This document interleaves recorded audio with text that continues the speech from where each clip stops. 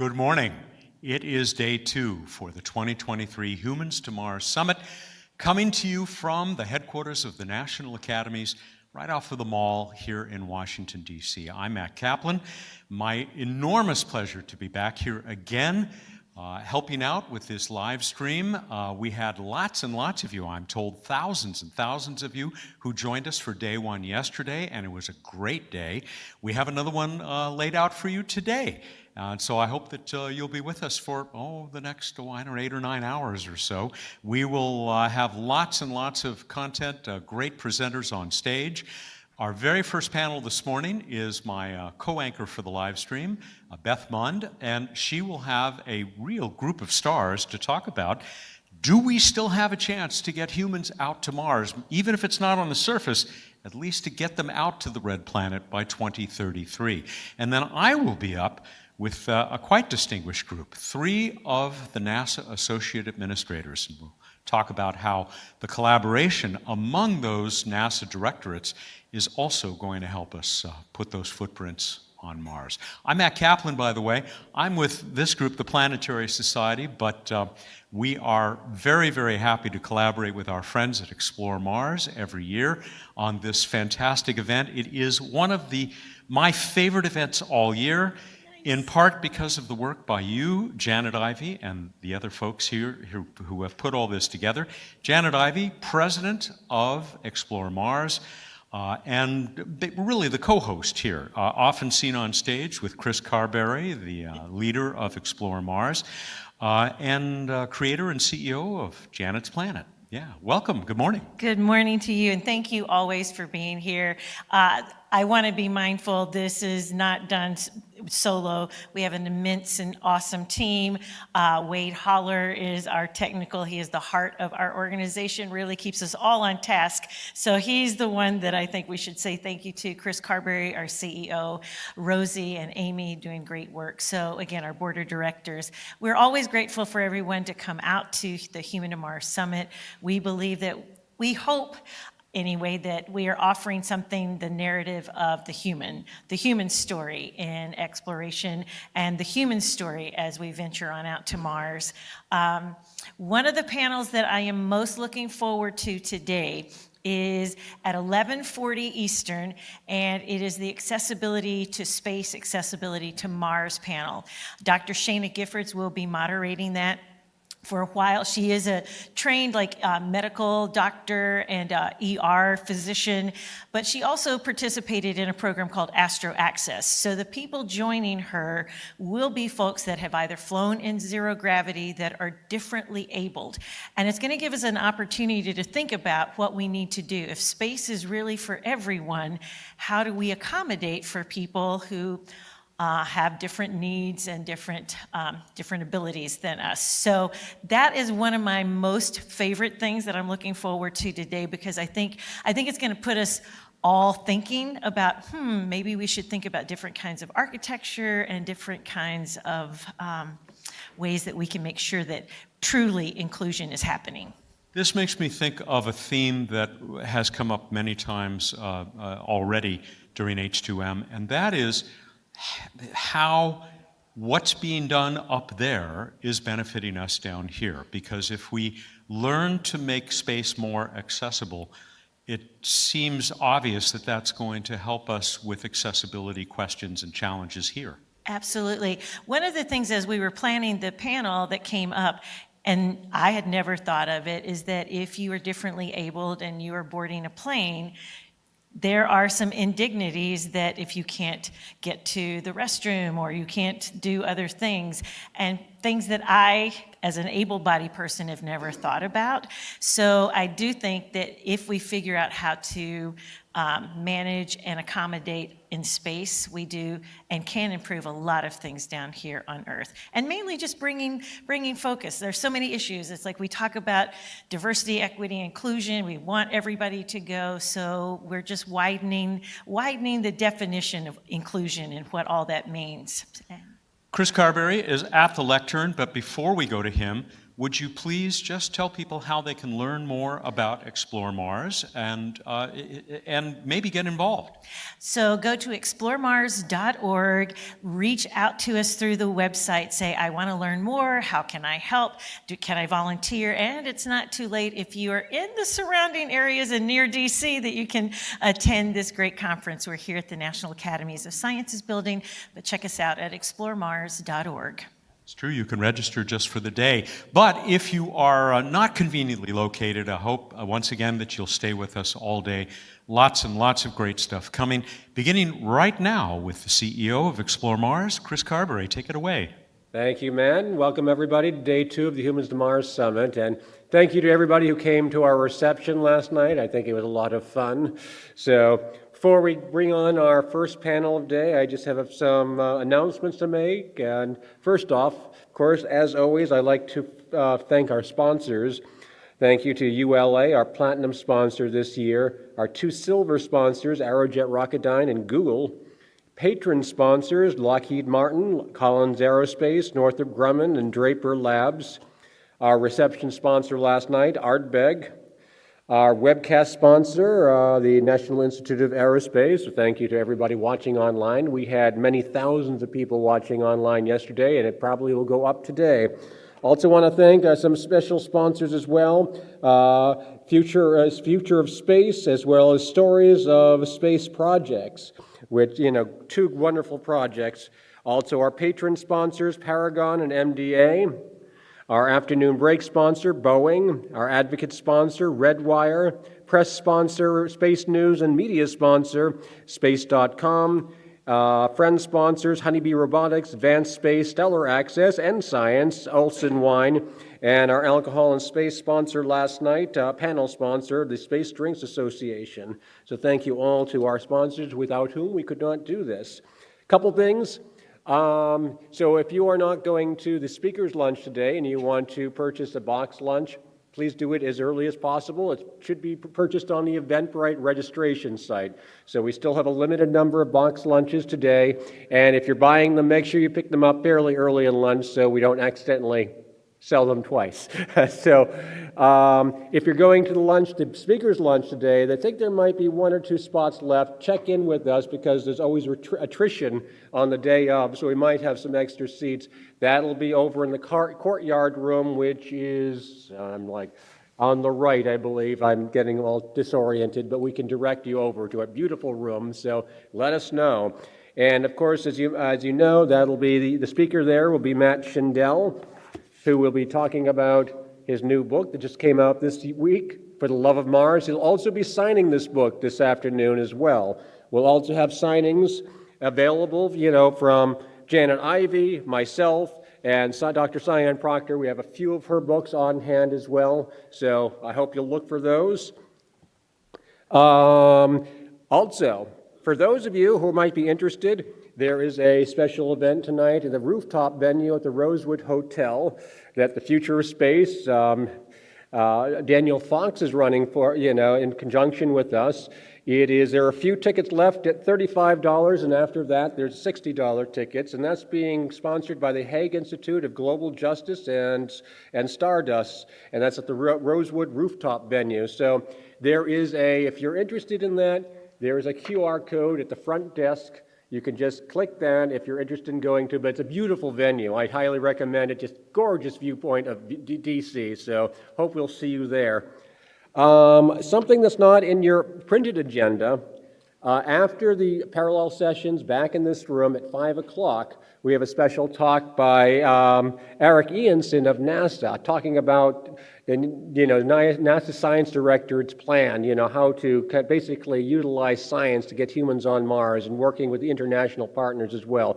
It should be a very good program. I hope you get back here at 5 o'clock today after the parallel sessions in this room, and I'll mention this again a few more times. Also, just one last thing. We have, as you see in our panel, let us know if you're interested in, during the parallel sessions, we have a special workshop at 2 o'clock called Planning for Space, basically planning for analog missions. So that's very exciting, so hope you'll be interested in that. So I think I've covered everything, so just one last thing. We also have, if you're interested, the t-shirts and the hats for sale at the front desk if you're still interested in those. They're going pretty well, so hope you will buy them. But without further ado, I'd like to bring out our first panel talking about whether Mars in 2033 is still possible. Explore Mars has been advocating the 2033 date for years, but of course, as time goes by, we don't know. Is that still possible date? So this will be a really fascinating discussion to see what is still possible in that date. So leading the panel is Beth Mund of Casual Space and the Stories of Space project. And so, Beth, I'll leave you to your question. Thank you. Good morning, 2033 everyone. still possible? Thank you, Chris. Hi, everyone. Good morning. All right, day 2. Let's get started. This is a fantastic panel. It is my honor to introduce to you some really fun folks. To my left is Hoppy Price from NASA JPL. Then we have Matt Duggan from Boeing. We have Phil Haddis from Draper Labs and Jancy McPhee from NASA. All right, welcome everyone. Well, Hoppy, it is a pleasure to have you. We are asking the big question. Mars in 2033, is it still possible? That's right. And I forgot to bring my Pearl Mutter 2033 bumper sticker to hold up, but we're still thinking about that. Awesome. So 2033, is it still possible to do a mission in 2033? So I want to preface this by saying that this is a JPL internal study and doesn't represent NASA planning. And in fact, what I'll show are just some examples of possible missions that we've studied that could potentially be done in 2033. So is there still time? Let's take a look at what we have. What vehicles are on track to be available in 2033? What do we have to work with? Well, we expect to have the SLS Block 2, and we have Orion, and the SLS and Orion have been tested now, which is great. And then we have heavy lift commercial launch vehicles. We have the Falcon Heavy. We hope that we'll have the New Glenn and the Vulcan Heavy by then. So then what else would we need to develop a minimal mission to go to Mars in 2033? And we're talking about an orbital mission or a flyby mission and not a landing mission, that could be done that soon. So in this example, we looked at current technology, space storable chemical propulsion stages. These are the same kind of propellants that Neil and Buzz used to go to the moon. And this is typically all of the in-space propulsion these days, whether it's Earth orbit or deep space, they all use space storable propulsion. So this is something we understand. The most important thing is a Mars transit habitat capable of supporting a crew of 4 a 1.6 to a 2.6 year long mission, and so that would have to be developed. And I think that's probably the driving challenge to be able to go to Mars in 2033. And I think that the Mars Transit Habitat design should be tested in Earth orbit or at Gateway to make sure that it's going to work and iron out some of the bugs, in the first unit before you fix them and build a second unit to do the mission. And I also think that extended crewed missions at Gateway would be needed to characterize the galactic cosmic radiation effects because there are unknowns there. So I think, a series of progressively longer missions to Gateway, not necessarily even for a year and a half, would help characterize that problem to retire some of the risk and at least understand what the issues would be for a 1.5 year mission in 2033. So just as a benchmark here, Apollo went from nothing to Apollo 8 in 9 years. So if we were going to go in 2033, we would have 9 years to develop that mission. And of course, a lander would come later for follow-on missions. It would include a lander. But the effort would have to start right away. So just as a notional mission scope, as a starting point, the project could be scoped for a 2033 short-stay Mars orbital mission with a Venus flyby, but there are some fallbacks. If that didn't work out, there were some issues with building that many vehicles and stages. A fallback descope could be to a long-stay mission, but that's 2.6 years instead of 1.6 years, so it's a year longer, so that could be a deal breaker there. If the schedule ends up not being met, the long-stay mission could actually gracefully slip to 2035 or 2037 with the same vehicle set. But Matt Duggan and his cohorts at Boeing have studied some flyby missions in 2033 and 2035, and so those could actually be pretty attractive. So in 2033, There's a 1.5-year mission option with no Venus flyby, and that would require fewer launches than the long stay mission. About the same, fewer launches than the short stay mission, but about the same number of launches as the long stay mission. And then if that didn't work out, there were schedule problems, there's actually a 2035 flyby mission opportunity that's available. And I think as a last fallback here, if there are some mass issues, the crew could be reduced from 4 to 3. And so I just wanted to point out that, you know, you're not stuck with one particular design for a mission. You have some fallback options if you run into some problems. So this particular example, and it's only an example concept for a Mars orbital mission, would minimize the development and mission risk with less complex systems using current technologies, and it would be launched in segments by SLS and commercial rockets, assembled in high Earth orbit or at Gateway. And then in this example, the crew would return directly to Earth in the Orion capsule at the end of the mission.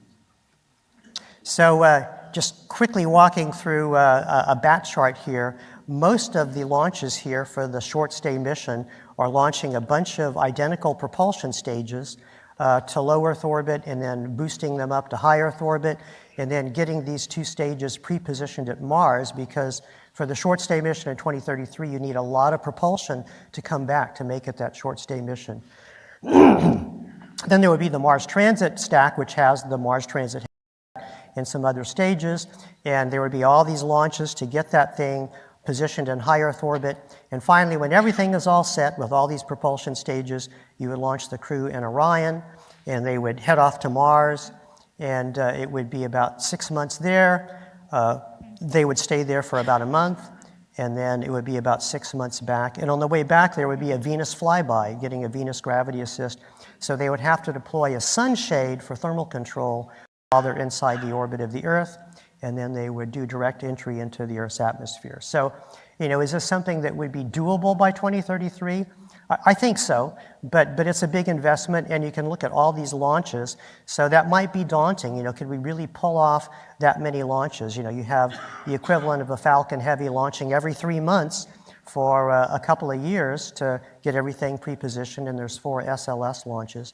But if you look at the long stay mission option, wow, that's a whole lot easier, isn't it? I mean, look at the difference between the vehicles and the stages. So this is why people have looked at the long stay missions to Mars for so many years, just because it's so much easier. And then every 2 years, you have one of these opportunities that you can do with the same vehicle set.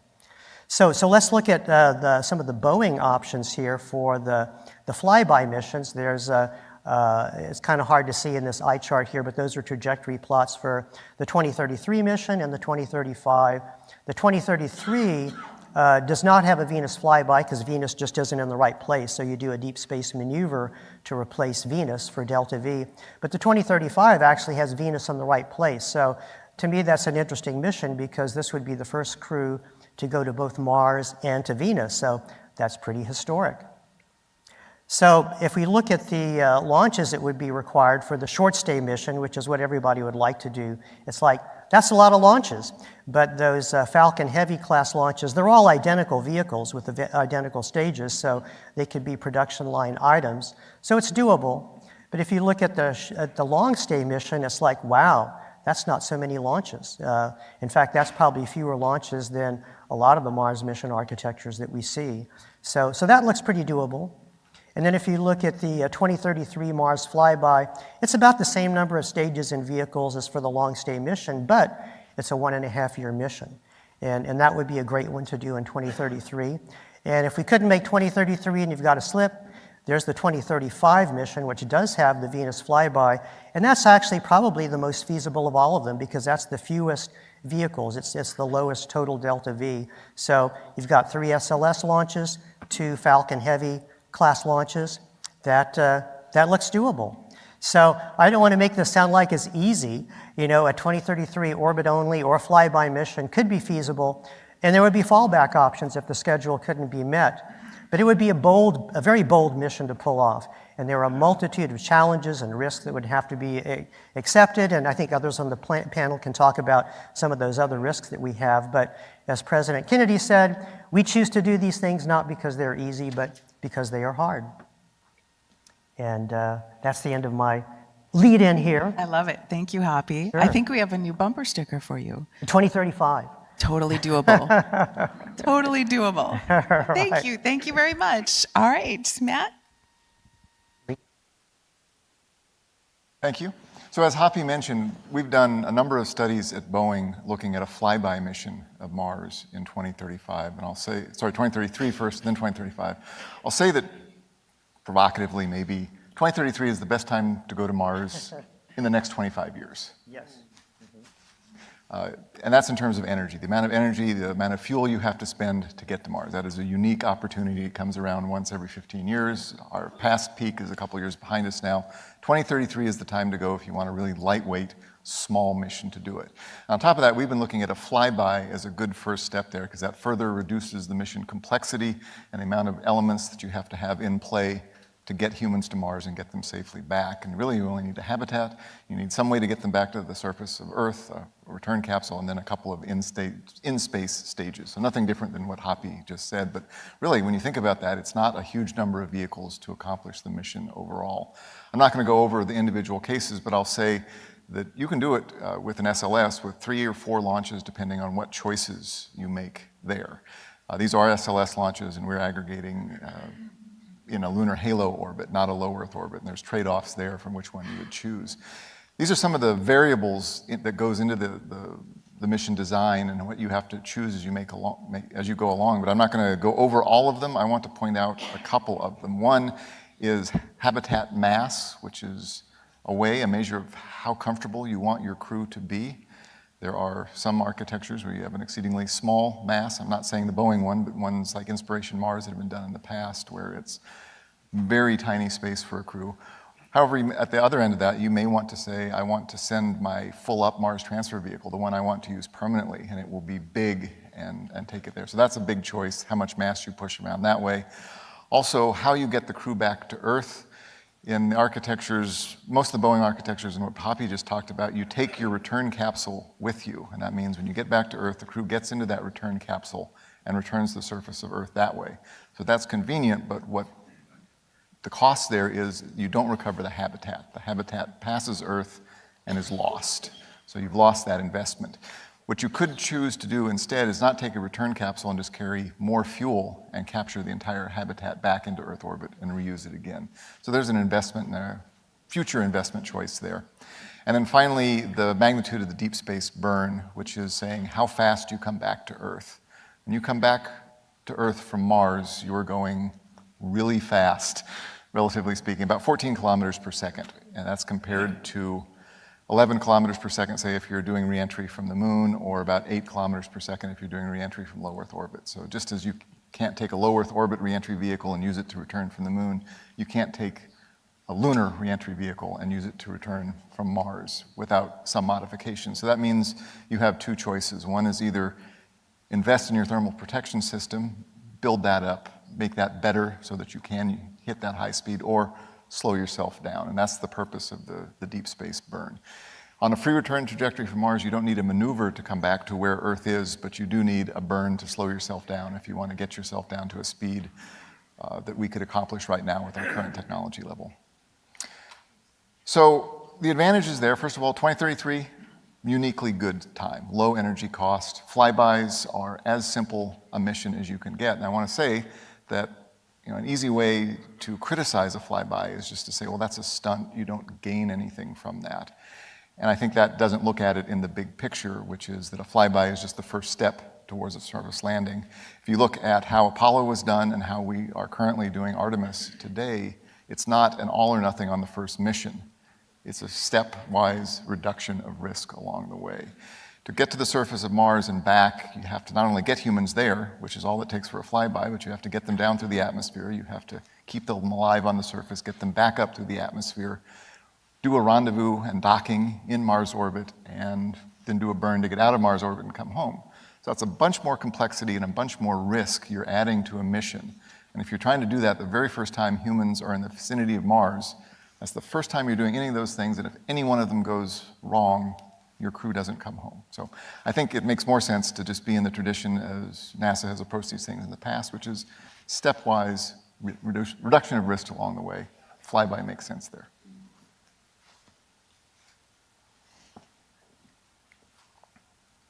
Matt, fantastic. You can clap, by the way, because that was fantastic. Please. I can't imagine, though, going so far to get there and just fly by. It's so tricky. Okay, Phil, fantastic.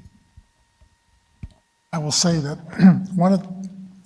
I work at Draper in Cambridge, and our predecessor, the instrumentation lab, was part of MIT before we became an independent organization. One of the programs they had in the late 1950s was a Mars probe. And it was going to be a flyby of Mars that would come back to Earth, because you had to take the pictures when you flew by Mars, and of course you had to bring the film back. It was the 1950s, after all. But the idea of missions to Mars that fly by and come back to Earth has actually been around for a long time.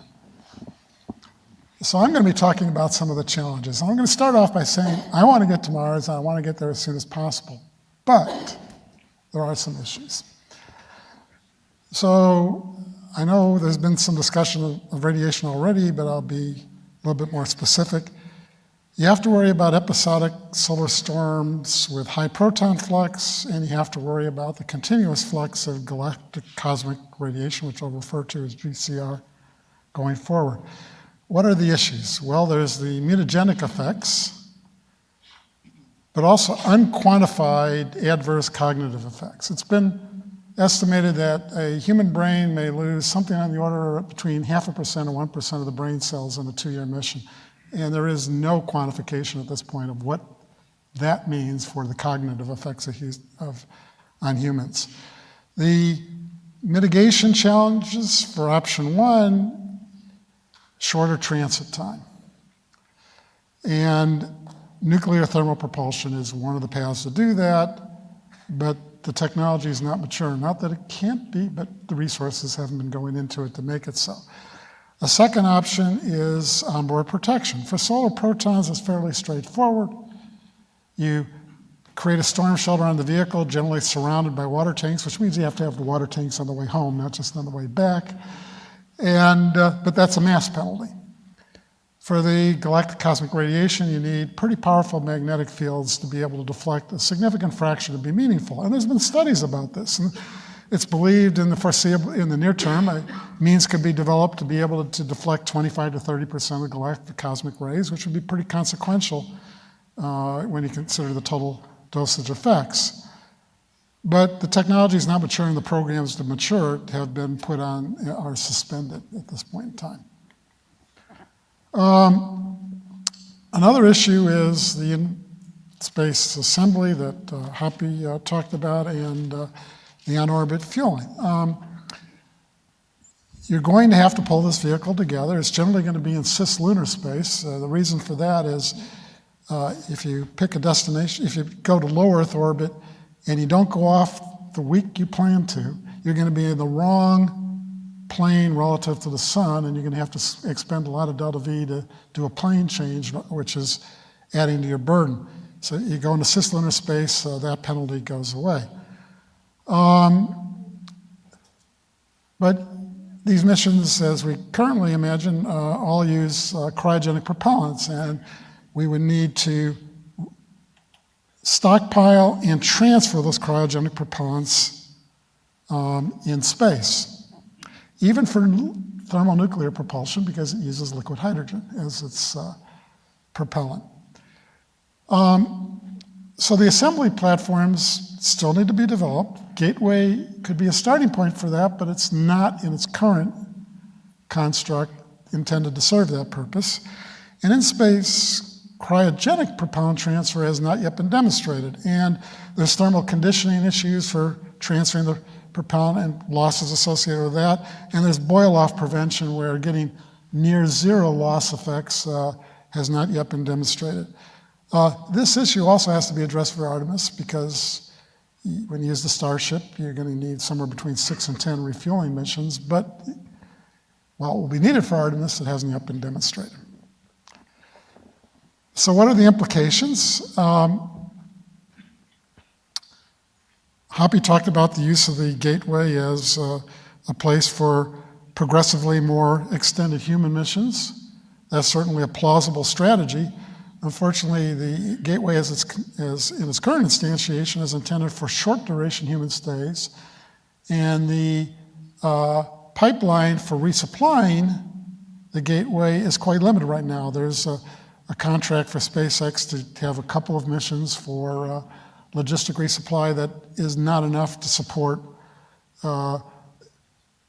very long missions, and certainly not progressively longer missions, so there would have to be a pipeline put into place for a lot more logistic support to the Gateway. The near zero loss system for liquid oxygen and liquid hydrogen is going to take quite a lot of work. There are systems that can keep the liquid oxygen loss near zero. The systems that have plausible mass penalties right now for liquid hydrogen still have when we talk about years rather than months, a pretty significant boil-off issue that still needs to be addressed. And then the accelerated mitigation of the galactic cosmic ray mitigation technology, you have to put the money in it. The biggest issue is the power supply. Now, we're talking megawatts to be consequential. But if you have a nuclear thermal propulsion system or something to its equivalent, you have something that could also be used for producing megawatts of power. You'd have to have a dual use system to do for that purpose, but it's plausible, but again, it's not in the pipeline. So the issue for 2033 is what can we get into the pipeline and get done by then. So it isn't that the issues are insurmountable, but we do not have a current track to actually do that. Thank you, Phil.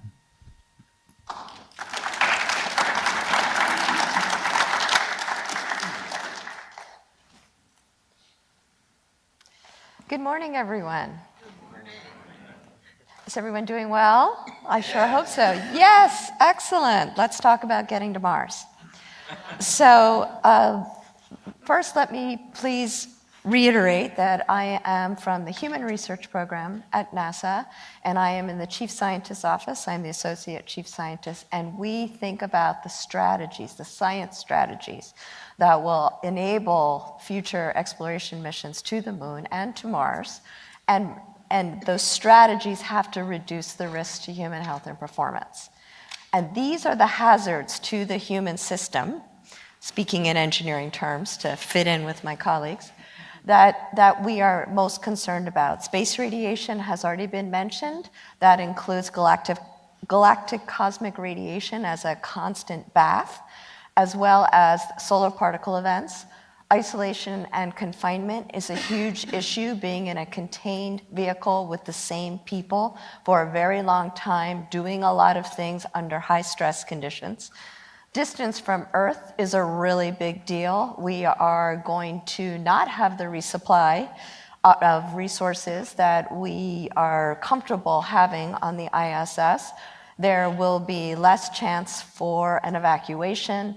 There will be less dependence on a mission control, and when we do want them, it's going to be a long communications delay. Of great interest to the Human Research Program is also different gravity environments. So the long transit to Mars is effectively at zero gravity. We evolved and live at 1G, and we have demonstrated quite effectively that humans can adapt to an effectively a zero gravitational environment, but we have those data mostly through 6 months, and not a couple at 1 year, but certainly we don't have 1.5 to 2.5 years. And we do know enough to know that some of the physiological systems do not reach a steady state, even after 1 year. Hostile closed environments, of course, we have to have all of our life support systems in place, and that also includes the micro environment, because it's not just the humans, we're going to have some microbes with us as well. So this is a horrible chart. Just look at the last column and try not to read anything. So the most important thing is to realize that these hazards lead to risks that concern us for the human system, and what what risks we're most worried about depends on what the mission scenario is. The last column is not defined as either a flyby or a surface mission, so it's just a generic column here. And you'll see that just concerning distance from Earth, there are multiple things that we're concerned about. And I'd like to say that in general, across the human research program, and the larger human health and performance and operations groups, really kind of our biggest concern right now is the food. How are we going to be able to bring enough food for a year and a half or 2.5 years, given our engineering status, and make sure that it's stable and safe and provides the adequate nutrition. This is not just a 2-week trip where you can eat chicken nuggets and everything's gonna be fine.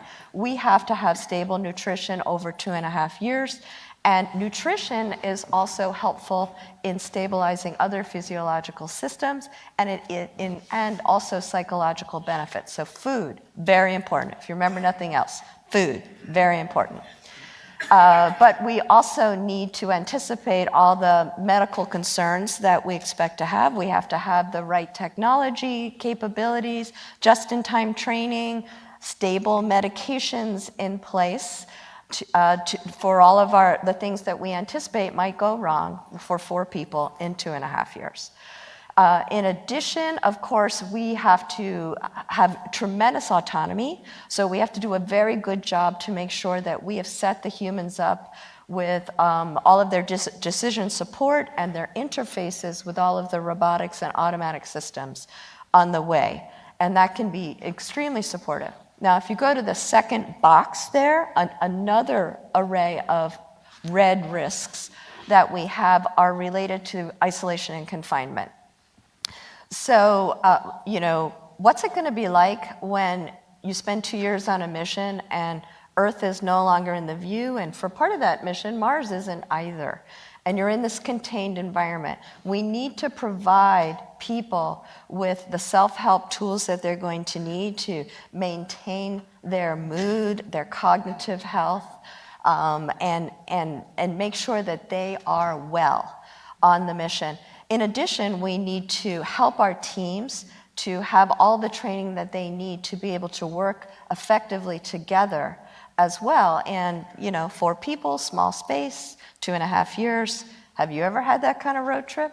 That's going to be a challenge.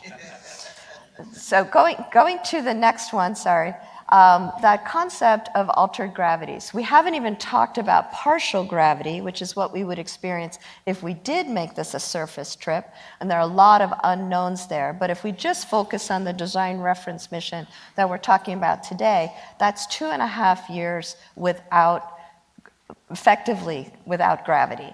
And we already know that fluid in the body shifts headward. We unload the lower extremities. We anticipate that, we have seen changes in bone and muscle and cardiovascular conditioning, and some changes in vision over time, even in the missions that we've been looking at.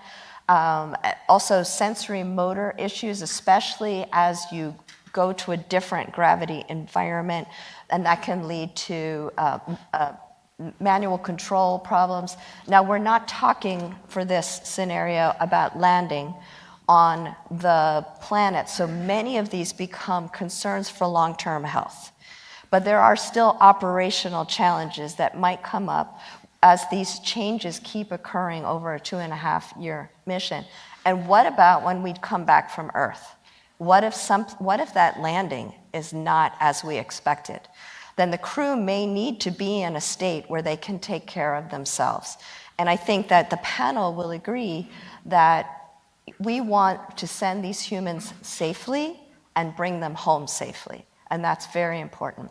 I'm going to skip hostile closed environments for now and go straight to radiation. We've already heard quite a lot of discussion about radiation.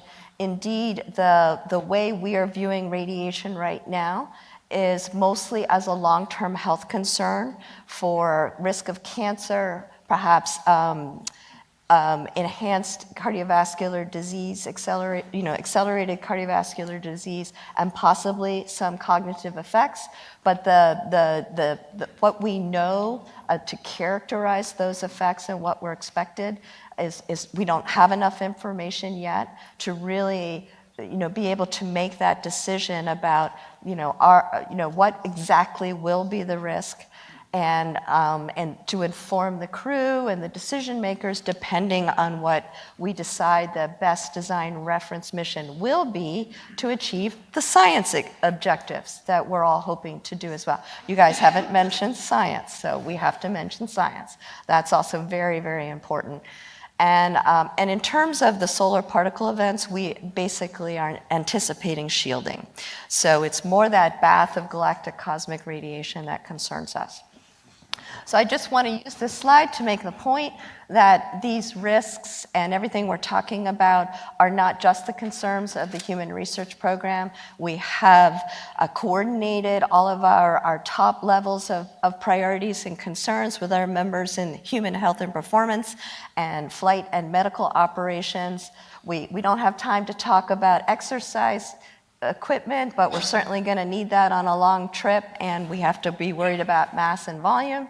And we haven't gotten to talk about the fact that the human is not identical copies of each other. This is not something that we designed, but there's a lot of individual variability, and we want to be able to support each individual crew member and understand what we can do to help them on this long trip, no matter what the design reference mission is. And we use everything we can to get as much information as we can through simulations on the ground, as much as we can do in low Earth orbit on the ISS or the future commercial LEO destination stations. And that even includes treating those LEO stations as analogs for Mars. And then, of course, we will use Artemis to the best of our capabilities. We've been talking about long-term missions. It'd be great to get more data either in LEO or on related to the Artemis missions on what happens to humans on the longer missions, just more data. And then, of course, that first mission to Mars, we are going to be doing lots of science on the human and on Mars itself. And that's all I'd like to say. So thank you. Thank you, Jancy.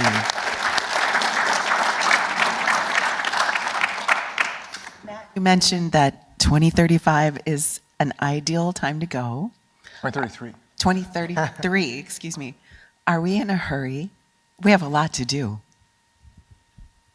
I think I can't overstate how much easier it is to go at 2033 than it is to wait and go. If you wait just 7 years, then you're at the bad part. So if you're aiming for 2040 as your first mission, you're making it as hard on yourself as possible. So 2033 is really ideal from an engineering and mission design point of view. So I would say, yes, I would be in a hurry to get there because that makes the mission the easiest it can be with the least risk to the mission overall, and certainly to getting the crew back safely, which is absolutely the goal. If we don't arrive at 2033 and another country does, would we change our answer? Are we in a hurry? Yeah, but possibly. I mean, I can think of one other country that I think could probably pull off a 2033 or 2035 flyby mission. And so, when you look at what Spuds had yesterday for his architecture work, I mean, one of the three legs of the whole architecture was national posture. And so I think that could definitely play a role in there, as to the leadership position of the United States in technology and in other areas, and in just inspiration for, the challenge of another country possibly going there before we did. I think that's what it comes down to as a national goal kind of thing. It doesn't really change the engineering or the orbital mechanics. And if you want to be just focused on the risks and how to do it safely, you would in fact not look at what anyone else is doing, because that creates hurry and go fever and things like we say in NASA to make bad decisions. Right. And as far as being in a hurry, I mean, taking a stepwise approach, I think makes sense. So that's why in the example that I showed, really the only newish kind of thing is the transit habitat. And so, is 9 years or 10 years a big rush to develop and test the transit habitat?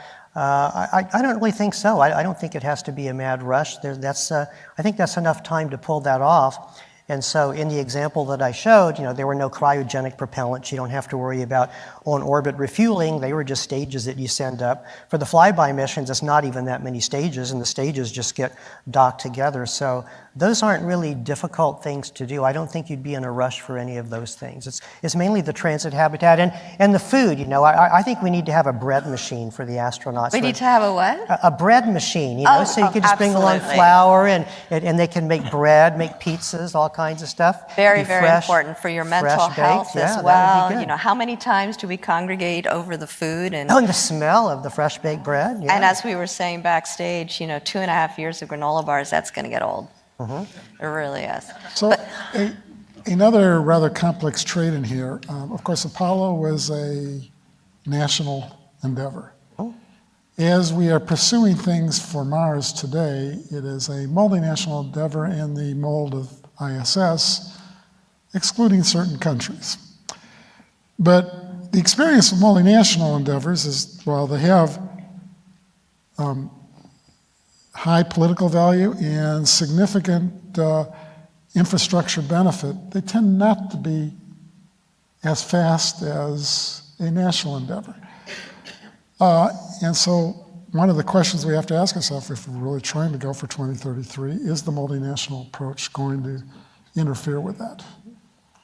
So could I please represent the human system for a moment there?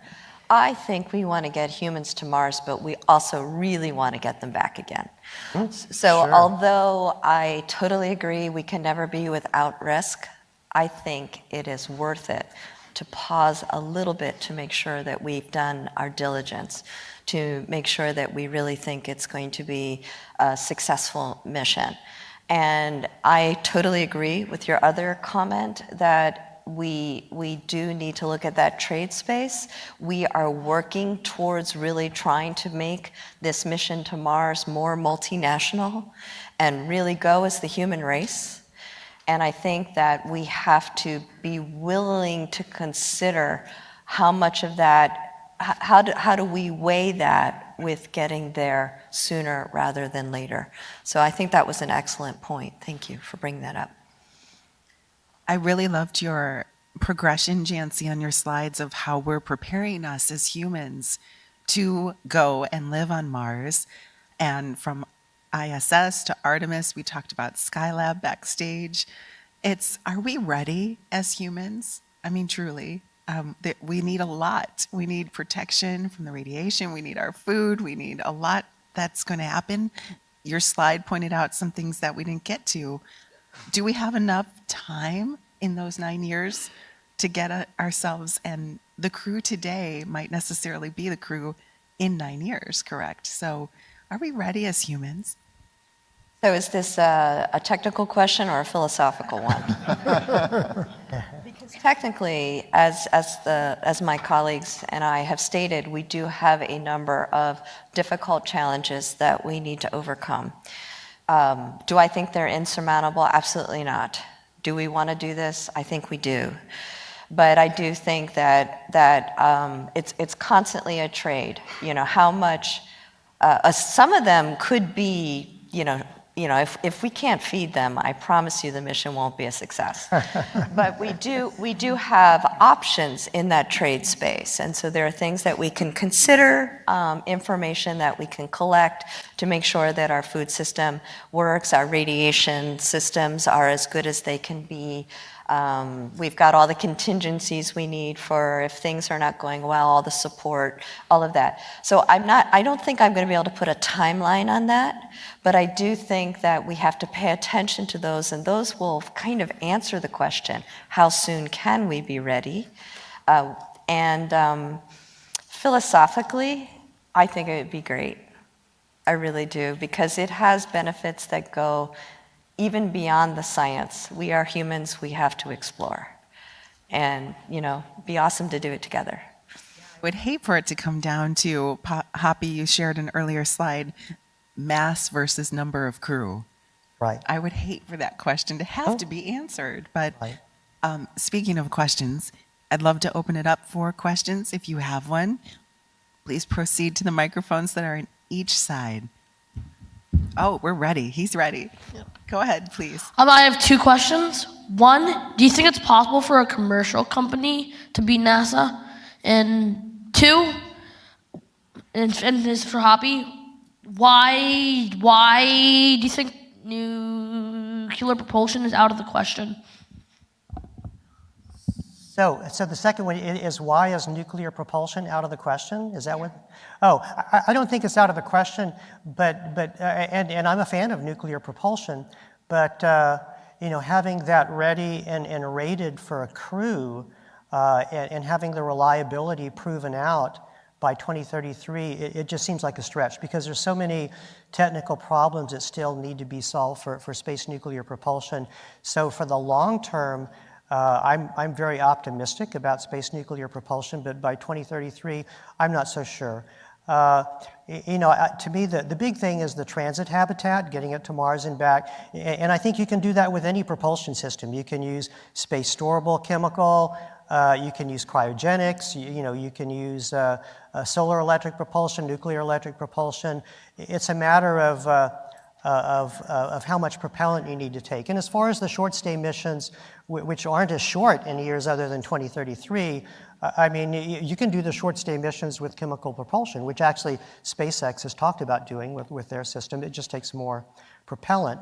But I just think nuclear propulsion won't be ready by 2033. Can I just make one comment? We are working with not just our international partners, but also our commercial partners to try to solve some of these challenges together, and even looking more broadly at biomedical data from people who are not traditional NASA astronauts. So I do think that a collaborative effort would be very interesting, and we are all trying to get the answers we need to support those missions. Oh, and the other question was, do we think that a private company could get to Mars before NASA does? Well, yes, there's a private company that is working towards that, and I wish them the best of luck. I think it's not beyond the realm of possibility that a private company could send humans to Mars before NASA or other international space agencies does. It's possible. Thank you for your question. How about over here? So, Jancy, I want to thank you for being here and being a part of this discussion, because for a very long time, it's been a very engineering-centric discussion, and it's incredibly important to hear the views of the Human Research Program and the work of the life scientists and other folks that have gone into this. When I studied aerospace engineering, I thought of the human as an afterthought, and I felt, after I became a physician, that I probably had underestimated the value of the human challenges and risks. You mentioned the behavioral health aspect, and I wanted to make sure that everybody heard this quote. All the conditions necessary for murder are met if you shut two men in a cabin measuring 18 feet by 20 and leave them together for 2 months. That's from the diary of cosmonaut Valery Ryumin from Salyut 6 in 1977. That's 2 months. And we've learned a lot since then, but our accommodations have not improved that much. We struggle when we look at the trade space with things like private space within the space stations we're talking about. We've had to have arguments over whether to put a toilet into Gateway or whether just to use the Orion toilet, for example. And many of these fundamental human things form the basis for, in these extremely long duration missions, are we gonna succeed or are we gonna fail? So my question, and it's not really for you, Jancy, it's actually for the other three, is to what extent do you see the engineering process is changing to become human-centered design as we go forward to enable these missions, as opposed to the sense that we've had for a very long time that these are designed to get something there and then stuff the human into these things? I'll start. That's a good question. And I say we try. The pessimistic answer is that we have a lot of decades of engineering tradition and processes that have gotten us to where we are today and are exactly the problem that you're saying. So we have to overcome that. There's a lot of problems in the just getting the humans there at all, getting anything there at all, that tends to make the humans a bit of an afterthought because there's so much other complexity. It's the design process where you just carve out some space, mass for the humans, and then let someone else fill that in. I think part of the answer to that is better coordination between the human designers and the engineers up front. There is a definite problem in the way we do this now where you get the human health and performance input and frankly the crew input much later than you should in the process. So bring them in early, have them intimately involved today, and that will start to address that kind of problem. Yeah. So I've seen some of the NASA design process for the Mars Transit Habitat, and I think that they are making an effort to bring in the human elements, and Jansi's part of that. And so, you know, in the example that I showed, I was showing a 40 metric ton habitat, which is more in line with what NASA's been thinking of, that is a system that can have adequate crew accommodations and privacy. So certainly NASA is thinking along those lines. I think right now, the people designing the Mars Transit Habitat, the human condition part of it, it isn't an afterthought. I see that we still have questions, but in the sense of time, we need to. Oh, do we have time for one more? Great. Okay.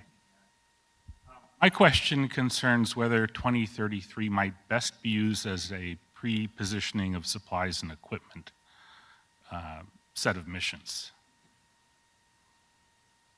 Well, I mean, certainly 2033 does present options for pre-positioning some things, and in fact, for some of the example architecture that I showed for the orbital missions, you know, there were stages that were pre-positioned in Mars orbit. But the pre-positioning of things, except for food, is not time critical. So, you know, you can really send them there using all different kinds of propulsion in different years. But to me, the advantage of 2033 is having the short stay, and I think that's really for the humans and not for the cargo. I'll just note that I like the idea of pre-positioning things in general, but you don't necessarily want to get into a position where that is how you come home. If I don't dock with those supplies, again, on the first mission in 2033, I don't come home. That's a risky mission design, and so that drives you maybe to have everything with you when you leave and then come back safely that way. So I'll just make one observation. Hoppy and I have been among a number of authors of a book that AIAA is putting out about what it's going to take to do Mars missions, and my chapter in there was about abort strategies. And the main message I have about that is they're complicated and difficult. And so, in pre-positioning, there has to be multiple strategies for that because you don't know where you're going to be able to get to or under what circumstances. And being able to cannibalize systems that can have dual use and other things like that may be as important as being able to get to some supplies where the mission has to still be on a certain track to make that possible. So that's a complicated question. It is. Well, Jansi, Phil, Matt, Hoppy, thank you so much. What a fantastic discussion. Mars is still possible. Thank you. Janet.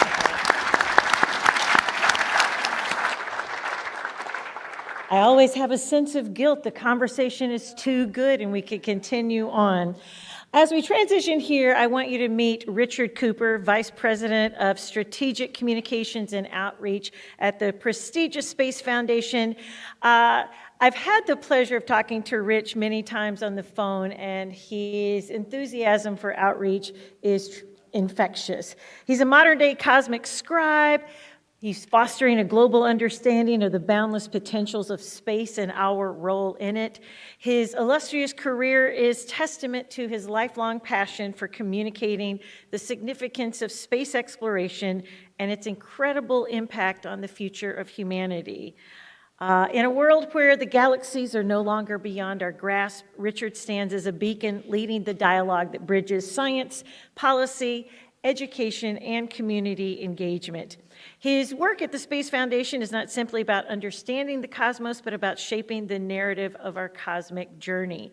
His mission is to inspire, educate, connect, and advocate for the space community, and to ensure that the benefits of space exploration are understood and embraced by leaders and citizens worldwide. So his work is more than just a profession. It is a calling that invites us all to join in the greatest adventure story of all time. Please welcome Rich Cooper.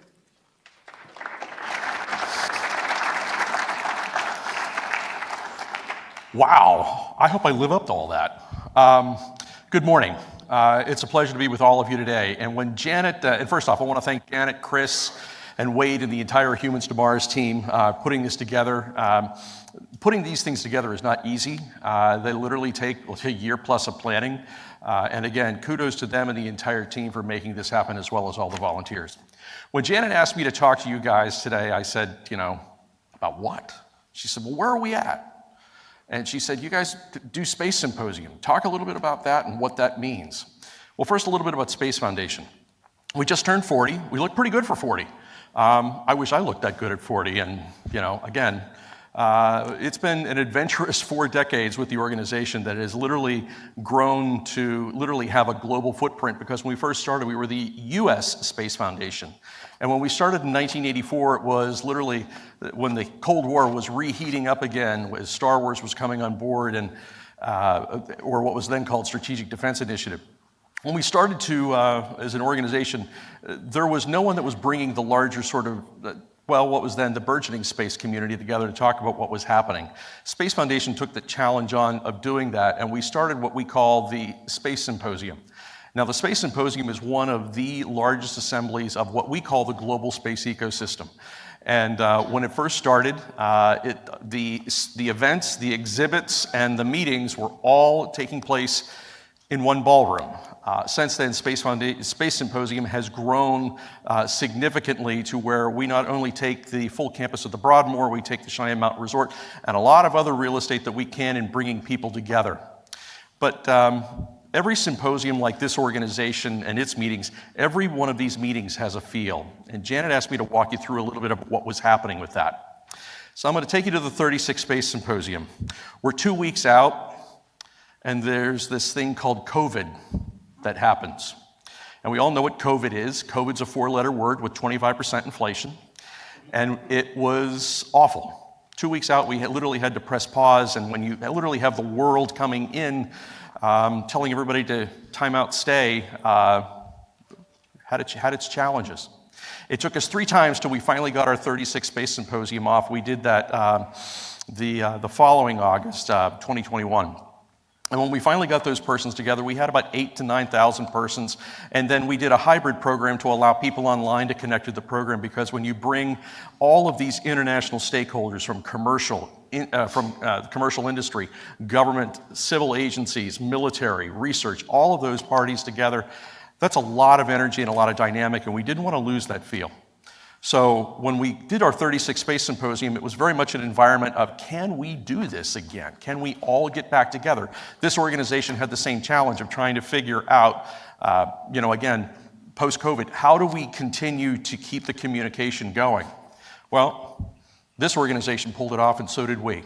And so we found out, yes, we can adapt in what are challenging environments of which COVID presented. That takes us to the 37th Space Symposium.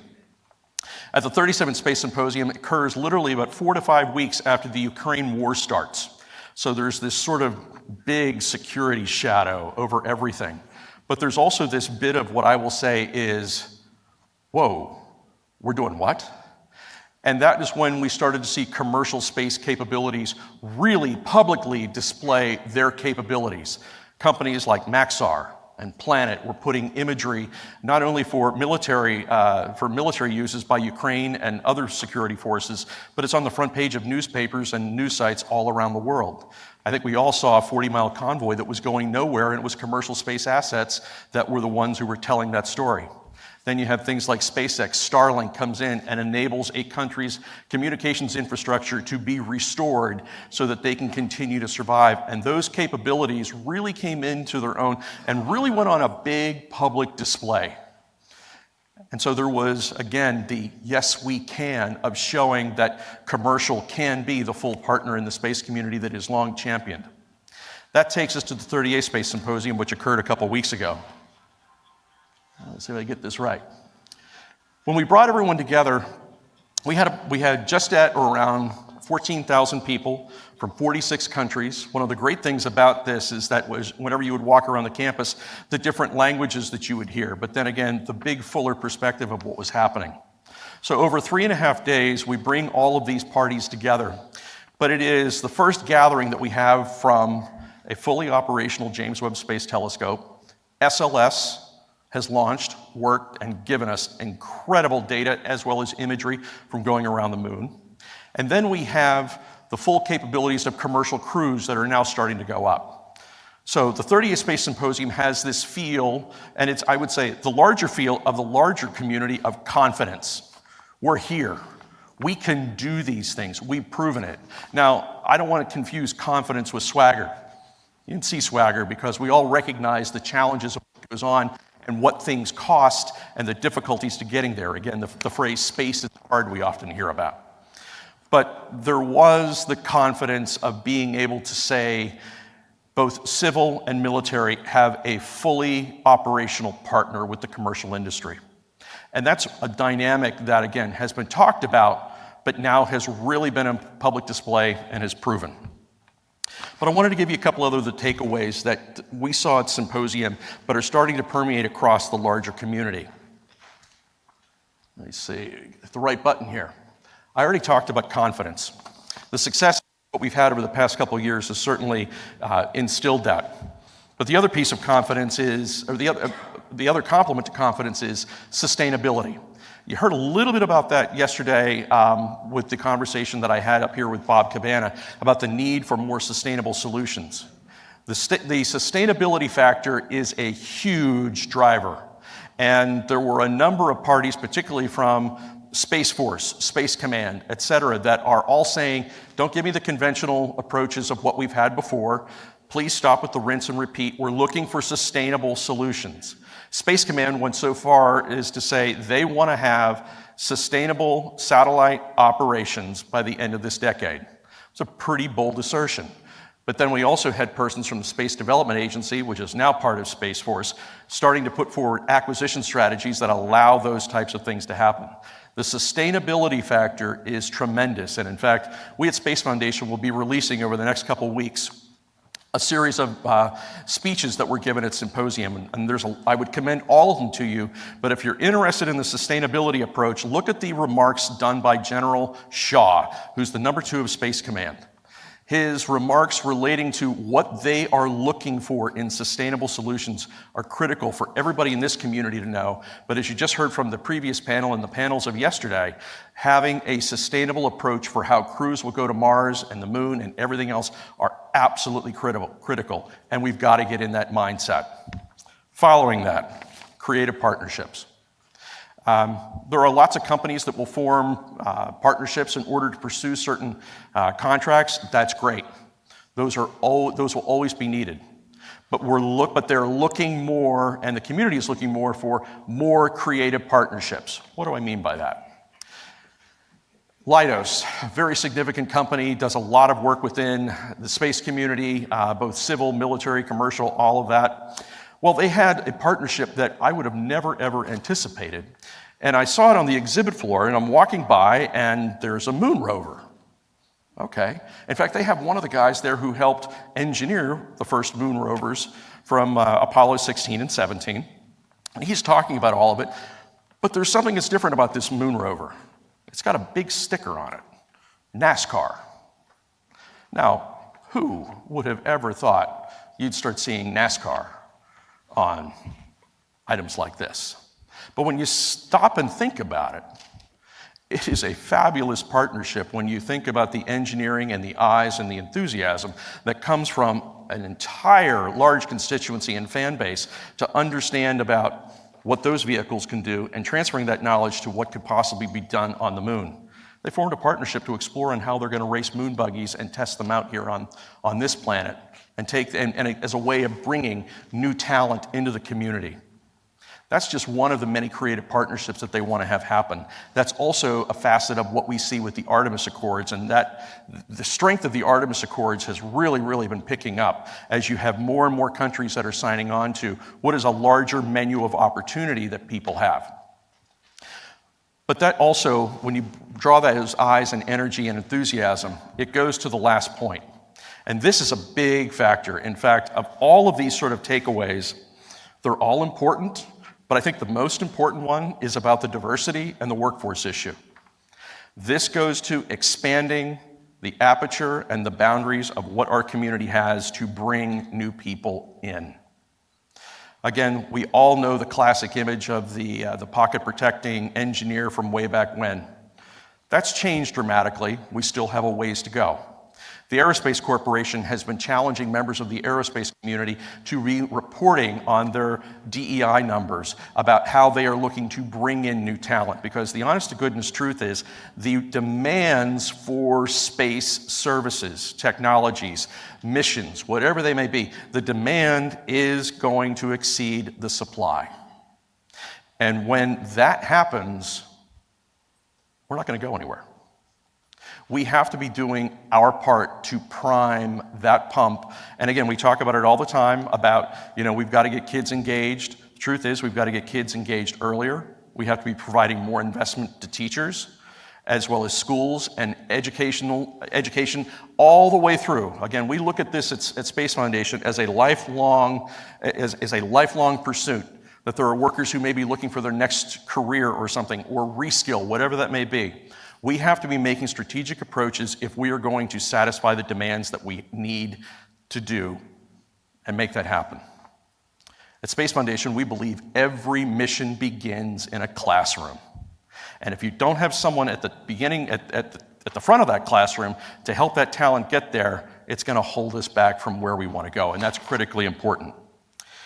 But there was something else that really stood out to me, and it stood out to a number of us as we put together Space Symposium this year. And that goes to this. I heard a young person here at the last panel who I heard him say why several times. I have to tell you, I don't know where that young man is, and I didn't hear the full bit of question. That is the most important question that we have to be answering going forward. We know, we hear a lot of challenges that, boy, couldn't this money be spent elsewhere? But I will say, one of the things that I will say the Space Force has done very, very well, and when it was first introduced, there were sort of people like, you gotta be kidding. Oh, I saw that movie. No, we don't need that. The truth is, Space Force has done a very good job of explaining the reasons behind why it is needed. NASA has been doing a much better job of explaining why we are doing these things. But the why is a huge factor that we have got to be putting at the forefront. Everybody in this room knows why they want to go to Mars, and that's great. We want to make those things happen. But the most important conversations that we are going to have as a community are going to be with our critics. This is today's global space economy. It's $469 billion. Over 90 countries operate in space today. That's huge, and there are more countries that are looking to jump in there. And again, when we put this out at the beginning of the year, we did our State of Space program, happy to say that the Artemis Accords is now 24. There's a lot of what that's going on here. We've got to be forward-leaning and talking about the why. My boss and I got a phone call a couple weeks ago from Yahoo Business. Yahoo Business leaped out and they said, would we come out and talk about, or would we respond to some polling information just come out about space? We said, sure. This particular poll number stood out to us. Now, there aren't a lot of things that a Biden voter and a Trump voter you find in unanimous agreement. Both of these constituencies are below 50% that they think space is a good use of taxpayer money. That was sobering. Wow. We had just had James Webb, we had just had SLS, Commercial Crew, things are humming, but it's below 50%. Our challenge as a community to get where we want to go is addressing those critics and helping to make this argument. Because if we do not address these arguments, if we don't get it above 50%, the challenge is going to be getting to go where we want to go. which is why my challenge to you as we go forward as a community, and this is a piece that we're taking on at Space Foundation, is we can never forget the why. And again, it was why I started the question yesterday with Bob Cabana, why should we go to Mars? All of you in this room believe that. If I polled everybody, you'd be 100% of where we want to go. But it is the challenge of getting above the 50% and addressing the why that we're going to have to do going forward. Thanks for your time.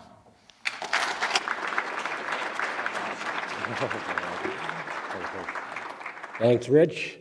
So our next panel, very excited. It's been a number of years since we've had an associate administrator panel. We used to have them every other year prior to COVID, but we took a little break on that even prior to COVID. So to lead this panel, we have Matt Kaplan, who all of you know is the former host of Planetary Radio, senior advisor, communications advisor at the Planetary Society.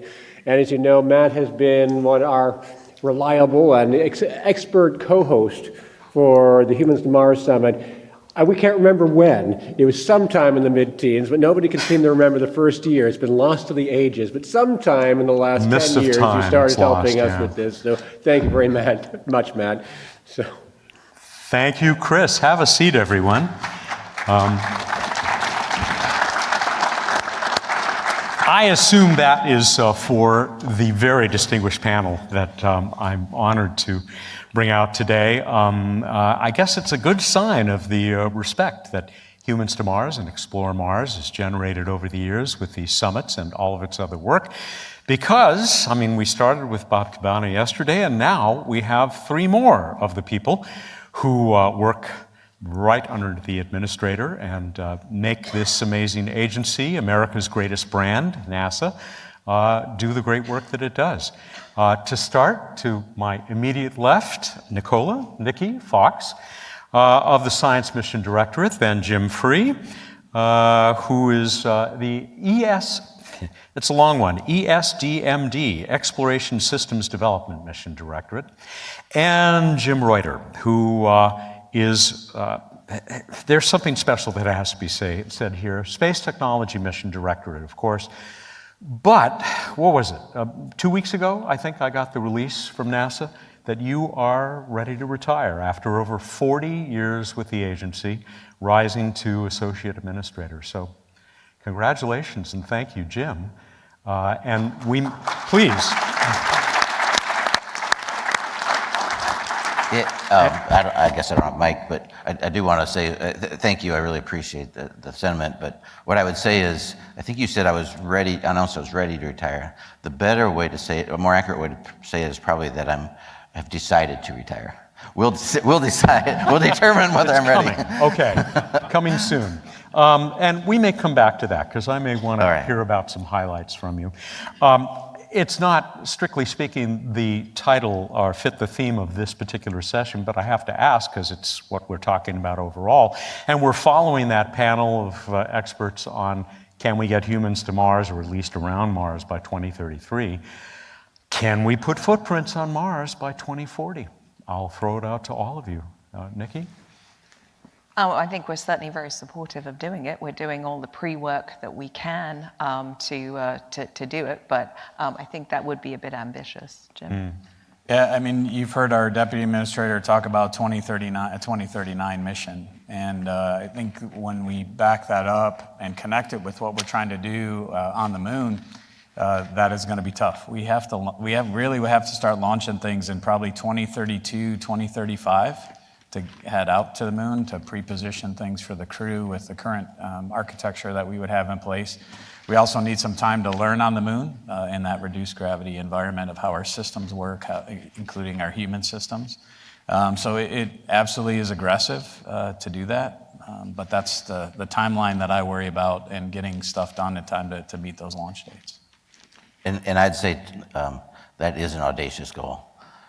For us to meet. I think and as Jim said, and what 2039 implies is that you really start the transit there, the logistics train in the early 2030s. So the audaciousness of the 2033 discussion you just had is about when you'd have to start accomplishing that. And for me, we run technology, so a big part of this is, well, do we have the technologies ready for that? And well, 2039 well, okay, that's 17 years or 16 years from now. It may sound like a lot, but it's a very short time.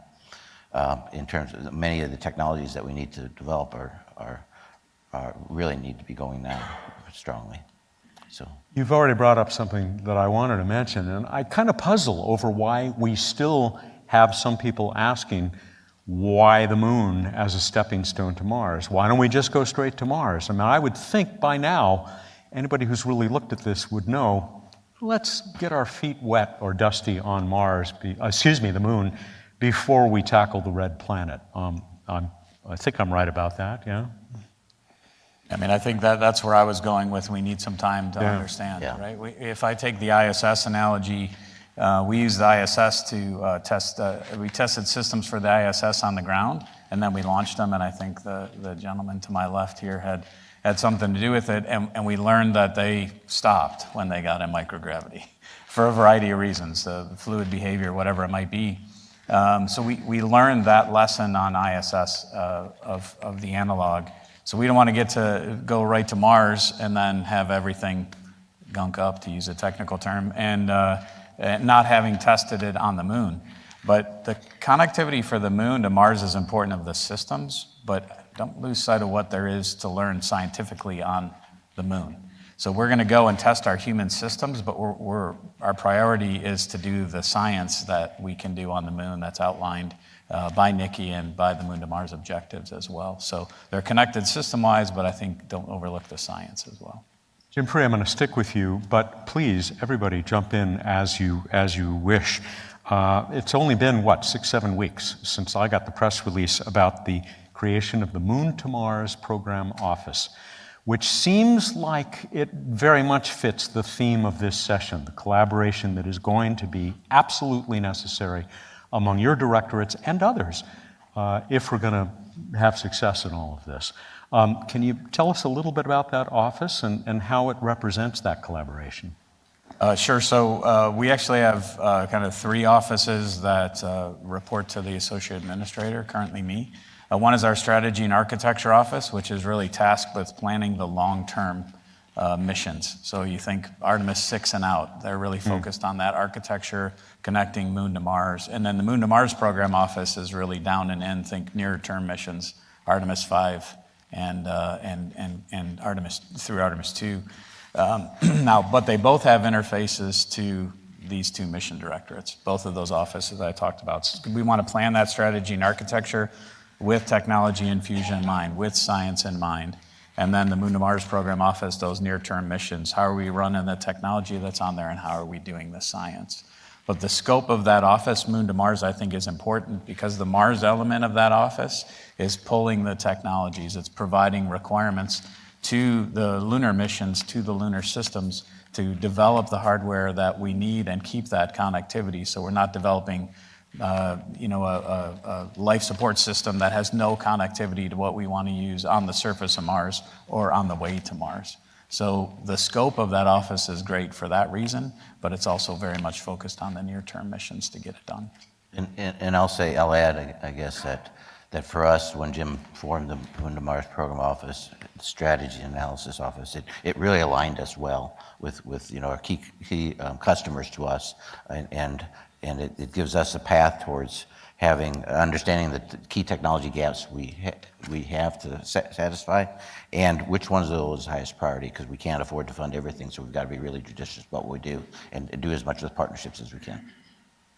Yeah, and for the science, I mean, I think it gives us a really easy interface into the other mission directorate. And we're scientists. We want to do everything, everywhere, all of the time. And these missions, it's a place to really get the requirements ironed out and who's responsible for them and what's actually possible on the various missions. Obviously, we're starting kind of early. We're sending our CLIPS landers to the moon with commercial partners, and they'll be starting to launch later this year. We're really excited about that. So we're working on that, but we're also looking at what we can do with Artemis 2. Obviously, we had science on Artemis 1. We had the biological and physical science inside the Orion capsule itself. So what are we going to do with Artemis 2? And then, for me, it's what's the really exquisite science that we're going to do with astronauts who can actually make decisions right there. And so, really thinking it's just really kind of focusing our efforts and giving us a partner to really kind of iron these things out with. We got a lot of great science out of Apollo, still getting great science out of Apollo. Yes. But, there was always that push and pull between we got to get the astronauts there and back safely and, how much science can they do? They were all pretty busy on the moon. How has that evolved? I got to tell you something that struck me yesterday when we had a SpaceX representative on stage who said that the crew compartment in the Starship lander is about double the size of this stage. And I thought, ooh, that's room for a lot of science. Yes. That's exactly what I would think too. I think there's still going to be that push and pull. You have astronaut safety, you have to get them there safely and back home safely, and that's obviously the prime objective. But making sure that we're using the time while they're there most effectively. If anyone doubts the real need to bring samples back from whichever destination, we're still doing amazing science with the Apollo samples. And I was out at Johnson a couple of weeks ago and was able to actually tour the labs where they do all the experiments. And you see these just huge mass spectrometers. There's no way you could fly that to the moon or fly that to Mars. So you bring the samples back and you have your incredible equipment here. But also if you just compare the type of equipment we had even here on Earth 50 years ago with what we have now, you can keep those samples and you can mature your technology and do more and more and more with those samples. So, we'll still be doing a lot more with Apollo samples for decades to come. And as we bring samples back from Mars, clearly I'm excited about bringing samples back from Mars, there's going to be just decades and decades of work with those Mars samples and more samples from the moon. First time we're going to the South Pole, it's going to be the very different types of samples we'll be bringing back. No better example than those lunar samples brought back by Apollo of the gifts that keep on giving. It was also just recently that I saw, I'm looking forward to my notes so I can get it right, the announcement within the Solar System Exploration Research Virtual Institute of 5 more teams that have been selected to do more science on the moon, and once those samples are brought back here. And I know that this is, Jim Free, this is a collaboration between your directorate and Nikki's. It seems like this also represents the kinds of collaboration we're seeing within the agency. Absolutely. I think it's essential that we maintain that connectivity to science in everything that we do. That's been a funding source, I think, that's been around since Bill Gerstenmaier was the AA, because when I was his deputy, I remember that. But I think it's important to enable the science however we can and at every level. It's not just about, for us, it's our big international partners, providing elements. It's making science available to everyone. To Nikki's answer to Nikki's last question, to add to that, we're going there. We have to establish a human presence to test the systems, but we're doing it to enable science. And we enable science through the samples we bring back. Nikki, I know, develops that with the science definition teams that she puts together. It's great inroads at every level for folks to take advantage of that science and what we're able to provide in samples. Yeah, and I'll also note, our biological and physical sciences division, they're starting out on something called CIRRUS, which is commercially enabled rapid space science. And, looking at what they're doing with that right now, we send an experiment up to space, you wait, you get your samples back and then you test it. What they're doing with this is really looking at just accelerating the science. So scientists, astronauts would actually then be preparing samples, doing the testing, making the determination, do we want to do it differently? And just so we'll be taking years off some of the timescales for the science we can do as well. I'll add to that too, actually, because we're really excited about the survey teams that have been formed, because we have a lot of touch points. If one of the key things we're trying to do in terms of understanding how we can take advantage of the resources of the moon and process it is to really understand what they are and the prospecting things and so on. So I think we have our Lunar Service Innovation Consortium, and I think we'll have strong touch points with the survey as they come forward. That takes me right to the next question I was hoping to ask you to talk to you about, and that's the kinds of things that the most critical steps in terms of preparing to do the science, but also the technologies, the technology demonstrations that the moon is going to enable for us, and Gateway is going to enable for us, that we really have to see. I know we're partway there, right? There's been good progress, but we still have a ways to go before we can get humans to Mars and back safely. I mean, I would say I talked about the systems on the surface that we can test and use at Mars. Gateway's incredibly important. We can run analog missions from Mars, analog missions from Gateway. So we can send the crew there, have them spend 6 months on Gateway, and some of our later expeditions out there, and like they're flying to Mars for 6 months and get deconditioned as you do in microgravity, then send them down to the lunar surface for 30 days, have them operate, test themselves out, and then come back to Gateway and stay for 6 months, and then come back to Earth. So we can simulate a Mars mission from microgravity to partial gravity back to microgravity, which will help inform how the human responds, but we'll be doing science all the way through that. And we'll need the technologies that Jim and his team are developing to make that happen. Some of the advanced ECLS from radiation protection as an example of things that really drive our systems. So I think the connection is clearly there for me. Jim, I mean, that's a great example, radiation. You'd be outside the Van Allen belts. Yeah. So it's going to be a lot like a trip to Mars. Yeah, on it Gateway. absolutely is, and there's a lot we'll learn from Mars. Some of the technologies that we have working on is, the Gateway, the propulsion elements of the Gateway, the electric thrusters are an advanced size design that we actually have just delivered the qualification unit as part of our development for activity for it. The solar arrays that will power the Gateway is a long time development that we had in technology that has on the rollout solar arrays that are now also the replacement arrays for station used in missions and as well as Gateway. When you look at the surface, there's so many things that we're going to be doing there and operating and establishing an infrastructure is one of the key elements that you can do in terms of establishing a base here or a foothold on Moon, and then that activity is understanding how we do that from Mars. Reliable power source, the life support, and advanced habitation systems, and all these sort of things. We can learn a lot from being on the Moon first. Whole new technologies that are in development, not only across directorates, but across NASA centers. One of my favorite people on Earth, Rob Manning, the chief engineer at JPL, love to talk with him and sit and watch videos of him of tests of parachutes and aeroshells being tested in Earth's atmosphere, and then just watching his reaction, which he almost is delighted when they get shredded. But I mean, very promising technology, one that some of your staff people have talked about. And I'm thinking of this program called, is it LOFTID? Am I saying it correctly? Low Earth Orbit Flight Test of an Inflatable Decelerator? I'm sure you're glad you told me what the name was, because I could never remember it. Yes.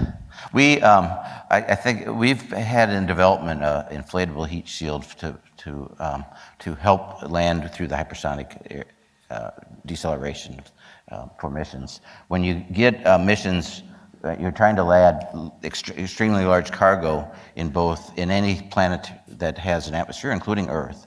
The big challenge is how do you do that slow down? And you need a lot of drag area. One of the best ways to get a drag area is to have it be an inflatable.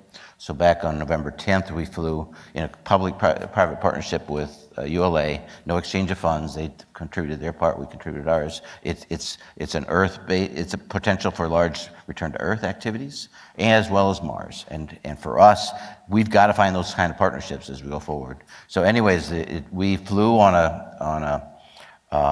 the JPSS-2 mission. We were a ride share for that. So after the JPSS-2 completed its mission, it was Atlas V out of Vandenberg. Then we were released, and we did the demonstration of an inflatable decelerator back to Earth. and it could not have worked better. As we went through it, extremely stable. We saw the inflation, extremely stable. It landed right where it was supposed to, just off the coast of Mars. We were hoping, we had an ejectable data recorder that we ejected before we got to the ground, because that would be something we knew would float and would have a beacon. But we were hoping to recover the whole unit, the whole system, which we did. It landed within a few miles of where our boat was and stuff. So, and when you look at it, the shell itself, the aeroshell itself, inflated shell, looks almost pristine, like you could just fly it again. Wow. The only place that there was damage was at the nose cap. The thermal protection system up there had some water damage when it hit. We also heard a little bit about aeroshell development from a JAXA representative yesterday, since they also see great promise in this, which I should go straight to talking about international collaboration. But before I do, I mentioned the centers collaborating with each other and among the directorates as well. Talk about how critical that is to doing science on Mars and putting footsteps up there, footprints. So, I mean, it kind of ties to the centers as well as the international, but I mean, if you look at something as ambitious as Mars sample return, you know, we're doing that with a lot of partners. There's obviously, you know, many centers at NASA with JPL, Goddard, and Marshall, all producing really critical pieces for Mars sample return, but also, you know, we have full partnership with the European Space Agency. You know, we are flying some of our NASA hardware on their orbiting system. They're providing a robotic arm on the actual lander that we'll put down that NASA's designing. So, you know, it's really critical that we have these really tightly coupled partnerships. That, you know, the same, we're making contributions to their Rosalind Franklin mission as well. So, you know, I think it's in the whole spirit of our exploration and the Artemis Accords moving forward. You know, we just have just innate collaboration. Yes, between the NASA centers, but also out into the world. Science side, but also, I mean, I think of maybe the most obvious example of the kind of global collaboration, Artemis Accords, but there are even deeper relationships than that. I'm thinking of that ESA service module for Orion, which did a pretty good job not long ago, right? Yeah, it absolutely performed, all the vehicles performed well, all elements of the vehicles. The ESA service module absolutely did, with a lot of subsystems, propulsion, power, cooling on Artemis 2. It'll have all the gases and liquids for the crew. So, but we build only from there. You talked about Gateway. We have the International Hab that will fly on Gateway. That's part of that. The Esprit refueling module that's going to be on there. JAXA actually built the ECLSS. Is building the ECLSS for the IHAB module. We're obviously working with other countries, the Japanese on the pressurized rover. The Canadians announced that they have approved for a medium-sized utility rover that we'll be working with. We're flying a Canadian crew member on our first crew. And we have a whole number of partnerships in work as well on study agreements talking about how folks can participate big and small. It's not just about the multi-billion-dollar elements. The Germans and the Israelis flew the radiation vest on Artemis 1. Yes, I think you talked about that, right? So science collaboration, international science collaboration, great themes. All the CubeSats that we flew that had science on them, as well as international. And it really transcends the Accords. So the Accords are great in terms of their thematic about how we're going to operate, how we're going to share data, and then there's how do people participate in the individual missions, sharing science being one of them. We have partners like the Israelis and the Australians who've taken our objectives, which I hope we can talk about a little bit too, and taken them and given them to their industry and say, hey, respond how you can be part of these objectives. So it's building off of their participation in the Accords that now moves over to the programmatic side. But I'll just add, we're also doing a lot of interagency collaborations as we go through it. You had a session yesterday, I think, here that talked about our agreement with the recent agreement we had with with DARPA on the Draco flight demonstrator for a nuclear thermal propulsion system. We're really excited about that, and while NASA and DARPA are the major players there, there's also roles outlined for Space Force and DOE, and I'm forgetting one. But anyways, it's a multi-agency activity, and we're looking for more of those as we go forward.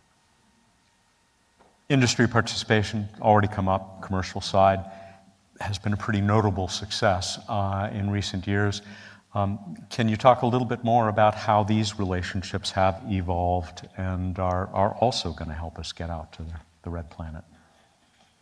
For us, obviously, we're building off the success of commercial cargo and commercial crew and those models that have been put in place. We're buying services for our landers. So our first 2 lander awards were to SpaceX for the first lander for Artemis 3, and then their more sustainable lander. And we have a competition that will make the announcement here very tomorrow. Soon. You're among friends. Care to tip us off? off? No, it's out there now. So yeah, tomorrow. For our other lander provider, which is a service, we're buying our spacesuits as a service as well, which has started off good for us. And then we're looking at things like our lunar terrain vehicle, our unpressurized rover, to buy as a service. Also, we had our draft RFP about that. So it's going well. I mean, there's challenges. We all see that we need Starship to launch and be successful, to be successful for our first lander. It's a great process. It's a good contract structure in terms of cost savings, but we still need to hit schedule. And that's what's driving me right now, is hitting schedule in all of our buying services, no matter what we're getting. But those are the 3 I'd highlight as our prime examples. Nikki, you started to address this with commercial participation in science activities. Expand on that. Yeah, so we have a couple. So one is obviously the CLIPS, the commercial lunar payload that we're sending to the moon. So we've actually been touring and visiting some of our providers, the industry partners who are actually providing the landers. It's really cool to actually see the lander and see the science on the side of it. But really looking forward to getting those up to scheduled to go this year. Many more scheduled to go after that. Going to very challenging areas. I mean, things like landing at the South Pole, landing in total shadow and having to survive the night. There's some pretty exciting things. One that will be like, these are sort of the tech demos that Jim might talk more about, but one that's actually going to hop. So it'll land and then it'll hop into the shadow, and then the plan is anyway it'll hop back out again. They're just really, really cool things that we're doing, and we're taking advantage of maturing these commercial capabilities, but putting science on them wherever we go. And so also as we transition from the ISS to commercial LEO destinations, starting to plan what can we do with these sort of new facilities. And I mentioned Cirrus as one example of actually being able to do science sort of on the spot, as opposed to having to take years, but even looking at what we can do with biological and physical sciences. Can we put some of those experiments on CubeSats and launch them, as Jim said, launch them with Artemis or launch them with one of our other commercial providers, instead of always waiting for an opportunity on ISS? Can we take advantage of some of these other commercial partnerships just to get more science into space? That's my goal, is more science into space. So taking advantage of every single piece of the Moon to Mars initiative. So starting with the ISS, commercial lunar destination, flying stuff in Orion, putting experiments on the Gateway. We have external payloads on the Gateway, looking at what kind of science can be done inside the Gateway. Then we've got CLIPS going to the lunar surface. Then we've got astronauts going to the lunar surface. We've got Mars sample return. We're sort of making sure science is in every, taking advantage of every single opportunity to do science. I can't wait for, go ahead, Jim. Yeah, you can finish your thought. I was just Well, going I was to just going to say, I can't wait for those spacecraft to reach the South Pole and start digging down to that wet stuff. That's going to be so cool. We're excited for it too. What I'll say is we're increasingly pushing for partnerships in the investments we make, which isn't always intuitive when you're working with technology developments, sometimes at a very low technology readiness level. But it is an exciting time to be working in space with all the interest in investments as we go forward. So, and Nikki alluded to it, we have a tipping point and some announcement of collaborative opportunities, or ACO type solicitations that we do about every other year. And we've just recently announced our ACOs, and we're about ready to announce our tipping point selections. But these are very, oftentimes key technology developments that we would demonstrate as part of it on the moon. An example of that is the Intuitive Machines second mission. As we go through it, is actually pretty much almost all a technology mission. And Nikki alluded to the hopper that goes a mile at a time or something around the surface, hops into a permanently shallow region and can hop out and stuff. With that, we are demonstrating a 4G LTE network, a wireless network on the moon. And we also have the first demonstration of a drill looking for ice water as we go through it. That same drill, or a second copy of that drill, is going to fly on the Viper mission that Nikki leads and stuff. So and we have all kinds of places like that in cislunar space as well. We flew the Capstone mission as a way to get to the NRHO orbit early, and we had a goal of a couple of years ago of let's come up with a way to fly a CubeSat in the NRHO orbit that Gateway does, and do that in enough time that it can help influence things. And it's now spent 120 or so days on the moon, at the moon, in the orbit and stuff. It's working extremely well now, and is in actually the experiment phase of autonomous navigation as we're going through it. So we have lots of examples, and they're very strong examples of the industry, academia, and the government working together. Yeah. Probably know we're kind of partial to CubeSats at my organization, so. But I actually think that the tech demos that we're doing with CLIPS, I mean, I know I'm supposed to get excited about the science, but the tech demos are really cool, and there's something on every single one. We're trying. The advanced solar arrays, and then the precision landing, which is going to be so cool. I mean, so things like doing the precision landing with a CLIPS lander that is going to immediately help and inform as we do things moving forward. I'll just add one more that's kind of a nice example like that is the terrain relevant navigation system that we flew on Mars Perseverance to land accurately in the Jezero crater. What we've done since then is we developed it for that in concert with science.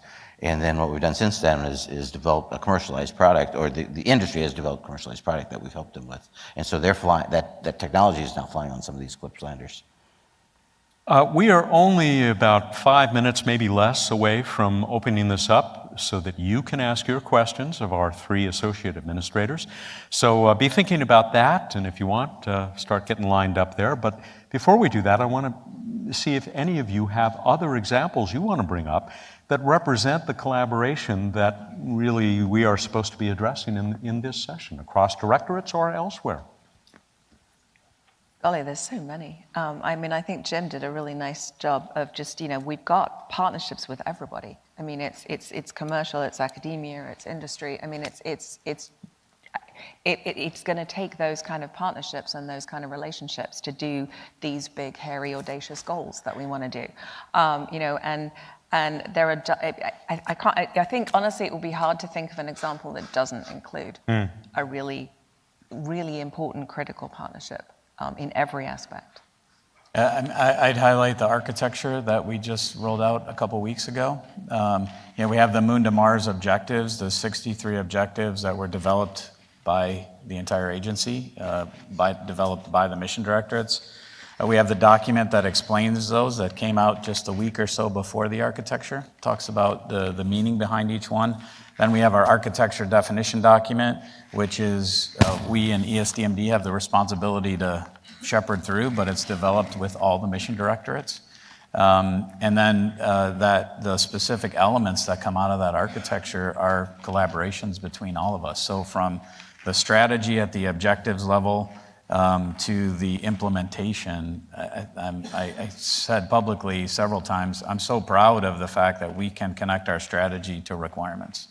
There's not a lot of companies that can do that, let alone a government agency. And is it perfect the first time out? Probably not, but this is a yearly process we're going to go through, and we go through it as a group, all the mission directorates together, and the centers, by the way, to your earlier point. Yeah, and even just the sort of the cross-pollination between the various tracks that we had. So there was the science track, there's the sustainability, there's the transportation, and we were all kind of dropping into one another's all the way through to just make sure that, you're taking advantage of it or you understand what the other ones are doing. And so, that was just kind of seamless even as we were putting the architecture together. And I'll add on or pile on to the activities on the Moon to Mars objectives and the ADD and that sort of activity.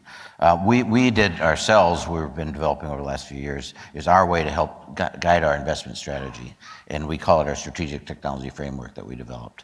And with that, we were developing objectives and as in parallel basically to the activity on the Moon to Mars, and it mapped extremely well. We were able to do that really well. So now naturally there's some things, Moon to Mars objectives are broader than just technology items, much broader, but also our scope is more than just Moon to Mars. It's supporting the other science missions and multiple other places. So it's not a complete one-to-one, but everything that we have, it maps really well. And then with the Moon to Mars objectives and the follow-on technology gaps, then we can feed that into our investment strategies go forward.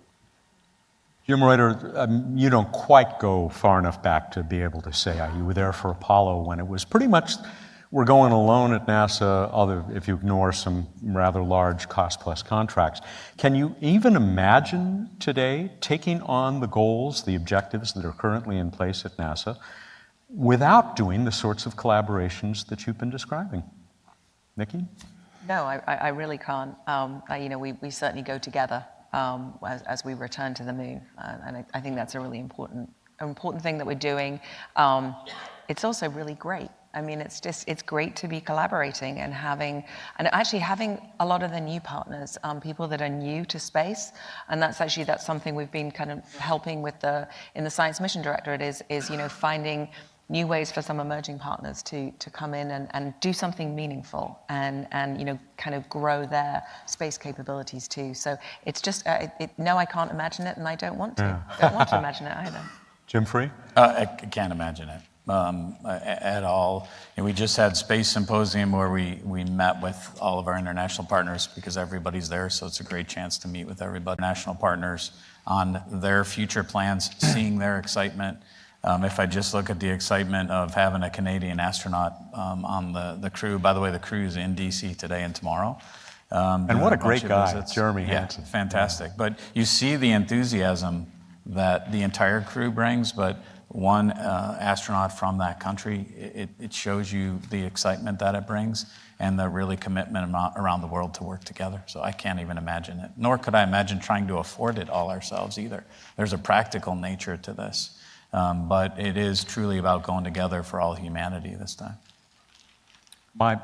Jim? Oh, I'll just say I don't really need to add on to that. That was great. But there's no way. This is the only way we could do it. We would not succeed if it wasn't for together. My boss, the science guy, Bill Nye, he says a lot of cool things, but one of the things he says is that space brings us together and brings out the best in us. And this seems to be a great example of what that's capable of. Let's go out to you folks. I don't see anybody at microphones yet, but we're ready for your questions.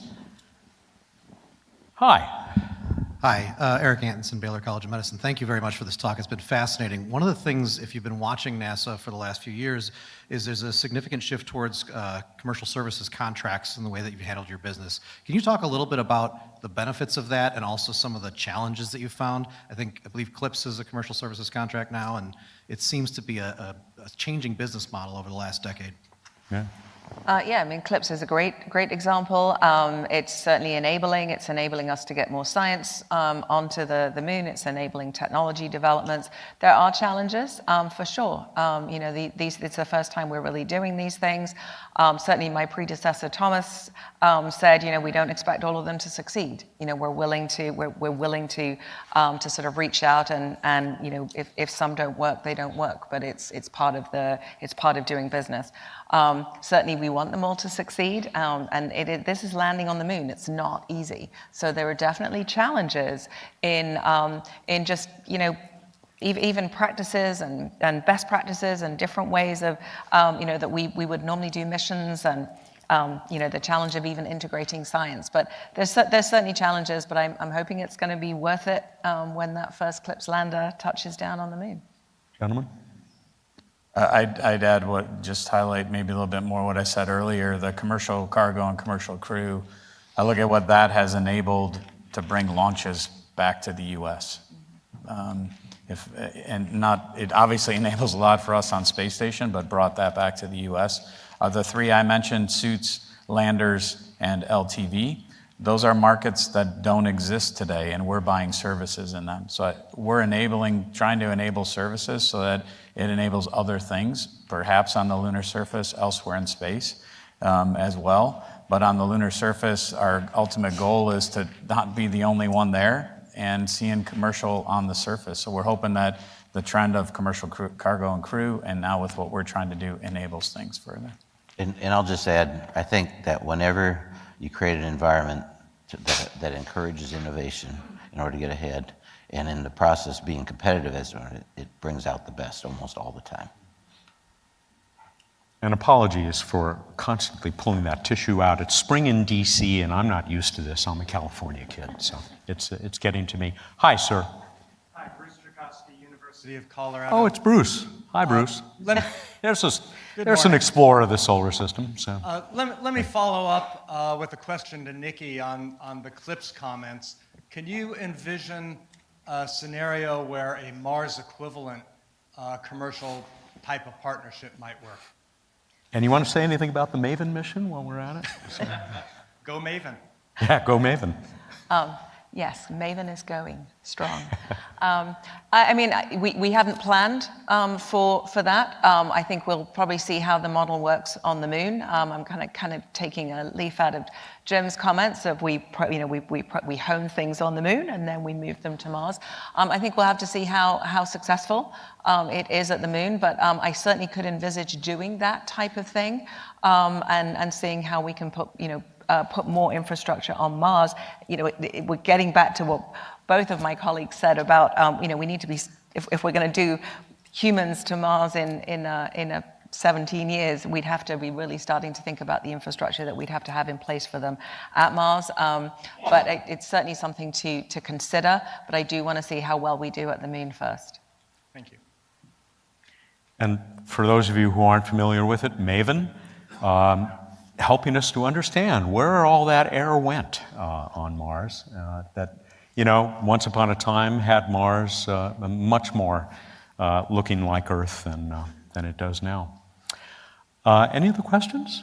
Well, feel free to step up. There is one other kind of collaboration, which I'm going to go back to that announcement from the Institute that you collaborate on, and it's the collaboration between humans and robots. And asking you, how essential is that going to be as the humans are right there with the robots helping to get the work done?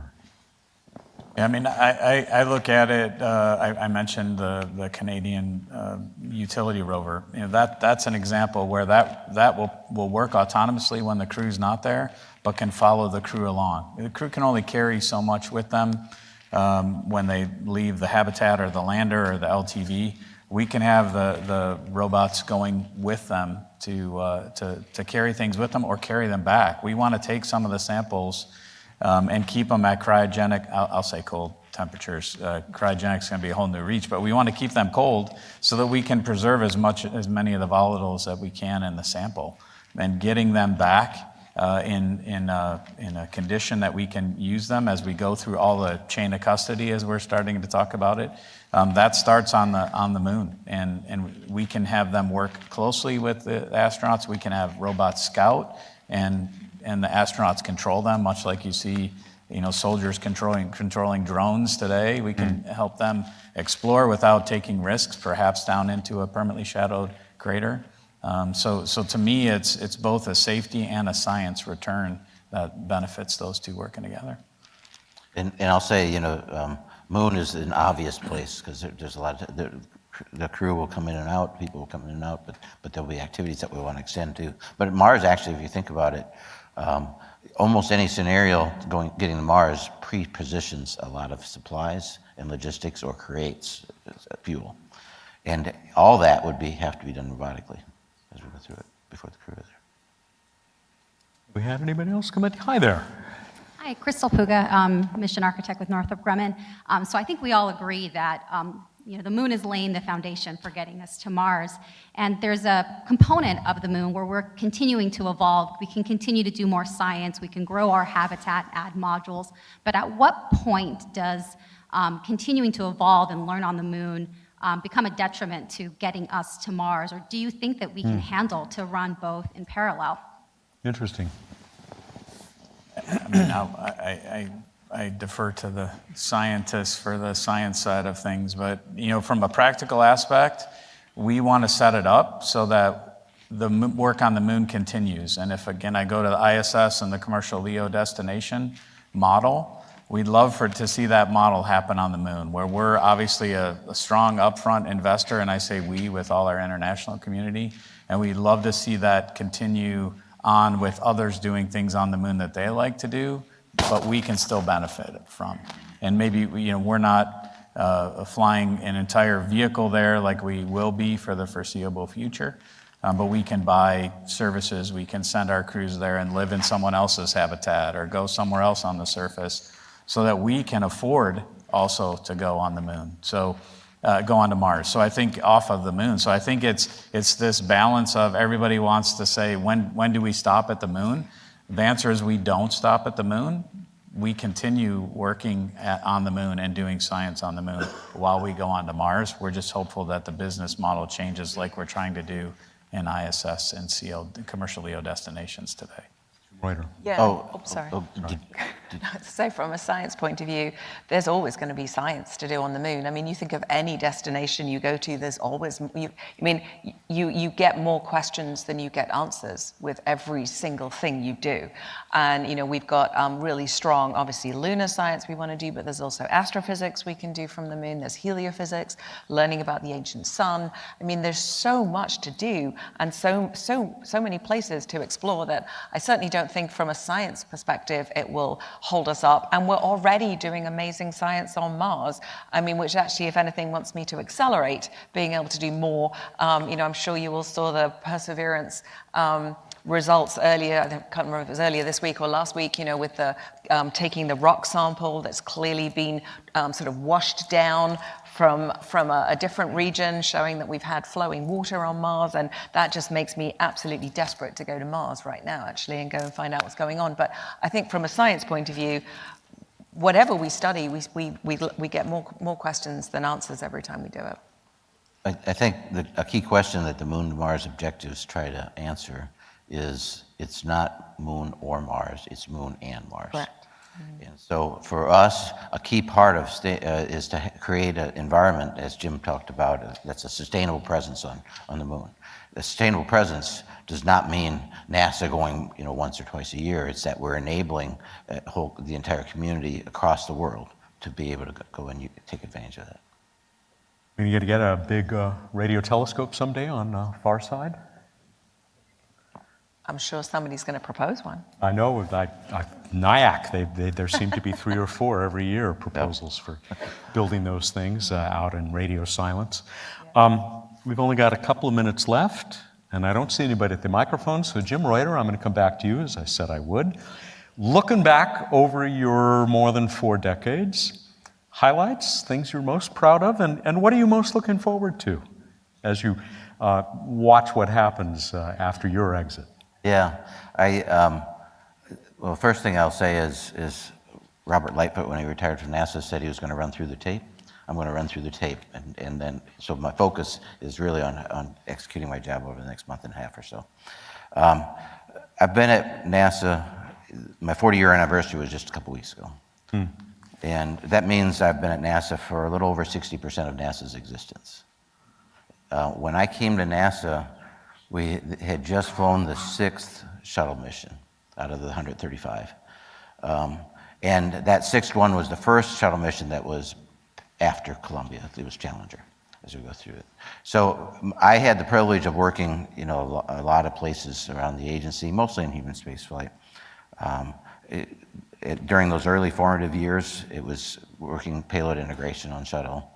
I was part of the International Space Station from the start to the time we went permanently occupied and running the life support systems as we went through that. After Columbia, I was brought in a leadership position to help figure out how to keep foam on a tank. And then over the last 8 years, I've had the extreme privilege of working in space technology, with the last 5 years leading it. So, I just can't say enough how lucky I am on the best place to work.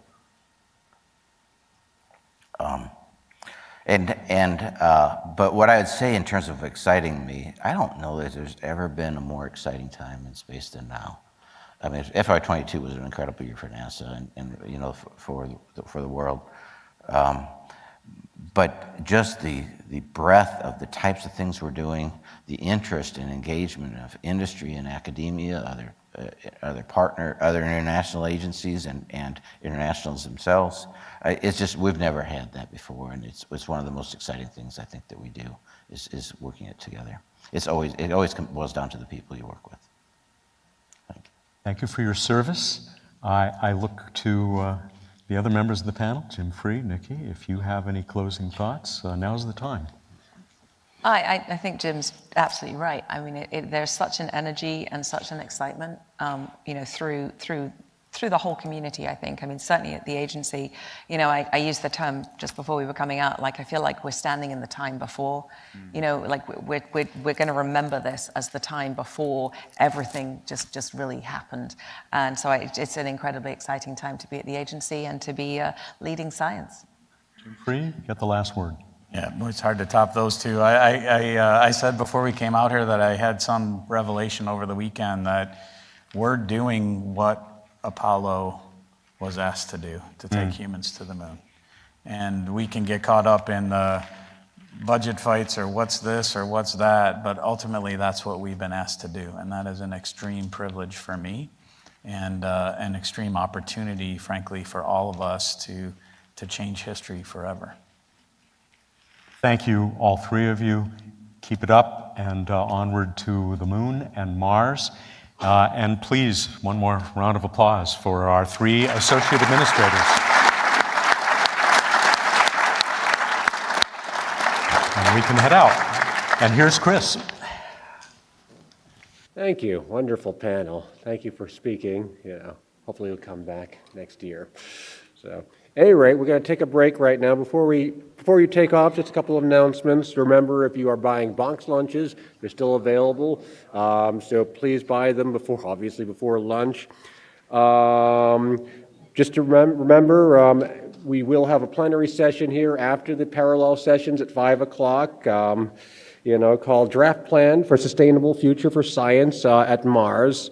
So hopefully you'll be able to come back here for that. There's that, if you want to sign up for that reception at the rooftop location at the Rosewood Hotel, there's a QR code at the front desk. I believe, I'm not sure if the $35 tickets have sold out yet, but I think there's still a few of those, and it bumps up to $60, so probably it's wise to get those early. And what other thing? Let's see. I think that was it. I think there's still a couple more tickets left for the speaker's lunch at 12:30 today with Matt Schindel from the Air and Space Museum for his book, For the Love of Mars, which he will also be signing this afternoon for anybody interested. So enjoy your break.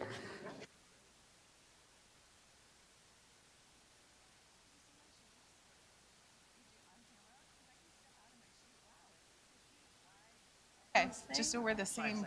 5 seconds. Well, hello everyone watching online. Welcome to day 2 of the Humans to Mars Summit with Explore Mars.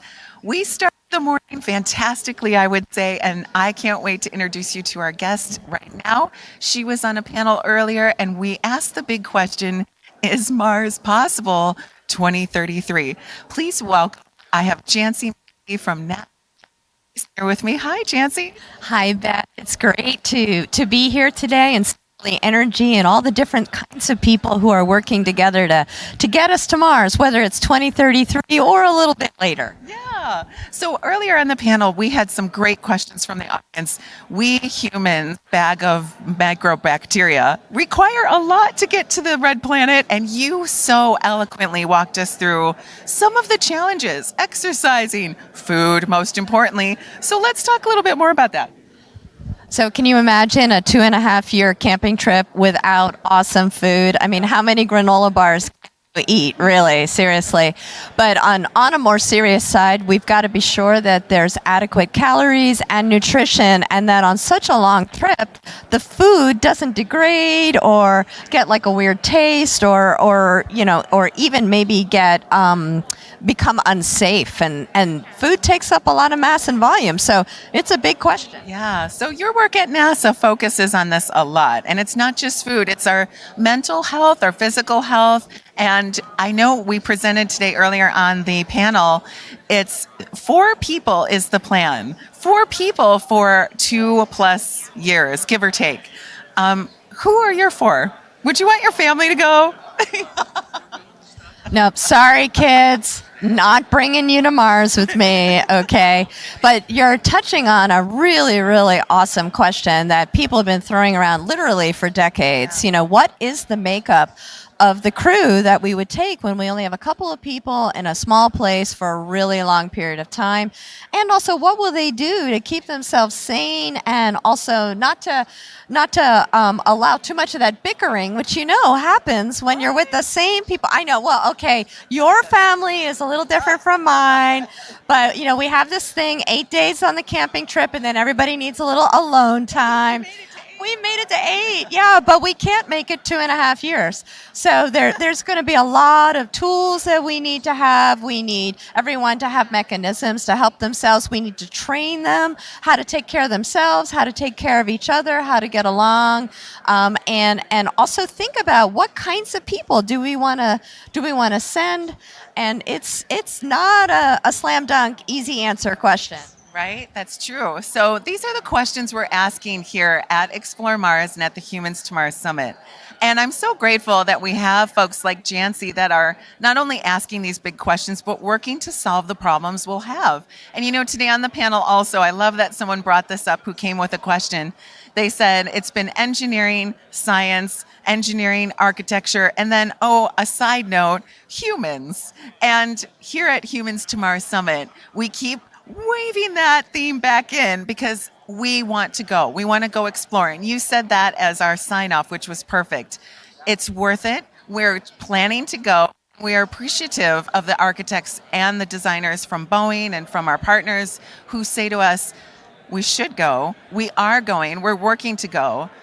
And by the way, humans. So thank you for what you do. Well, thank you very much. I'm hoping that it's events like this that will help us all become more aware of all the different parts that each of us is working on to get us to Mars. And of course, we are doing our part at NASA to have the engineers talking to the human health and performance and human research people as well. So go team, let's do it. What are some of the biggest challenges you're working on currently? Is it food? Is it at NASA? We have a lot of data because we've been in space for some time, and some of our wonderful women have been in space the longest. What are some of the challenges they're bringing back to your group and your division that you're working to solve? So are you talking specifically about women or just about people who are spending longer periods of time? So up until now, most of our time has been up until about 6 months. That's where we have the most data for people flying in space. And you and I haven't touched on, of course, the important factor of being in a different gravitational environment where there's less gravity. And if we get to the surface of Mars, it will be somewhere between 0 and 1G, which is what we enjoy at home. So we have a lot of challenges about keeping people fit, keeping their bones strong, their muscles, and all those kinds of things. And we are paying very much attention to the individual needs of each crew member, whether they're female or they have a certain kind of, metabolic situation. And we're doing everything we can to learn more about that and enable each individual crew member to thrive and be able to perform and come back healthy. Good. This is why I have every bit of confidence that we're going in 2033. And because of Jancy and her team and your efforts and the folks at NASA, we'll be ready. It's 9 years, they said. That's like crazy. That's right around the corner. I have some degrees I'm going to get. Could I still be in the running? I'm not going to shut that door. Let's both go. I think we'd make a great team. I could travel with you for 4 years. One great camping trip, okay? Well, as we transfer, speaking of next planets that we're going to be going to, we're going to step aside and we're going to invite all of you to stay tuned. We're about to welcome Matt Kaplan back on, and he's going to tell us about the rest of our day. And be sure to stay tuned because we've got a lot coming up. We'll come back in between the breaks, but for now, we're going to step aside and welcome back Matt. Thank you, Jancy. Thank you, Beth. Thank you, Beth, and thank you, Jancy. Talk about the integration, the intersection of science and art. That's Jancy. We are joined by Jim Mazur, Senior VP, really head of space operations, right? All space business stuff at Aerojet Rocketdyne, to whom we are very grateful for your support once again this year of the Humans to Mars Summit. Thank you for spending a couple of minutes with us here during the break. Absolutely. It's great to be here. It's a really exciting summit. Glad to be back in person. So I just heard that we're not the only reason you're in town. You're going to be honored by the AIAA tomorrow, as is my boss, Bill Nye. Yes. Yeah, there's a big awards event. I'm a past president of AIAA, and they have different levels of professional achievement, and I made honorary fellows. So about 1% of the members make it to that level. So I'm very grateful. AIAA is an excellent organization, and if you're looking at joining a professional society, I would recommend AIAA. Well, first of all, congratulations. Second, I'm on the mailing list for the local chapter in the Los Angeles area, and there are all these wonderful events that I usually can't attend anymore, but AIAA active all over the place. It is quite an accomplishment, but I'm also thinking of the accomplishments of Aerojet Rocketdyne, which we heard a lot about yesterday when we also saw that spectacular Artemis 1 launch. Things are going pretty well, aren't they? Yeah, it was an amazing launch, and I've been in various companies in the launch business for a long time. That was my very first launch where we were involved. The company I was with was involved from the very first ignition to splashdown. So the RS-25s light first, and that's the best sound in the world. You get goosebumps. 3, 2, 1, core stage ignition. Nothing sounds better than that. But they burn all the way to orbit, 8 minutes. Most first stage engines don't burn that long because of the big SRBs. Almost like a half a stage. And so these engines burn all the way to orbit. Then it separates. Our RL-10's ignited. And then that ultimately went into a translunar injection that separates the spacecraft. And then we had the auxiliary engines on the European service module. And then as it did all of its mission, the spacecraft then came back. The service module separates, and our reaction control engines help orient the spacecraft for the skip maneuver. It does a skip maneuver, and then it landed, and the flotation devices were inflated by our pressure vessel company. So you guys were in those as well. I didn't know that. Yeah. Now, I was going to bring up what's up there on the tip of Orion, at least as it starts its journey, which, as I think I said yesterday, you have to hope never ever gets used again. Right. It's actually the launch abort system, the actual motor that would pull the spacecraft away, is made by Northrop Grumman. You hope you never have to use that, and on this mission we didn't. So then when you get to a certain height, then you know you no longer have to use it. You have to separate that system from the spacecraft. Those are our solid rocket boosters that also separate the launch abort system. They have to work every time. So from top to bottom? Top to bottom, absolutely. I also love almost the romance of knowing that these engines, which are already taking us back to the moon, and soon we'll have humans going back to the moon, Artemis 2, Artemis 3, and onward, that legacy that they carry on from the space shuttle. Yeah, absolutely. Jim Ryder just mentioned in the last session, there are 135 space shuttle missions, 3 engines per space shuttle mission, so 405 total engine flights.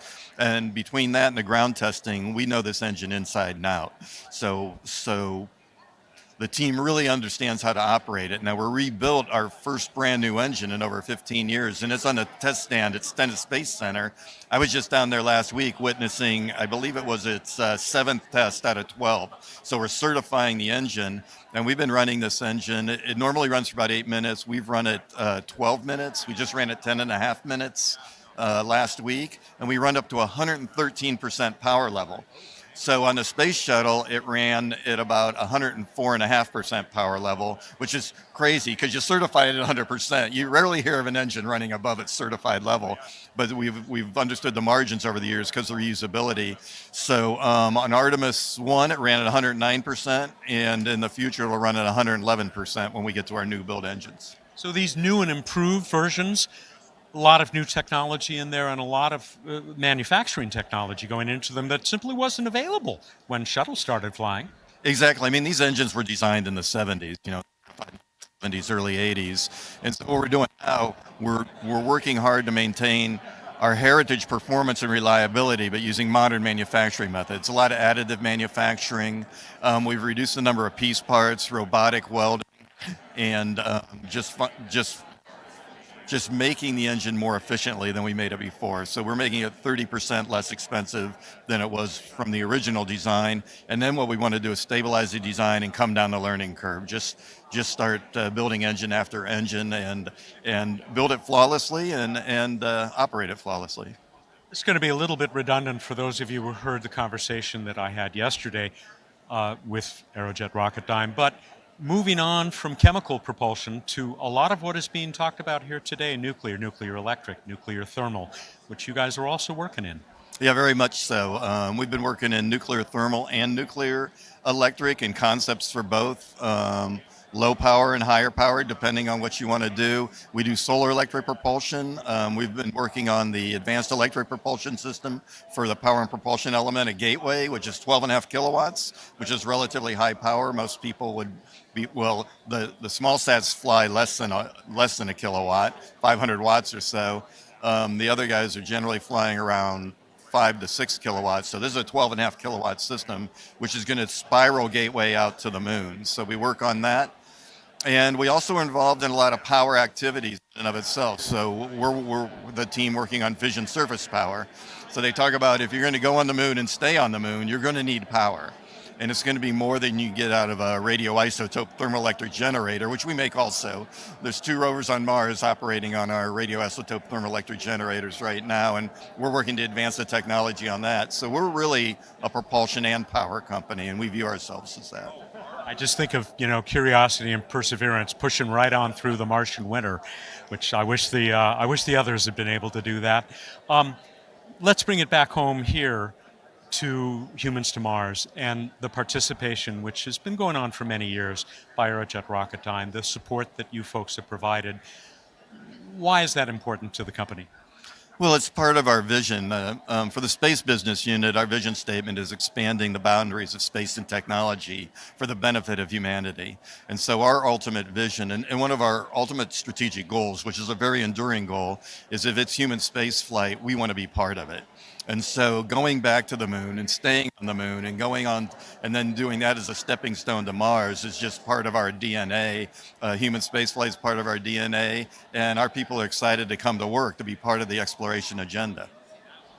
It's all pretty exciting. Thank you very much, Jim, for spending time with us here, for the support of H2M, and for this great work. Onward to the moon and Mars. Absolutely. Thank you so much. It's our pleasure. Jim Mazur, Senior VP at Aerojet Rocketdyne, with responsibility for the space business underway there. We are just partway through day 2 here at the Humans to Mars Summit. There's much, much more to come. Hope that you will stay with us all day, and then another full day tomorrow as we go into the 3rd and final day of the Humans to Mars Summit. And we will be back with you in a few minutes, and we'll go enjoy what's left of the break now. Thanks again, Jim. Thank you.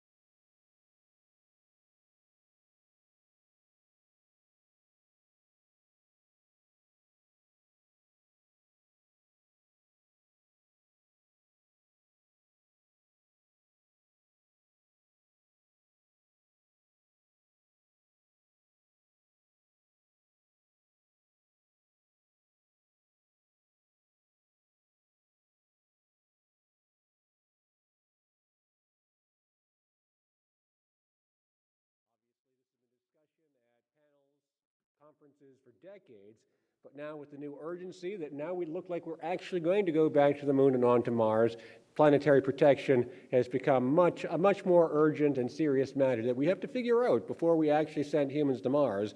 Leading this panel is Marianne Gola, a longtime friend of Explore Mars. She currently serves as the Senior Director for Space Communications at Aerojet Rocketdyne. Prior to that, she had served at Ball Aerospace as the Manager for Public Relations, and she serves as the national, she's on the chairwoman of the National Space Club, Space Club Press Award Committee. So, ladies and gentlemen, Marianne Gola and the Planetary Protection Panel. So.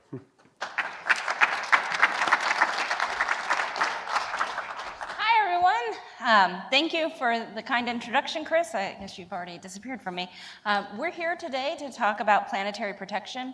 I was on the live stream yesterday afternoon, and I noticed there was a comment in the comment section about it all starts with planetary protection. And that person is exactly right. If we want to have human footprints on Mars, we have to be having the conversation about planetary protection. To comply with the Outer Space Treaty, NASA goes to great lengths to sterilize any hardware intended to touch down on the red planet's surface. I know that's certainly the case with Aerojet Rocketdyne's propulsion used to land on Mars. And a reason for this vigilance is that forward contamination can compromise sensor readings to be able to detect life on the red planet. The Mars sample return mission that we've been talking about here highlights the two-way nature of planetary protection. The very notion of backward contamination of Martian microbes unleashed on Earth may seem like the stuff of science fiction and may seem like a remote possibility, but it's a non-negotiable, and so we need to be having these conversations. There are concerns that planetary protection policies are not keeping pace with reality. In a recent op-ed in March of this year, Explore Mars asserted that today's rules to safeguard against forward contamination effectively precludes human exploration of the red planet. Another trend to consider is the private sector's emergence as a major player in this, and all of their policies they need to adhere to for planetary protection. So we're extremely fortunate. We've got two fabulous guests, one from government, one from industry, to talk about this issue.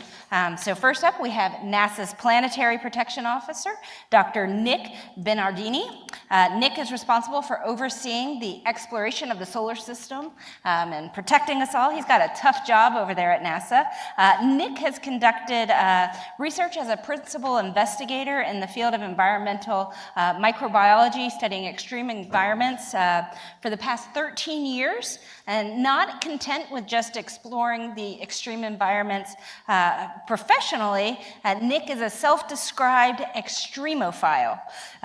So he enjoys multi-day backpacking trips in remote areas of the mountains with his family. So I'm not sure I'm set to be a part of Nick's family. I do like some comforts of a hotel.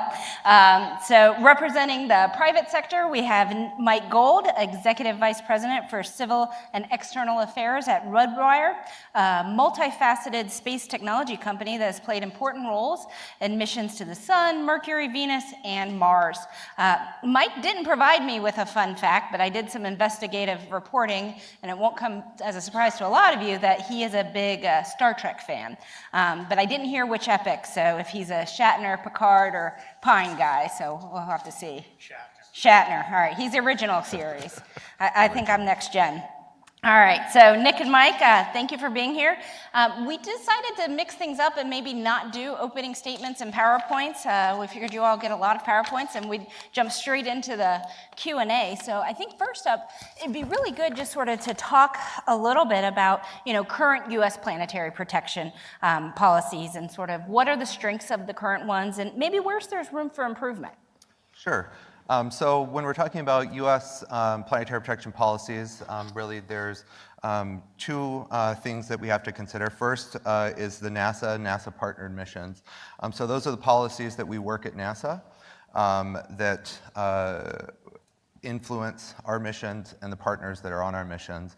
And then we have a completely separate side because NASA is not a regulatory agency where the commercial space side of things is at, and right now the White House has got a national strategy of planetary protection to address kind of that regulatory infrastructure and policy gap from the commercial side of things for planetary protection.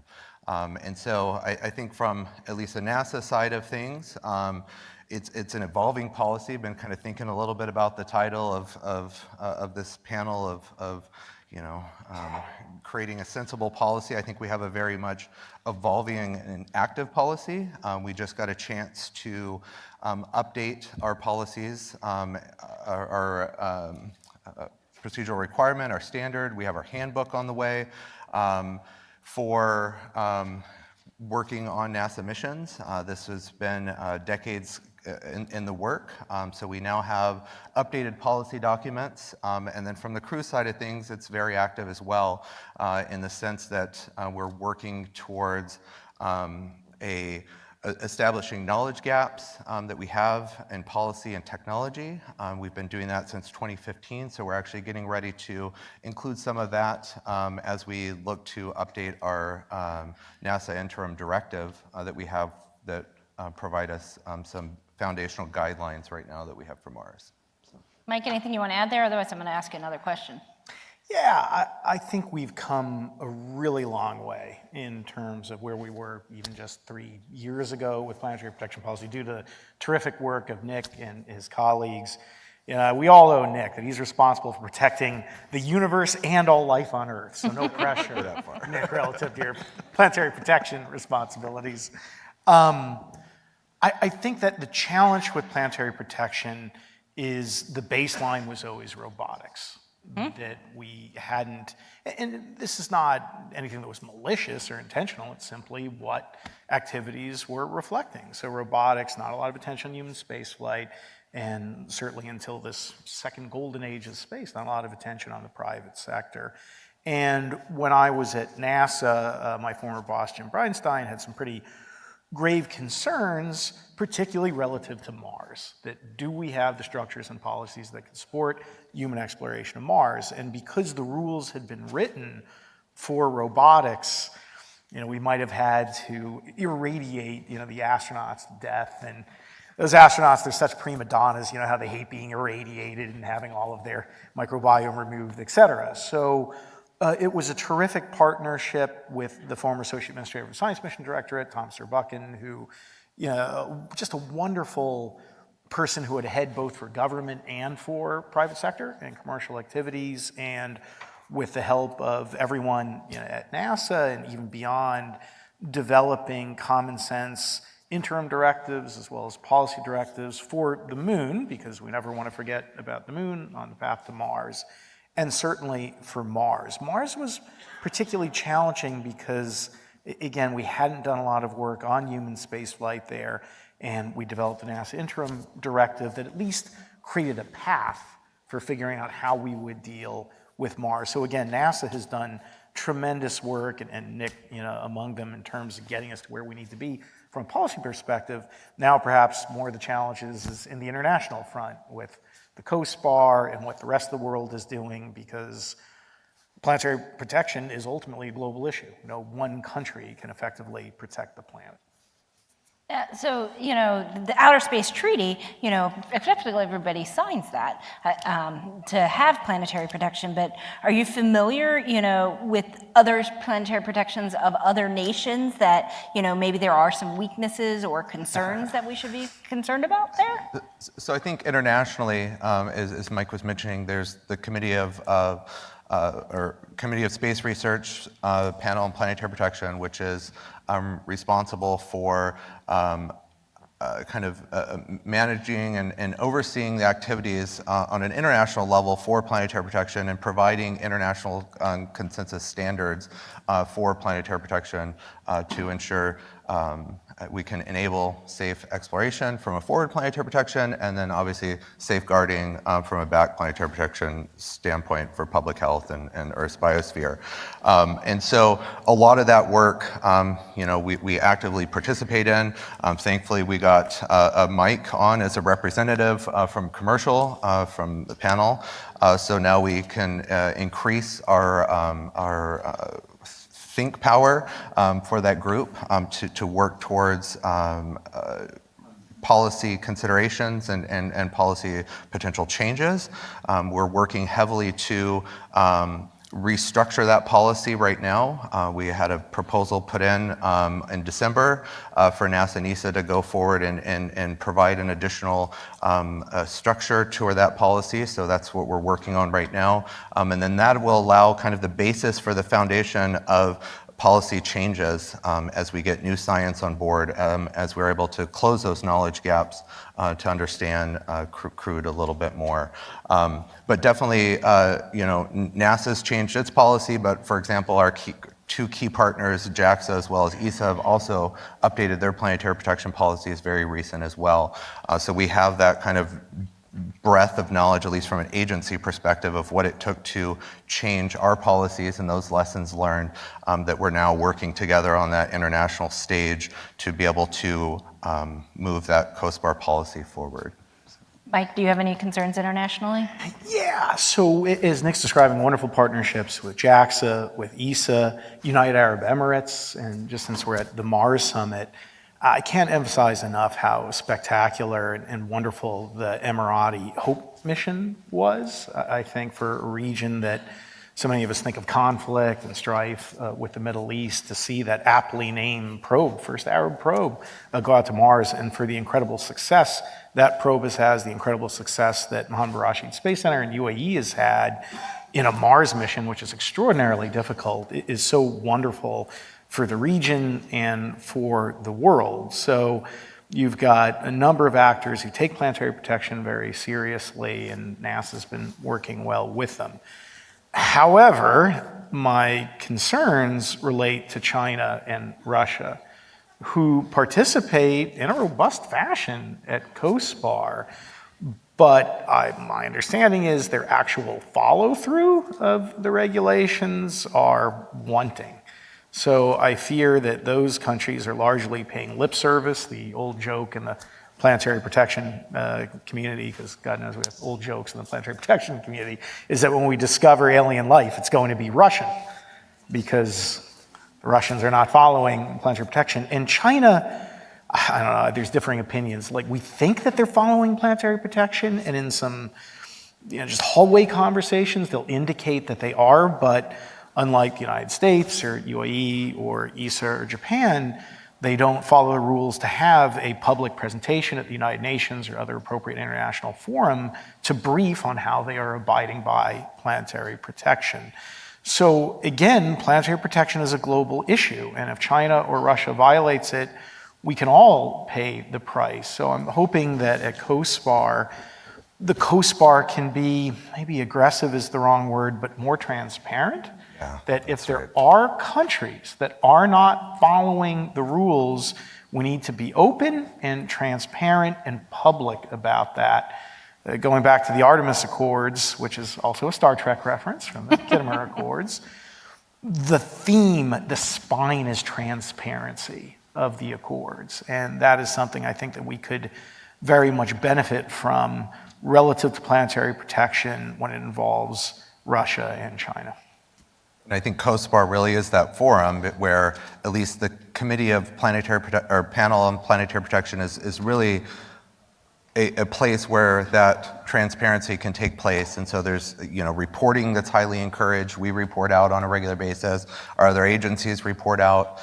Commercial space reports out, and their either research and tech dev efforts or their mission efforts. And so at least that's a forum that's an opportunity for that type of transparency of what those activities and missions are. So I do want to go back to the op-ed that Explore Mars wrote earlier this year. Do you all think, though, just because you mentioned, that the robotic exploration is different than human exploration, and we've been adhering to those robotic sterilization standards, are we precluded from human missions to the Red Planet, as the op-ed asserted?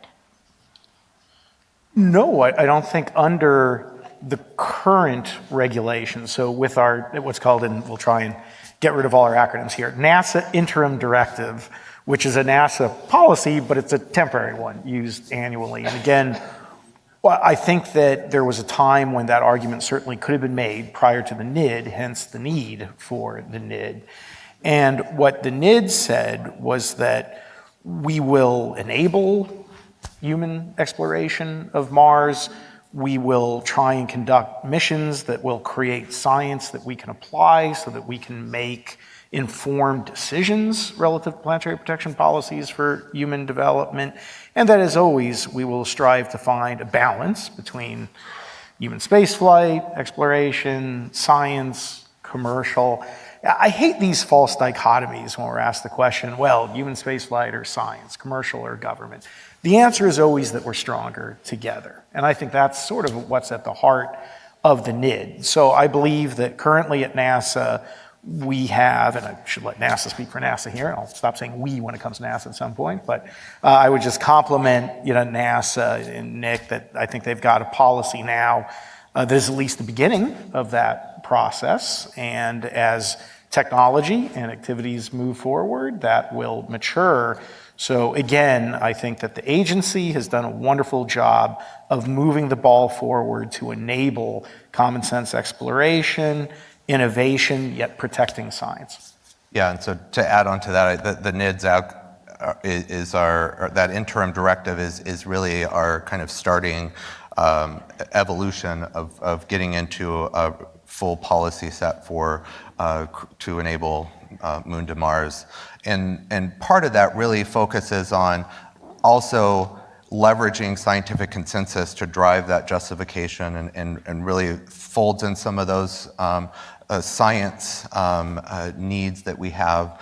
I think we also in that interim directive recognize that while we are still looking at meeting the intent of planetary protection, how we get there is going to be different. We know we can't sterilize or decontaminate the humans. It just is a fact, right? And so I think recognizing that right out of the gate is vastly important in providing a lot of guidelines. And the other two things really are that there is going to be communication. There's no perfect environmental control system that, once we land humans on Mars, there will be some potential transfer of material out, as well as during EVAs and other exploration activities of Mars. When humans are going in and out of habitats, there's the expectation that Mars will be coming inside inevitably. And so, recognizing those kind of key themes and tenets is really what we're building our kind of thinking and our next policy conversations on. I'm glad to hear we're going to have some humans on Mars and we don't have to zap them, that they will be able to come back alive. I'm in the camp of returning them the way they came, so absolutely. That's good. Mike, did you have something else you wanted to add there? Oh, I just say I think that the op-ed that was written reflects exactly that the idea is we want to create policies that are supportive and allow for the balancing act of conducting all these activities on Mars. And I'd like to reference back quickly, because this is an aspect, I think, of planetary protection that doesn't get talked about a lot, the importance of planetary protection for ISRU, in situ resource utilization, that for us to have a sustainable, safe, and long-term exploration or even settlement of Mars, we're going to need to live off the land. And what you can't have is contaminated water, contaminated resources when we leverage that for ISRU. So yet another reason to be supportive of planetary protection policies. So I do want to open it up if folks have questions. I'm going to keep going, but I'll check to see if folks stand up at the mic. But everybody in the audience, you're welcome to ask your question. Oh, I see some people already standing up, so we'll go ahead and take an audience question. Yes. Well, we can hear you. Yeah, we can. You can hear me? Okay. Yes. Sorry. So yes, with 8 billion people on Earth and our fragile atmosphere and water and human conditions, I'm concerned about the great unknowns that we're going to find of chemicals, components, and resources with the 90-plus countries we currently have active in space exploration. About 5 years ago, I asked a NASA administrator here at this conference how many people we had on planetary protection in regards to materials coming back to the planet Earth from other planets. And he told me he had a department, but it had 3 people in it. And so I'm curious what's changed in the last 5 years, and if we have assurances from the other countries and from the US in what we're bringing back and how it is tested so that it won't destroy our atmosphere, infect humans, and all those other concerns. Excellent question, and we're doing that right now with Mars sample return. And with that, there's a whole team of people at the Astro Materials and Curation side of Science Mission Directorate down at Johnson Space Center. They have Lunar Laboratories, Stardust, Genesis. They're the premier curation facility that NASA uses for all of our sample return. So right now they're looking at what's necessary to build up a safe facility to meet back planetary protection safety concerns when we get those samples back on Earth. But before that, we also have a whole series of activities that we're looking at with the international community and within the United States government and our interagency partners on trying to understand the key things that we need to consider in bringing unknown unknowns back from Mars. And so in doing so, we fall under Presidential Directive NSC 25. And so that basically is any event for sample return that comes back. The White House and OSTP have to be involved in authorizing that approval, and that's authority is outside of NASA. And so as part of that, we've already started to engage our interagency partners as well as our international equivalents and European CDC equivalent, for example, for those facilities. And also to mention that ESA is a partner in bringing back those samples. So we have ESA participating a lot in those facility requirements for what we need to have. And then finally, once we get those samples back, they have to go through a series of life detection and biosafety protocols before they're released, or they have to be sterilized. And so those are conversations that the science community is having right now to try to understand exactly what is necessary for that, and then how much of that really overlaps with the science, because they have a lot of similar goals. And so we're working through those protocols and frameworks right now for that sample safety. So. Yeah, I think as Nick's describing, it's probably a bit of a misnomer to say there are 3 people, working on it. That's, I'm sure, a reference to how many people are in the Office of Planetary Protection. But as Nick describing, that's just the policy leadership, that there are hundreds of scientists that work to conduct, exactly. I'm a recovering attorney, so I'm an embarrassment as opposed to real scientists, who work, a ton, like a lot of time and effort to protect us, to make sure that the good science is being done to keep us all safe. So again, I don't lose any sleep over what's happening at NASA. I think the White House has done a great job of taking it seriously. This and other policy issues, Esne over at OSTP, Bahavi Lal, who's leading the new Office of Technology and Policy, they're all doing a great job on the topic. Again, it's China, Russia that keep me up at night relative to the scenario of bringing something back that could be dangerous. And that's where, again, the engagement with the COSPAR, with ANUSA, with COPUOS, I think is so important. So, I'm sorry. Yeah, I was going to add too. I think the other thing is, over the past about 5 years, the Office of Planetary Protection moved to the Office of Safety and Mission Assurance within headquarters. And so now we're able to leverage a lot of the risk leadership as well as kind of the key nuclear orbital debris, overarching technical authority issues within NASA. And so we're able to kind of help partner with our other colleagues to really kind of tackle these problems, as it were.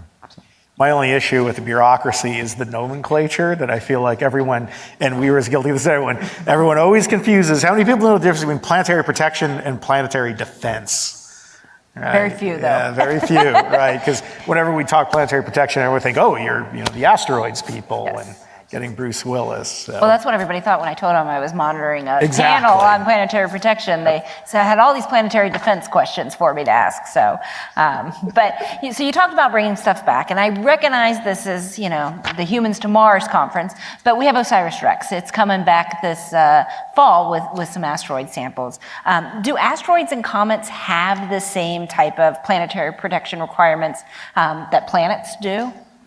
So the framework for planetary protection is a categorization, and it's a risk-based categorization based on the potential of life, and it has a series of backed scientific evidence-driven features that are built into that framework. And so from an asteroid perspective, we consider most asteroids and small bodies as a category 2, which means that basically we just have documentation that we require of those missions. So OSIRIS-REx is one of those. And then it's restricted Earth return because we know that life is improbable for OSIRIS-REx, causing harm for Earth. And so those are kind of predetermined conversations that we have within the international level that flows into our policy. Yeah. I do see Jim Green, I think, there at the mic. Scott Hubbard. Scott Hubbard, sorry. Stanford University, former NASA. I served on both of the National Academy studies of planetary protection that were commissioned by Thomas Zurbuchen. The first one essentially said we should discard the Viking cookbook. So many hours of sterilization at such a temperature. That is, in the past, it's no longer relevant. We need to move to risk-based analysis. The second one dealt much more specifically with the regulatory gap between commercial and government that you've already talked about. But also, it began to suggest that NASA take a serious look at what we called exploration zones, knowing that there will be humans on the surface, that suits leak, that habitats leak, but that escaping microbes and so forth can only go probably so far, and there's an intense radiation environment and so forth. And so my question is, because I do think that there are mitigations for having humans on Mars, how much further has that research gone in order to establish what the size of an exploration zone might be? So I'm generally not a big fan of exclusionary zones, whether that's in the Artemis Accords or otherwise, in part because I think the areas that we will want to explore, in part because of ISRU, in part because of the science, are probably the very areas that you would want to potentially exclude. Don't misunderstand me. What we suggested in the second Academy report was that there would be an area in which the humans could operate, and that contaminations that occurred there probably would go no further, and therefore other regions, which might be needed to be investigated robotically until you know what's there, could be done without worrying about contamination. So I think that is very much in works. We've answered, what we're trying to do is set up those conversations to have the science information we need to really sink our teeth into those types of conversations. So for example, on knowledge gaps, specifically we're looking at microbial transport, understanding the types of microbial monitoring, the types of microbes, so characterizing what that potential contamination source may look like, what that sphere of influence might be, whether it's wind-driven or leaks coming out of the habitats. As well as the understanding kind of the crew health side of things as well, and how that interplays with it.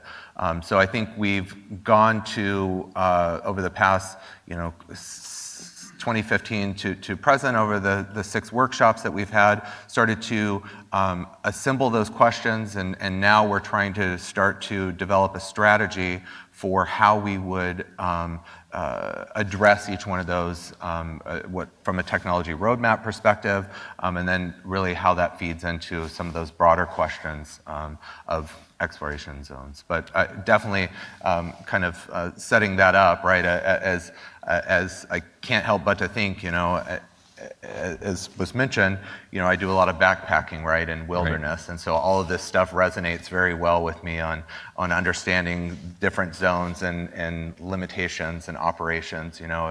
For example, if you're going to visit a national park, most of the people are going to be able to drive to the overlook and picnic zone, but if you want to go into the wilderness where it's more sensitive, not as characterized, you have to have, limits of permits and operational constraints against you. So those are all kind of considerations, perhaps, that may be modeled. So. Great, thank you. Would you say the DC environment is the most extreme policy environment you've been in, Nick? No comment.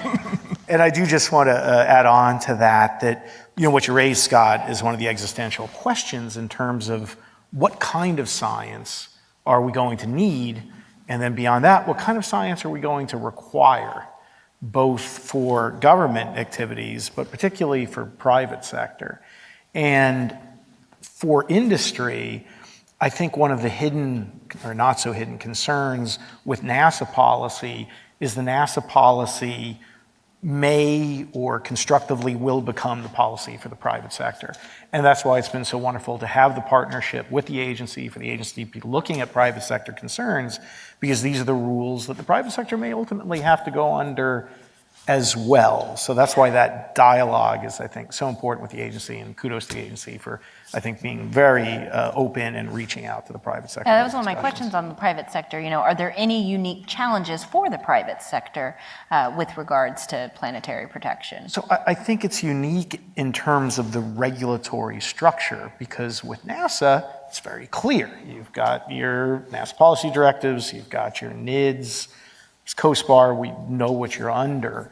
With the private sector, really in the end, and Nick, correct me if I'm wrong here, but probably the only policy that right now affects the private sector in planetary protection would be the requirements of the Outer Space Treaty.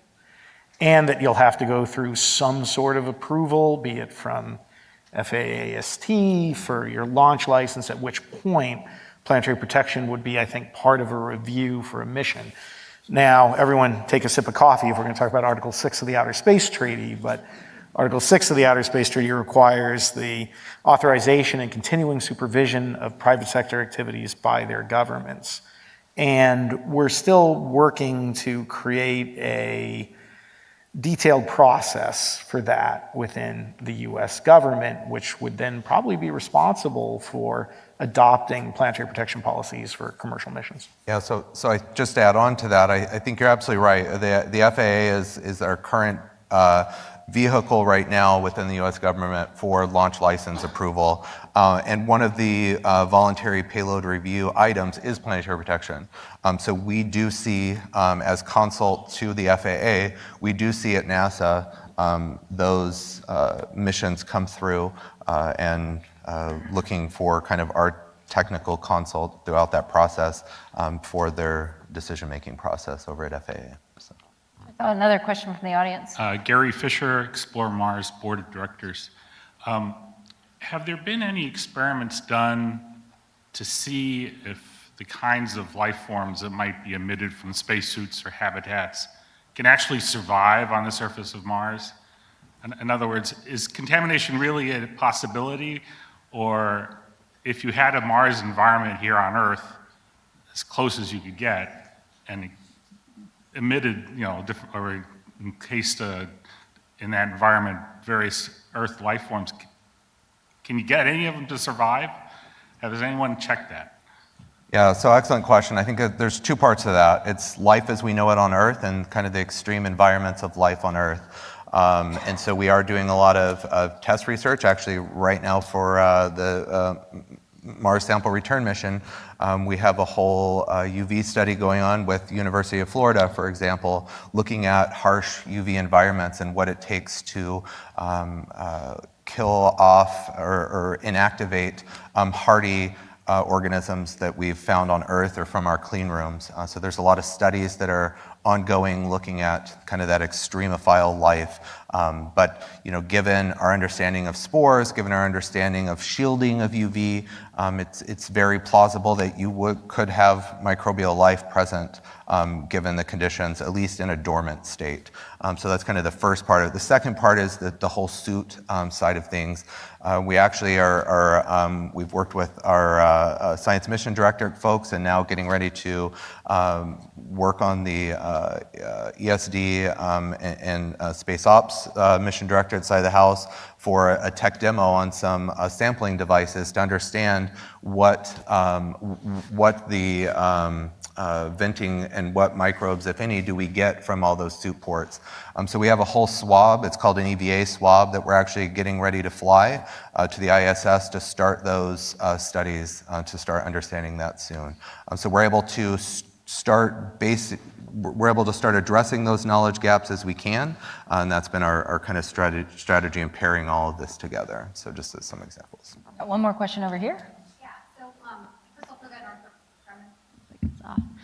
So we had a lot of discussion yesterday on debris or trash in low Earth orbit. So from a planetary protection perspective, one of the things that I feel doesn't get addressed a lot is our impact on the Martian environment or the moon environment in terms of the trash that we're bringing to the surface. And I was just wondering, from the Apollo era, we have already a ton of trash on the surface of the moon. What planetary protection provisions are being put in place to either have a plan in place to help mitigate that or lessen it, or try to be a little bit more conscientious of our footprint? So again, going back to some of the conversations yesterday, one of the key tenets of the Artemis Accords is to have a debris passivation plan. So the United States, all the international partners are committing to addressing that issue and hopefully having more fulsome and practical solutions than we have here on Earth, where debris has become a problem. So we're going to do better in space, on Mars in particular, than we have on Earth. Beyond that, as you hear, Nick and everyone at NASA are working hard to answer the kinds of questions that Scott was asking. I mean, ultimately part of the answer is we don't know yet, right, relative to a lot of what's going to happen biologically or not, which is why the research has to be done, and then the agency is implementing it via NASA policy and interim directives. Again, an area that we need to work on is to ensure, relative to private sector activities, that we are adopting regulations which protect the environment, yes, but don't artificially or in a fashion that does not represent common sense approach harm or hinder private sector innovation and exploration of Mars. Yeah, so I think the other part of it is there's a sustainability piece and then there's a planetary protection piece. So it's definitely, we're working that policy in the middle of that Venn diagram because it could be very much two different kind of domains, as it were. So going back to the science missions, the Genesis mission that was collecting solar wind samples, I guess about 20 years ago, it ended up crashing into the Utah desert. Did we learn some things from that should be applied for sort of that backwards contamination? Yeah, so I think we learned a ton. I think that the two areas we learned was the importance of mitigation and planning. For contingencies. So there was an actual mitigation plan, I believe it was called Shards in the Desert or something to this tune, of what would happen if this vehicle were to crash in the Utah desert. So basically, after everybody's jaw was picked up off the floor of what happened, it was very easy and seamless because everybody knew what was going on to just pick up that playbook and go. And so that was part of one of the key things that we were able to do from a NASA perspective to still meet all of our science objectives because we had those plans in place. I think the other thing that was important is we got a lot of high ultra-pure cleaning technologies that came out of that that we can now apply to and that are being applied to OREX, for example, and bringing those samples back and cleaning and working on prepping those curation facilities right now. So there's a lot of lessons learned and feed forward that we can really take. And as we talk about lessons learned, let's never forget the importance and the connectivity between the moon and Mars, whether it's technology, international cooperation, or planetary protection. I think a lot of our planetary protection work on the moon will teach us important lessons, give us experience relative to Mars. And I don't know, Nikki, if you want to say a word about lunar, what's happening there in the planetary protection realm? Yeah, so lunar we've had a whole series kicking off with another NASA interim directorate for lunar and trying to basically reassess planetary protection for the lunar surface. And so there was a series of national academies and Coast Guard conversations and NASA conversations to really get at our current state of requirements. We did this relatively fast, all within about a year-ish of time, to change our policies at an international level to look at contamination from a organic perspective. And depending on if you're going to the polar region, then it's full up organics and lunar volatiles. But if you're going into kind of mid-latitude regions, then we would just be looking at a volatile list. And so we were able to kind of reassess and able to refresh our policies there. So since you brought up the moon, this is kind of my fun question, but the first sample return mission, extraterrestrial sample return mission, was Apollo 11. And so, the NASA astronauts scooped up some moon rocks and they brought them back. And so I'm assuming there were planetary protection measures we took back then. So I'm just curious, would those measures pass the muster today? Or maybe, we should be learning some new things since then. Lots of lessons learned from Apollo. Certainly, there was a lot of positive things as well. So one of the key lessons learned was kind of all that interagency expertise and understanding, and really developing that regulatory and authorization from a U.S. government perspective, leading up to PDNSC 25, which we're now working today to in relationship to White House and building that authority to bring samples back. There's a lot of things too we learned about design. Making sure that if we land a capsule in the ocean, that may not be good to vent it. But if you didn't design it to vent, then that might be a problem. And so those are the types of conversations we're right now having with our Mars architecture teams on what are the capabilities that we need. We may not necessarily understand the type of venting we need, but we know we need a vent. So let's put a filter housing that we can accommodate a vent, for example. So those are some of the key things.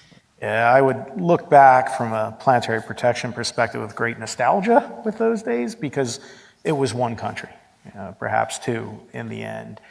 And now we are in a multipolar world with numerous countries, even the private sector, going to these celestial bodies. And again, planetary protection is a global sport. We are either going to all succeed together or all fail together. And my fear is bad actors in China and Russia that may not abide by the international norms behavior, and we need to leverage more transparency, more soft power pressure to protect the entire planet. Looks like we have one more question here in the audience. Somewhat moon related. The Earth has been hit by large asteroids in the past, such as the one that wiped out the dinosaurs. Would you expect this to have left on the moon Earth meteorites that would contain biosignatures? And if they're on the moon, would you expect to find them on Mars as well? I mean, there's certainly a chance that life on Earth began with shards of Mars that might have landed. So I don't know, I think there's a variety of possibilities. Yeah. But again, I'm a recovering attorney, so I am not someone who can address such scientific questions. Well, we're running out of time, so I just want to, conclude and say thank you so much for having us here, but then offer anything else you want to make sure the audience thinks about with regards to planetary protection before we wrap up. I think just continue to reiterate, as Mike was mentioning, it is an international collaboration. We do have forums for folks to be involved, and it's actually encouraged. for folks to be involved in COSBAR as we are starting to kind of develop our new policies of the future and be able to have a voice in that. A lot of our policies are science-driven, evidence-driven, and so we want to also make sure that we have the right science inputs and the right science conversations, so lots of workshops coming out, certainly. And then the other thing I think too is that, kind of addressing part of Scott's first question about, Viking in all the Viking era planetary protection, very prescriptive requirements, is that we've really taken a leap in looking at more objective-based and performance-based requirements. And that's reflective a lot in our NASA policy right now that we have, which really adds that flexibility of alternative approaches and really affords that innovation that we need to get humans on the Martian surface. I guess I would just end by emphasizing the challenge that we have ahead of us, whether it's planetary protection or other regulatory policies, is evolving for this world where the private sector is playing a lead role or purely a private sector role for space exploration, which has never happened before.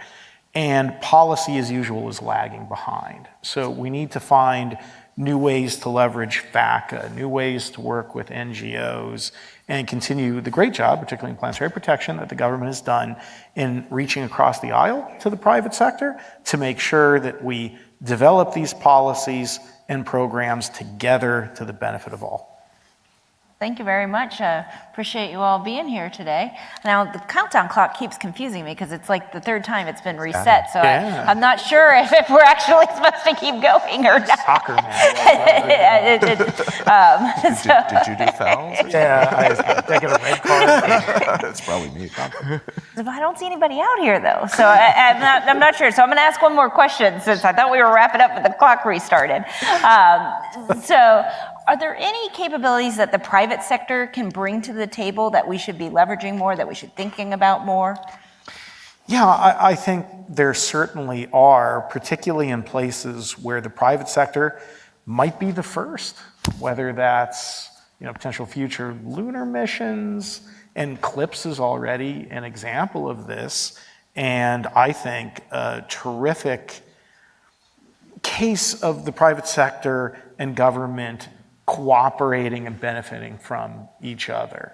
Now, when it comes to Mars, it could be a private sector entity, certainly SpaceX and Elon Musk have been very vocal about their desire to go and develop. And I think rather than be fearful of that, government should embrace the opportunity to leverage the private sector spending and then use those missions to learn all we can and answer some of the questions that Scott was asking and the questions that we've got. I think that good regulations come from good experience. Good decisions come from knowledge. And the more we can work with the private sector that will be conducting additional missions or even be the first mover in Martian exploration or other places, the government can only benefit from that. So we need to be always cognizant and cautious to build a constructive, cooperative relationship rather than an antagonistic one. And I think from a collaboration and innovation perspective, I think the commercial sector really has the opportunity to have that innovation and to help move things forward from an international standards perspective that we can all use. I think there's a lot of interplay there that we can really leverage. Thank you very much for both of you. I learned a lot. I hope all of you learned a lot as well. And that concludes our panel on planetary protection.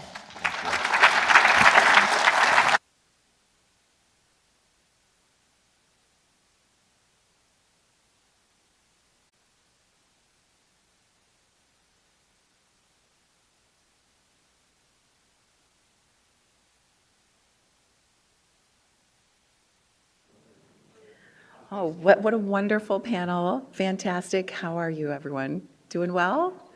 Okay, good. In our next session, which I'm about to introduce and we're getting everyone together backstage for, I want to invite if there's anyone with disabilities or if anyone would like to come up forward for this next session. We're going to be talking about accessibility in space, and we have some fantastic panelists just about ready to come out. So it is our goal to take questions, but this is going to be very thorough, and it's quite a large panel. So we're looking forward to filling it and filling the time. So as I get prepared to introduce them, I want to also let everyone know that we have a fantastic lunch event that's coming up soon with our speaker, Dr. Matt Schindel. And as you know, he's our author featured this year for The Love of Mars. And if any of you were here last year, you remember that when it comes to the lunch session with our authors, it's quite an event, and it's usually a lot of fun. How many of you were here last year when we had Mark share the Big Book of Mars? Were you here? Wasn't that phenomenal? That was fantastic.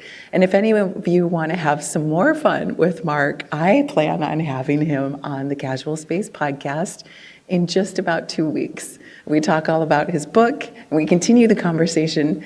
And, authors are always writing, so he's got more in the works coming. And I can't wait to hear from Matt today as well. So remember, if you have questions, there's microphones on each side.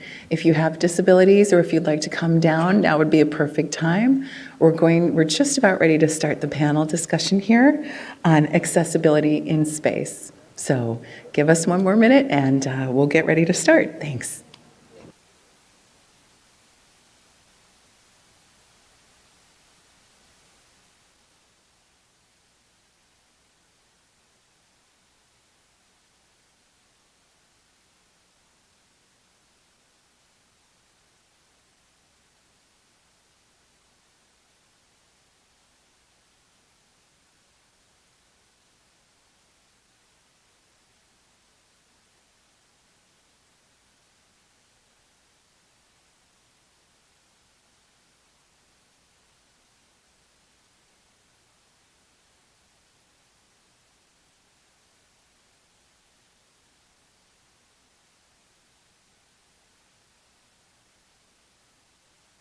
All right, we're just about ready to get started as we reset the stage. So let me once again give you this opportunity as you're taking your breaks.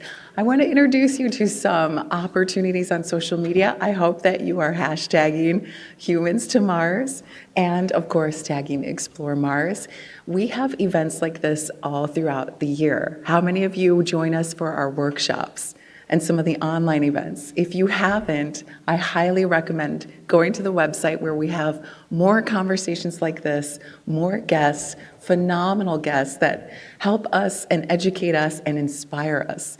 And it's the perfect place for us to have conversations that go on, that people can ask questions. We can really engage and have a more casual conversation. So make sure you're getting onto the website, make sure you're registering and joining us, because oftentimes we know that not everyone can be here and not everyone can attend, but we plan out those workshops so that we can have those extended conversations. And we kind of have a little more fun. They're usually in the evening, not so much in a formal sense, and everyone kind of gets to get in their questions and have a great conversation. So make sure you're joining us and registering. All right, thank you. It is now time to introduce the panel. It's fantastic. As we get ready to talk about accessibility in space, please give a warm welcome to our moderator today, Dr. Sheena Gifford. Thank you. And thank you. And Eric Igram of Scout Aerospace. All right, Scout Space Inc. But Scout Space Inc. Yes. My apologies. Close enough. Before we start, could you actually tell me quickly about Scout Space Inc.? I've known you for years now, but I don't know much about what you do. I really want to know more. yeah, so at Scout, we are working on solving the information gap that exists in space by developing systems for collecting information about objects in space for either space domain awareness or space traffic management use cases and things like that. That is so awesome. All right, I want to talk about that more, but I also want to talk about accessibility in space because all of our amazing friends here are joining us from all over the world. Please help us welcome our other panelists on accessibility in space today. Mr. Dwayne Fernandez. Hi, Dwayne. Hello. What time is it where you are, Dwayne? Very, very early. It's 1:53 a.m. in Sydney, Australia. Dwayne is a very good man. Thank you for joining us today, Dwayne. I'm okay. Sheila, hello. And you are in Italy right now, am I correct? Yes, that's right. I am Italy, my other home. Thank you so much for joining us. And do I remember that? Recording in progress. That to say your name correctly in ASL, is it this? Do I have it correctly? Must I use my right hand? This? So it's like this on your chin, Sheila. This is an S on your chin. Thank you. Yep, good job. Thank you, Sheila. John, thank you for joining us today. Where are you, John? I'm in Birmingham, Alabama. All right. Not quite Sydney or Italy, but still. Thank you for joining us today, John. And Lucas, our very own Space Jesus, will tell you more about that later. Thank you for joining us, Lucas. Hey, nice to meet you all. All right. These fine human beings, the ones sitting next to me, the ones on the screen, are all Astro Access ambassadors. So before we get down to it, Eric, could you talk to us about what an Astro Access ambassador is? Sure, and I think to introduce that, we should introduce Astro Access specifically, which is an organization looking to make space flight accessible for everyone, so that if anyone does get the chance to go to orbit or suborbit, things like impairments from physical infrastructure or anything like that aren't impeding your ability to participate. We are not solving the cost issue specifically, but making sure that the only barrier to entry is essentially that. And ambassadors are those chosen with certain kinds of disabilities who are putting these things to the test, making sure that we're solving the right problems, putting the right life experiences towards those solutions, and really working to make this idea that was thought up, I think, like 2.5 years ago into a reality, and making sure that it's being pushed forward in all facets of space industry's development. And before I go any further, I want to say this is a panel about accessibility and inclusion. If anyone here in this audience considers themselves to have an adaptation or disability of any kind, I'd like to invite you to join us down here in front. Please, this is your panel, and we are here for you. And we especially want you to be with us, be near us, and ask us questions at the end. So please, again, before we go any further, one thing I would like to ask people on this panel is, how do you feel about the word disability? Should we use that word today, or should we use a different word? All right. I can try to take, yeah, go ahead. You all go first. I'm not too picky about terms. Maybe because to my heart, I'm an engineer. I think the only thing we need to agree sometimes is like, let's agree to a word and then let's try to find solutions. So I personally am not, of course, talking for everyone, but I'm totally okay with this term. I don't think we need to be ashamed or anything like that. It's the opposite. I think we should just be proud of it. And my friend, before we go on, please tell everybody what you do with engineering, Lucas. I work as a senior software engineer at Google. I'm a tech lead for a team, and we are developing accessibility solutions in the operating system space. And outside of work, one of my main areas of interest is trying to make mathematics and science accessible mainly for blind people so that they can access this kind of material and study and be involved in the engineering, science, technology, and this kind of thing. So that's why, and that's how I actually got involved with Astro Access. Fantastic. Next, Sheila, could you tell us what you do and how you feel about the term disability? Sure. So really, my position is interesting. So I am deaf. So I'm involved in deaf culture, in the deaf community. And in the deaf community, we don't really consider ourselves as disabled because, you know, we have a linguistic and cultural piece to our community. So we don't consider ourselves as having a disability, but we live in a hearing world, and that means that we do need accommodations. And the ADA, the Americans with Disabilities Act, that law specifically protects those accommodations that we need and allows us to continue having access as we move through the world. So we have that linguistic and cultural piece where we don't view ourselves as disabled, but we have to view ourselves as disabled in order to benefit from the ADA and that law. Thank you for that. I just want to point out too, and I'm a doctor for the disabled. I myself do not have an adaptation or a disability, but I'm a doctor on earth for people with different kinds of abilities and disabilities, and I've gone up with the ambassadors. And once you eliminate gravity, disabilities often are eliminated as well. They vanish. And if we engineer this world correctly, they would also vanish. I just want to put that out there. People are disabled or have functions that limit their ability to interact with the world because of the way we've built the world, not because of the way they are. And moving on, John, please tell us what you do and how you feel about the word disability.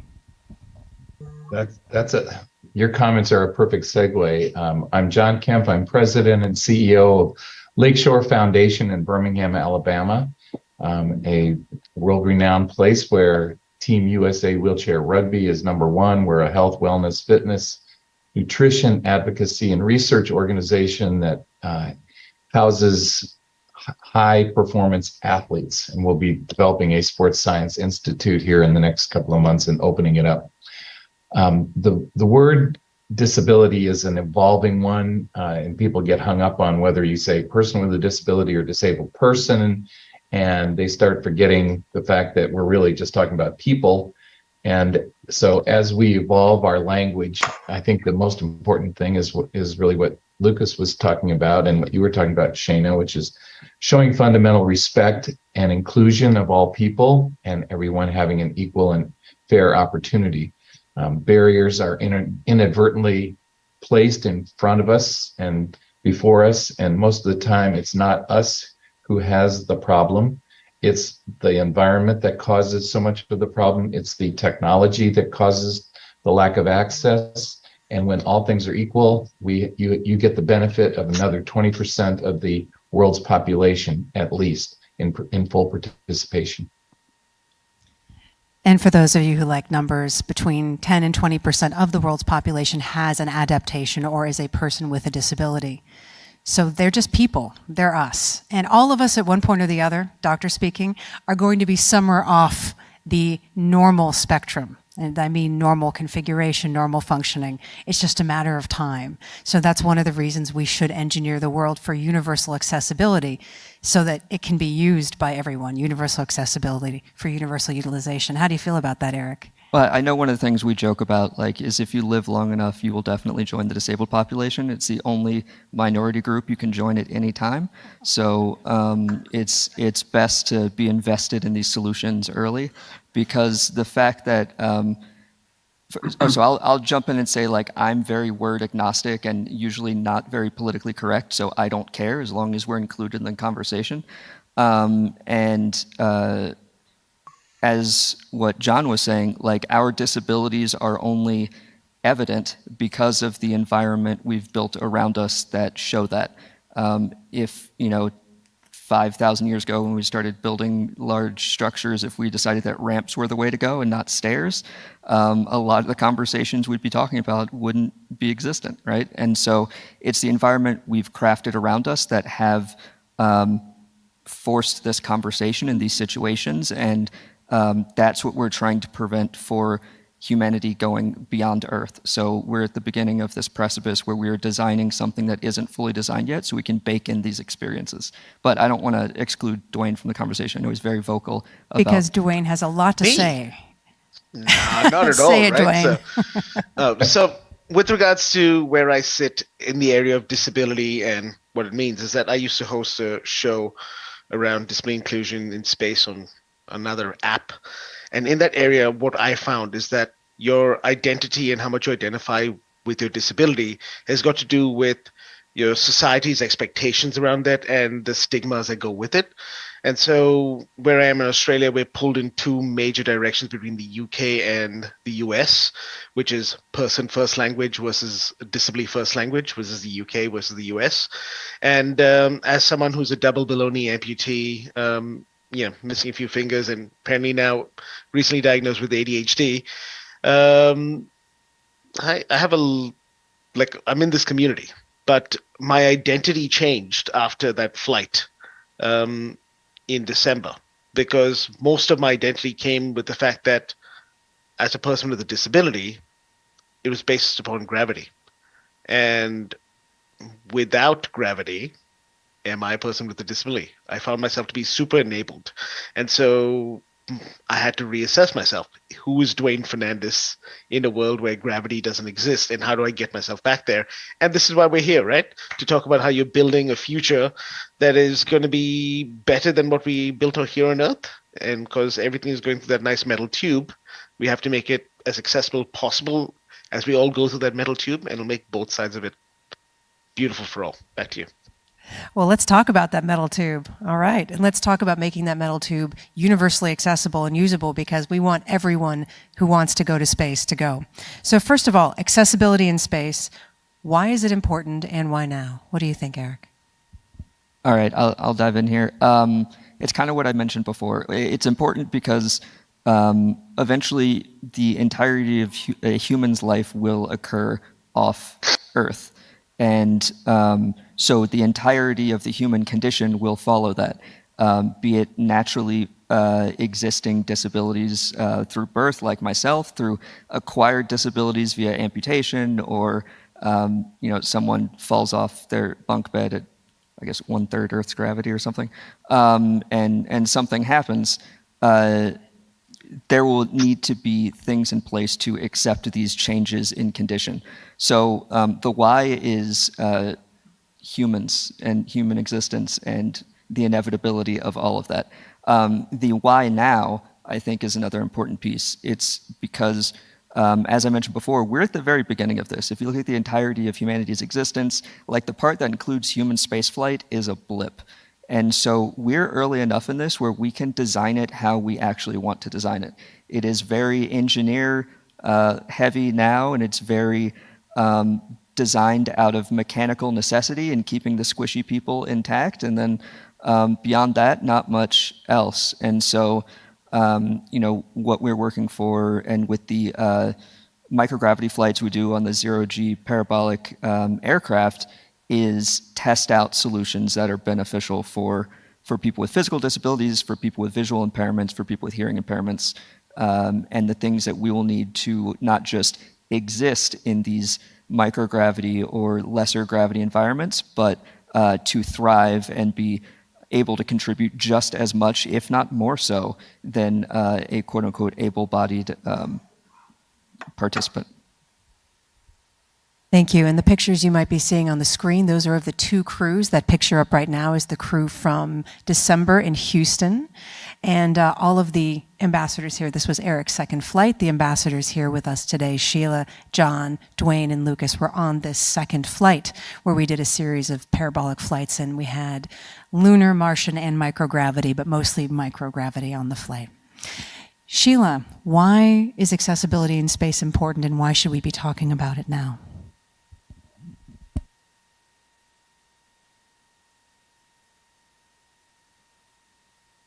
Well, really, ever since I was a kid, I had a dream of becoming an astronaut. But as an American, I know that NASA, there are a lot of barriers for people who want to become an astronaut. So I just moved on with my life because I thought it wouldn't actually be an option for me. But I still continued my interest in space. I went to MIT for undergraduate studies, and I majored in earth sciences. And then I went to work for NASA in the JPL.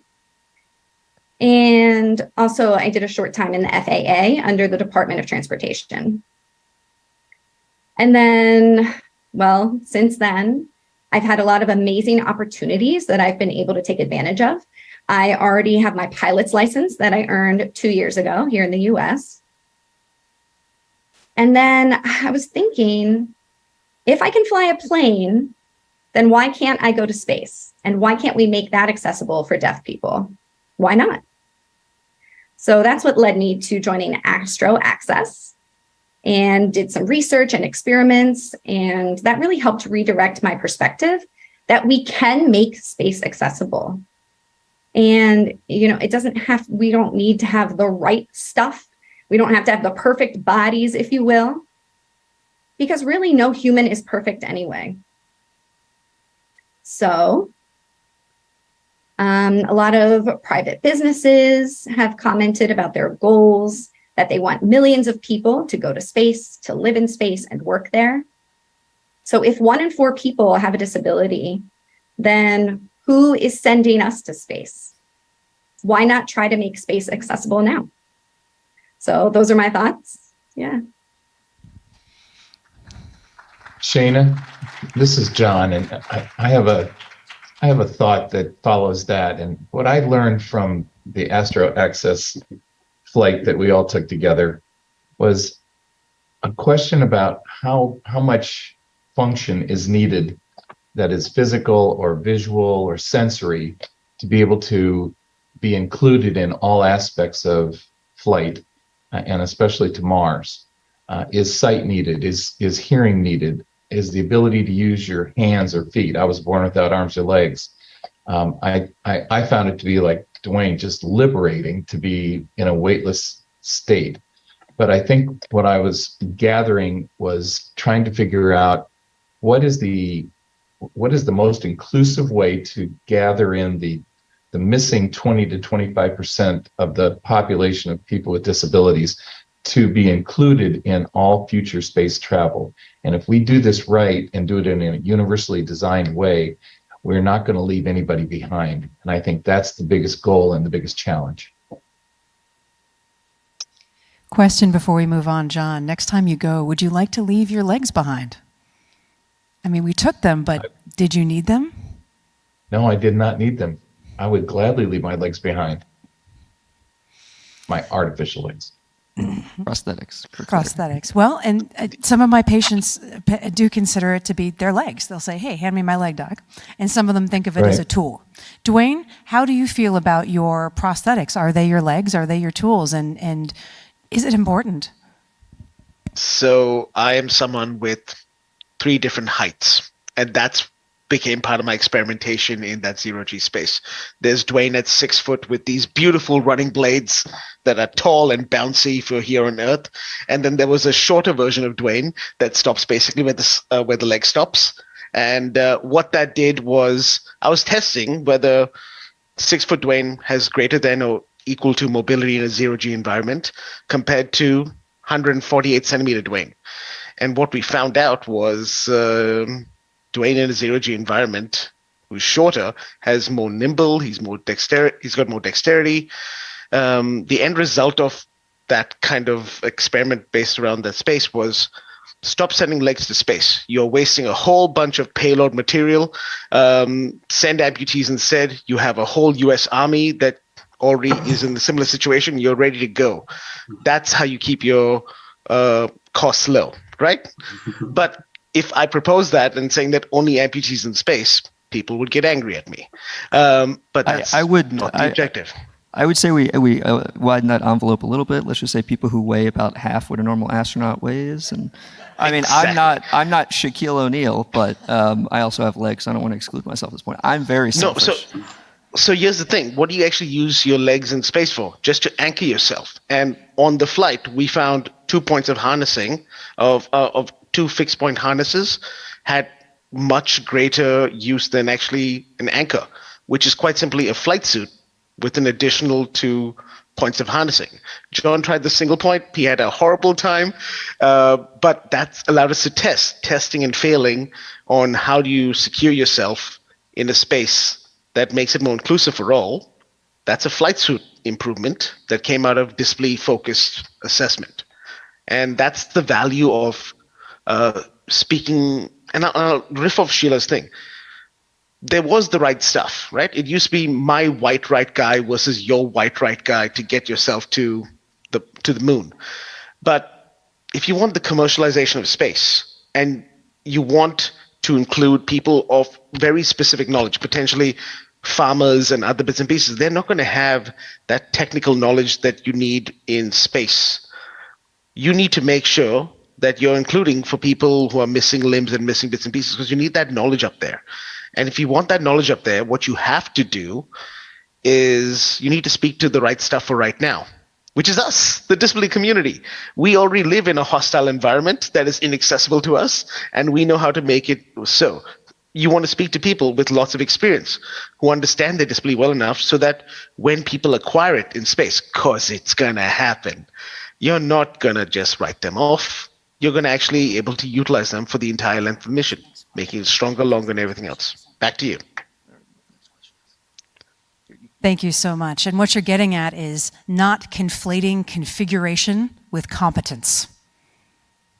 That's right. You know, I'm propelled myself in here with 2 legs, but the second Eric was in lunar gravity, he was much more competent than I was.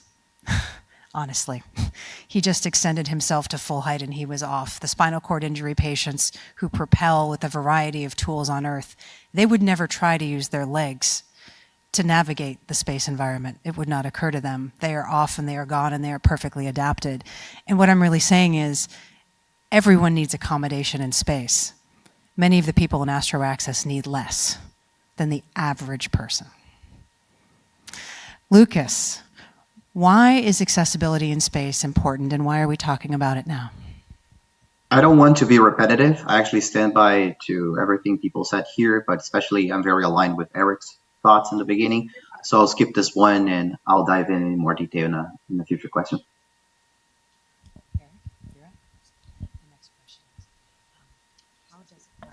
And so the next question, and this came from Eric, is how does accessibility and inclusion affect human space exploration as we go on to Earth? We've talked about that a little bit, but let's get into some of the particulars and details for this audience. Yeah, so I can take this one. I think there are some interesting things that we are already doing as part of the Astro Access investigation that already reflects on Earth. For once, I think we are also, as being Astro Access ambassadors, we are having the chance to show to people that people with disabilities, or whatever you want to call our group, since we have different ways of referring to ourselves. But I think we are showing we are capable of not only finding the problems, but also bringing solutions. In the teams, we have a lot of technically talented people. We have medical professionals. We have pilots. We have all sorts of different skills that we are showing that not only we can learn them, we can use them, and we can find solutions to problems. So as Eric said before, as long as we are part of the conversation, I think we are doing a great job. And talking to my case specifically, one of the things I'm very interested is I would like to help other blind people to get in science, engineering, mathematics, and this kind of thing. And of course, those are things, is the basis of developing a successful space program. If we're investigating how to apply those solutions, at the same time, we are also helping people acquire the skills in order to be able to be part of those programs. And I think that the effects of that are already reflecting right here on Earth. So after being an ambassador, I think I have spoken to a few blind people that contacted me directly saying, hey, I didn't know it was possible to actually be like a soft engineer. I didn't know it was possible for me to go and learn sciences. And we have been speaking, we haven't been discussing this kind of thing. And yes, I would like to make space exploration a reality, but at the same time, I also think it's super important, like what are the benefits we're bringing to people living on Earth right now. And I think, although I can say my work is impacting millions of people yet, but I'm pretty sure that is affecting some people, and I think that they are like discovering new things that they can do. If I can interject here, and I'm going to go off script, even though I asked the question. We have, over the decades, created an environment that dissuades people who don't fit into the ideal picture of the right stuff from entering the space industry. We're in a place now where there is a talent shortage across the industry for people capable of doing stuff. I know, I'm hiring right now, check out our website, and having problems with it. And I, outside of the space world, have a life in the wheelchair rugby community. John knows this well. And after the first Astro Access flight I did, which was October of 21, I went to an event a few weeks later, and I had dozens of people that I've known for years saying that I thought had no interest in space, suddenly like, I've been interested in space and space exploration my entire life, but I didn't think this was an industry I could even be involved with. Not as an astronaut, not as someone going through all this flight training and all of that stuff, just being in the industry at all. If you don't have someone you can look at that looks like yourself in those situations, you don't see yourself there. And I am one of the few people in the wheelchair rugby community, I think worldwide, that works in the space industry. And so there are thousands, if not hundreds of thousands, if not millions of people out there who are sitting on the sidelines because they think this isn't for them. So even if we're not designing for them to go to space, even if those aren't the people that will be on the rockets, these are still the people that can help build the infrastructure and the designs and everything else we need to make this happen. So I know I'm speaking towards disability stuff specifically, but I know that exists for essentially every minority group, and something we need to work towards. And I see Dwayne getting very antsy.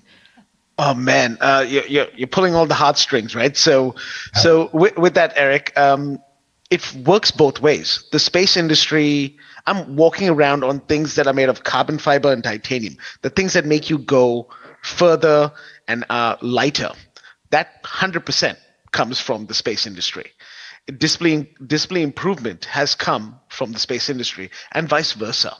And so in this area, it works so many different ways with regards to employing people, which is inclusive employment, but inclusive service delivery, inclusive infrastructure. And if you make those things inclusive at the start, the cost becomes much, much lower. And in this area, you want to really kind of hone in on the fact that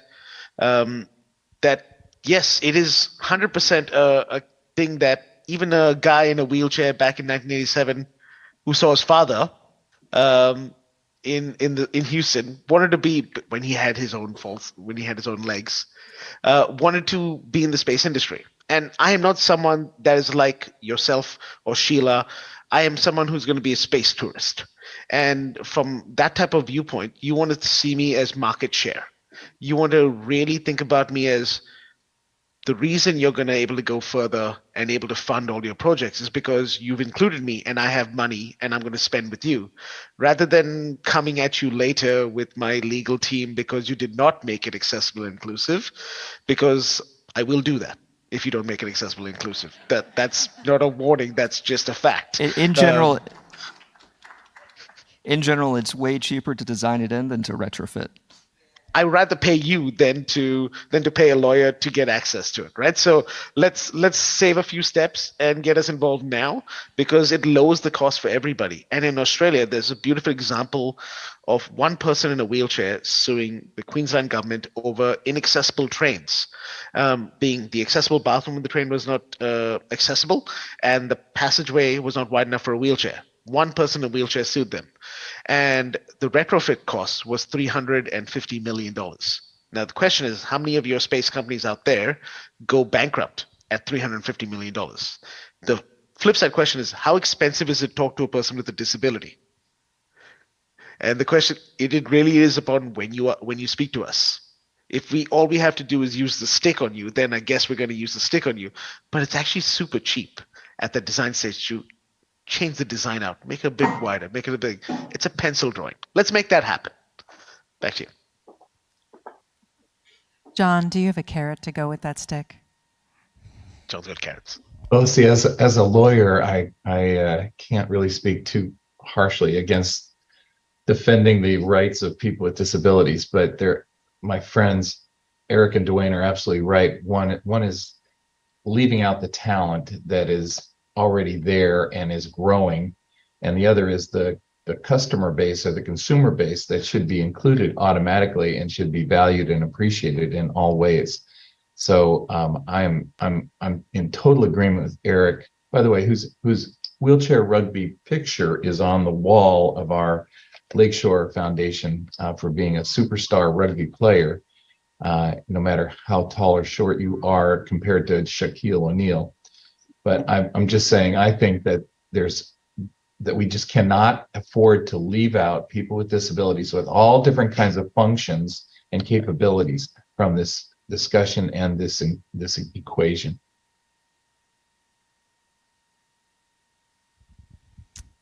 This is Sheila. If I could add a comment to that.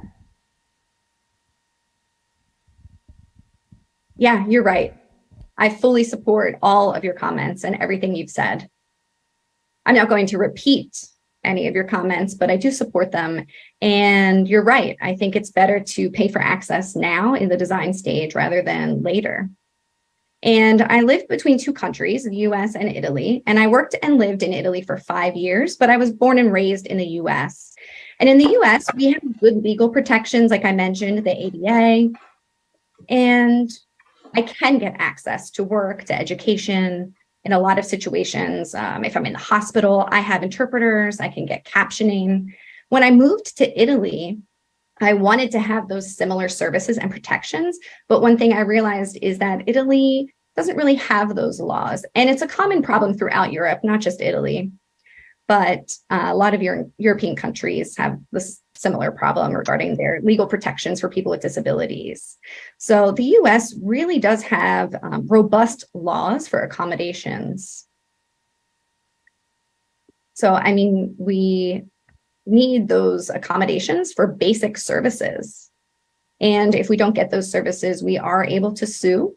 So really having those legal protections, which kind of relates to the comments that you were saying about investing in the design process now, making sure that everyone has access, that we're included in that teamwork, but really it's those laws that we have that allow that to even happen and make sure that everyone is doing their responsibility under the law. So that's my perspective regarding policy, a policy perspective, but kind of a business perspective as well. Do we want to dive into like the more strategic and technical ways that Astro Access is diving into the accessibility issue? Because I know we've talked a lot about like the policy of it, the politics of it, and things like that, but we're coming up with real solutions and buying down a lot of the risk that exists for incorporating people with disabilities of various kinds in spaceflight. So I'll speak to one of the teams I led specifically for the most recent flight, which was, we called it the seat docking drill.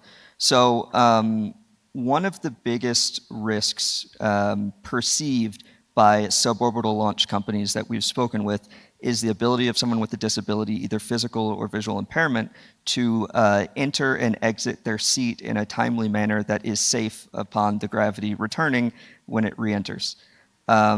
And this is not a risk we necessarily agreed with, but one that we knew we had to buy down. So in the most recent flight we did out of Houston in December, we designed actually three analogous seats. One was in a Blue Origin New Shepard configuration that was reclined and whatnot. And then we had two that were very similar to the Virgin Orbit style seats. And we had myself, Jose, and oh my gosh, what's her name? Yes, Dr. Sherry was in one of them and as well, Sherry. right? Okay, yeah, all right, so there's four of us. I lied. And so in about 15 microgravity parabolas, we worked on entering and exiting these seats. They had 5-point harnesses. We had to do it within a 20 to 25 second window because of the time of the parabolas.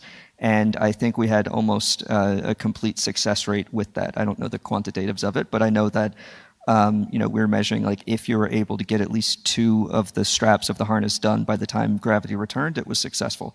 So we're doing practical research and coming up with real world solutions for these problems and not just addressing things in like a colloquial, like, wouldn't it be good if we did this sort of thing?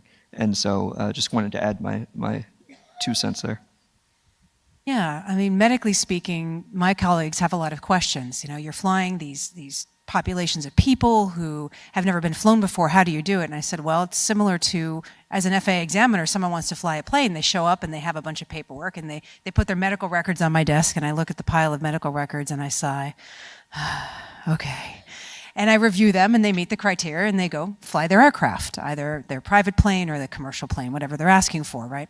Same thing, they want to get on a rocket, you know. A lot of people who can afford a $250,000 ticket show up with their pile of medical records, and you sigh and you review it and you see if you think that would be a safe thing to do or you could make it a safe thing to do, right?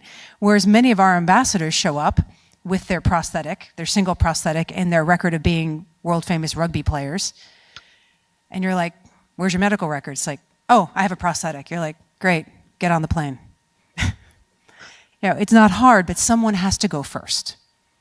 And so in many ways, Astro Access is doing what the commercial spaceflight industry did for space. They're going first. Not because it was ever hard or impossibly difficult, but because somebody needed to do the proof of concept. All right. So what other questions do you have? Around the 10-minute mark, I'd love to maybe take questions from the audience, but we have a little time. Eric, is there something else you'd like to ask now before we do that? There's a million questions, but no, I mean, I just want to state that we don't want to create the same problems in the future that we've created in the past. So I have a sport pilot certificate. There is a very specific reason I don't have a private pilot certificate is because I'd have to go get a third-class medical. And there is a 90% chance that if I go to a random AME or medical examiner, they're going to say no just because they see a wheelchair. And if you have an FAA medical denied, you can't fly anymore. So we want to avoid these same mistakes and perceptions as we move forward off planet. And so, while we are doing the testing on the technical side and for solutions for the physical environment around us, we also need to societally understand the impacts of the decision making we have now. And so I'm just going to plant that seed for everyone and look forward to any questions. I'm going to water that seed for you, if that's possible. In that space, yes, we built things historically on things that have come before, right? So when they think of space industry, they think of the flight industry because that's the logical thing. It's up in the air. But that industry is a thing that occurred, 1960s? That type of regulation came in that type of area. And so the issue with that is that you have an exclusionary process that has been ableistic for a very long time. When you think about the space industry, you actually have a clean slate. And you can actually look for building human systems, and this is mainly human systems. Build your rockets wherever you need to build them because your legislation allows you to do that. When you think about human systems, you want to think about strong legislation. And places like Australia is very useful for that because because you've built nothing yet. You build it to the hardest, most regulatory code that is the most inclusive code, and you'll end up with not needing to have so many barriers for the individual. It is just generally a safe space. Us walking around on Earth, we don't need to be carded everywhere, to show people our medicals because we exist on this planet. But if we were being, assessed to enter another planet, that's what's occurring over here. When people are born in those other planets, which will occur eventually, they will have a different kind of physiology, potentially, different bone density, which on Earth they'd be considered as people with disabilities. And so if you want to think about Mars as a different in space, you're gonna need to think about us now as you get there, because you're gonna end up with those type of situations. And that's what I'm gonna hand back to you. Lucas, do you have anything you'd like to say before we go to questions? No, let's go to questions. Sheila, do you have anything to say before we go to questions? No, nothing. All right. John, any closing remarks, counselor? No, doctor. No, this is great. All right. I'd love to invite the audience to ask questions. If you don't have questions, we have things we'd like to say. The ambassadors have a lot they'd like to teach you and can tell you, things you probably never heard about before, but we'd also like to hear about what you'd like to hear about. So please, if there are any questions, let's take them now. We all have a soapbox we can get on in the meantime. Mine has robots. Mine's built full of legs. Yes, I have a question. Okay, Patricia Bello, People Consulting.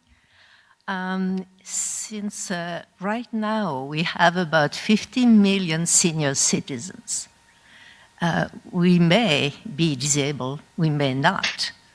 And so it's about a fifth of the entire population in the US. So speaking about a market perspective, what is the cost of not including them? I think we're going to find out that cost in the next few years. But I mean, I think that's something we can, from a spaceflight angle, start thinking about it now. I mean, William Shatner recently flew on Blue Origin. He is 90, I think. And so he's got to have some sort of disability, just based on that. And so this is going to be an increasing market with increasing demands and concerns that put different pressures on the ecosystem, be it financial or otherwise. I don't know if I have a specific answer for you, but I think a lot of these issues are going to be much more prevalent over the next few decades. Patricia, that's a great question. Thank you for answering. I can speculate on the answer based on what's happened with the commercial airline industry, at least in the US. The commercial airline industry has opted to make flight exceedingly difficult for people who are not standard configuration and function. Part of the reason why our panel is virtual, in addition to people being distributed across this planet, is the fact that traveling as a person with anything other than total functional ability is exceedingly difficult. Transiting the airport, entering the plane. You can't take your wheelchair with you on the plane. It has to be checked. Anyone out there who ever checks durable medical equipment, your CPAP machines, your walkers, your wheelchairs, you go a 50% chance of having that damaged or destroyed in the cargo hold in flight. Damaged or destroyed. So when you arrive at your destination, how do you get around safely? People have actually died because of wounds they got when they got to their destination. Their wheelchair had been destroyed or damaged. They had to use a loaner. It wasn't right for them. They developed a wound. They died. This is actually true. I say this as a doctor with disabilities. But the airline industry has chosen not yet to adapt. Pay attention, there's laws coming, and we may ask you to call your representatives. But some of the new funding for the airline industry may require that they make themselves accessible to all, including people in the older population. You want to travel. They want you to travel, so they should make it possible for you to travel. And right now they're losing probably on the order of $1 billion a year by not having accessible enough travel. The aerospace industry will face the same challenge. So, make money. Universal accessibility for universal utilization. That's the take home. Thank you, Patricia. I think we have another question. Adding on. Oh, sorry. Good. Oh, thank you. Let's see. As far as the some of the emphasis or growing emphasis on the human-machine interface from an engineering perspective, has there been any, I guess, initial projects or initiatives that has come to mind as far as some of those types of instrumentation or any kind of conceptual designs? So I'll jump in first, and then I'll throw it off to the virtual panelists. But Victoria Modesta, who is one of the ambassadors from our first flight, she is a bionic pop artist, and she is a single leg below the knee amputee. She has actually been working on the design of prosthetics that are not normal leg shaped and actually essentially tools. So there's one that could be used to grab onto things to act as a hold for stability and things like that. It's mechanically driven, kind of moves around like a snake. And those are some of the designs we're looking at, how to leverage these disabilities to make us exceptionally more useful and able in microgravity environments and similar. But I'll throw it over to the virtual panelists to see if they have specific inputs. I can take this one. Oh, yeah, go ahead first. Okay, sure. So to answer that question, last November, I went to Tucson, Arizona, and we did analog astronaut training. And it was the first time in history that we had two deaf participants involved in that analog astronaut training, which was awesome. So we had a man there, and he brought an AI, so a robot that was like a torso and head. It moved, it spoke, it had facial expressions, and we were able to directly interact with the AI human. And it looked like Blade Runner is what it made me think of. So for some context. So of course I had interpreters there. And the goal of the AI was that it would travel to space with humans and it would support missions. So we were talking with the developer, the man who built the AI robot. The AI is called Bina 48. And it can understand voices and can have conversations, but it did not understand American Sign Language. So we were talking about developing the computer to understand visual language processing, so that if I was signed to it, then the robot would be able to understand what I was saying. And just one moment for the interpreter. Sheila is freezing for me. So if I was responding in ASL and it could understand me, it could understand my hand movements and my facial expressions, then I think that would be awesome to have in space, because there would be no reliance on sound, but we would be able to see each other and communicate thoroughly. And I had already experienced wearing a spacesuit, a pressurized suit during that training. And myself and the other deaf participant were able to fully communicate when we were in the suits because we were using sign language. We had no communication barriers, because a lot of others were not able to hear once they were in the suit unless they had the radio. But the two of us were able to sign clearly and communicate in the spacesuits. So really thinking about that human and machine interfacing, really having those AI, the robots, those machines to support function. And one idea is better communication while we're in space. This is John. I would just love to follow up on that. I know there's an awful lot of technology and research going on with regard to brainwaves being able to move prosthetic arms and hands and mobility. And I think that might be able to just jump to the ability to communicate by brainwave from one person to another. And I'm not so sure that we have to pass through a physical prosthesis to be able to communicate. And there might be a lot of other ways in which the disability community educates the space community about what is potentially possible and efficient in the way we go about this. The disability community has a lot to teach every community, but especially the aerospace community. So I hope we get to that. We are out of time for today. However, I want to thank you all for being here and for listening and for your wonderful questions and your excellent attention. Please look up AXTRA or AXTRA Access. Please reach out to the ambassadors if you have any further questions. And thank you all for being here. Thank you for having us. Thank you. Thank you. Thank you. Extraordinary session. Well, it's lunchtime, so those of you who are signed up for the speaker's lunch is in the courtyard, which you turn right at the Great Hall, and you'll see it down in your left. This afternoon we have parallel sessions. Room 120 is also to the right, all the way down. Room 125 is on the left, and then one of the sessions will be in here. And as I mentioned earlier, we will have another plenary session at the end of the parallel sessions at 5 o'clock in this room, so enjoy your lunch.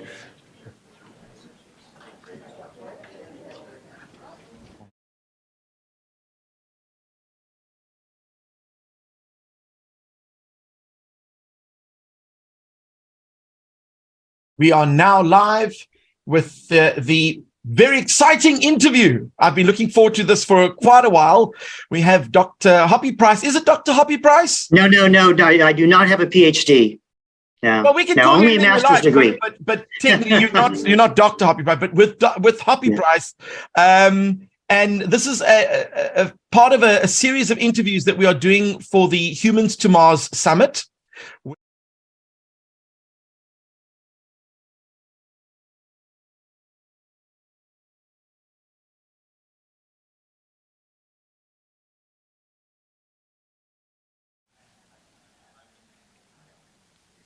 Lunchtime here, day 2 of the Humans to Mars Summit for 2023. Matt Kaplan, joined again by my co-anchor, Beth Mund. As we head into this lunch period, and people all headed over to the lunchroom here for a special conversation about Mars, for the love of Mars.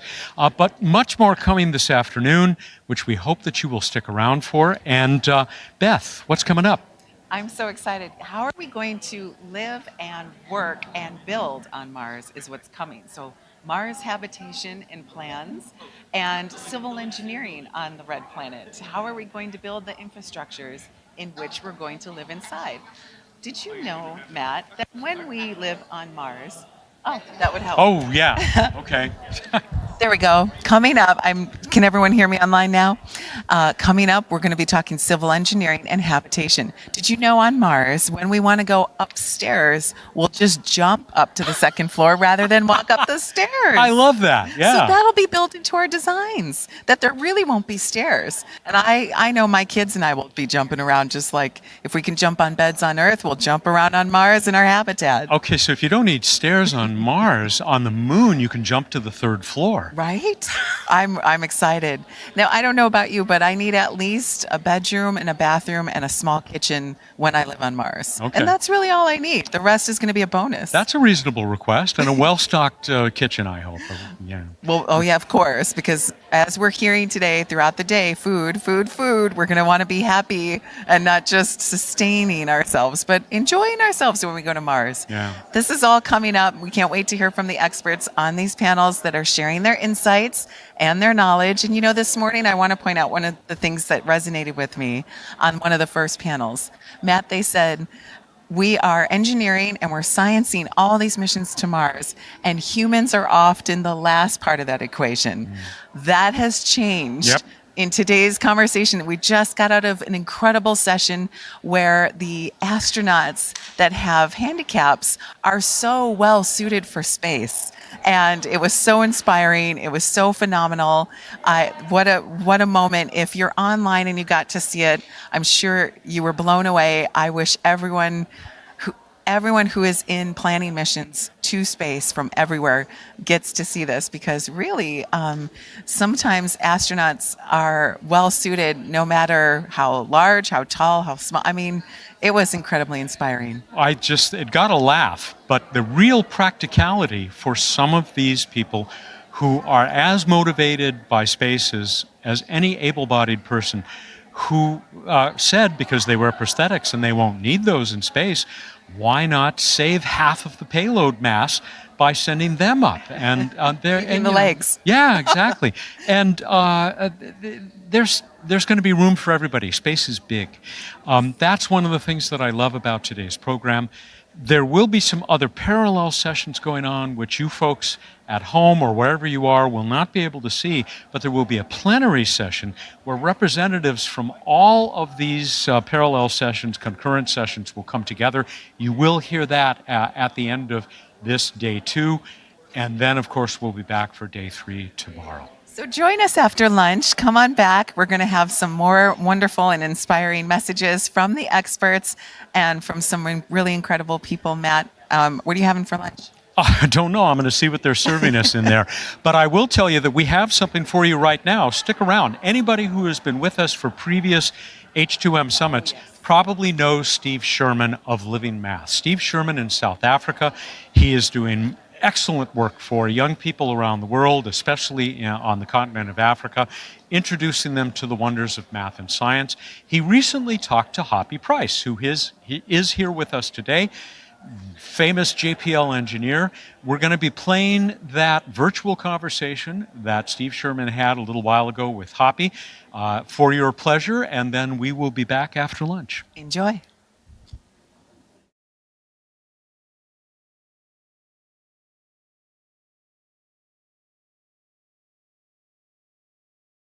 We are now live with the very exciting interview. I've been looking forward to this for quite a while. We have Dr. Hoppy Price. Is it Dr. Hoppy Price? No. I do not have a PhD. No, well, we can no, call only you a master's degree. But technically, you're not Dr. Hoppy Price, but with Hoppy Price. And And this is a part of a series of interviews that we are doing for the Humans to Mars Summit, where we are obviously promoting the idea that Mars is a wonderful opportunity to go and explore, but that it is a challenge and that there will be many obstacles that we have to overcome. And we will certainly be touching on some of the techniques that we use to actually go and explore Mars. And you've been very fortunate because you've actually been involved in many of those rovers that have been sent to Mars and some of the crafts that have been orbiting around Mars. But before we get on to any of that, you are an engineer by study. But before you became an engineer, where did teenage Hoppy begin his quest for space? Were you always excited about space, or did it just come later on? Yeah. So I was actually born at the dawn of the space age. And so I actually have a memory. I can remember as a little kid, maybe, let's see, how old was I then? I was probably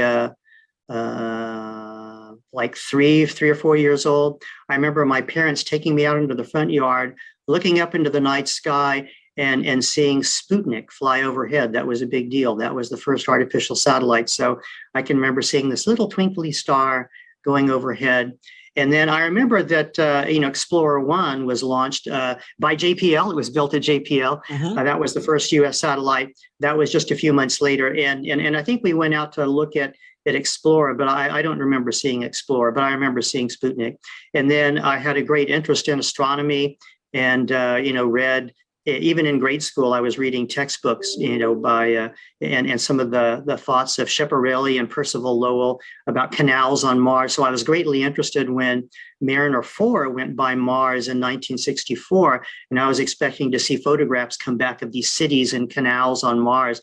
And as a little kid, I was greatly disappointed that they showed craters that looked kind of like the moon, but I was still fascinated by that. And so I saw on the news releases as a little kid that, this probe was built by JPL. And so I thought, well, I want to work there when I grow up. And so, it was a kind of a long road there, but ultimately I did end up working at JPL. So it's kind of been a childhood dream. That is amazing. So you said that your parents were looking up at Sputnik. Was that because they were just interested in space in general, or because it was that time of the history where people were just fascinated with the fact that Sputnik was even up there? Yeah, it was a big historical event. This was the first artificial satellite of the Earth. It also had implications for the military prowess of the USSR versus the United States, and it was it started off the space race, so it was in the news all the time, and so. It was being a historical event. My parents just wanted our whole family to go out and look up and see if we could see Sputnik, going overhead, and we could. That is awesome. So then you got to university and you studied a little bit of engineering? I did. I started off in Aero Astro at Rice University, and then that was a bad time for the space program. Apollo was canceled. It was the end of Skylab. And aerospace engineers were, they were getting jobs like mowing lawns and stuff like that because there was no more work. So I switched majors to nuclear engineering, transferred to University of Texas. And when I got out of college, I did work for about a year and a half in the nuclear power industry. But then I managed to snag a job at JPL, even though they weren't really hiring at the time. And I started my career there. So obviously, you didn't start at the top. So what did you do at JPL when you first got in? Well, so I had a mechanical engineering background along with nuclear engineering. So I started off doing designing spacecraft, from a mechanical engineering standpoint. So that's called the spacecraft configuration. So you do the structural layout, you figure out where all the instruments go, basically what the spacecraft looks like. I had a lot of great mentors. They kind of started me up working on interesting studies right away. So these weren't flight projects, but these were studies of possible future missions. And then I got involved in the Galileo Jupiter Orbiter probe doing mass properties because that was a spinning spacecraft and it had to be precisely mass balanced. So It was very interesting. Counting up all of the pieces of the spacecraft and how much they weighed and where they were, and calculating the moments of inertia and center of mass. And Galileo did go. It did, right? It was launched by the space shuttle. And how long did it take to get to its destination? Oh, to get to Jupiter? I can't remember exactly. I mean, but it was a straight flight path there. So, but I can't remember. It was, it was more than a year, but it wasn't like, 3 years or anything. It was, oh, actually, no, that's not right. No, Galileo had gravity assist. Yeah, because we didn't get on our initial trajectory that we wanted because the shuttle was delayed. So yeah, we actually had to do Venus flyby and an Earth flyby. Yeah. My memory's coming back now. It took many years for Galileo to get to Jupiter. And I mean, right now, the biggest frustration is that, when we go and send something from now to travel for 5 years, by the time it gets there, the technology that we have 5 years later is infinitely better. The lenses of all the cameras are infinitely better. So, the images that we're getting are using technology from 7 or 8 years, prior to the departure of the rocket. Right. Yeah. Although for space systems, they need to be radiation hardened. So we don't see the advancement as quickly on the spacecraft sometimes as we do on Earth. For instance, we flew the same radiation resistant processor for our computers between Mars Pathfinder and our our most recent rovers on Mars. They used the same processor just because we didn't have any of the newer radiation hardened processors. But now we do have newer processors, so we're kind of catching up with the computer advances that have taken place terrestrially. But as far as cameras, we definitely have better detectors in our cameras, than we did 10 years ago. And what did they discover when they traveled to the various planets? I mean, you were involved with Cassini, and was there anything else that you were involved with?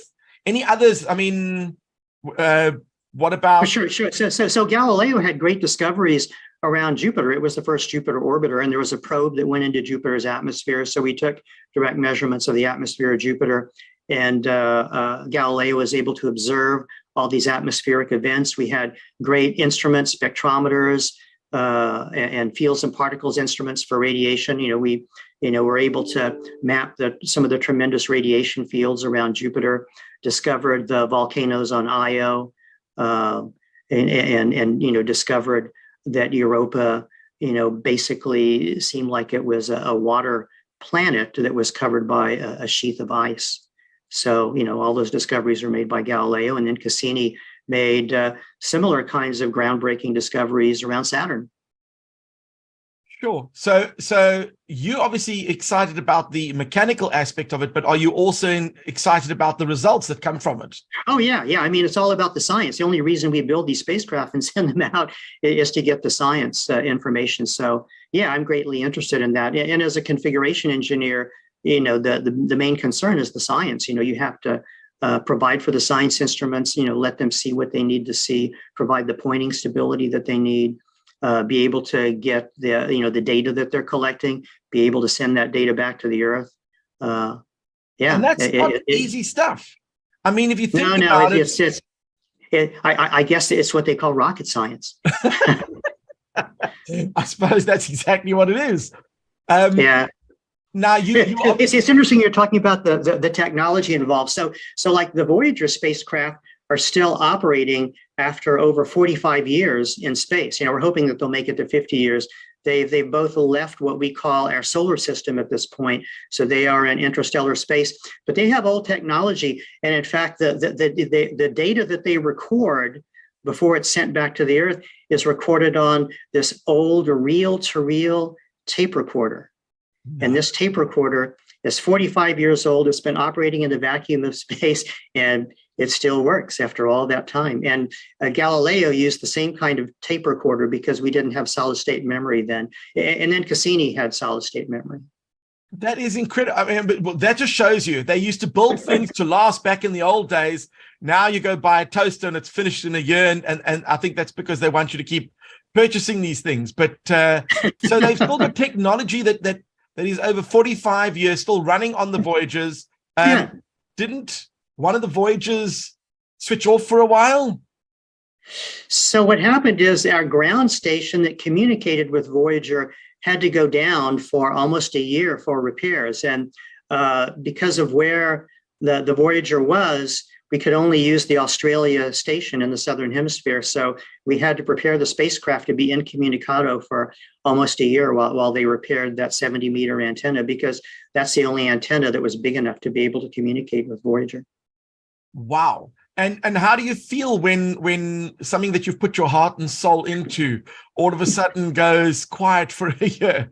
I mean, are you sitting there thinking, but it wasn't. If something went quiet and it was unexpected, that would be very distressing. But when we planned for it, it wasn't so distressing. The risk was, would it survive that time without communication from the Earth? And it did. But did you always know that at some point you would need to fix the communication station? Did you know that at some point this might happen? I mean, did you look at every contingency so that when and how do you control Voyager from so far away? Yeah, so Voyager's far away. It's about one light day away. So when we send a signal up to Voyager, it takes a day to get there. And then when it sends a response back, it takes a day for the response to come back. And how are you? What sort of signal are you sending that can actually reach that far? It's an X-band radio communication, and it can reach that far. Sure. Yeah, we have to have a big antenna. That's why we have to have the 70-meter antenna in Australia to communicate with it. And then Voyager itself has, I think, something like a 3.25 meter diameter antenna, something like that. Yeah. Sure. You have to have big antennas and lots of power. That's incredible. So, and are we learning new things on a daily basis from Voyager that we didn't know, because obviously we've never traveled that far? Sure. Yeah. We're learning about the interstellar medium, the magnetic fields, the particles, particle density, all those kinds of things. Very cool. So now, of course, let's come a little bit closer to our planet, and you've been involved with a few missions to the moon. And in particular, only one mission to the moon. That was Grail. The Grail. So tell us about Grail. What is Grail and why did we need it? So the moon has really squirrely gravity. It has these things called mass cons, which stands for mass concentrations. And that was a challenge for the Apollo missions when astronauts were going to the moon, because it wasn't like a uniform gravitational field. And so, they had to be on their toes to keep their trajectories on track and to be able to figure out how to land on the moon. So some of the earlier satellites did come up with a rough gravity field of the moon and figure out where the mass cons were. But the Grail mission was designed to have much higher fidelity on mapping the gravitation of the moon, and that was going to be in support of Constellation missions going back to the moon. And then after Constellation was canceled, now it's supporting the Artemis program so that we can do more accurate trajectories for the Gateway orbiting the moon, but more importantly for the lunar landers, for the human landing system. Yeah, so that we know exactly how it's going to behave as it's going down to land on the moon. But is Grail still functional? No. So the Grail mission was it operated for about a year, and it was in a low circular orbit around the moon. And these two satellites were measuring the distance between each other to like atomic level distances. And so, when the gravity field tugged one spacecraft versus another, we could actually measure that difference. And then we had this enormous computer program running on a supercomputer that would use that data to extrapolate the gravity field of the moon by doing all these iterations to come up with something that matched the data. And now we know that the moon's gravity is 1/6 of Earth's. But didn't we know? Well, we always knew it was 1/6 of the Earth, but now we know, how it's distributed. And so because of that gravitational data, we've learned more about the inside of the moon too, like, the core of the moon, and also some of the features of the craters and lava flows and other aspects of the lunar geology that became apparent once we were able to map the gravity field accurately. But then, of course, the moon was just a stepping stone, because Mars was something a little bit more challenging, but also attainable. You've been involved with quite a few of the missions that have gone to Mars. Sure. Yeah. I was involved with the Pathfinder mission, and currently I'm working in the Mars Program Office. So I'm involved with the 3 U.S. orbiters and the 2 rovers that we have on Mars now. So how long have the orbiters been around Mars? Well, Mars Odyssey was launched in 2001. It was named Mars Odyssey after 2001: A Space Odyssey, and Odyssey is still functioning after 22 years. And are these satellites or these orbiters there to help us with communication? Yeah. I mean, their main purpose was to gather scientific data, and we've learned a lot about Mars through these orbiters, and we continue to learn exciting new things about the planet from orbital observations. But they are important as relay assets. So almost all the data that we get from our rovers, and also from the InSight mission that was on Mars doing seismometry, the data was relayed back through these orbiters. So they are like communication satellites around Mars. Mm-hmm.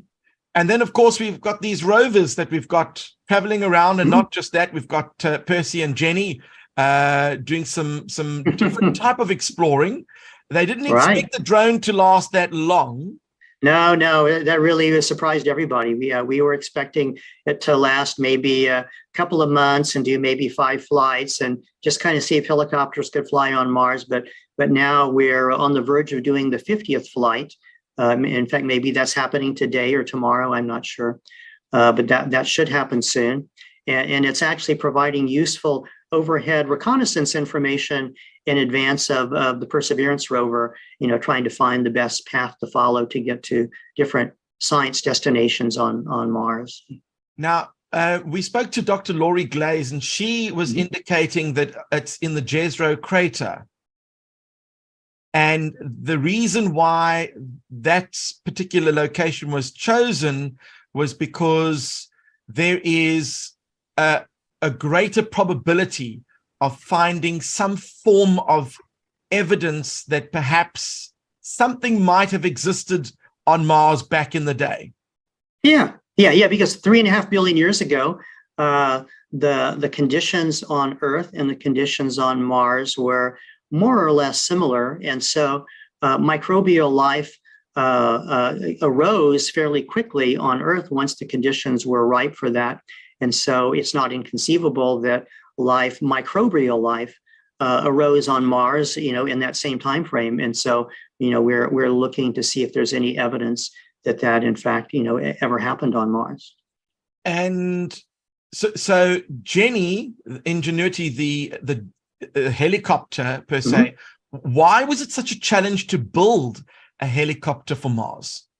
Well, because the atmosphere is so thin there. So the atmosphere on the surface of Mars, where Jenny is right now, it's about equivalent to the atmosphere on Earth at 100,000 feet. So we have balloons that fly up that high, but we don't have any powered vehicles that are flying up to that altitude. So it was a challenge to see if we could actually build a rotorcraft that could fly in such thin atmosphere.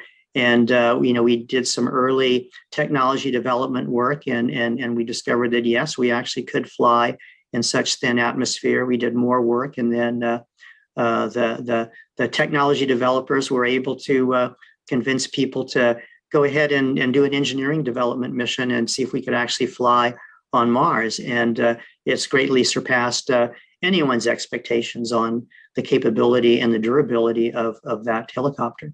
Will there be another helicopter to accompany the next rover? There will be, yeah. So it's not a rover, but the vehicle that we're working on now is the sample retrieval lander. And so its mission is to bring back the samples that Perseverance is collecting on Mars. And the primary method of delivering the samples is the Perseverance rover. The Perseverance will drive to the sample retrieval lander and transfer the samples to a Mars ascent vehicle that will then rocket the samples off the surface of Mars, ultimately to be returned to Earth. But there's a contingency. So in the Three Forks area of Jezero crater, we have taken 10 duplicate science samples, and these are duplicates of other samples that we have on board Perseverance, and we've dropped them down in this area called the depot, and it's a contingency depot of samples. So if something happens and Perseverance doesn't survive long enough to be able to deliver the samples, then the sample retrieval lander will land nearby, and there will be 2 helicopters that are sort of advanced versions of Ingenuity that will go and one by one bring the sample tubes back, so that we'll have these 10 scientifically valuable sample tubes to return to Earth as a contingency in case Perseverance doesn't survive. This is going to be a major mission because oh yeah, you've got to get to land on Mars, and we know that that in itself is a challenge. And B, you've got to then collect the samples. The baton needs to be passed in the appropriate manner, and then you've got to get that rocket to take off Mars.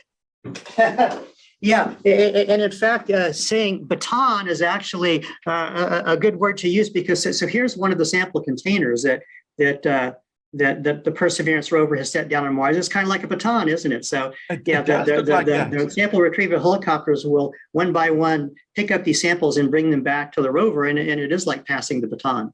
So is that an actual sample container? It's a mock-up of the sample container. So they look just like this. And the dimensions? Yeah. The dimensions are the same. All these features on the back that we use to handle them and pick them up. Yeah. That is very cool. So there are a whole bunch of these that have been planted all over Mars. And then so the Perseverance rover has 40 of these tubes. And so far, half of them have been filled up. And in the first 10 sample sites, we did duplicate samples. So this was all carefully thought out. So we knew that we wanted to, these are all great sample sites. And you know, this is everything that we wanted to find for return samples from Mars. And so 10 of them we kept on board Perseverance, and 10 of them we dropped down on the surface of Mars as the contingency depot. So we still have something to bring back if Perseverance stops working. I see. And this next vehicle that's going to land on Mars and then take off from Mars, we know how difficult it was to get Perseverance onto Mars in the first place. I watched the 7 minutes of terror, and it was literally, I mean, you were involved in that process. It really must have been more than 7 minutes of terror for you. It must have felt like eternity.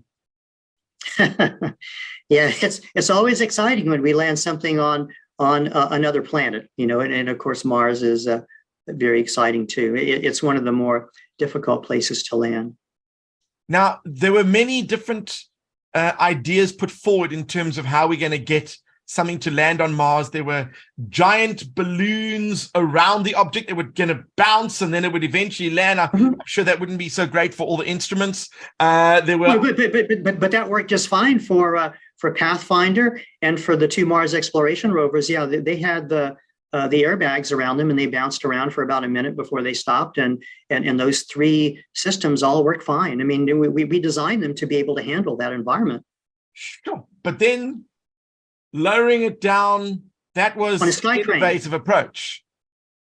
Right. Yeah. So Curiosity and Perseverance used the sky crane approach because we had a big, heavy rover. I mean, it's the size of a car, and so that was we decided that was going to be the most effective way to land them, the most mass efficient way to land them and get them on the surface. But then, of course, dealing with the dust was another issue.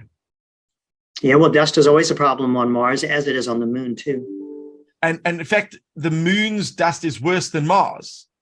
Yeah, I think so. It's very abrasive. Yeah. So there are a lot of risks. Obviously, just putting electronic devices on Mars, human beings must be a whole new level of complexity. It is indeed. Yeah. So in terms of your involvement now, what are the next steps for Perseverance and the soil retrieval that's going to be coming next, and when is that all happening? So the sample retrieval lander right now is scheduled to launch in 2028, and then it will take for various reasons to avoid dust storms and stuff. It'll take a longer path to get to Mars, like 1.5 years to get there. And by the time, and then there's a European orbiter that will launch actually, I think in 2027, and so that's actually going to pick up the samples from Mars orbit and bring them back to the Earth. So it's a very complicated process. There are many moving and parts. the samples should be back on Earth. We're thinking around 2033.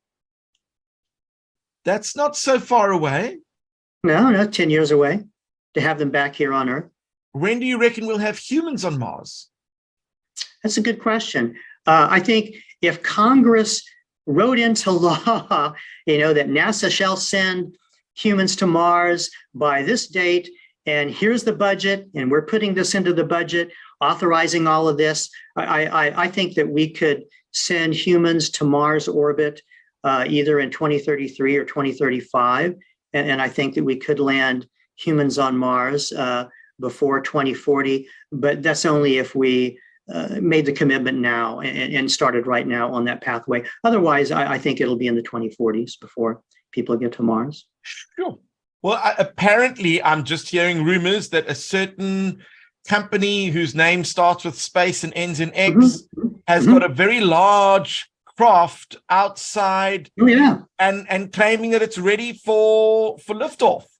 Oh, yeah, we're all very excited about that. Yeah, so that would be the first flight test of the Starship and the Super Heavy booster, and we've all got our fingers crossed. We hope that thing works because that is the basically the prototype for the human landing system, which is to be sending U.S. astronauts back to the moon again in just a few years.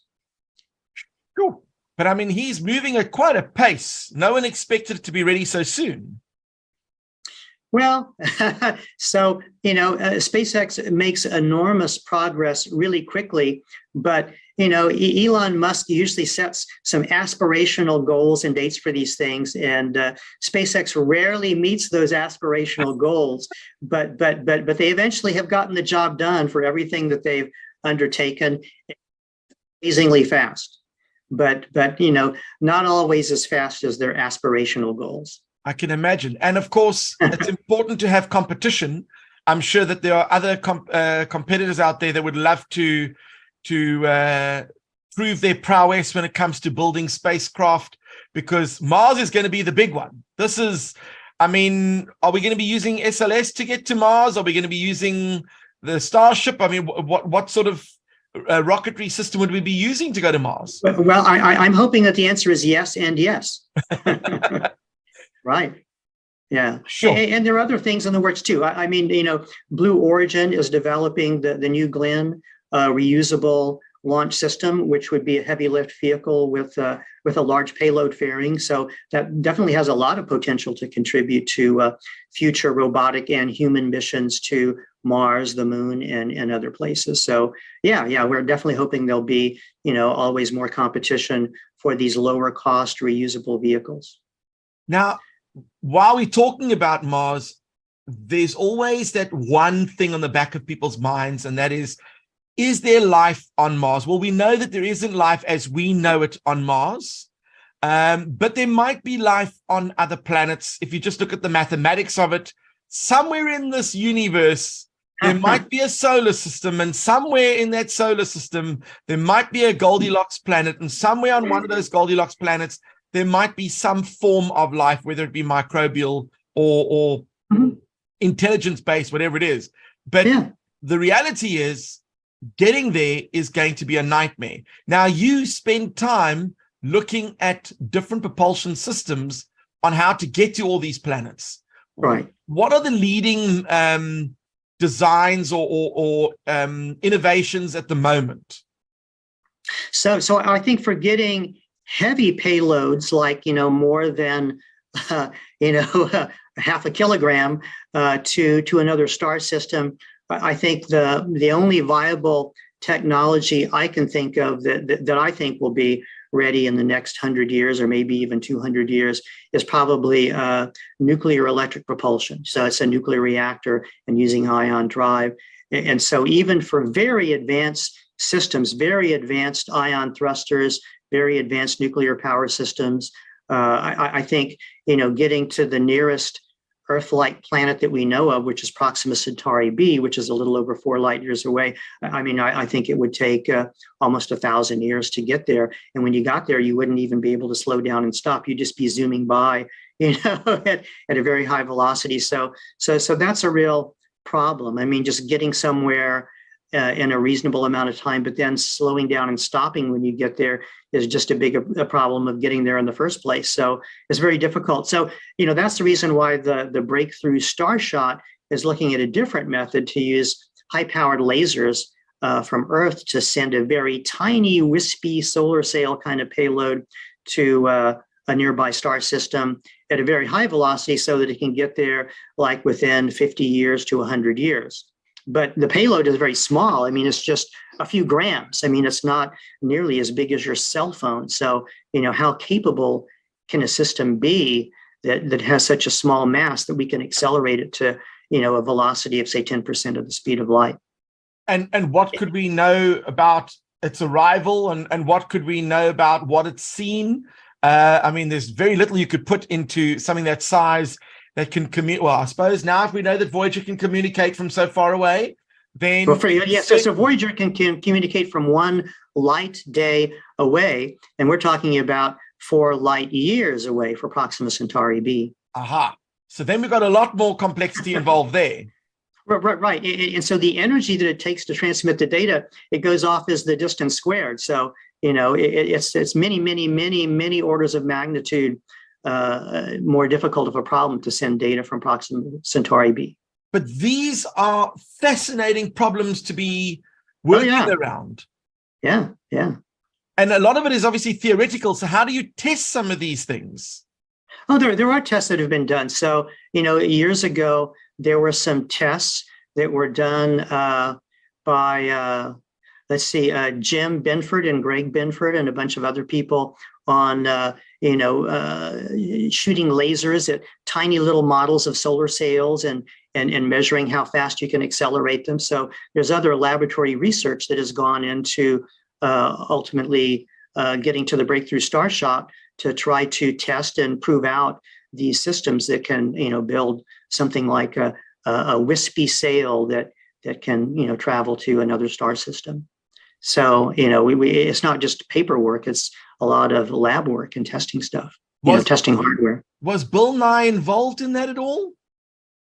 Who? Bill Nye, the science guy? I remember he... Bill Nye.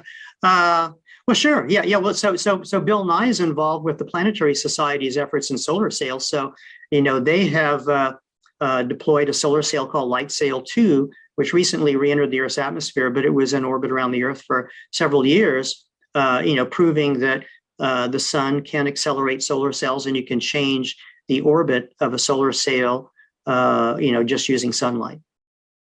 So they demonstrated proof of product. Yeah. But that's a different kind of solar sail than what would be used in Breakthrough Starshot. But it's it's still using photons to accelerate a sail. But I mean, then you wouldn't be able to do massive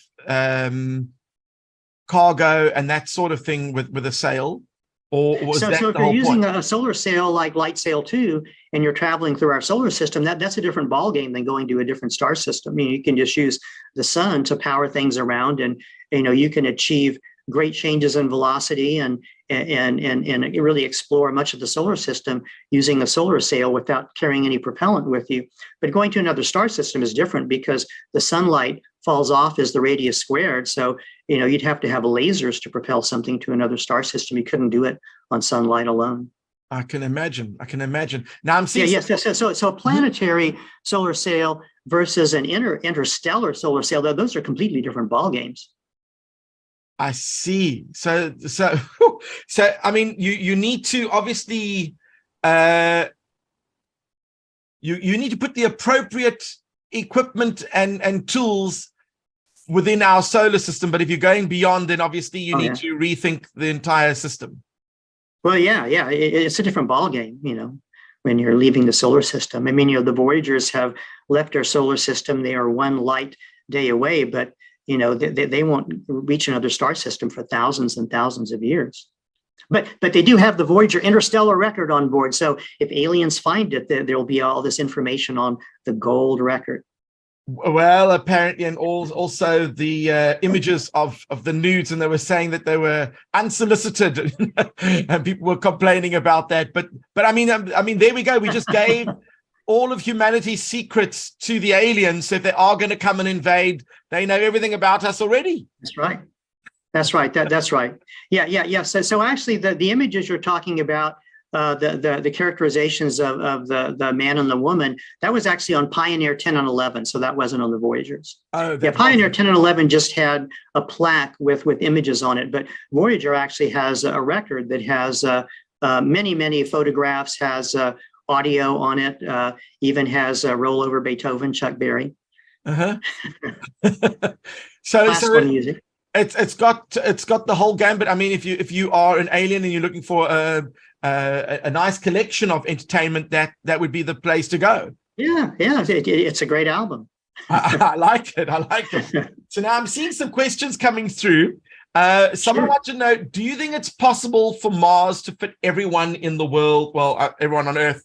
I suppose the implication is that if we are going to, at some point, pursue Elon Musk's dream of colonizing a planet or settling on a planet, the idea would be that it would be big enough to host many people, but would it be able to host the whole of Earth? Well, I don't even know if that's even practical to consider, because I don't know if everyone would want to go to Mars in the first place. Right. I think it would be pretty daunting to transport 8 billion people to another planet. It's hard enough just to send 1 or 2, but SpaceX does plan to send maybe as many as 100 people at a time to Mars.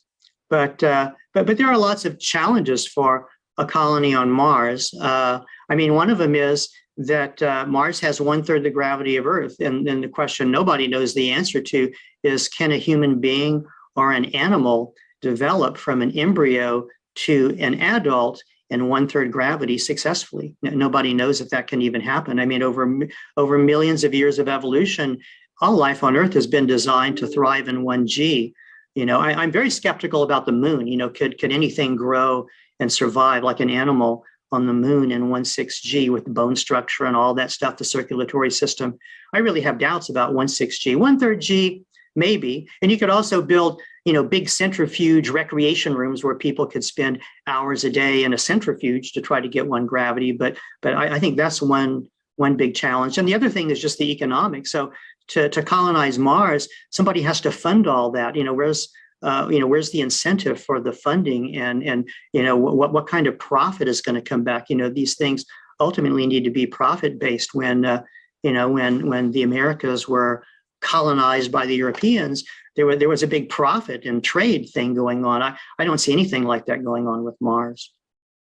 Sure. Well, I think we should focus on our own planet and not planet B, because at the end of the day, we still have one Earth, and it's been around for quite a while, and it'll probably be around a lot longer after we've left as well. But the point is, we could certainly reverse some of the damage that we're doing at the moment. Yeah, but even for the worst doomsday scenarios, whether it's runaway global warming, or whether it's nuclear war or some global pandemic or something, when all that's over, you're going to be better off being on the Earth than on any other place in the solar system, because there will always be more resources here. So you can imagine any kind of habitat, sealed up habitat that you would send to Mars. I mean, if you had those things on Earth, you're just going to be in better shape, because you have plenty of water, plenty of air, and the gravity is 1G. So, I think you're always better off being on Earth, even for even the dinosaur killing meteor hitting the Earth again. There would be people that survive, and when they're done, they'll be better off being on Earth than somewhere else. Probably. Now, of course, the question was, how long will the human voyage take to get to Mars? So that would depend on where Mars is at the time that we launch. Well, yeah. So the efficient trajectories, if you're going to send 100 people to Mars at a time, those opportunities come by when the planets align a certain way every 2 years. So, when we send our missions to Mars, we launch every 2 years at the most. And that's because when we are moving around, we want to make sure that as we're getting close towards Mars, by the time we leave, the distance will be the shortest at the time of the arrival.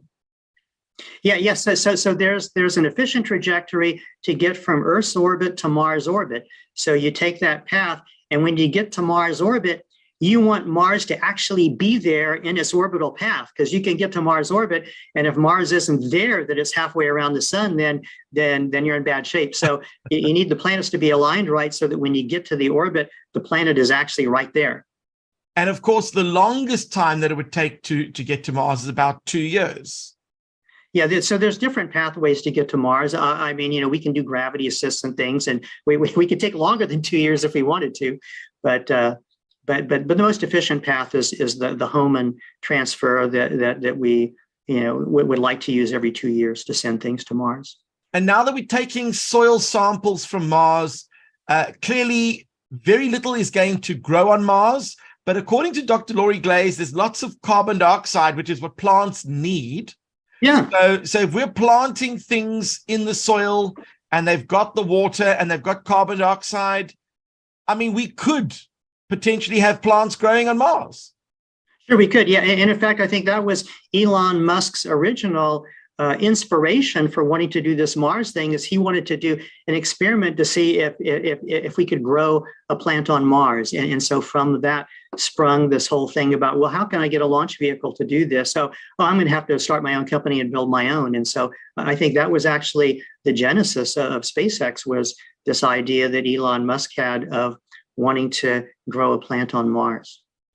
Now, because you're involved in the engineering side of all these crafts, how many times do you watch movies and think to yourself, oh, please, if they come to me, I could have told them that that's not possible. Do you ever go through that where you watch movies and think to yourself, a little bit of consultation would have gone a long way?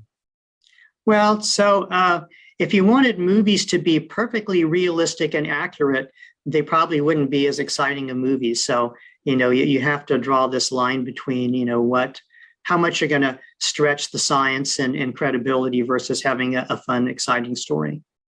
So, I mean, so realistic movies would be like 2001: A Space Odyssey, although, the thing about the Stargate and all of that is a little beyond our current knowledge and capability, but that was pretty realistic. And then, of course, the movie The Martian was very realistic, except for the dust storm. We don't have dust storms that powerful on Mars that we know of.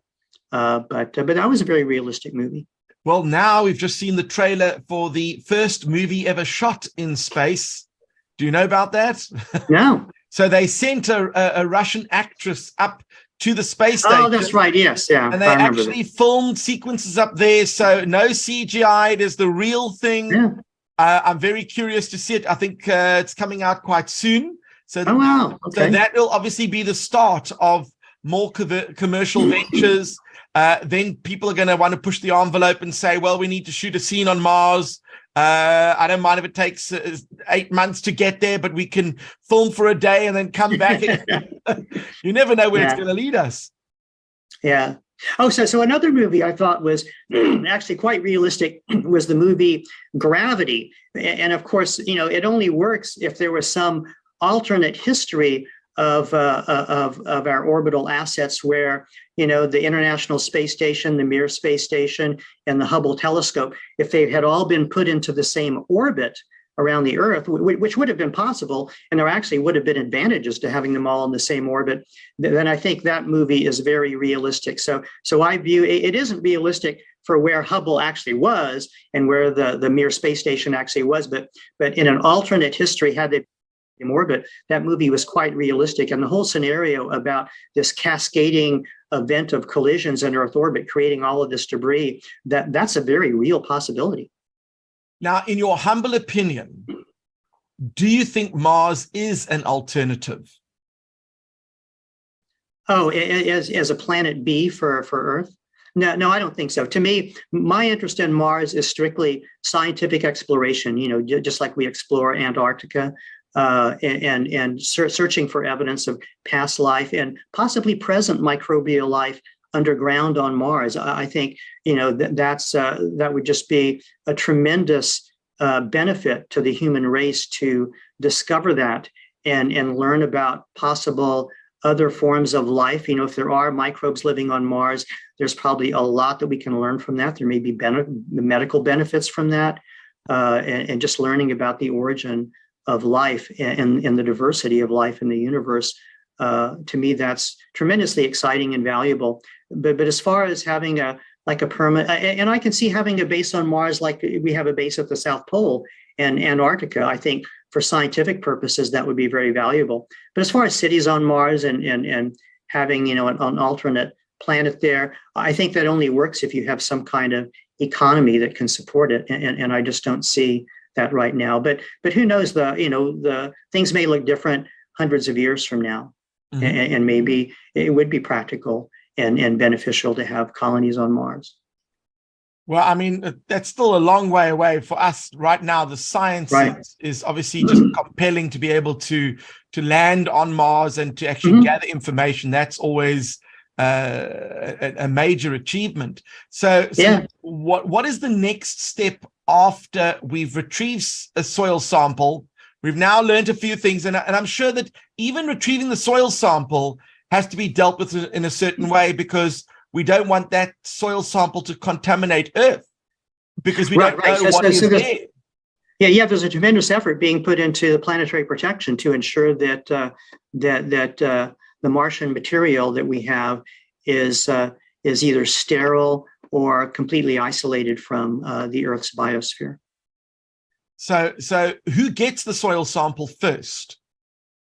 So that will be returned to a sample receiving facility in the United States, and that facility is still under development. So we don't know exactly where that's going to be yet, but there are people working on that. And then that facility will be able to handle the samples and then safely distribute them to different laboratories around the world that will be studying the samples and looking for different aspects of the material, both looking for life and looking for other aspects of the geology on Mars and history of Mars. I think the implications are incredible, that we are quite close to either providing empirical evidence that there was or is life on Mars, or confirming that no, there isn't, back to the drawing board. So confirming that there isn't, that's a pretty difficult problem. Whether something, just absolutely conclusive is going to come out of this, I don't know, but we will certainly learn a lot. And Jenny hasn't flown over something and thought, wait a second, that looks a bit like a spider. What is that thing? We haven't had that sort of situation. Yeah. So there, I'm sure there are some websites you can go to that probably expound on all these things that Ingenuity has found. But if you look at the real photos and scientific evaluations of those photos, there's no evidence of life that we've seen on Mars from any of our images from our space vehicles, from Perseverance or the Ingenuity helicopter. Mars is a very interesting place, but there's no evidence of life there that we've seen. And in fact, on the surface of Mars, in fact, going down probably a couple of meters, the radiation environment over, a number of years is just horrendous. So, if you think about something that might have been living and it was like a meter below the surface, or maybe even 2 meters below the surface, the amount of galactic cosmic radiation that would have hit that thing, over the millions of years, it just would have wiped out any kind of life form that we can imagine. So I don't think there's anything close to the surface. But if you go deep down underground on Mars, it could be that microbial life did migrate there billions of years ago and could still exist. There's a lot of microbial life deep under the Earth. There are energy sources and chemical sources to sustain life. So there are microbes that live miles beneath the surface of Earth, and there could be on Mars too. We just don't know. Will there be a future rover that decides to start digging very deep into the ground? Sure. If you look at the National Academies of Science and Engineering they have a decadal survey. And so one of the highest priority missions for the next 10 years is a Mars Life Explorer. And so that would be to land in an area of Mars that has ice, and we know of ice fields on Mars, and to drill down and see if there's any evidence of life, in these ice fields, either inside the ice or in the boundary between ice and soil, where it's possible there could be some microbes that could thrive in that kind of environment. I mean, generally, when there's water, there's a higher probability of finding something than just in the soil. Yeah, sure. On Earth, everywhere that there's water, we find life. I don't know that that's the case on Mars, but that's the place where you'd look. You'd want to look where there's water or ice or some source of water. So when are the next missions to Mars? Have they planned the next mission to Mars for JPL is planned to be the sample retrieval lander. And it doesn't really have science instruments on it. Its goal is really just focused on bringing back these sample tubes. Mm-hmm. And as far as science missions after that, there is a future plan that the Mars exploration program has, and that is publicly available. I can't tell you exactly where because I can't remember, but it's the Mars exploration program future plan. And so there are presentations that have been given around the country and are in the works, and that kind of outlines where we would like to go with robotic Mars exploration over the next 20 years. And the debate over whether a human and a rover is better for exploring Mars. Clearly, obviously, there are advantages. There are advantages to either one. Yeah, sure. So let me give you an example. We had this great mission called Mars Insight that had a seismometer on the surface of Mars. And so to deploy the seismometer, there's a robot arm on the lander, and it had to, pick up the seismometer and then go find a place and move and set it down on Mars.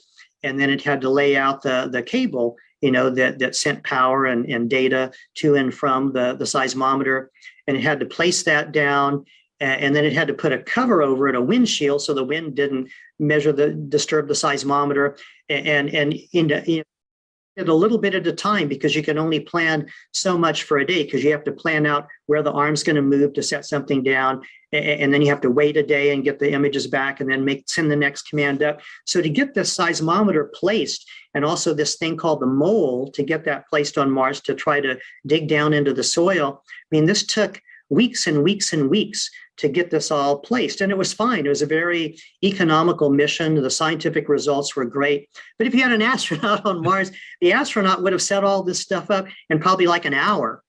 So there's a big time difference. And when our rovers go up to drill a sample, even with Perseverance, which is much faster in operation than some of their previous rovers, as far as how far it can drive and how long it takes to to drill a sample. It still takes days and days whereas a geologist on Mars, she or he would have collected all those samples that Perseverance has collected probably in a couple of days.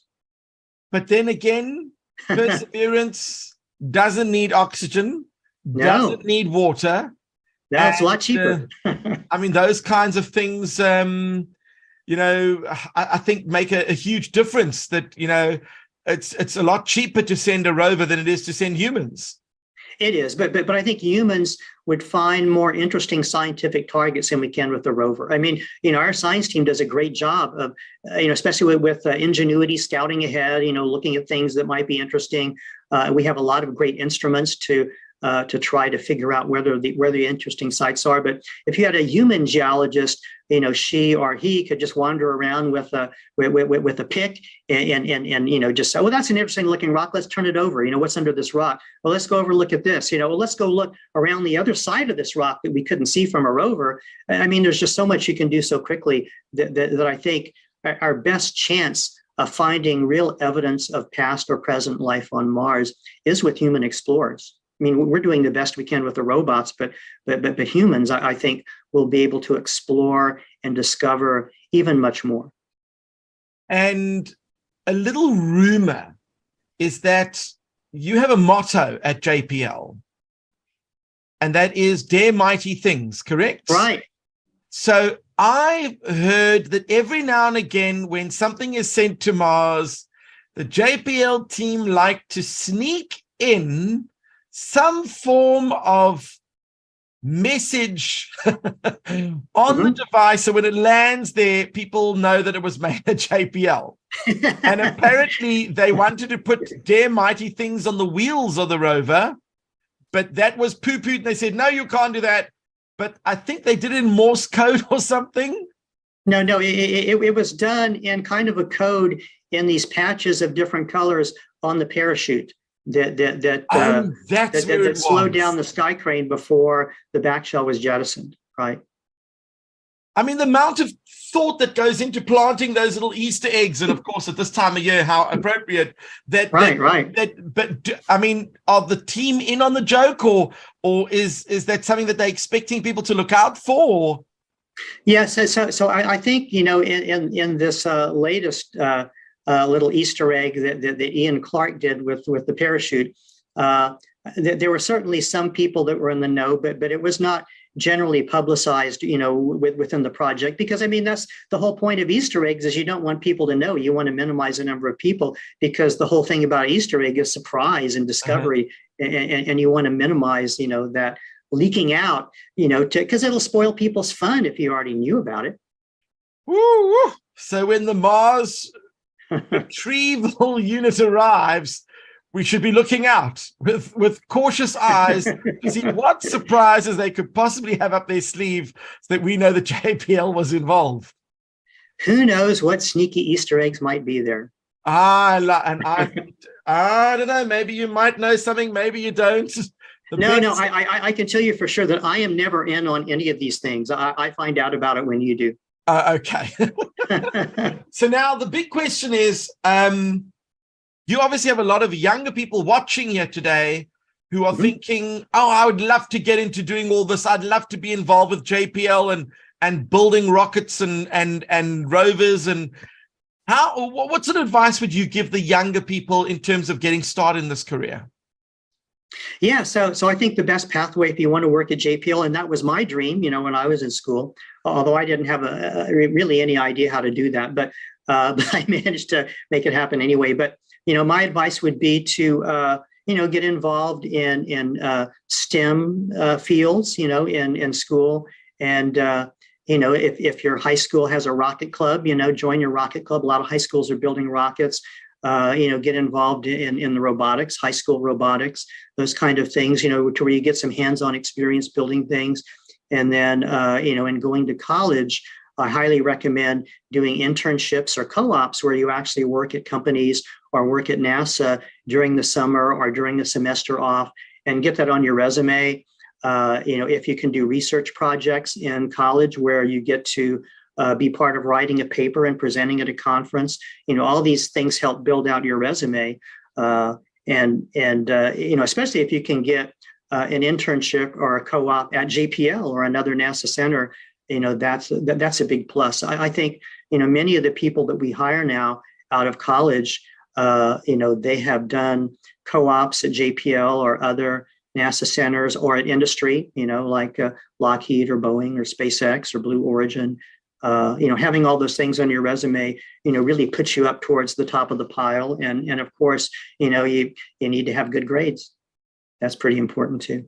Well, I mean, that goes without saying. I mean, they want people to obviously, you know, put the best of the best into this line of work, because you can't afford to make mistakes. It's very expensive, and it's also costing lives. So that's something you don't want to play around with. Right. And also, you know, diversity is very important to us now too. And so, you know, I am really happy to see that these days we are hiring, you know, a number of young people, and they are a pretty diverse group. And I'm really glad to see that. And they're all highly capable people. Now, you are going to be at the Humans to Mars Summit, which is coming up from the 16th to the 18th of May. What are you going to be doing there? So right now, I will be on a panel on the second day, or I think early in the day, discussing the possibility of still being able to do a human mission to Mars in 2033, and that would be an orbital mission, not a landing mission. But just like Apollo 8, we sent astronauts to orbit the moon before we landed on the moon. So this would be the equivalent of Apollo 8 at Mars, and so I'll be Artemis part of a panel 2 discussion. is doing the same thing. Yeah, that's right. Yeah. So you Yeah, going reckon that around the by moon. 2033, we're going to be sending astronauts to just orbit Mars and come back? So the question is it possible to do that? Is that still viable to be able to do something that soon? And my conclusion is, yes, it is. But the other thing is, will we do that? That's the important question, not can we do that? Whew. Well, I mean, these are challenging questions, and obviously, time-wise, we have run out of time. But what I would like to say is that, I think it's inspirational that you've been involved with JPL for at least 27 plus that years. How many years did you say it was? I think I've been at JPL like cumulatively 43 years now.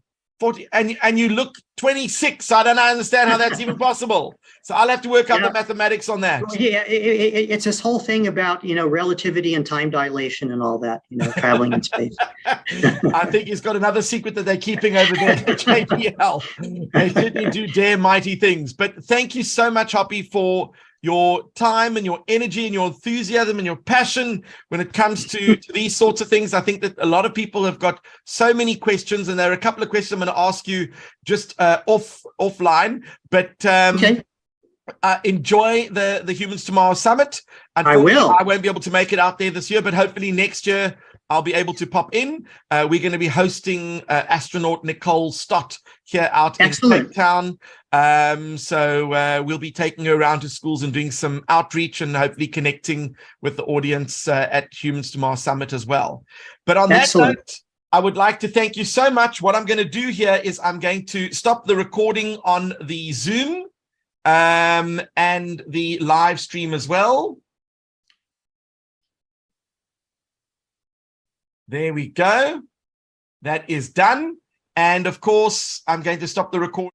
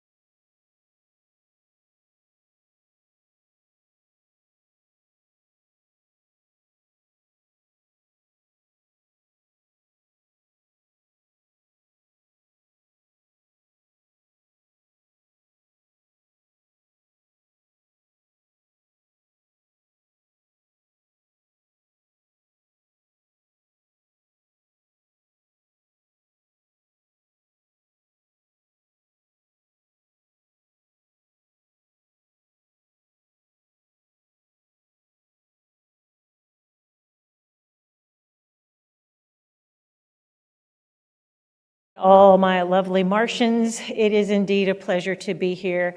Day 2, halfway there, really unbelievable in many regards. We have a lot of moving parts, as I'm sure you can imagine.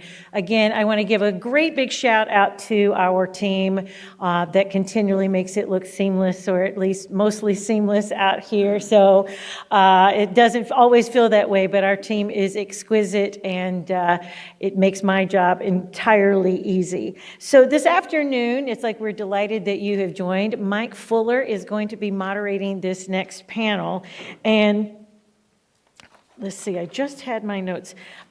This is interesting. I picked up the wrong sheet of paper. So I'm going to ask them to come. They're going to kick off this great next panel, and you're in for a real treat. So take your seats. And Mike, I'm going to let you come to the stage, and I'm going to let you tell them a bit more about you. All right. Well, thank you, Janet. So my name is Mike Fuller. I'm a program manager out at Northrop Grumman, working NASA programs. I've been out there about 18 years. And I'm going to not bore you with too many details about myself, because I'm really the facilitator of the conversation. We're going to get right into the meat of the conversation and really talk about, let these folks who have all of the information talk to you and kind of present a vision of habitation on both Moon and Mars. So first up, we're going to talk with Danny Harris. He's from NASA. He's the manager for Habitation Systems Office at Marshall, and also is the Habitations Concepts lead up at headquarters. And Danny, without further ado, I'm going to turn it over to you and let you run with it. Okay, thank you. Let's see. So as Mike says, I sort of have at least a couple of jobs. I am the manager of the Habitation Systems Development Office at Marshall Space Flight Center, and within that, part of what our team does, and I lead that effort, we lead the Exploration Systems Development Mission Directorate's Habitation Concept pre-formulation effort. Well, what does that mean? So we, for those future habitats, things like a lunar surface habitat, a Mars transit habitat, potentially Mars surface habitats in the future, we do the NASA reference architecture development, acquisition strategies, early requirements, ground rules and assumptions, working across the broad architecture community for the lunar architecture team and the Mars architecture team. We also engage with industry and with some of these folks on the stage with me directly through a public-private partnership with the Next Step BAA.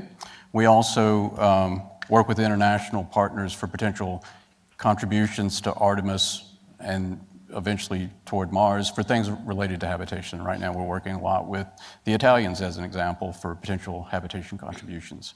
So today, I think we're trying to do like 7 or 8 minutes here each. I chose to focus, because this is a Humans to Mars Summit, on the Mars Transit Hub work. So we'll talk a little bit about Mars Transit Hub, but questions can go wherever. We can talk any habitation architecture questions across the whole Artemis and Mars architecture. So what is a transit hub? And what I'm going to talk about here is our NASA reference architecture, right? So by definition, it's probably not the thing that'll get built, right? It'll be an industry or some sort of collaboration. But we work with industry on industry concepts that informs what we do on our reference architecture, and then we work back with industry to help you guys refine your concepts. So right now, our NASA reference architecture for the transit hub would support 4 crew for that 2 or 3 year Mars round trip mission. It also, and I'm going to talk quite a bit about this, it goes to Gateway in NRHO in lunar orbit and stays there for a long time, several years before we're ready for departure on the Mars mission. And that's really important because the transit hub gives Gateway that added volume and habitation capability, both technology-wise and just space-wise, to get beyond the shorter crewed missions up to, beyond 60 days. So you can start to really use transit hub and Gateway and the Artemis surface infrastructure as an analog for Mars. So you have the opportunity to learn the lessons that you wouldn't learn until you're actually in practice, to prove out the technologies, to adjust to those lessons learned, and do all that while you're in the, you're not a year away on the way to Mars, right? So back to our Transit Hab reference architecture. Right now, as you can tell by that picture and others coming, it's a hybrid inflatable metallic structure. Not saying it has to be. Industry, some folks are looking at inflatable structures, others aren't. We right now are showing a hybrid structure. As I mentioned, it would dock with Gateway for several years prior to the large Mars propulsion stage showing up for Transit Hab to undock from Gateway, made up with the propulsion stage and depart for the Mars mission. It has contingency airlock and EVA capability. It's designed for a 15-year life, so multiple uses, even more than one use to Mars, depending on the timing. And of course, it builds on space station investments and industry investments in deep space habitation. And we are working to plans both for the Transit Hab itself and the technology that's needed for it to have that in NRHO at Gateway in been intentionally ambiguous, early to mid 2030s. So a little bit redundant here, but sort of putting that into a picture, you see that Transit Hab would launch from Earth, obviously, go to Gateway, where it serves to be further outfitted and definitely outfitted with all the logistics and spares you'd need for that long Mars mission, right? So its departure mass for Mars is nearly twice its delivery mass to Gateway, and that's logistics and spares predominantly. Then after that period as serving as an analog for Mars and lessons learned from that incorporated into the architecture, departs for the Mars mission for a 2 to 3 year round trip, depending on how that mission is designed, returns back to NRHO where it can be refurbed and reused for a subsequent mission. So I want to use this slide to really hit the importance of that, using the Moon, the whole system, Transit Hab's part of that, as an analog to the Mars mission. The ability to buy down risk is fundamentally important, not just with the technology and the systems, but with the human.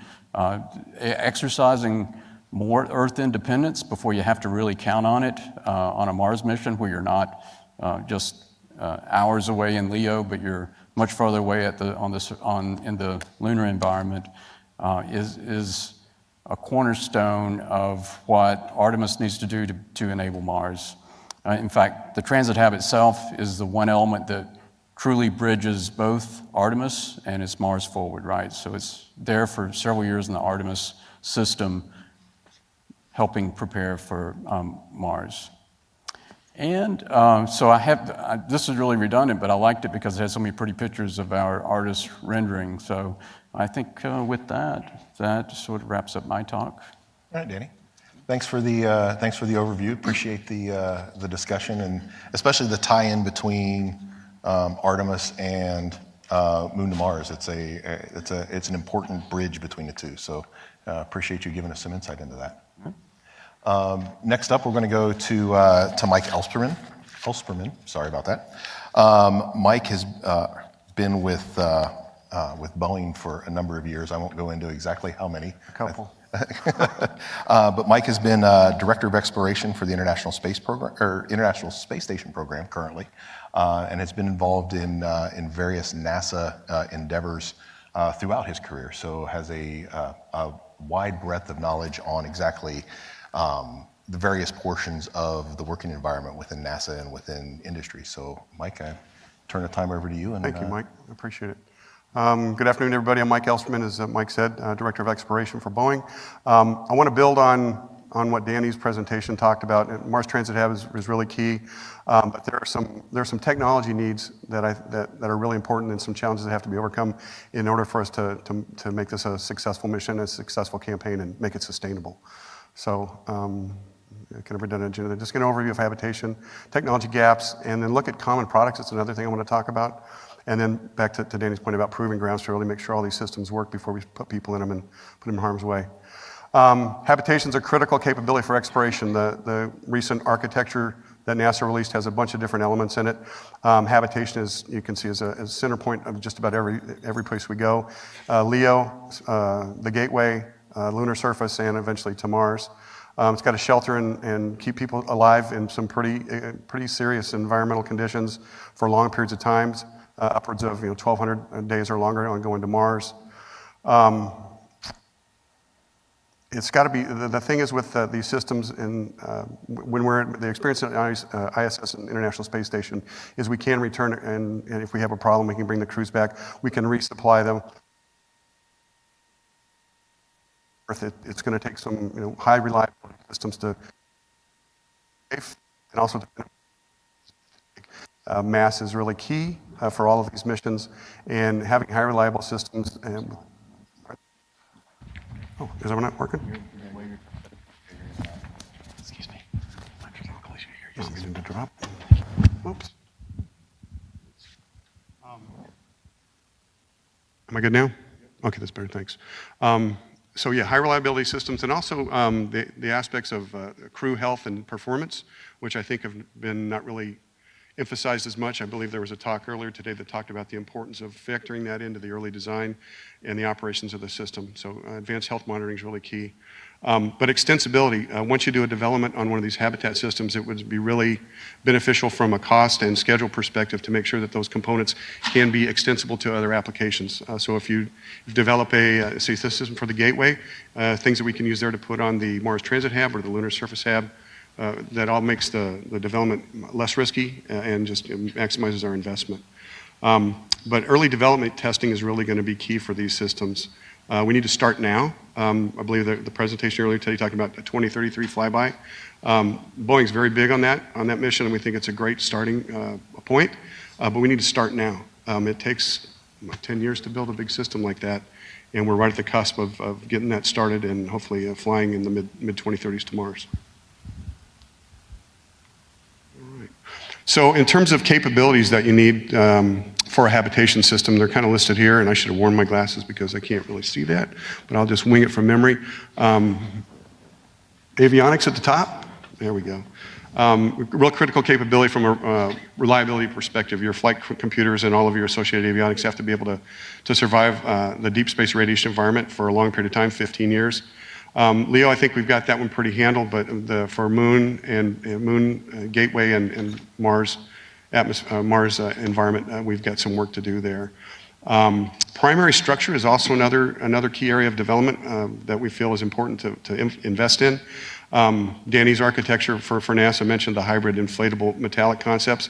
We're looking at similar concepts. We've got an all metallic concept that's really based on our ISS heritage, but goes to a larger diameter and uses some advanced materials to reduce mass. We're also looked at a hybrid situation and also looking at composites as a potential primary structure material. So there's some definite maturity that has to happen there in terms of TRL and MRL, manufacturing readiness.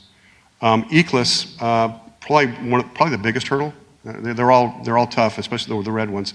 Closing the loop on ECLSS is really critical. You can't take enough supplies with you once again, from a mass standpoint, so you've got to really reuse everything you can in terms of water and air and things that the crew is going to need. There's still a lot of development going on there. I know that they're doing some testing on Space Station on some of the preliminary early designs and prototypes, but that's a big challenge going forward that we really have to pay attention to and invest the right amount of resources in to make that close. Power is also a really critical resource for these exploration missions. Once again, I think the long duration Mars habitation and surface missions are going to be the driver there. But we're looking at a wide range of things. Solar obviously is going to be key. Regen fuel cells, next generation batteries, and nuclear. Nuclear is probably they're going to be the real key for sustainable missions. Again, that's got a large technology development path in front of it to be reliable enough to use with crews. Thermal control systems, those are pretty well-known technologies. For surface applications, You have to, and especially the lunar surface has some microgravity as well as Mars. Putting those deployable systems to operate in a very dusty environment is probably the key challenge there. Crew health and performance, I've kind of already hit on that. Obviously, radiation protection was talked about earlier. Microgravity exposure, there's got to be some type of countermeasures for that. Just so when the crew goes out for 1,200 days, they've got to land and fly a Mars lander. That's going to be a challenge. Also, waste and disposal and hygiene. There's some things in crew systems that really need some investment. And then in-space transportation, that's really primarily for the Mars Transit Hab would be the big propulsive element. But there needs to be like a mid-class of propulsive systems that can be used as a tug between LEO and cislunar gateway, as well as to maneuver the various elements around in cislunar space to do shakedown missions. Once again, to prove out the capabilities, make sure that they're ready for crews to go in them when it's time to go. So I talked about commonality at the start. Just an example here of the kind of 4 major areas where we see habitation being important. On the top there, Gateway is already kind of doing some work in terms of the Gateway interoperable avionics. We hope to leverage that for our future habitat concepts as well. Surface Hab for Mars and for Lunar probably won't interact with the Gateway, but it's a good starting point, and they're going to be rad hard to start with. But once again, the time frame here in deep space, over 15 years lifetime, is going to be a real driver. Talked about primary structure. You really want low mass, and if you can get large volumes with that, that's a win-win for the crew. You have a smaller total propulsion system, and they have more room to spread around. The comment earlier about the two astronauts or the 2 cosmonauts in the 18 by 20 foot room is a perfect scenario for murder. We want to prevent that.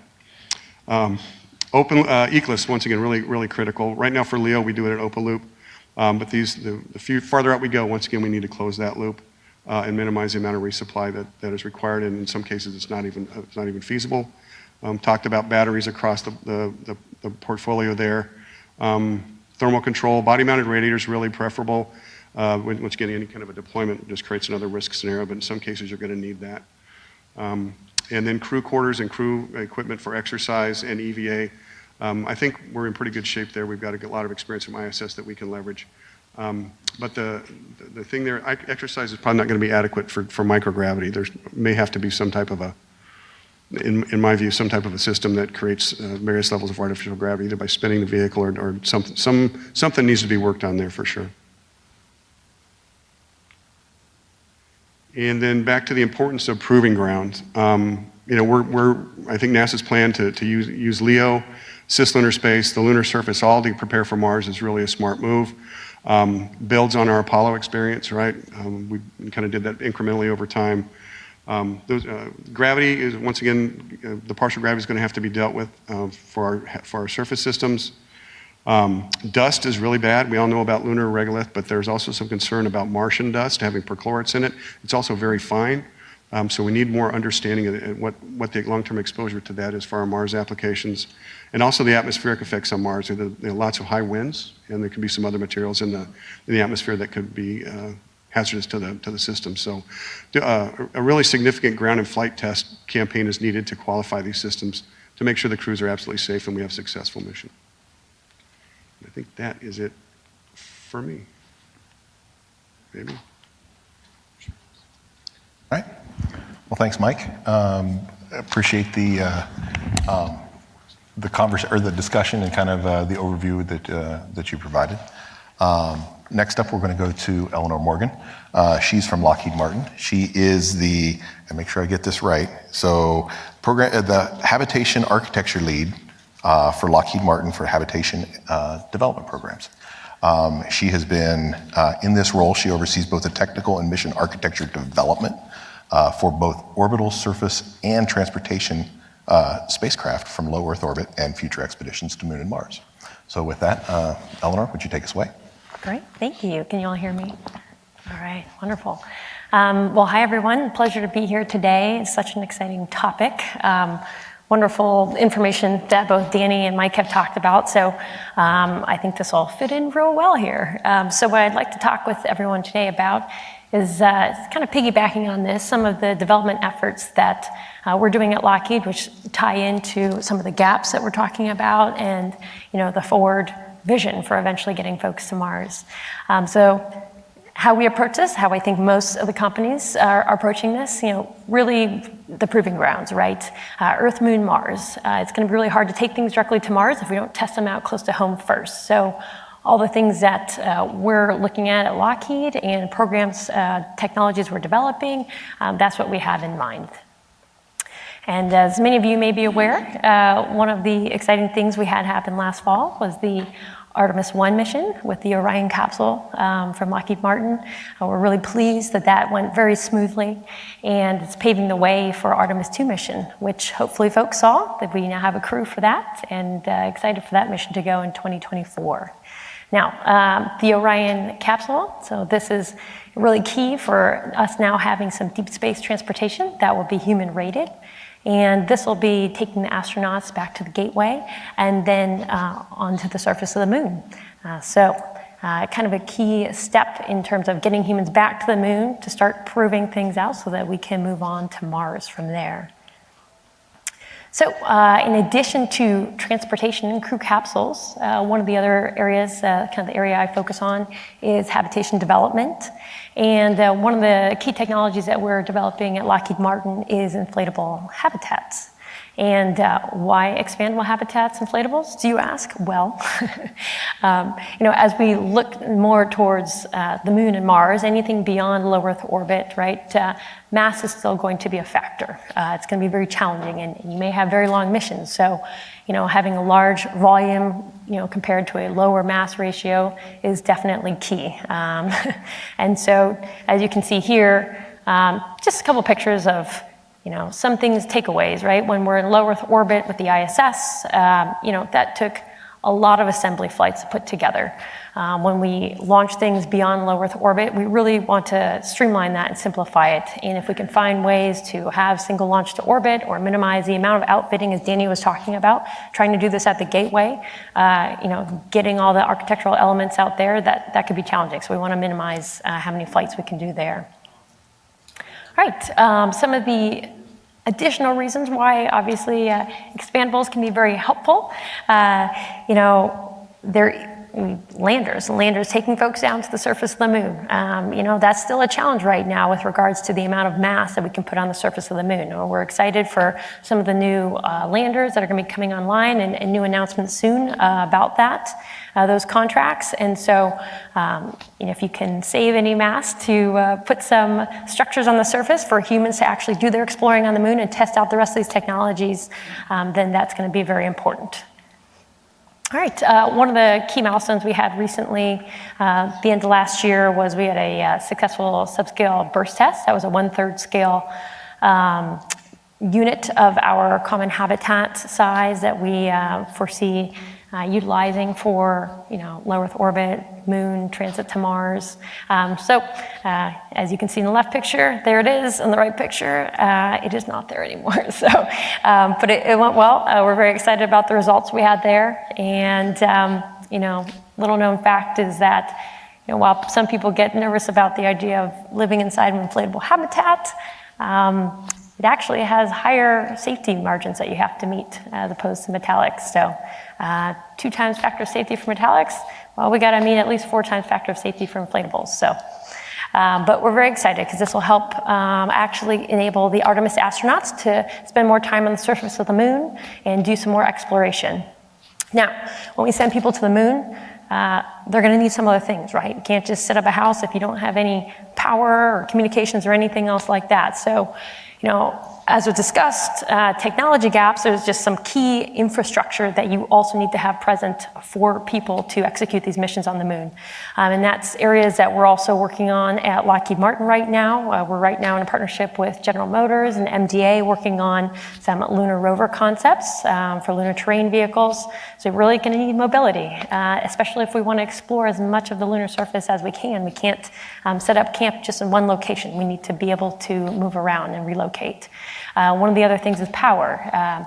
We're also working on vertical solar array terminals there, and that's going to be really important, especially at the lunar south pole, getting the height there where we can actually, get some rays of the sun to have some power there. Fission surface power, that's another area that we're working on. That's going to be really key, especially in dark areas and craters and for surface infrastructure that requires a lot of power. And communications navigation. Parsec is the name of the new satellite constellation that we're going to be launching here in the next couple of years around the moon, and that'll also be providing some very important infrastructure for future exploration missions.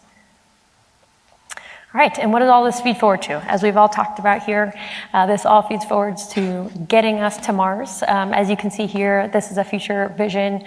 One of the concepts that we have for an architecture to get humans to Mars. One of the other key enabling technologies, as Mike also mentioned, nuclear thermal propulsion. We're part of the Draco program at Lockheed, and we also really see that as a key technology to enable humans to get to Mars.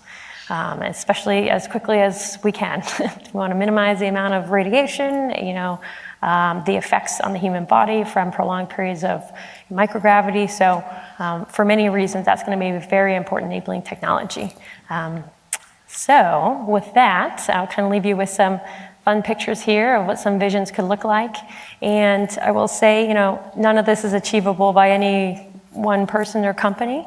And so, we definitely look forward to working with all of our industry partners, academia, NASA.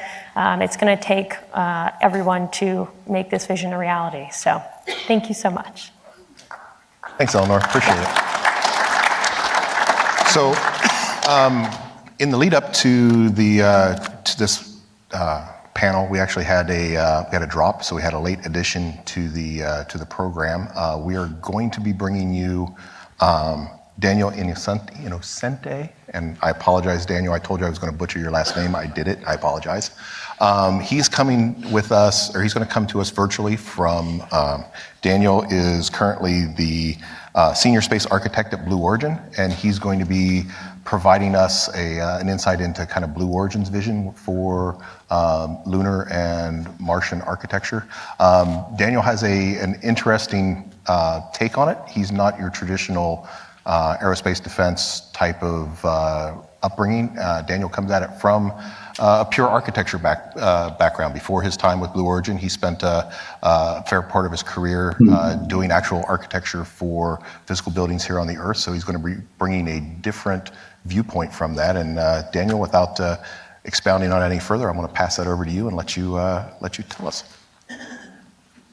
Thanks for the intro. I believe somebody has to enable screen sharing so I can share. I don't know if that's possible.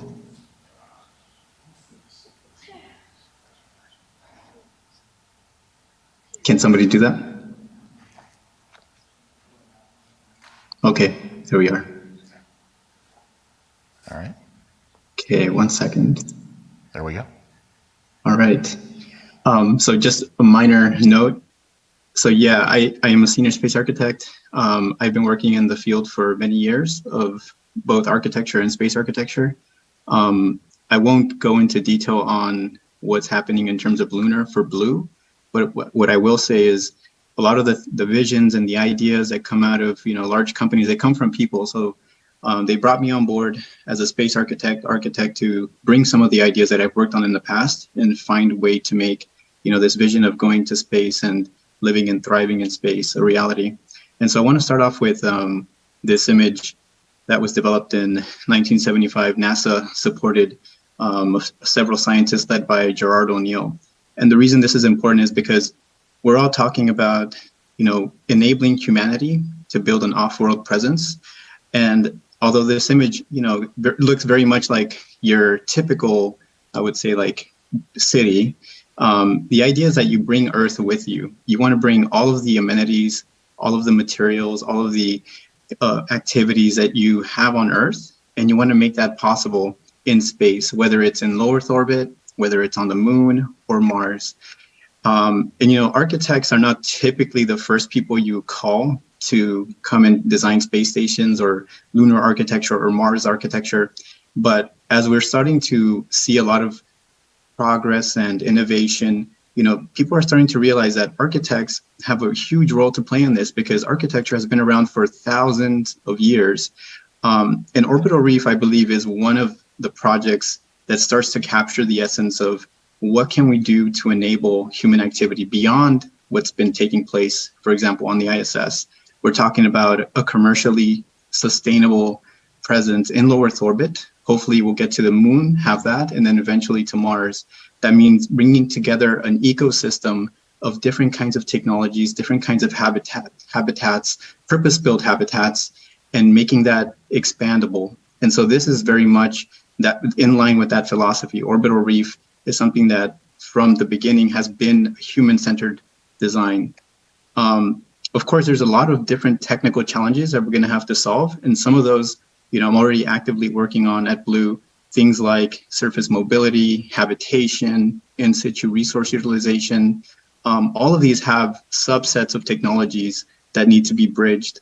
And you can only do this if there's a big vision. And when you have a big vision, that's when you can start to identify who are the key players, what are the key technologies, and how do they plug into this larger ecosystem to enable permanent habitation. One of the things I'd like to also reference is, we do have stations on Earth in extreme environments where you have to think about everything from pre-construction to modular building, fabrication, delivery, and you have to make this sustainable for people to be able to do the science and the work and all of the different activities that make life possible in an inhospitable environment. And there's not just one, but many nations around the world have been building these. And so I can imagine a future where when we get to that point in time where we can actually start to develop stations and lunar hubs, that we will have, a plethora of different kinds of architectures, different typologies, and different philosophies behind how we build. And a big part of that is, I think, leveraging the industry. So here you see construction happening, and if we tie some of our space goals and long-term vision into other industries, we can make this far more sustainable, learning from industries that have been practicing ways of building, ways of making, and you see that already happening. There are certain companies out there that are starting to tap into other sectors for innovation and for ideas. In my particular role, one of the things that I like to focus on is human health, life support habitations. That means understanding what the human needs inside of the space that they're going to live in. So habitation is not just about creating a pressure vessel. It's about being able to accommodate different systems like exercise equipment, making sure that the crew has different kinds of activities outside of the science and the work that they're going to be doing. You want to be able to provide them with means of communication. Everything inside has to be easy to understand, easy to work with. The interfaces, the materials, the lighting, the environment that they're living in.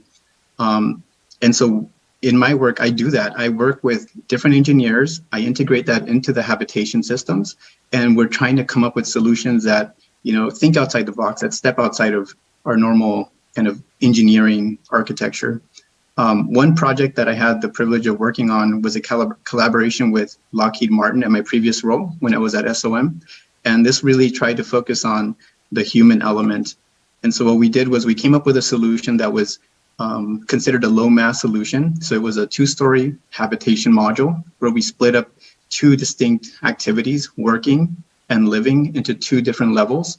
And we started to think about how would the user interact with these different spaces? Can we make some of the elements that would typically be fixed operable? Can we allow for the users to rearrange the space to be able to accommodate a wide range of co-located functions? And so that becomes, a philosophy that as we start to develop new architectures, we want to continue to apply, because ultimately, again, we're really trying to center on the human. In 2019, I actually got to work with the European Space Agency and their leadership.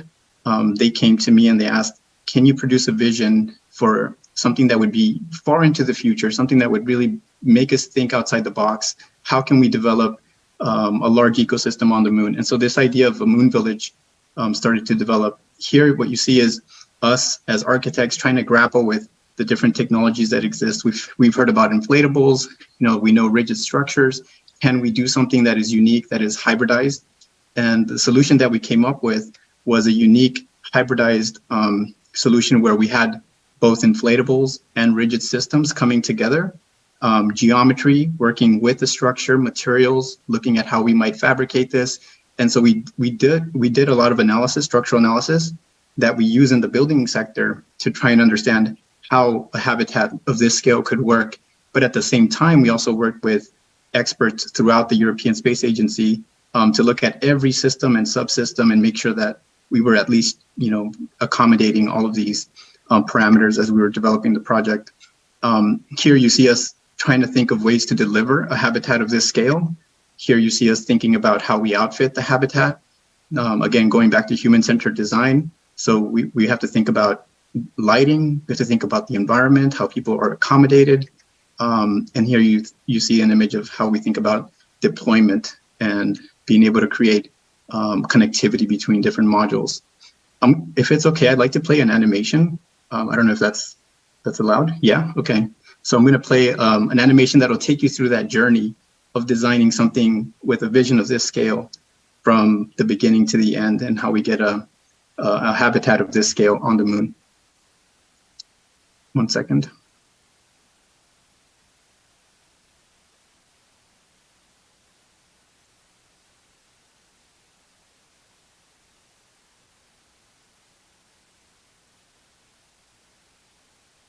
Humans last traveled to the moon, and there's still much we don't know about the brightest object in our night sky. What would it mean to return to the moon today? To leave more than flags and footsteps? To create a sustainable home? It would open new avenues for science. It could kickstart an outer space economy. And it would allow us to create a new kind of community, to discover how we might live together beyond the Earth. The European Space Agency's concept for a moon village is an international endeavor,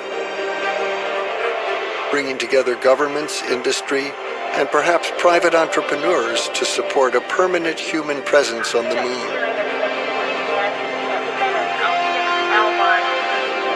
If an earlier era of space exploration was driven by competition, this one will be defined by collaboration.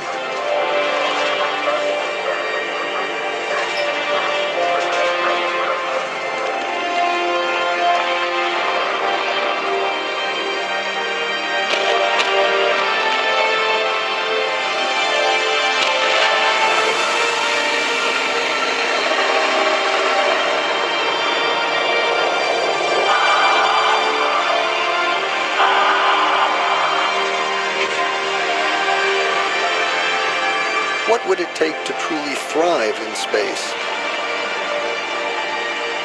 How can we make the moon feel like home? Built from a rigid composite frame and an inflatable structural shell, the habitat maximizes usable space and creates a sense of openness on 4 levels.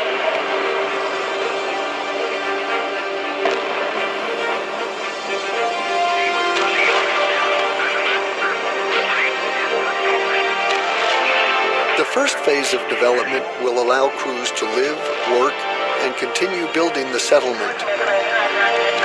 Gradually, additional infrastructure and equipment will arrive, and new habitation units can serve functions such as food production and science operations. Eventually, the Moon Village will grow into a thriving community, a hub for science, exploration, and even tourism.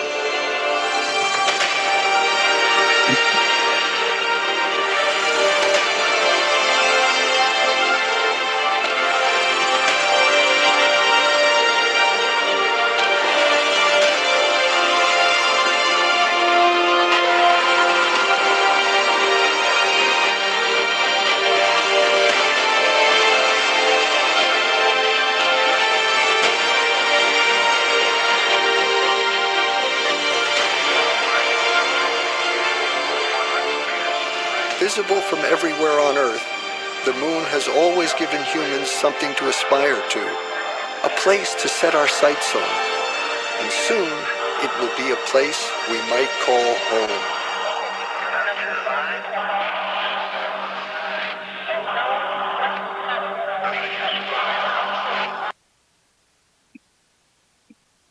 Yeah, I think that's pretty much it. One last thing I'll add is this was also very site specific. I know that everyone here knows about this, but based on LRO data, we've identified an area that's considered the peaks of eternal light. And so I think if we constrain our architectures to a very specific geographic location, we can also start to hone in on what are the most essential components of our ecosystem as we start to develop some of the technologies. So thanks, everyone. Oh, thank you, Daniel. Appreciate it. So I thanks again to the panel for the introductory talks. And as I was taking notes as we went through those, and I seen there was a couple different themes that I saw come throughout, and I kind of want to touch on those a little bit as we enter into kind of a discussion portion. And we'll open it up to the audience for some questions here in a little bit. But first off, I want to have a couple questions for the audience or for the panelists. So this is going to be generic for everybody. I want to hear kind of each of your thoughts on this one. So each of you kind of came about the habitation discussion from different viewpoints. NASA looking at it more from, hey, how does this fit? How do the pieces plug into the individual or into the overall architecture going from LEO up through Moon and into Mars? Boeing piggybacking on that, but again, looking at how those all play in. Lockheed Martin was very similar, but looking even, I think, more holistically along more of an ecosystem kind of framework. And similarly with Daniel with Blue Origin, kind of looking at it from that holistic standpoint. For each one of you, where do you see, I don't want to say technology limitations, but where do you see the advancement, especially with the current framework of advanced composites, AI, 3D printing, additive manufacturing style setups? How do you see those playing into the overall habitation? Danny, I'll start with you. So AI, getting to true Earth independence, I think is going to be fundamental, right? We're a long way from, we can send a crew for a 3-year or 2-year round trip and really understand that we can do that with an acceptable risk. So we need to exercise those systems, in NRHO in the lunar vicinity where you have a fail-safe, you're not completely relying on it. So AI is very important. There's a lot of work. You mentioned 3D printing, constructed habitats. We're all about habitation. So in the long game, that's a big thing, right? You will not see that in the earliest of the architectures. Things about maybe constructed landing pads, radiation protection. Those are more near-term architectural uses. But yeah, the technologies for something like the Mars mission, Mike did a great job. We have similar graphics. I think they match almost the same. ECLSS, lots of work has been done. NASA has invested tremendously. Industry's invested tremendously. There's still gaps and challenges, right?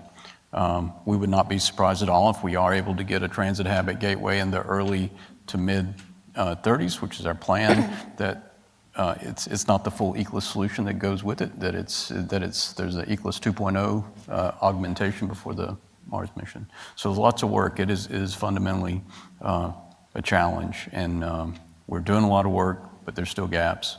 And part of our job on the habitation side for NASA is really digging deeper, and we're doing that right now. And used to be, right, for a technology gap, you say, well, I need to be at PDR about this year because I'm going to Mars about that year. Mm-hmm. Now, because of the work we're doing with industry and the reference architecture we say, no, you need to have that for that launch year. You need to have that particular technology on dock flight hardware this quarter of that year. So we're trying to dig a lot deeper and optimize the technology investments, identify the gaps, and find solutions. Awesome. Is this working now? No. You're still on the handhold mode. Reliability is key, especially with communications, right? That's a good question that you posed, Mike. I think a couple things. investing in technologies right now is critically important. We're trying to leverage, as well as the other industry partners, the ability to have a partnership with NASA through STMD, as well as through other contracting mechanisms, to focus on the really important things. And that way we've got the best of both workforces, and that we've got the best of industry working to try to get that problem solved and get a system that works. I think we're learning lessons from our ISS experience. Now, I wasn't around when ISS was, I was around, but I wasn't working on the design. But I think we could have done a better job of integrated testing before launching potentially, or just maybe it was a money thing. But for the Mars missions and things like that, reliability is going to be really key. I think we have to have demonstrated data to show that the systems are going to work. We can't just run one quick life test for 60 days and say, oh, we'll just extrapolate. We need some real runtime. So back to your point, it's doing it on the ground, doing it at space station, doing it at Gateway, running those key systems. And then bringing in advanced technology when it makes sense. Like there may be I know there's some work going on advanced materials, potentially that you could infuse to help with radiation protection, for example, when you actually forge the metal or when you build the composites or impregnate the inflatable. Do something to work on radiation protection. Anytime those new technologies come in, we need to look for a plan to infuse those as fast as possible, in my opinion. And I think that's kind of key from what we need to do development going forward. Okay. You got one. Eleanor? I'll keep mine. Yeah, I mean, I would agree with everything you guys have said. Yeah, I think the key thing that, as Danny was saying too, that we see is what those technologies that need to happen. It's really deciding when do we need to start working on that, because at the point at which that needs to be at a certain TRL level, if we haven't already been investing our money in this beforehand or found other terrestrial applications or other use cases and places to test this out, then we've missed that. So, and that window for Mars keeps getting pushed out then. So yeah, I think working with, key industry partners and really working with partners outside of the space industry, that specialize in some of these certain areas where in the space industry, that's not our expertise, but maybe we should work with people, for example, like automotive industry or the construction industry, or even like biomedical. So a lot of these industries, working with experts in that area is going to be key as well for this. I know you guys both touched on it, but I would also, the radiation protection too. I think is huge. That's still something that we don't have a great solution for right now. We sent up the company STEMRAD. They had an AstroRad radiation vest that was sent up on some mannequins that we had inside the Orion, the Artemis 1 mission. And we are very much looking forward to getting that data back. So I think for everyone in the industry to really understand what is the radiation profile that astronauts are going to experience beyond low Earth orbit. So that's a key area too. And we need to come up with better ways to protect our astronauts on these long journeys. But yeah. Oh, and Daniel, before I come to you, I want to interject on that. I mean, part of it is I think actually in Daniel's presentation, he touched on a little bit, is looking at that holistic view of how much protection do we need, and where is that risk profile, and how do we play that? Because again, are we? Well, I don't want to get too deep into that before I let Daniel talk, because I don't want to take his. We'll table that and we'll come back to it. How's that? Yeah, we should definitely talk about that. Okay. Daniel, you want to answer that original question? I apologize for the interruption. No, it's okay. Thank you. Yeah, so going back to my role as a space architect at ADP, one thing I realized is there's a lot of potential for developing new technologies. And as somebody mentioned, where is the investment for that? But then where's the pool? Or where are the markets, for example? It's just like challenge that all of us have to overcome. There will be a market at some point in time, but it's going to take a concerted effort for many industries, many partners to come together and to say, we're going to be investing in developing certain technologies that at some point will converge. But sometimes what I see is the doubling of effort, where there's technologies being duplicated. But we want to do this as a whole. We want to work together to make this idea of going to space viable for the future benefit of all civilization. I also like the idea that if we make incremental steps, let's just say we have like minimum viable architectures where you have something that is just enough to do ISRU, just enough to do mobility, just enough to do habitation, to extend mission durations from days to weeks, from weeks to months, then at some point we can start to make this sustainable. But it has to start small. Obviously, we have to, make incremental steps. But then, of course, there's a lot of discovery to be made. And one thought I had recently was, what would be the greatest export from all this? I don't think it's going to be resources. I think it's going to be technologies and ideas. I think it's going to be patents. I think it's going to be innovation, and it's going to be ways of, making life better for everyone. So there's resources out there, but I think the biggest takeaway we will have, especially in the coming decades, is going to be, just advancement, technological advancement. No, Daniel, I think I resonate with that one. And if you look back at especially at the Apollo program, there was a point to get there, but then all the trickle down that came off with the technological advances associated with landing people on the moon greatly enriched the economy for years to come afterwards. I mean, we still are relying on, a lot of the foundation of our modern society was based off of what we did in the Apollo era. So I agree. I think that it's something to enter into the calculus that we haven't necessarily priced into the equation as we talk about current investment needs. But no, appreciate the discussion. Getting back to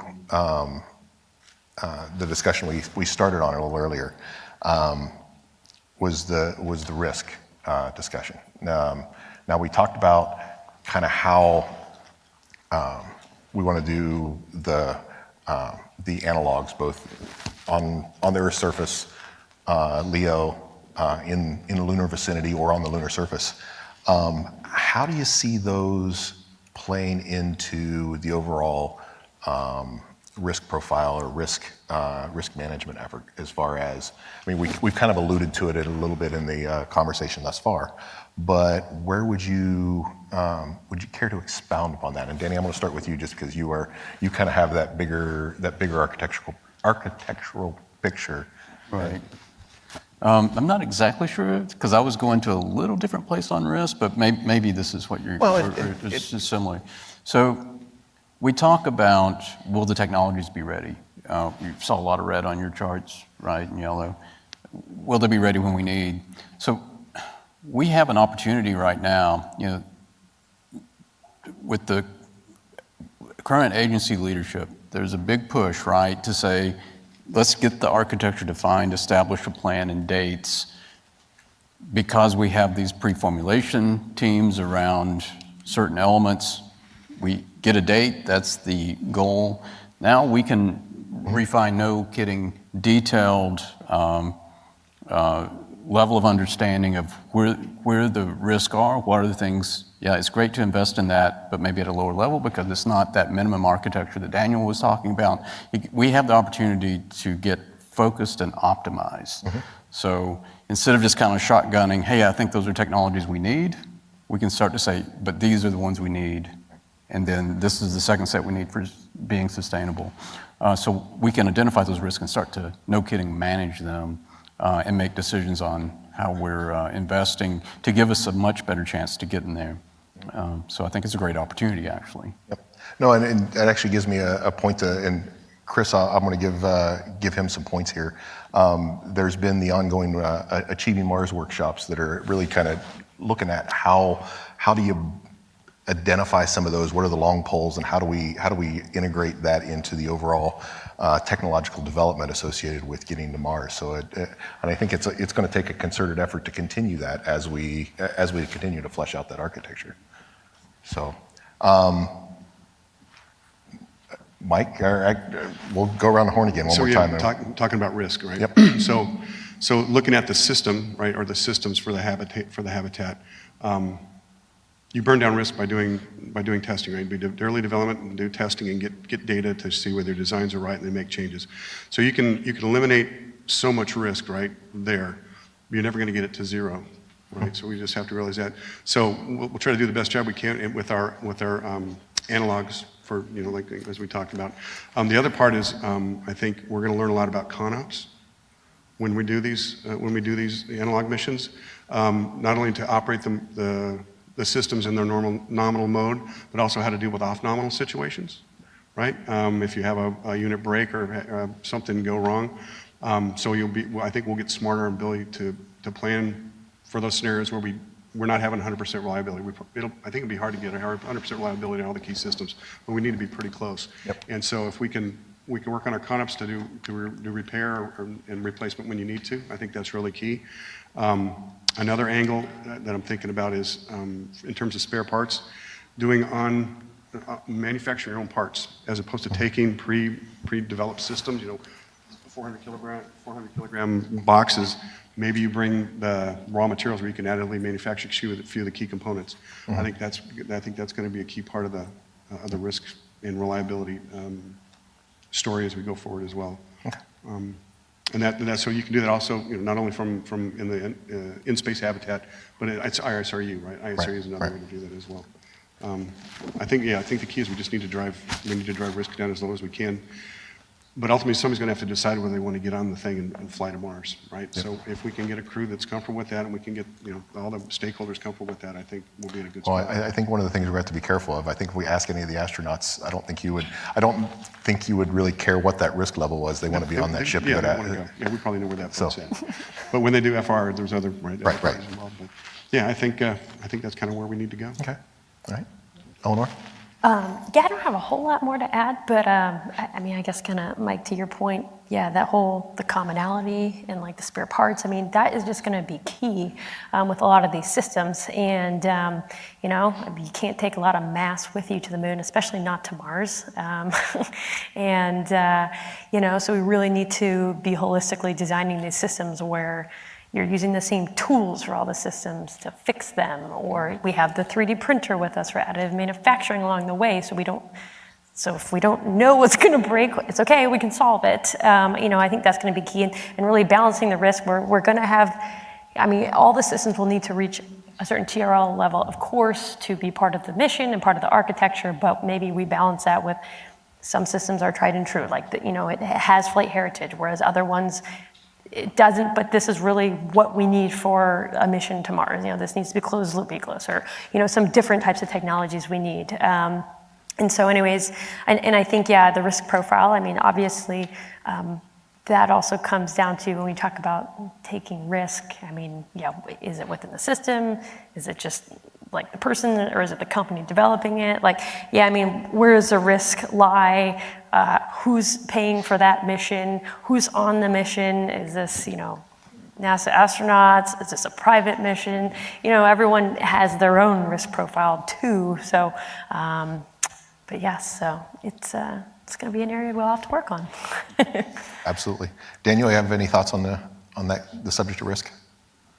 Yeah, I think we're all aware that when you introduce the human component, that's when it gets very expensive, very challenging. So I think it's risky not to iterate around the human element. And what I mean is, I really like, especially from the building sector, I love to design, build, iterate, test, and do it many times. So have many cycles of just testing things, and you can do it with low fidelity mock-ups. So I would imagine that all of us would like to see that more at every organization, just having more astronauts test them, other people test them, maybe not fully trained astronauts test them, because if we're going to enable something that's more commercial, we're going to have people who are not professionally trained astronauts. So we have to accommodate all kinds of individuals.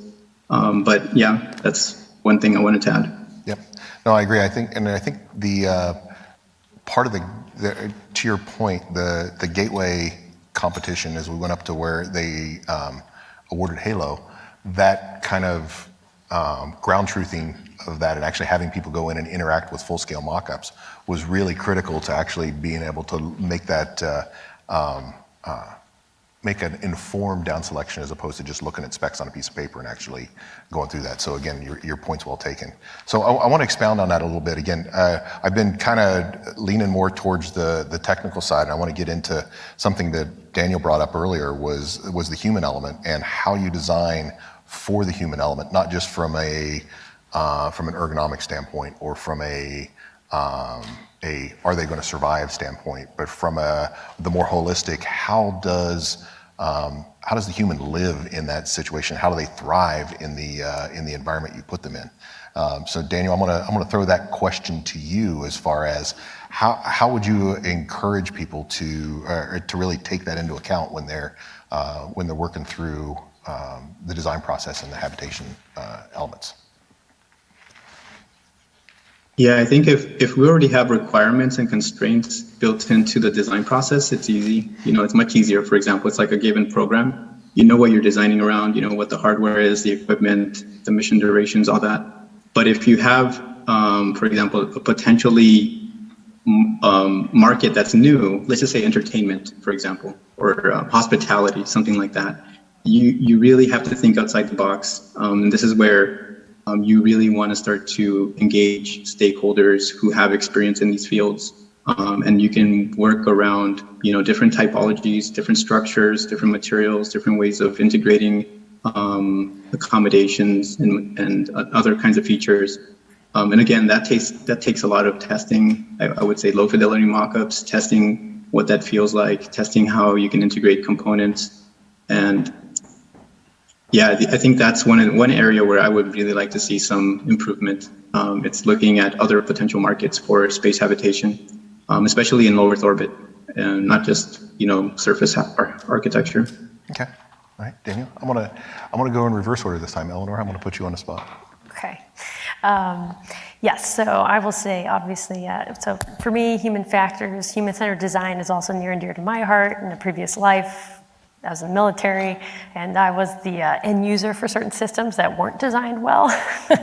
And so was one of my vows was like, if I move into the new industry and I'm helping design things for people, I'm going to make sure that this is actually what they need, it works well for them. And so, yeah, I think that is going to be really critical, is focusing on that for our future systems, because these are systems where people may be there for a long time. Obviously in the ISS, people have stayed there for, like a year and things like that. But, for a trip to Mars, that's gonna be a long time. So it's not like you're going up for a week somewhere and you can put up with it, but, it's not ideal. And so I think one of the key things that I would, encourage folks, or, that I would like us to do or continue doing is, when it comes to designing things, engage with other, as Daniel mentioned, engaging with other stakeholders, reaching kind of outside maybe within your group or your team or your company who's developing it, and engage some experts that are really focused on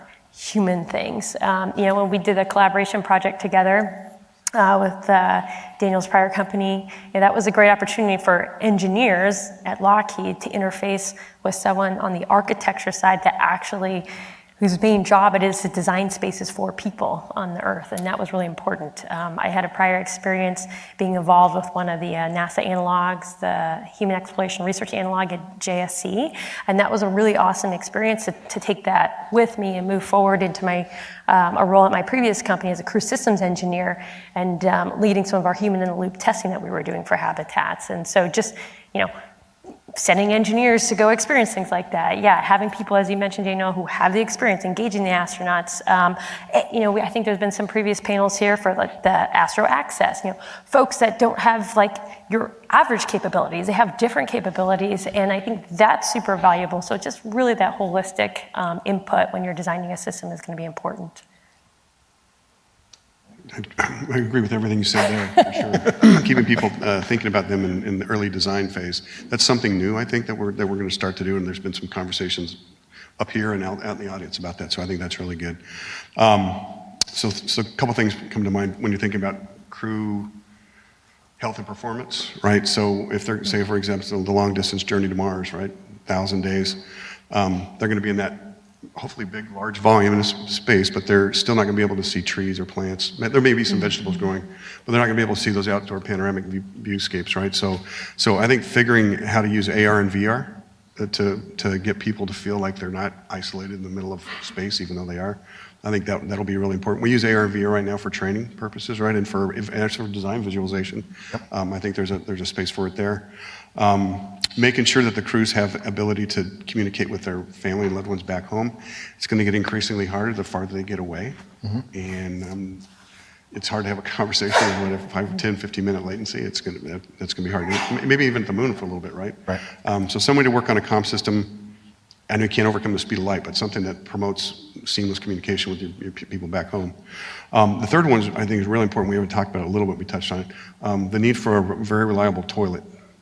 It's very important. It's crucial, right? It is crucial. It's one of the. It's a problem, right? And we need to fix that.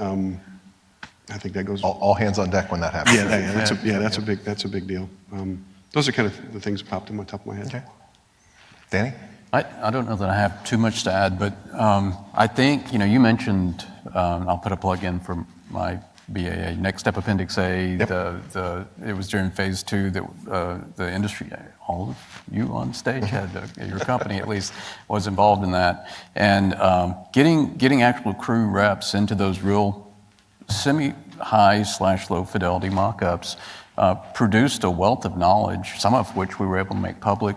More detailed stuff went off to every industry team. That's not the solution to, hey, how can I get my head around a 3-year round trip mission, the whole, how's one psychologically survive that? But it's part of it. It goes to, your toilet's got to work. You don't want your toilet by your galley and so that's an important thing, and we need to do more of that, and that was a great thing. One thing that came to my mind early, and it's just a small example, is the notion of food production. Quality food that's not, freeze-dried and all that for a long duration mission. That's one thing, and the quality of nutrition. But there's a lot in the just having another living thing and things on the mission that they can tend. I like to garden. That, to me, that's a hobby, right? So there's probably many, many other things like that we as engineers and scientists probably don't think about, that we need to start. What are those things that really max value for their quality of life? I think also, it may be unattainable, but getting to where you don't have to spend all your stinking time fixing everything, where you can actually have, maybe in that mission, they have a hobby. Maybe they're poets, and man, can't you do some great poetry from a mission to Mars? It's inspiring landscapes that you could write a riff off of. Exactly. In the time we have left, I'd like to open up to the audience to have a couple questions. I think we'd like to hear get some questions from you guys and kind of see where it takes us. I see we have someone up. You want to give a brief introduction of yourself, name where you're from, and then and shoot for us. Sure. Michael Mealing, Starbridge Venture Capital, maybe one of the only investors in the room. There have been a few recent, several companies looking at building commercial habitation systems, basically competing with Thales, specifically VAST, Gravitics, and MaxSpace, building habitable volumes. And this is a sort of a two-part question. The first is, are you guys considering using purely commercial providers as opposed to doing some of these things in-house? And as a general flavor, as NASA is moving more toward public-private partnerships for everything, especially if you listen to Administrator Nelson's testimony yesterday, how are you changing the way you're thinking about doing this for those that are also looking at CLD customers and implementations, to actually moving away from the way we would have done this on the ISS? And actually using a lot of these providers, because as an investor, I'm looking at companies that are talking about providing systems to companies like yours, everybody up here. Is that viable, or are we still stuck in the do it all in-house or use cost plus contracting on a lot of these things the way we've traditionally been doing? Because I can't find that investable. Okay, tough question. I don't want to speak for NASA. I will say, and I speak for industry a little bit in this case, is we're always looking for external partnerships to infuse new ideas and new technologies into what we do. That's part of what we have to do. We can't come up with all the ideas on our own, even in concert with NASA.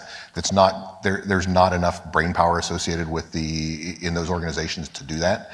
How to on-ramp those into the overall architecture is at least from my lens, is probably how do we do that? I don't know that we have a clear answer in that quite yet, but I think it's definitely something that, at least from Northrop Grumman standpoint, that we're out there looking.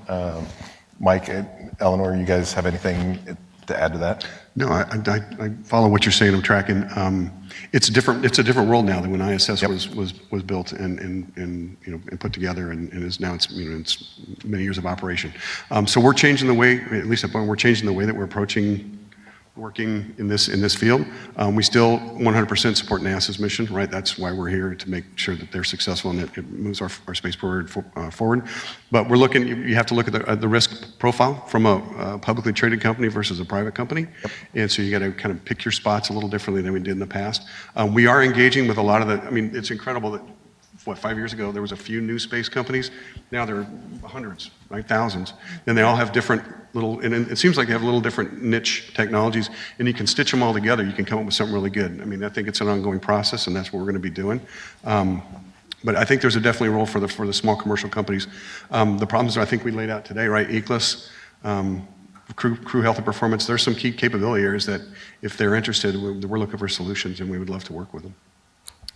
Great. Yeah, I'll toss in like 2 cents. I think similar to what you guys had said, the large companies in the industry, we're always looking to have partnerships with other companies when it makes sense for what technologies, we don't want to do. So we can't do all the things. So we also have to pick and choose what do we want to focus on, and and as important as that question is, it's as if not more important of what are we going to not do? Because that just doesn't make sense, or financially make more sense to outsource that. So it really depends on the company. So I would kind of encourage those companies to reach out to the larger companies, have that conversation with them, and really just understand what niche can they play for different architectures? What are we looking for, right? For the CLD that you're referring to, you have a couple teams out there right now.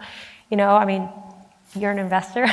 The most challenging thing right now is money, right? And so I think a lot of those teams, a lot of folks are working on, NASA's not footing the bill for all of that. So it's hey, does the business case close? Do we have enough customers to make this viable? That's a really challenging aspect of it. And so I think, if there's, and I think that's probably what the industry is struggling with, because there's just not enough data yet. You're yes, eventually there will be, but is there right now to support the funding? Financial landscape, obviously right now, not the best. But, I think there will be. It's just trying to figure out the timing of that. So I think just, encouraging those companies to reach out and just start engaging with the larger companies, and to what you said, Mike, too. And with NASA, making and sure, with NASA, absolutely, there are a lot of programs that are out there that NASA has for Yes. small businesses, especially in the tipping point arena. Yes. So there's a lot of stuff out there for dollars specifically for those hard things. So I would encourage them to go out and look at that. Daniel, you have anything else that you'd like to add to that? Sorry to interrupt, Eleanor. No, good. I think I can add to that. So obviously NASA can't support everybody's dreams and wishes, and there's other markets that are being tapped into, mostly due to spin-offs, I think. So there's certain spin-offs that some companies are developing, but also just to touch on this idea of vertical integration. Vertical integration is very expensive, and for example, from Blue Side, I believe we're still kind of like teenagers, just getting started.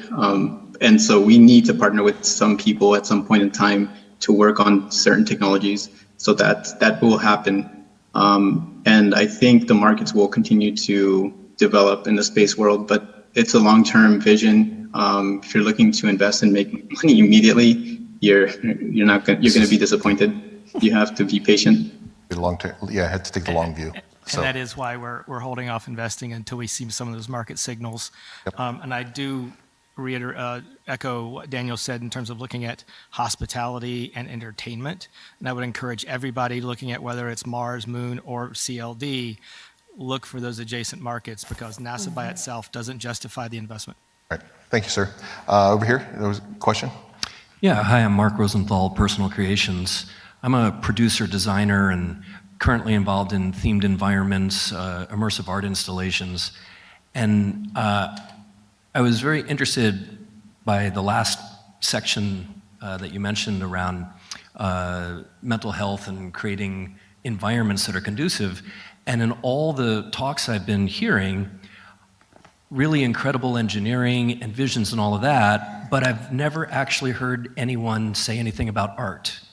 And from a mental health perspective, having art of some kind in these missions, to me, seems like it would be a huge and very small investment in supporting mental health. So I'm curious what you all might have to say about that, any access points to that, any thoughts about discussions that are going on about that. Yes, so I asked for that one, didn't I? Yep. So just for the record, I'm an amateur artist on the side, so that's probably the reason I resonate with that. I'm one of those guys that's off doing the engineering, the project management, program management, so I don't really know how much that's being considered, but certainly it should be, right? And it doesn't have to be, hey, I have an artist and now you're a crew member. It could be, all the crew members do multiple things, right? So that should be an attribute under consideration for selecting crew members for some of these missions, especially long duration missions, right?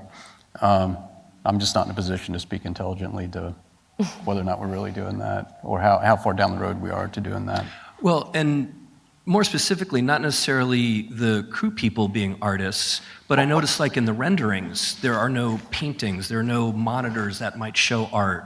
And what I'm getting at is right. I think one of the things we got into especially when Mike was talking about AR and VR, is trying to find something that's low mass that's going to be that we can take in there to be able to utilize for those. And I think that's kind of the thought process most people are taking, not necessarily art installations inside, but how do we do that, virtualize these so that you can take advantage of that. And one of our industry partners that I won't name because they're not on the stage, actually had a concept of like a whole video wall. Ellie knows what I'm talking about. So yeah, it's out. That is definitely out there in the consideration. How do you give them that human space that's not just they got to have some me space and some ability to the human factors element that's not necessarily a technological thing. So as much as I'd love to get to additional questions, those people who have questions that want to talk, we can talk offline out here. We're coming up to the end of our time, so I want to thank our panelists for the engaging discussion and appreciate the audience for indulging us. Thank you very much, and turn the time over to Janet. Thank you, Mike. Planning for sustainability is going to be crucial as we go to Mars. So again, these are fantastic experts. Feel free to go get a cup of coffee and find them and ask them any more questions. We'll be back in here at 3:45. Thanks, everyone. Thanks, guys. Beautiful.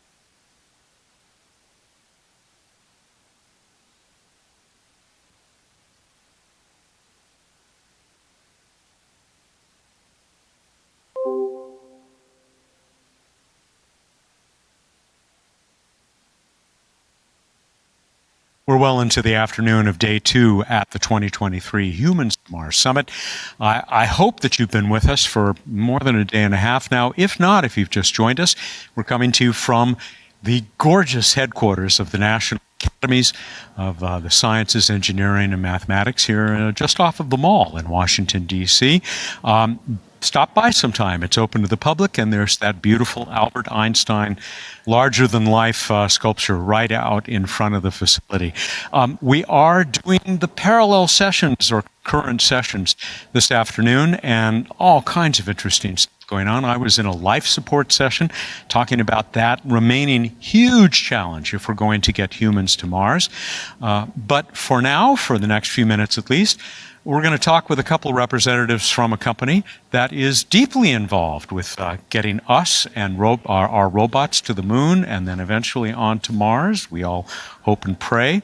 And that's Draper. And Draper happens to also be one of the major sponsors of H2M this year. So we are very grateful, gentlemen. And I want to make sure I get it right. Alan Campbell and Kevin Duda, you're both program managers, senior program managers at Draper. Thanks for taking a couple minutes with us. Absolutely. I'm glad to be here with you guys. Yeah, great event as always. Thanks for having us. It is. One of my favorites of the year, every year. So, first a word about Draper, which I've heard about for years. You've been involved with the stuff that gets discussed here for years and years. I did not know that it's a nonprofit company. Yeah, so we originally we were a graduate lab at MIT. under Doc Draper, our founder and namesake. But in the Vietnam War era, it was 73, actually, we divested from MIT and became an independent not-for-profit. So we're actually celebrating our 50th anniversary coming up this June. That's great. Congratulations. Yeah. There's a lot going on. If you look at the Draper website, there are all these little icons, and you can click on them, and it's like, what don't you do? But maybe most relevant to what we're going to talk about, or what is being talked about here, is CLPS, Commercial Lunar Payload, which you guys are deeply involved with. Yeah, so we are a prime contractor for the Commercial Lunar Payload Services program. We've been part of the broader IDIQ contract ever since the initial segment was awarded in 2018. And last summer, almost a year ago now, we were honored to be awarded CP-12, funded from NASA to bring 3 science payloads to the far side of the moon. So we're going to be the first U.S. far side landing, and we're going to deploy 2 communication relay satellites on our way out there so we can continue to talk back and forth between the moon on the far side and our scientists here on Earth for the life of the program. So the moon begins to get its own network of communication satellites, which we're going to need, right, if we're going to live there and work there? Yeah, so it's going to be incredibly important from a bandwidth of information perspective. We can't always depend on this deep space network, but also just in terms of being able to get information back from a lot of different locations as well. What is the outlook for the first of those launches that will bring one of those science packages, or is it all 3 of them on one of those payloads? So currently we're on schedule to launch all 3 of those in 2025. One lander is going to carry all 3 of those payloads plus some commercial payloads down to the surface. We're proud to partner with iSpace Technologies US, General Atomics Electromagnetic Systems, and Karman Space, the Sistema subsidiary out in Seattle, to help us in this immense challenge of going back to the moon. General Atomics, right down the road from me, actually, in the San Diego area. Kevin, I was reading about some of your involvement, some of the stuff that you've done, and my eyes immediately lit up when I saw that you have been part of NEMO, or contributing to the NEMO effort, which is that wonderful undersea habitat that NASA's been using as an analog for, living in some of the places that are off-planet. Tell us about that work and what that involved. Yeah. So back in 2019, part of NEMO 23, we were fortunate to be part of that mission where we demonstrated 2 of our technologies. The first one looking at flight performance, astronaut piloting performance, on how they work under extreme environments. So if you're isolated for days at a time, does your performance change due to one of those, several risk factors of hazards of spaceflight, so to speak, that Jancy talked about in this morning's session. The second one that we're demonstrating is navigation. So how do you navigate in an extreme environment? So the moon, there's no GPS network. Not yet. Not yet. Mars, there's no GPS network. So how do you navigate there? So we demonstrated an initial set of technology called vision and inertial navigation to allow us to figure out where we are actually moving within that undersea habitat. And the other thing we did was similar to what's happening on ISS, where you get pockets of carbon dioxide concentration. We attached a CO2 monitor, and we were able to map where the concentrations of CO2 were within that undersea habitat. This reminds me of a science fiction short story I read once where the bad guy, they basically just turn off the ventilation and they wait for the carbon dioxide to build up around his head. So you guys mapped that. We mapped that, absolutely, we mapped that. And then that was a leapfrog for us to actually participate in a Arizona field test as part of the Artemis campaign, the Joint Exploration Test, the JET program, where we actually took that same technology and went out into the desert with a simulated astronaut, simulating navigating with a lunar South Pole illumination, with the sun very low in the elevation, very dark out, and very featureless terrain to demonstrate that we can actually navigate in that type of environment to keep astronauts safe and know where they are so they can get back to their habitat. So just a couple of examples, Ellen, that I think demonstrate where the interests of Explore Mars and Humans to Mars obviously intersect with this work that's underway at Draper. Why is Draper, you are major sponsors, as I said, of the summit? So if you think back to what Jim Free and Jim Reuter and Nikki Cox were talking about this morning, it is the moon to Mars. And Draper has been instrumental in all of NASA's research in going to the moon, including we were the first prime contractor awarded on the Apollo program. Even before that, we were involved with the Mars program. We developed an early prototype for a Mars probe that Phil Haddis talked about a little bit earlier in one of the sessions. Unfortunately, it never got to fly because money went to Apollo instead. But we've always seen the two as intrinsically linked. And if we as humanity are going to the moon and then to Mars, we, Draper, want to be involved in going to the moon once again and then on to Mars. Phil Haddis, who was on a panel earlier, was it today? That also from Draper, of course. Kevin, you've got one coming up. What's your panel? Yeah, our panel is about maintaining human health during a Mars mission. So we're going to talk about all those aspects of what do you need from a crew perspective, from a technology perspective, from a support perspective, to make sure we keep astronauts healthy, safe, and productive on their way to the moon, or way to the Mars. I just came from a discussion here in one of the breakouts, one of the concurrent sessions, about life support. And it does seem like there are a lot of very smart people, really experts in their fields, who just kind of think that life support, we'll take care of that. We'll just bring a big tank of oxygen or something. It's not that simple, is it? Not that simple. You're going to have to go to the bathroom at one point or another. The line, I attributed it to the wrong person, and so now I don't know who to attribute it to, but the line is, you know what happens when the toilet breaks on your way to Mars? Everybody dies. Absolutely. Gentlemen, I appreciate it once again, taking a few minutes with us today. I hope you're enjoying H2M as much as I am and the other folks around us. I know we're going to go into the next of these concurrent sessions in just a few minutes. So good luck to you, Kevin, with that. And Alan, great talking to you as well. Likewise, we're loving it. So that is Draper, that nonprofit company, which is a big part of why we're able to bring you the Humans to Mars Summit for 2023. It's day 2. I think we're probably going to have some other stuff to roll as we wait for the next portion of these concurrent sessions to begin. And then we will be back at 5 o'clock with a plenary. And in that, you will get to hear a summary of the discussions that took place that you aren't able to see. You'll still be able to see what's going on in the main auditorium here at the National Academies, but you'll hear what was happening elsewhere in the facility as well. So do stay with us. And then we all hope that you'll be back tomorrow for day 3. And I think that I'll be back with Beth Mund at the end of the day today. I think that's at 5:30 this evening Eastern Time. So stay with us, and we'll see you again soon.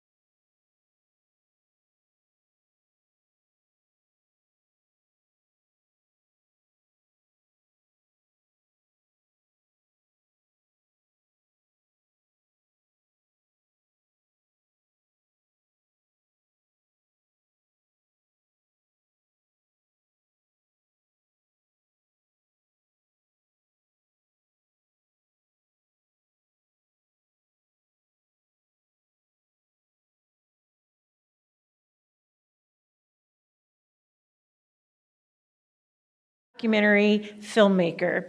He has worked with PBS, Discovery, and has produced and written 24 programs for the National Geographic channel, ranging from renewable energy to the X Prize.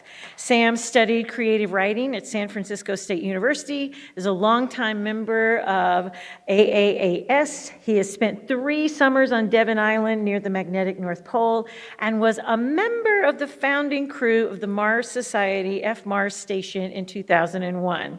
In 2002, he joined a crew at the MDRS station for the one-of-a-kind ICO-MP experiment.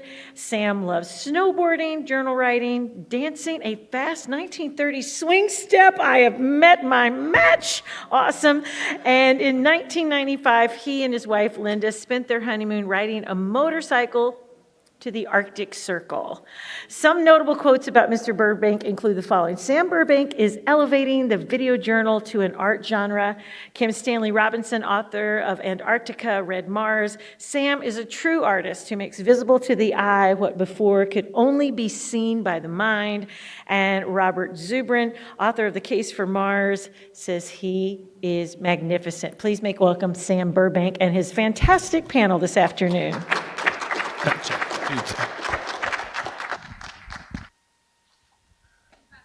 Check the mic. There we go. Okay, welcome panel. Welcome. Thank you, Janet. Great. Wasn't sure where I was going to make my opening remarks, but it's going to be next to Seamus. Great. Thanks for coming out to our panel today. So I was so glad when Chris asked me to chair this panel. You know, if any of you ever desire to chair a panel like this, the key is to get with Chris over drinks and just talk about stuff. And then he'll know what you like and what you really are interested in. For me, engineering off Earth is the stuff of dreams. It's literally the stuff we think about when we're kids and we think about space. You start to imagine. I grew up in the rich 70s when so much great space art was being produced. Very fanciful, delightful, impossible, but maybe not impossible stuff. And so here we are. My background, Janet, those were mostly lies. I'm teasing. So I was lucky. I had 3 summers on Devon Island with Pascal Lee and his merry band of early Mars astronauts. And in 2001, I was lucky enough to be a part of the first F-Mars crew, the inaugural crew in this Mars spaceship-looking contraption that Frank had erected the year before without the tools expected to erect the thing, as they had crashed out of a C-130 with the parachute that didn't open. So here we are in this thing, and they had big plans for how the first spacewalk should look. So they chose a couple of heavy hitters, Pascal Lee and Charles Coquelle, a great astrobiologist, and a couple of my heroes, these guys. I was just very excited for what was going to happen. They closed the door. They had a Discovery Channel camera in there with us. And immediately, our plumbing system broke. Immediately. And so the first spacewalk, we were in a sim. We were supposed to do this properly in sim and not cheat. So immediately the first spacewalk became the engineers, me and Frank, out to fix the plumbing problem. It was a good story, and it actually really showed, I think, more clearly that the kind of exploration on Mars will not necessarily look as heroic as we want it to look. It might be a bit messier, and our system was particularly messy because it was the toilet system we were working on. So you may hear me ask some skeptical questions tonight about some of the fanciful and delightful stuff we'll talk about, because the way I look at things is they're just always going to break. But with that in mind, I will switch this over to the panel. And I think I'll go ahead and introduce people as we go here instead of introducing the full panel at once. And we'll turn this thing right away over to Seamus Toohey. Seamus works with a company called MDA. They're a Canadian company, and he is their right-hand man here in Huntsville, Alabama. And from there, Seamus, tell us what brings you here. Sure. So like I said, I work at MDA Space, which is primarily known as the Space Robotics Company. We did the shuttle arm. We do operating the station arm right now, and the Canadian government's committed to building Canadarm3, which will go on the Gateway. All the stuff is in space. So that's been our history. We've probably done more space robotics operations than anybody else. Long duration exposure, you talk about things break, our stuff hopefully hasn't, I know it hasn't yet, hopefully it never will. It'll go through its design life. But as we're thinking about Moon to Mars right now, we're talking about getting down on the surface. Yes, with robotic arms, but also with mobility systems. So like a lot of people, we're looking at what a rover system would look like that would help the astronaut. Ours has an arm. If it's an MDA system, it's almost required to have a robotic arm. And we look at these as being astronaut assistants, that they not only do mobility, which means doing work while you're transiting, but also relocatability, which is a tough word. I'm getting used to saying it. Which means you pick up at one location, move to another, and place it in another location where it does its business, whether that is a HAB module or a sensor station or what have you. And so we're looking at being the tool company, and which is fine. Develop rovers, develop autonomy systems, develop arms, develop payload management systems, and with an eye towards how you go from and a number of tools that you put on the surface of the Moon to how those would translate to Mars. And I've said tools a bunch of times because to me to us that's the big challenge is how you go from tools to infrastructure. And it may be a distinction without a difference to a lot of people, but the way I think of it is that tools are things that help you build, and so you're constantly bringing new things, you're constantly bringing like I don't have the correct Allen wrench, I need to get a new tool.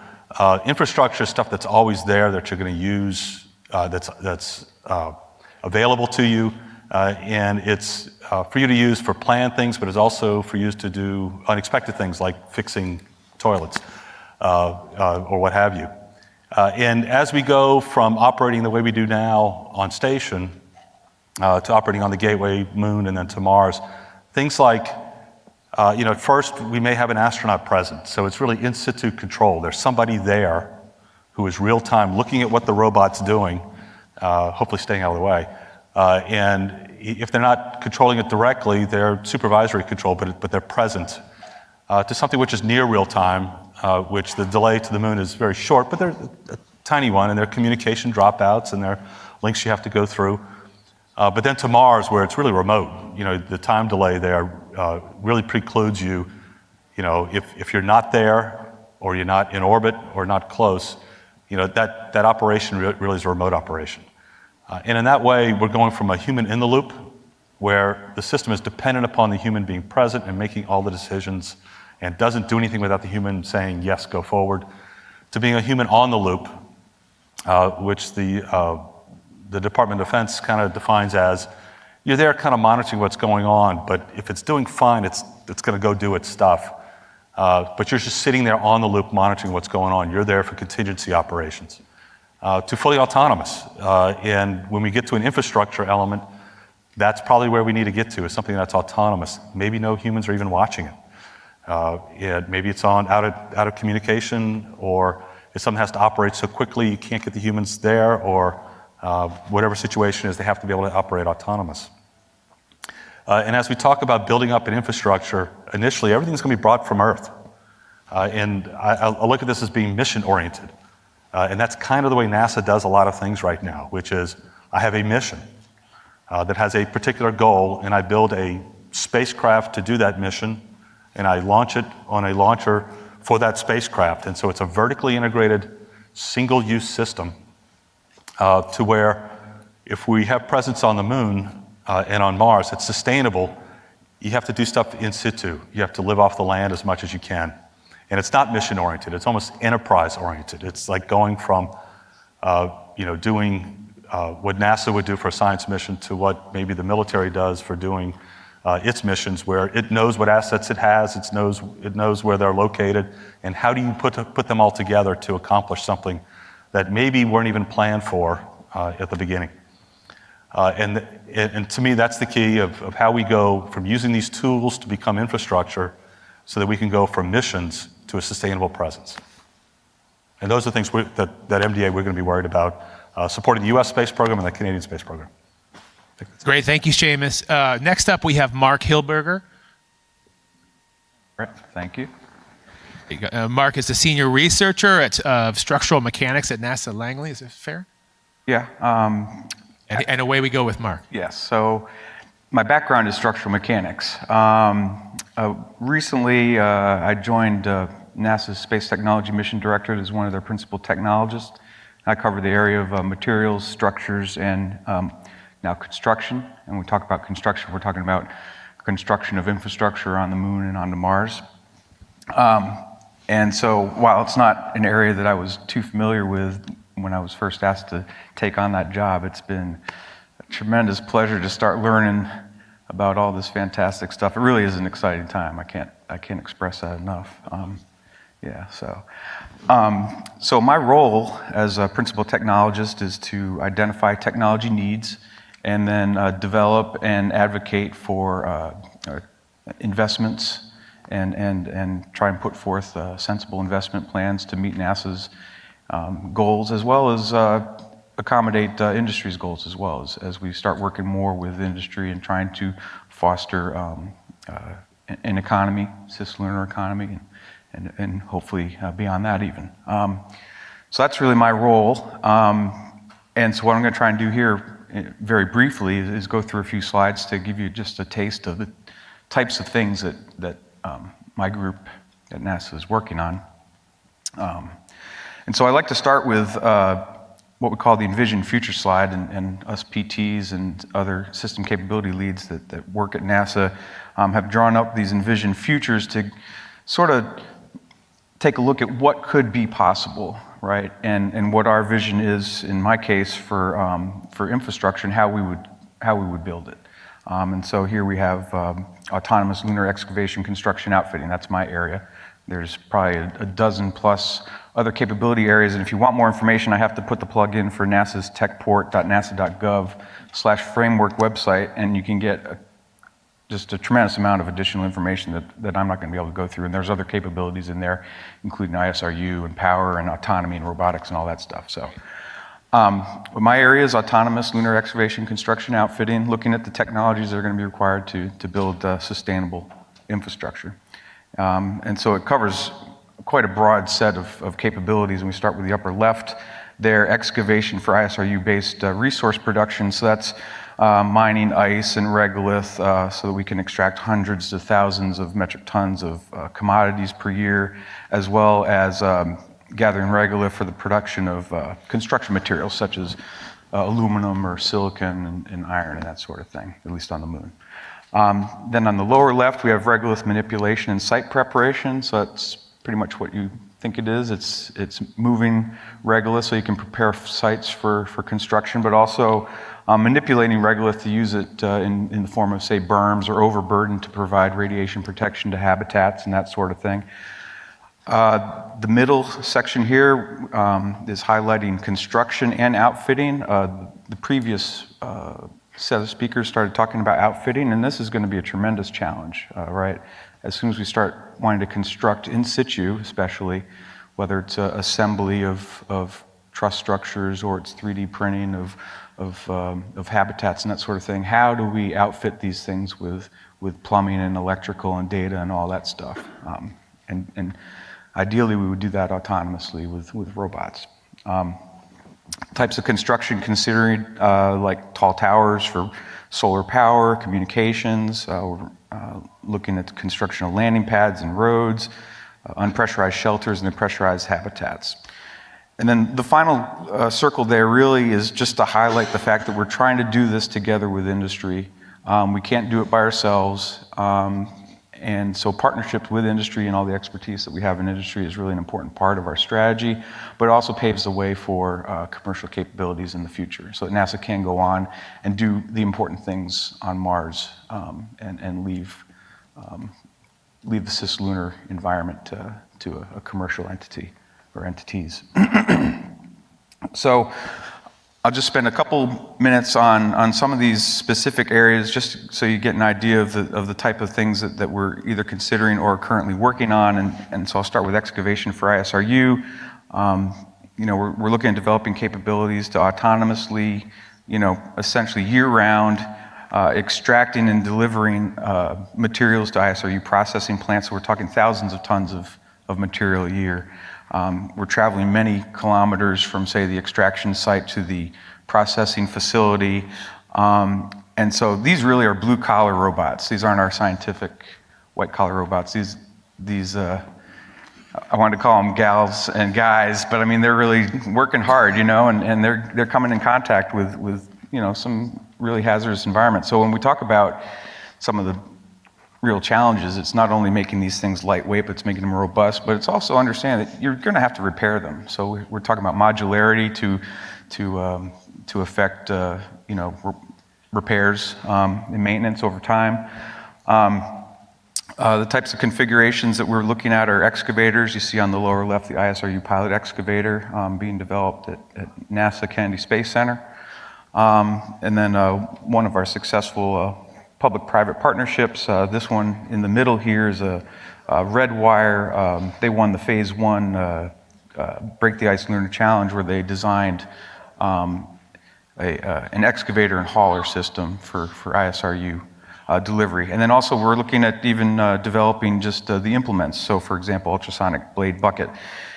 And the reason why ultrasonics or advanced types of implements are important, and this goes into, say, one of the main challenges, is when we're operating on the moon and we're trying to excavate, not only are we doing it with a lightweight system, but we're at reduced G. So you think about terrestrial excavators, they're really massive, right? And so they produce all their traction and pushing force based on their mass.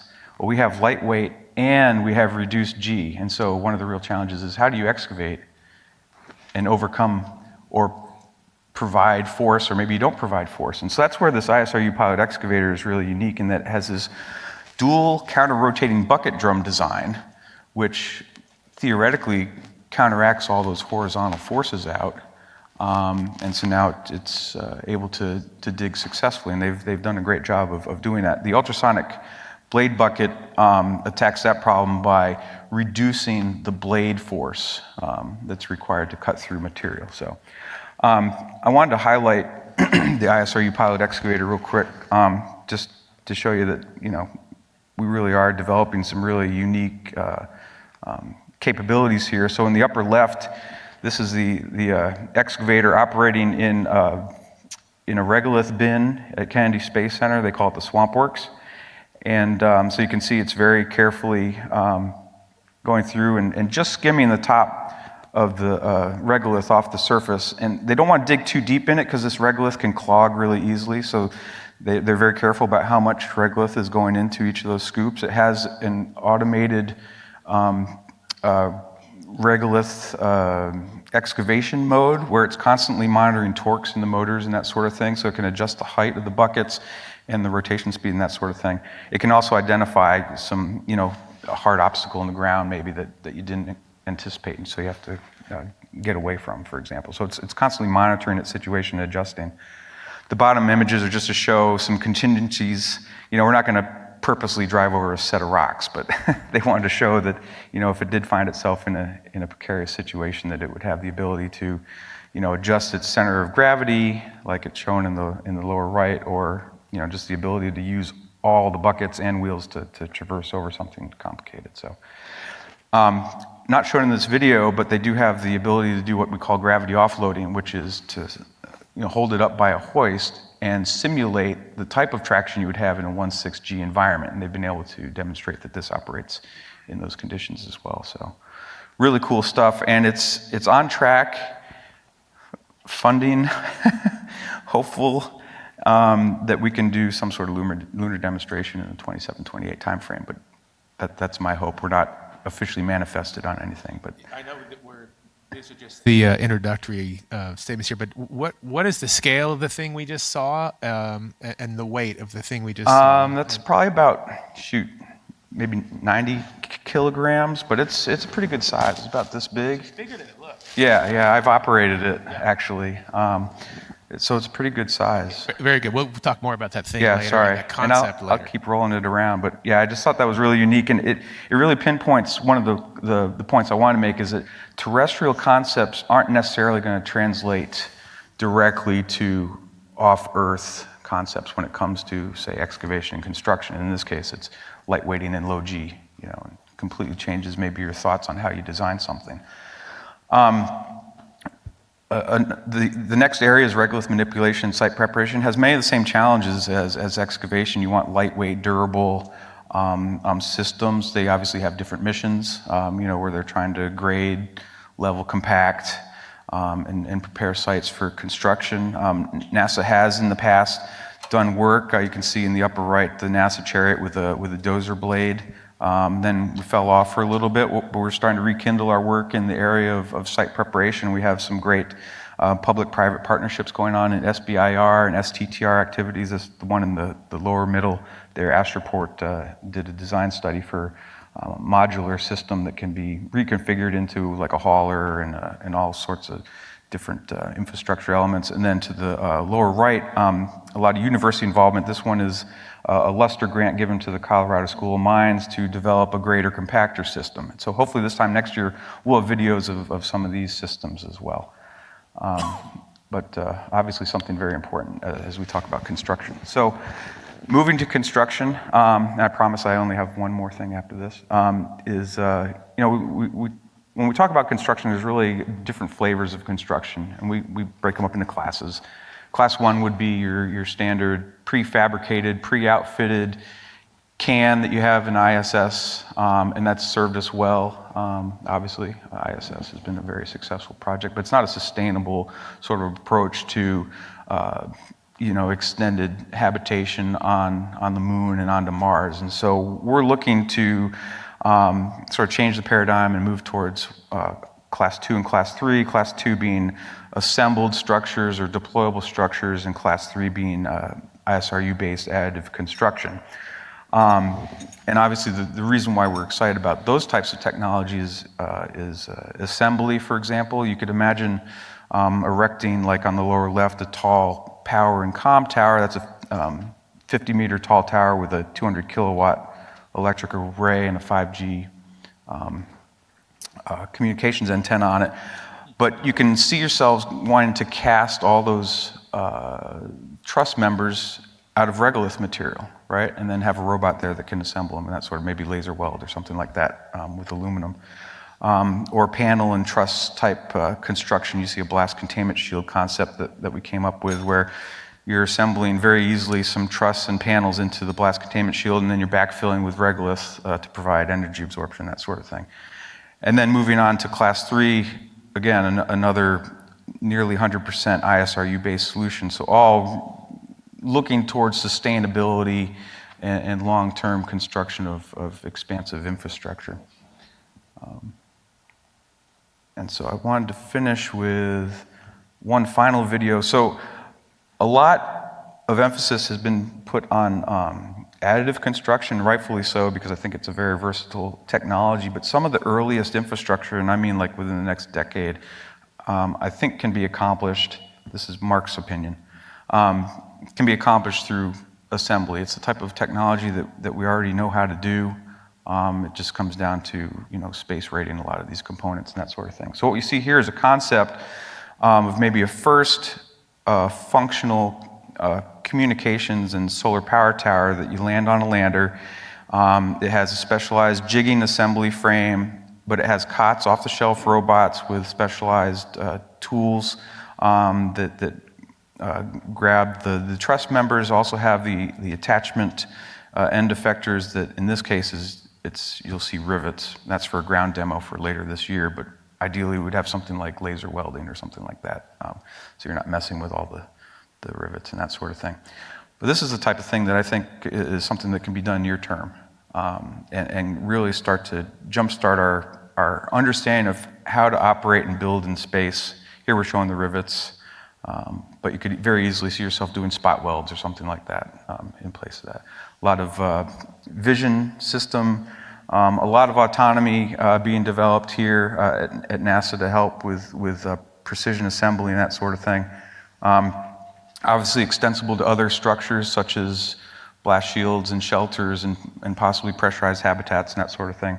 And so, yeah, I love talking about this stuff because it's so cool. It just reminds me of my Erector set when I was a kid, you know, building up stuff. Yeah, one of the things I think that you shock yourself sometimes when you see a video like this is my first thought is, where are the guy lines, right? There's no wind on the moon. Yeah. Right. Every environment has its own. That's one of the benefits of 6G. Minuses, but there's a plus. Yeah. The design loads are a lot lower when you don't have to consider wind or ice. We do have to worry about thermal, and thermally induced deflections and that sort of thing. There's the seismic activity on the moon and those sorts of things. But yeah. So, great. Okay, Mark. Thank you very much. Okay, next we're on to Melody Yasher. And Melody is with the group called ICON. They do 3D printing. I saw a wonderful example of their Mars Dune Alpha structure today on the web, and among many, many others. So with that, take it away, Melody. Thank you, Sam. Hi, everybody. I'm Melody, as Sam mentioned. I'm the Vice President of Building Design and Construction at ICON. At ICON, we develop large-scale additive manufacturing technologies for both Earth and space. Today, I'll tell you a little bit about the work that we're doing for our space applications purposes, much of which has emerged of late as a result of a Phase 3 SBIR award that we've been awarded to develop additive manufacturing technologies for the lunar surface. Myself and Jason Ballard, the co-founder of ICON, were both repeat contestants. In my case, I was a repeat winner within the 3D Printed Habitat Centennial Challenge, which took place between 2015 and 2019. Several industry companies and partners were identified as a result of that challenge, and ICON began an extended collaboration with NASA Marshall, particularly the Moon to Mars Planetary Autonomous Construction Technologies project, thinking about how we can use and leverage additive manufacturing technologies to create surface infrastructure on the Moon and eventually Mars. So in the last several years, my team and I, architecture and building performance at ICON, in addition to several other architectural and civil engineering partners, have put together our idea of what schematics for an initial lunar base might be. And we've used that and leveraged that design exercise as a means of generating and deriving hardware requirements for a construction system on the Moon that would enable the creation of various types of horizontal and eventually vertical infrastructure. So this is our vision for a sustained lunar presence. As Mark alluded to, additive manufacturing, and in particular, in our case, 100% ISRU regolith-based construction will enable the sustainable creation of various types of surface elements without having to think about how you custom design these individual elements. Instead, you can send up one robotic system, one construction system that can create a wide variety and great versatility in structural types and uses. So as I mentioned, we're looking into how to create first horizontal construction elements such as landing pads, roadways, and then eventually thinking about how we can develop vertical construction elements. So basically berms, unpressurized structures, and eventually habitats that are pressurized and certified for human occupancy. Of course, this can't happen all at once. So in our opinion, this needs to be part of a phased development plan, as well as an overall kind of scheme that thinks about lunar construction and the creation of infrastructure from a comprehensive, holistic perspective that can feed into a master plan, or what I would consider, or what I would call a kind of anticipatory approach to lunar-based planning, which leverages and accounts for the needs of multiple stakeholders, both on the commercial side as well as the government side and the defense side. So this is a study that I led prior to joining ICON. This is a lunar landing pad study where we were beginning to consider what exactly the needs and requirements from a civil engineering perspective a lunar landing pad might be and might require. Additionally, we looked at what a foundational surface habitat might be for a crew of 4 over the course of a 6-month-long mission in this case. And these types of studies have enabled us to think about, like, over the course of time, how these various infrastructure elements might relate as far as their adjacency is concerned, their location on the south pole of the moon, which is where we've been focusing much of our attention on, and how exactly we can create permanent infrastructure that is useful, again, for multiple stakeholders. I think this is an outdated slide to the one that Mark previously showed, but we were starting to think about and starting to collaborate with various NASA centers, in particular Kennedy and of course Marshall, to think about how we can leverage excavation capabilities supporting construction on the moon. Certainly we can't do this all alone. We're not developing our own power infrastructure, and we're going to need to collaborate with others on that. But in our case, we're very interested and invested in ensuring that we're designing structures that can meet the needs for, again, multiple stakeholders in different sectors. So what we're developing as part of our SBIR are directed energy deposition technologies, utilizing 100% ISRU regolith without the need for additives and binders. And we are developing these and planning to basically engineer a robotic manipulator that will be aboard a CLPS lander, anticipated to conduct an initial construction technology demonstration mission sometime in the 27-28 timeframe. So this is our goal in the near term. That robotic manipulator will scoop, sieve, and then sinter local and indigenous regolith, and then validate the structural properties of that initial sample on the moon. Of course, I mentioned we're supporting the Moon to Mars Planetary Autonomous Construction Technologies Project. Our terrestrial construction operations, which leverage cementitious additive manufacturing, are teaching us a lot in the short term about what it means and what it takes to actually autonomously construct habitats and other structural elements such as this. It is no small feat. Everything is a challenge in construction. And I'll end really quickly with a construction demonstration that we completed at the Johnson Space Center a little over 2 years ago. This is the construction of the Mars Dune, well, I shouldn't say Mars Dune, the Crew Health and Performance Exploration Analog, the CHAPEA analog, which we affectionately refer to as Mars Dune Alpha, since nobody can remember what CHAPEA stands for. And essentially, we 3D printed this designed this 1,700 square foot structure within Building 220 at the Johnson Space Center. This is directly opposite and adjacent to the Hera analog, and I'm very excited to report that ingress for the habitat and for the experiment will begin in June, so very soon. There will be four volunteer crew members who will be living in this analog for 1 entire year, which is the longest analog mission that NASA will be completing to date. And we're very excited to see what the results of that mission yield and how it establishes standards and guidelines for future long-duration missions. Thanks. Great, Melody. Thank you very much. That's terrific. You know, even now, we're looking at 3D printing on that scale. It looks like we're watching a 3D animation. It's hard to believe that actually can occur. Next up, we have Sam Jimenez. Sam is a space architect with XARC. Am I saying your group name? Space Exploration Architecture Corporation. And with that, Sam, take it away. Sure thing. So I'm going to talk about a subsidiary of XARC called Astroport Space Technologies.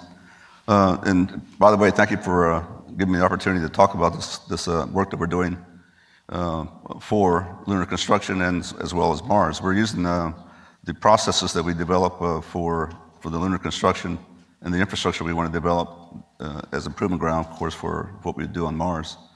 We're focused on landing pad construction and, again, the horizontal structures, but we're working with a different material form factor, and it is the regolith, and it's the pure regolith, just like Icon is working with, without the binders and the additives.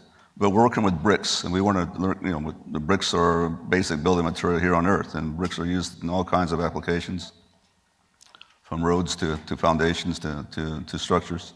So we're working with the development of the bricks and how do you melt those bricks, and how do you, what is the use of the material, what it can do, what it can't do. Let me show a video here of the overall concept of how we approach the landing pad construction. Is back, and with it, opportunities for habitation on our nearest celestial body. Exploration Architecture Corporation, known as EXARC, and our subsidiary, Astroport Space Technologies, are developing ways to enable people to settle on the moon and beyond. These new advancements could play an important role in bringing space exploration to the next level. Along with our research partners at the University of Texas at San Antonio, known as UTSA, Astroport has designed equipment that will convert raw material found on the moon into durable material that will be used to build lunar infrastructure. Here's how it will work. On the moon, there's a layer of loose, rocky material covering the bedrock. The bulk of the surface is a fine gray soil known as regolith, which is considered toxic to humans and machinery. It's abrasive and electrostatic, so it clings to spacesuits and gets in gears. And if it gets inside the habitation area, it is a health risk. But that soil also has a good side to it. Astroport has developed high-tech machinery that will ultimately use this regolith as building material to provide solid surfaces for roads or moon landings and takeoffs, accommodating a variety of spacecraft. The first step, create a process for turning the moon's surface material into brick. Researchers and scientists at UTSA are determining the exact temperatures needed to liquefy different combinations of moon soil to turn that melted material into extremely durable bricks. They're also conducting experiments on how much energy is required to melt the soil. Astroport and UTSA researchers have designed a tool called the Lunatron. It's an integrated induction furnace nozzle for forming and placing lunar regolith bricks for the landing pad construction.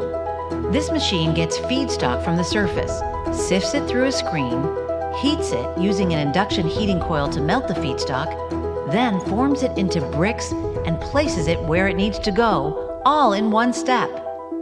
This technology is particularly groundbreaking, as there is no binding substance required to create the bricks or keep the tiles together once they're placed. Robots, known as BrickBots, are deployed to assemble and place the bricks produced from the furnace nozzle into a reusable landing pad.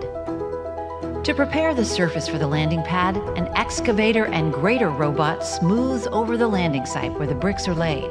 Then a hauler robot takes the excavated regolith to the BrickBot to be filtered and used as feedstock for making bricks.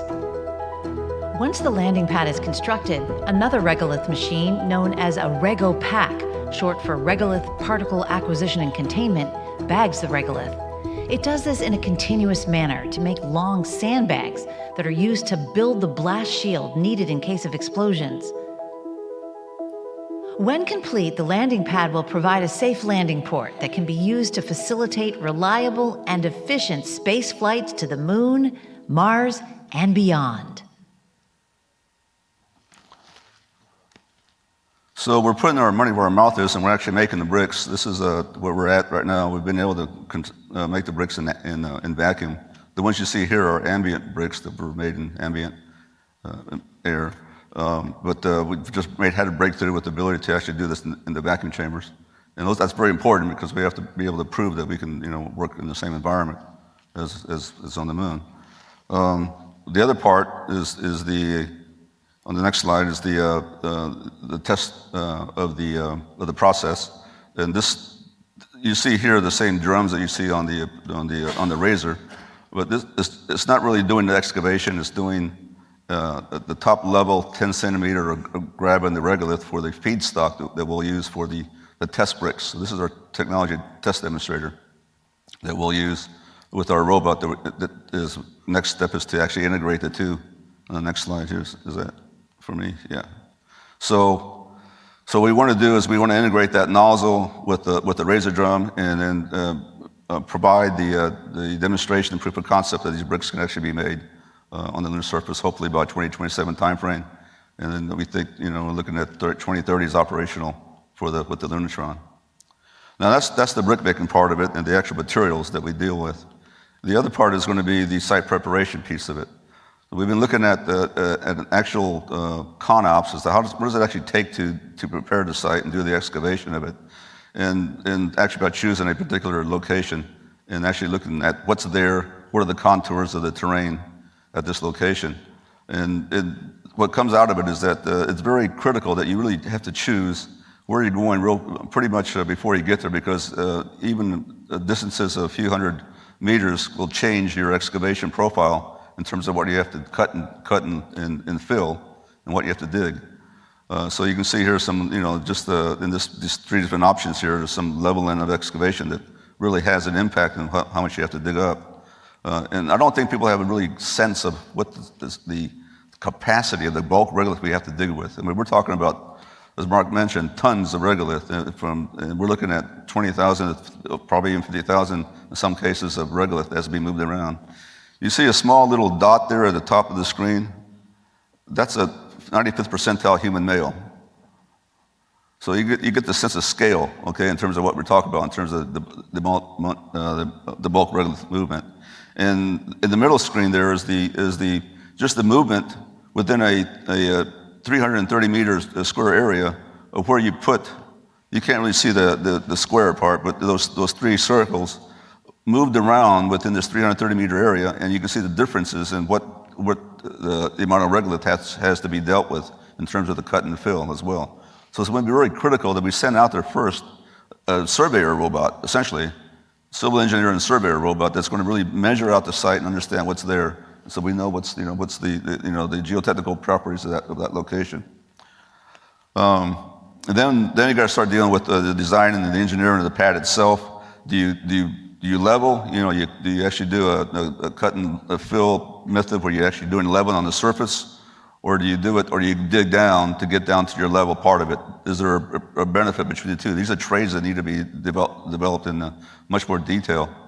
And the case that we came up with for the leveling, you see the volume in this particular site was 30,000 cubic meters of dirt. You need it for, part of it is going to be with the actual site prep, relevant piece of it. You'll need some soil for the actual feedstock we need to have for making the bricks. You'll need the soil for the building of the berm. And then in our case, where we're doing these regol packs, we'll need some soil to fill the covering of the berms with the regol packs as well. If you go down, if you dig, you see the difference here. We got almost 50,000 cubic meters of dirt that needs to be dealt with. The same amount of different variations. But now what happens here, on the first one, if we level on the top, then we don't have any feedstock for the making of the bricks. Now we have to go somewhere else and dig out and excavate another location to feed our brick maker. So it turns out that the leveling by digging down is even better for us, even though it's got a higher volume of regolith. But again, as I mentioned, it's all site dependent. We were able to eventually optimize that site and locate just a few meters away, another location that's flatter, and we're around 26,000 cubic meters in this particular site we're looking at this point in time. It's a little light there in the profiles of what we have to cut. You can see here when we start going down into geotechnical engineering pieces of it, you need to deal with things of shear strength, bearing capacity for the landing of the rocket on the pavement. The light blue here in the bottom part, that's the amount that was cut out to dig that leveled out area as well. So again, now we're into the engineering piece of the actual pad in this particular design. After that, then, or not after that, but in parallel, but now what's the site layout? What's the activity that you have to deal with when you get down there? When you land initially, you have to bring all your assets with you, your digging tools, your implements, your tractors. And that's going to be a different location than where you're going to actually make the pad. So now you have to cut roads. You have to cut a path to where you're going to actually make the pad. And then you need but first, before you do that, you need a road to where you're going to set up your power system, whether it's the solar panels or whether it's a nuclear power source.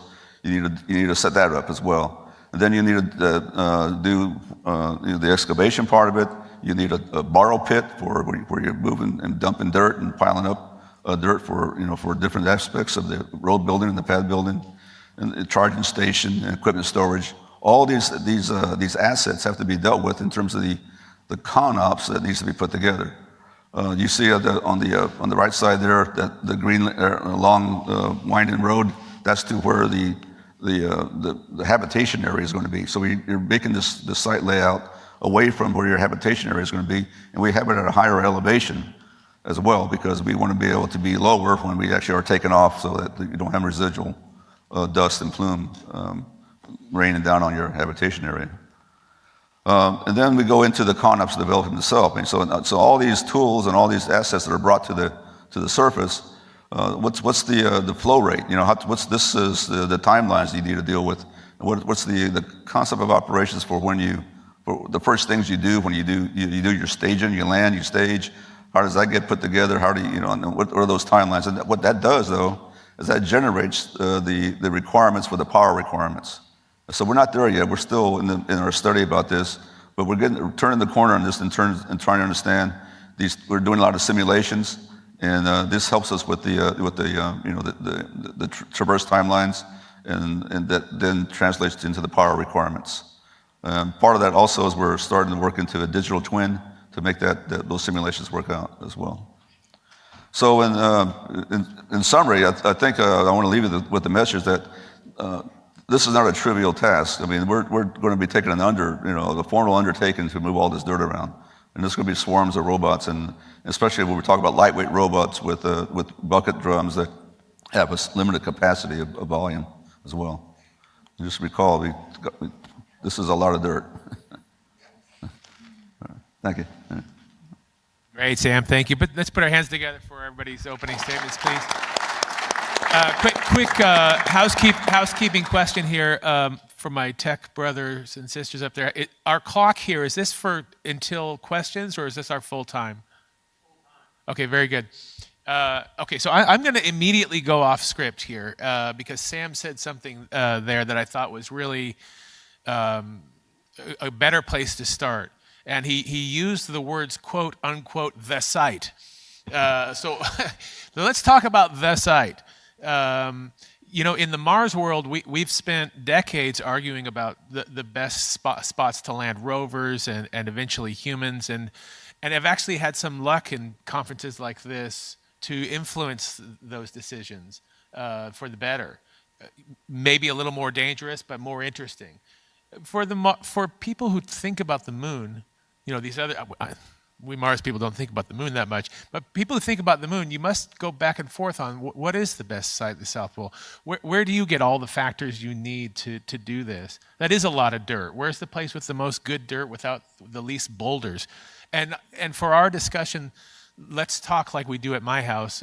I don't think my wife is watching this, but in other words, let's interrupt each other. Let's talk and let's open up the flow here and talk. Where Mark, Seamus, Melody, where is the site? I think it's where you can best achieve the goal you set out. So, for example, if you're trying to build like an X-ray telescope, it should be on the far side. If you're trying to be near PSR, partially shaded regions where you think there's water ice, South Pole. If it's for ease of access, and looking at things like skylights on the moon, it could be mid-equatorial. So I think it depends on the goal that you're trying to achieve. It's just like everything else. If do you want to move to Texas or do you want to move to Montana? Yes, but Texas and Montana have a lot more in common than the equator on the moon or the South Pole. Yep. So let's talk about it from the perspective of a semi-autonomous, semi-permanent human zone. Where is the site? I think we're looking for something that has the resources that we need to eventually build upon and survive on, right? And I know NASA's done many studies to try and identify, okay, we picked the South Pole. So then there's a multitude of locations, there looked at to, satisfy science goals. But I mean, ultimately, if we're talking about in this forum, how to develop a sustainable somewhere, we're looking for where are the resources. So the water ice, potentially, you might want to be on high ground so that, one of the benefits of the tall tower there was to get those solar arrays out of the shadows, right? So you can have your continuous solar power. So finding locations that are going to, like you were getting to, meet your particular goals is really critical. So for sustainability, you're looking for the resources, I think. But there's some consensus at this moment of the South Pole for humans. Is that a fair statement? I think that's driven by the particular looking for the presence of water ice. Looking at water ice, and to be able to then generate material and useful things from that, particularly rocket fuel, that could provide an infrastructure to then expand around the moon. I don't think that the South Pole is, we get there, we settle, we're done. We don't go anywhere else. I think the reason the South Pole is of interest is it may provide the best breakout point for going around to different areas of the moon. If you land in the equatorial region, you're in the equatorial region. But if you land, if you build around the South Pole and you're able to process and develop rocket fuel, now you're talking about being able to hop to places. Now you can have a transportation. I mean, it sounds fantastic, but you could have a transportation system that you're not waiting on tankers coming from Earth. We're into space 1999 here. Exactly. Yeah. Very good. Great show. Undersung. Melody, any thoughts on this? Yeah, I think there's a huge emphasis on developing a commercial lunar ecosystem for exactly these purposes: industrialization, commercialization, and thinking about how we can leverage water ice in particular to create rocket propellant and many other byproducts, right? We talked about talking about getting the initial gear and equipment from Earth.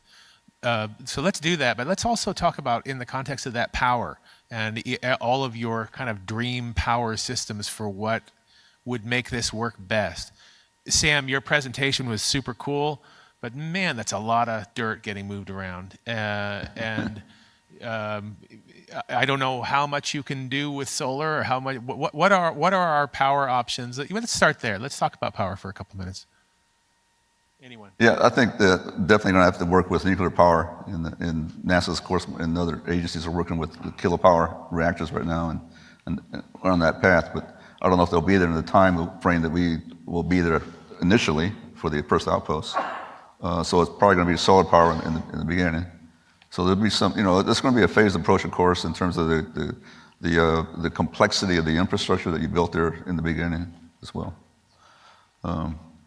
If I could just go back to the site question real quick. Yeah. I think that it's not the site, it's where's the first site.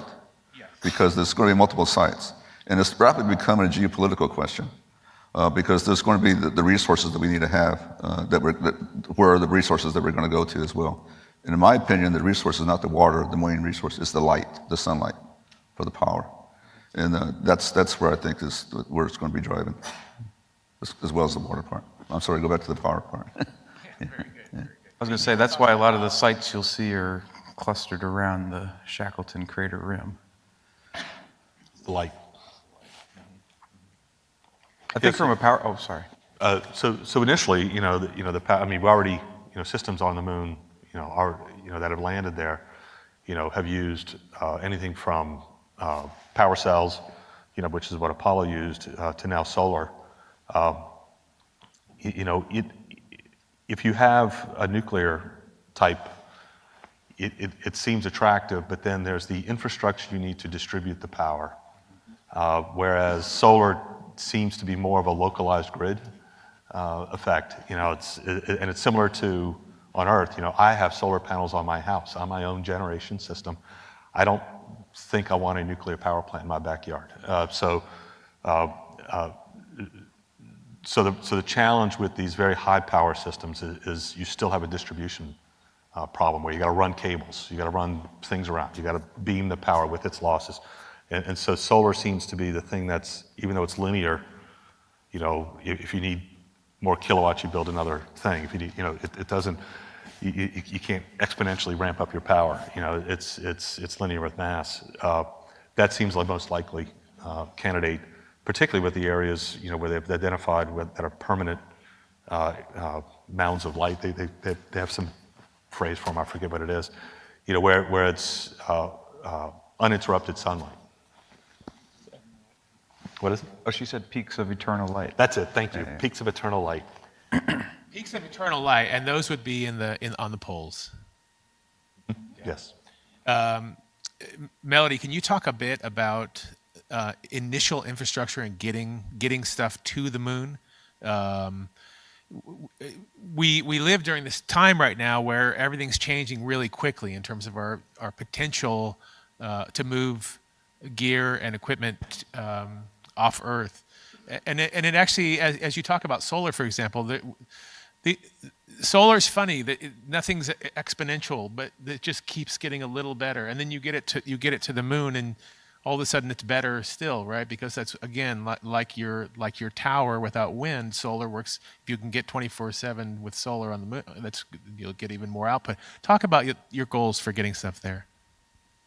I mean, I think Sam showed us best, right? Like it isn't economically feasible to anticipate that we're going to launch tons and tons and tons of construction materials to space. And I think that's the point about ISRU construction in particular, is that we want to send a single system or a few highly reliable systems that can work over the long term to create the various applications that we need. I don't think, even with the great strides that we've made in transportation in recent years, and that's happening on the commercial side, I don't think we can anticipate a moment where we're launching like hundreds of thousands of tons of concrete or cementitious-like materials. It just seems prohibitively expensive, and I don't think it's going to be a sustainable strategy for long-term growth on the moon or Mars. But while it's, I agree, but you know, the tyranny of the gravity well of Earth, while at the same time, you know, in the last decade, the number of opportunities and the different alternatives you have of getting tools and getting equipment to the moon has greatly expanded. So there's this nice, you know, the thing that's accelerating now is all these different companies are developing a capability to commercially deliver, you know, relatively smaller payloads. So yes, you're not going to drop, you know, rebar and concrete, but getting specialized tools, getting equipment to the surface will not be an impediment to the kind of designs that y'all are coming up with. Yeah, I think the trick is thinking about large-scale infrastructure, right? Like that's where the scale problem really becomes apparent. If we're talking about landing pads, if we're talking about roadways, when do they become necessary? When is it just reckless not having those? And for how long can we sort of maintain or sustain a human presence without that kind of infrastructure? I want to talk a little bit about modularity of tools and the idea of being able to reuse different stuff for different stuff projects. But before we do, I want to ask a quick question about the dust. So when I see Sam's presentation, I see it doesn't look at all like my side yard. It looks clean and tidy. Everything is pretty neat. It's not. It looks to me like the goal here is to get the dusty regolith out of the human living space. Can you talk about that? Yeah, that's I think the most critical thing that we have to overcome is the dust mitigation part of it. Both in you know, for the video said, for the internal living inside the habitats, but also for the machinery outside. And there's all kinds of concepts out there for dust mitigation for the external activities, from mats to to bricks to to other sprays or whatever. So that's being addressed. But I think it's really not solved yet, especially in terms of the machinery. The machinery. So the regolith is very abrasive. It's going to tear up all these implements real quick. Okay, it doesn't. I mean, you can see what when we have to have talk about inventory. We'll need to bring spares and additional implements to replace the stuff that's being broken down and torn apart. That happens here on Earth. It just is the way you do construction here. So the dust is going to be a real problem, and it's being worked, but not solved yet. Are there any just outlandish ideas of how to deal with dust, and that does anybody talk about like setting off a small nuke above the air, just blasting it all away? You start sort of something fresh. So one of the problems with the dust. Davis likes this idea. One of the problems is on the excavation side and the conveyance is the fact that the dust it's electrostatic. It sticks to the sides. Even the material you use for your hoppers will be a problem. You have to deal with that. So you have to and there are some technologies that we're looking at that can solve some of that electrostatic issues that we have to be overcome as well. I think Neil Young saying that rust never sleeps. On the moon, it's dust never sleeps. Yes.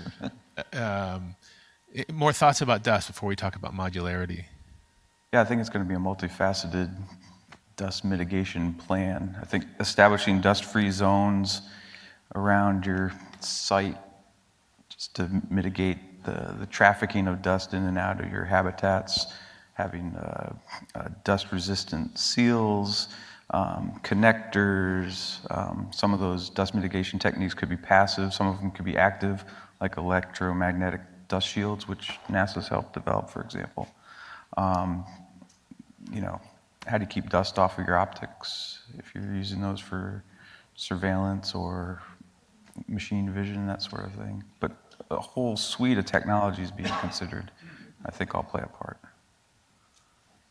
I mentioned modularity before, and I'm going back to my own toolkit. So I'm a Makita guy. Okay, so that's at some point you marry power tools, and that's what you use. Now, was that a good choice or not? I don't know, but that is the infrastructure that I work with because those are all the batteries that I have. Okay, so let's talk about modularity for a little bit. How do you now would be the time to start thinking about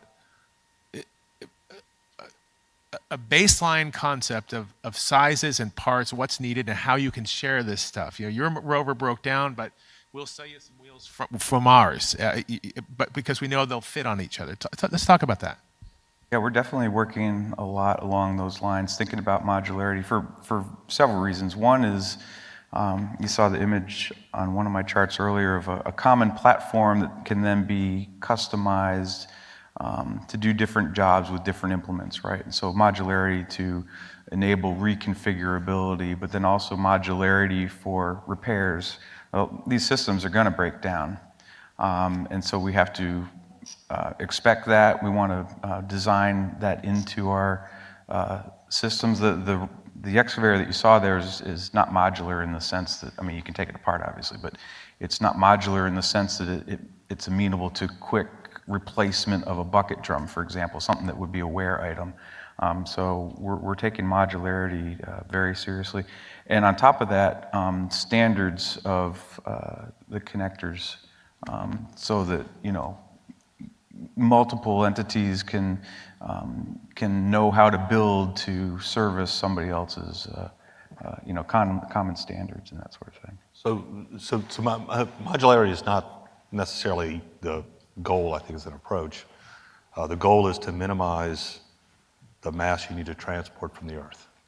And if that is by making things modular, that would be great. But it may, another approach may be, to have tools that can make tools, that have, what do you do with waste product, that is spent on the surface of the moon? We might have landers that when they land, they never leave, and they become, wreckage, but that is mass that has already been delivered to the moon. How best to utilize that? So I think the goal, and modularity may be an approach to reach that goal, but the goal is to minimize the amount of mass you need to bring from the Earth, because that is really the cost driver. That's in all these things. I agree. Particularly for private companies, mass optimization is key, and it's what we need to consider for profitability, like bottom line.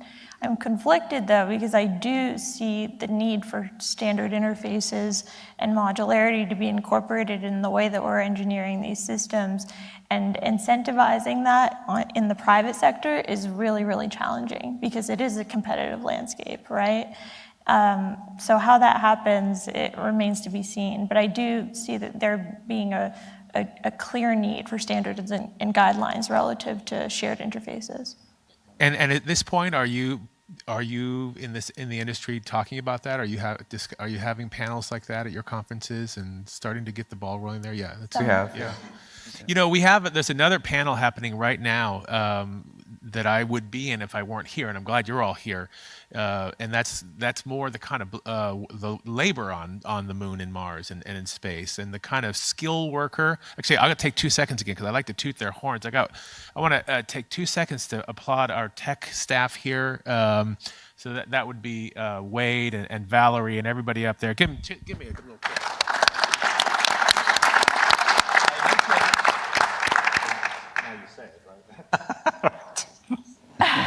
I mentioned last night at the screening that in my mind, a perfect Mars, but we can call it Moon crew is some high level functioning scientists supported by tech people exactly like Wade and his crew here, because they're problem solvers. You need people who can solve, and we know people like this. We all have friends like this. I fancy myself a good mechanic, but not nearly the mechanic some of my friends are. Mechanic's not even the right word. They just find ways to fix anything, anywhere.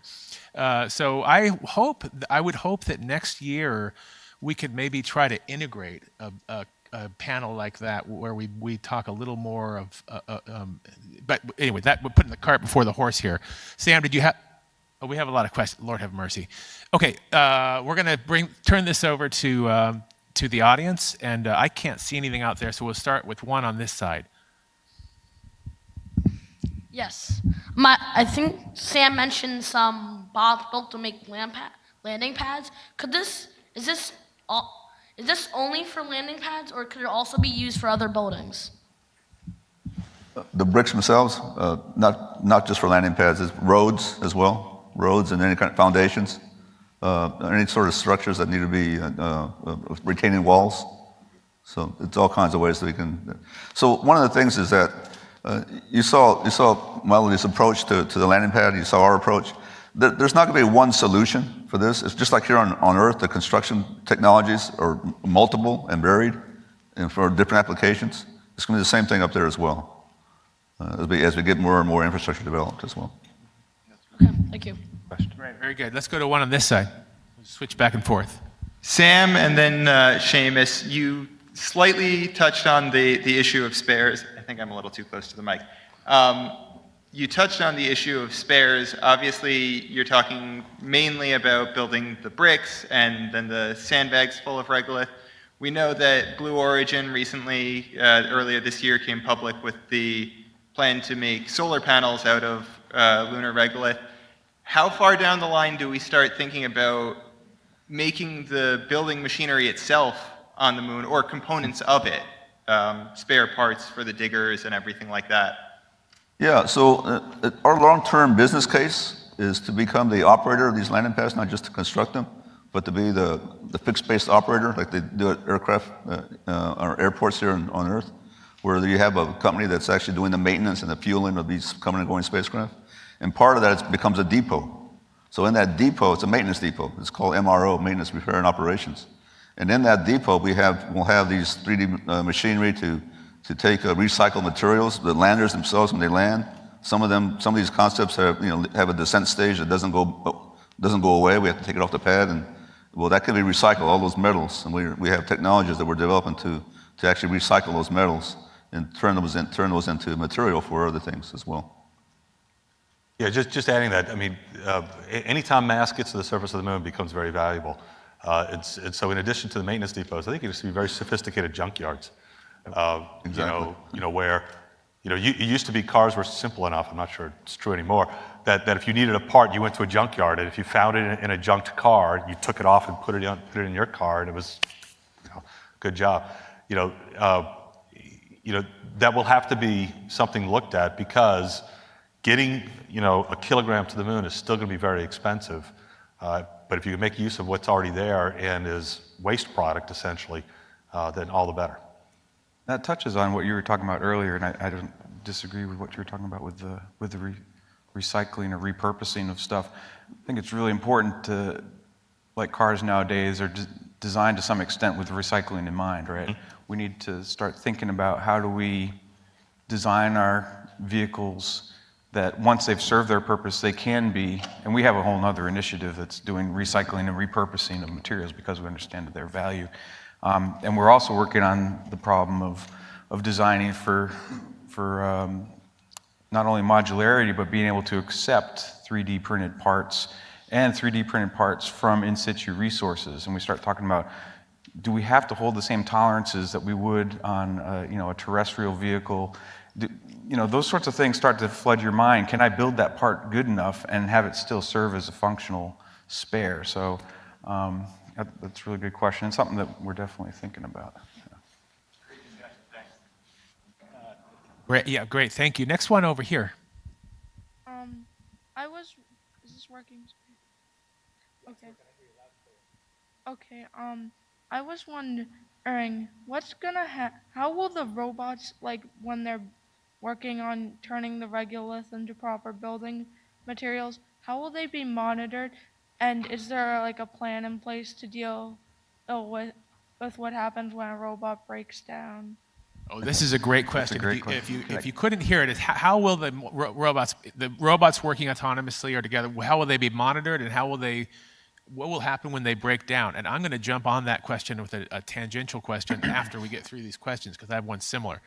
Can I jump on that real quick? Because that's one of the areas that I'm really, into amongst all the others. But having in situ monitoring of the processes as they're happening. So, like I know Melody and Sam, you all are probably on board with this. Is as you're building something, you're looking at it, maybe the thermal profile of your melt or your weld bead and that sort of thing. So you're monitoring the process, and you're giving that feedback to the system. So if it has to take corrective action, it can.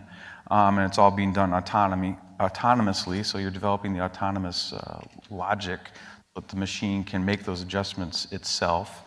And as far as the breakdown, that's also a great point that I didn't make earlier, but that is having systems that can understand their own health so that it can anticipate a breakdown and schedule its own maintenance, right? You don't want to have to go 100 kilometers away with a lunar tow truck and pull your excavator out of you want to have some sense of when it needs to be. And with that, I don't know if anybody mentioned it, but digital twinning, right? And so having computer models that can take on sensors data from the actual machine and correlate it to a predictive model and say, oh, that bearing, it looks like it's about to fail based on sensor A and sensor C torque readings or something like that, right? So really important areas to be considering. Yeah. Thank you. Okay, over here. Here's a couple suggestions. Sam, sell people the ability to have their name put on your bricks. I might pay $50 to have my name put on a brick, and probably would buy some for each of my grandkids. The other suggestion is... We are doing that. The other suggestion is... when you're Sam's idea. That's right. When you're screening out the rocks, don't throw the rocks away. Use them to fill gabion cages. Oh, that's a good point. Yeah. So we see the regolith that we dig up that's not used in the construction. There's going to be a lot of leftovers, all the slag essentially, and what's left out of the filtering. That's a commodity to us. That becomes like essentially a material yard where we have piles of different types of grain sizes and particle sizes, and those become commodities that we can sell to other companies to try to do like the mineral extractions and the metal extraction. So that's really part of our business case, is to be in the business of selling material. No, I think that we've dug up cages already. could be used to build blast walls and radiation shielding walls, and All you that. could even make a trapezoidal one and make an arched structure. So. Very good, very good. Next question over here, please. Yeah, in the conversation around staging materials and the logistics and building this out over multi-years, and in relation to what you were just talking about with the autonomous vehicles, where does communication links fit into this? Because I'm thinking even though the vehicles are going to be autonomous, if someone yells for help, there's got to be a way for that yell to get somewhere. And building up the communication links, I would think, would be a vital integrative part of building out the whole logistical infrastructure. So we just recently announced our office opening in Luxembourg. And we're doing that there because we want to tap into the ESA Moonlight program, which is their satellite communications network. And we'll be using that for a lot of the position and navigation. Now, there's other, Lockheed Martin just announced that their own system as well. There'll be a number of communication networks being developed for satellite operation and control for surface systems. So those are those options that are available to us, but we'll be working with the European Space Agency in our concept. So as you're developing your plan over the multi-years, is part of that plan looking at how the communication? Absolutely, Yeah. yes. Thank you. Hello, my name is Aon McNeil, and I was wondering, with the CHAPEA analog going on, how is the furniture being created? Because I see a lot of hard surfaces with 3D printing, and any of the comfort, softer materials would have to be brought from Earth. So I was wondering if there was any research into maybe growing a material like mycelia to bring in the comfort element that can maybe be scaled up. It's an excellent question. There's absolutely research happening at NASA, also in my own team, as to how we can outfit structures utilizing local materials, both polymers, but also in situ regolith over the long term. That's very applicable, and I think there's lots of room to develop those concepts further. In the case of the CHAPEA analog, we had nothing to do with outfitting, unfortunately, or whatever, but basically it was left up to NASA, and for whatever reason, they felt like Lazy Boys and IKEA furniture would do it. So. Well, who doesn't like lazy boys? I mean, and plus the mass issue there, they're lightweight. Yeah. I mean, it's only every once. It's only once in a while you build a multi-million-dollar research facility. But in any event. Chris, I see you lurking over there. They just bought us a couple more minutes here. Look, yeah. Okay, very good. Oh, look, Lord have mercy. He's got the gas. Okay. No problem, buddy. Okay, very good. We, Beth. One more. Yeah. I'm glad we're talking about analogs. So I would be amiss if I didn't ask about Hawaii's High Seas Research Center, where we have some perfect conditions for some very porous rock that is similar to Mars. And I want to ask the panel, how about, or any thought of, starting to build under the lava tubes, under the surface, mitigating the dust on Mars? So I'll take that. So we have another project called LEAP 2. If you go to our XARC website, YouTube website, you'll see videos about our concept for turning the Marias Hills skylight, the Marias Hills hole, into a settlement area for lunar settlement. We're using the lava tube that's there as a way to make a full-blown scaled community as well. So we're looking at that. Thank you. A little tangent to that. One of the things we're going to need to have is lunar proving grounds here on Earth. All this construction material, we need to really start talking about our network of the lunar proving grounds that we're going to need to be able to use to test these machineries out as well. And those are going to be scaled from controlled environments to outdoor full-scale machinery that can be tested and proved before we can get up there. And analog astronauts break things really well and test them. We fix them well too. Yes, thank you. Thank you. But you know, when I saw this panel laid out on the page, there are going to be lines of questions because it's just such a ripe topic. You want to see some questions? Here's a page of questions I didn't get to ask because. So I look forward to the next time we do it. I'm going to get to your question.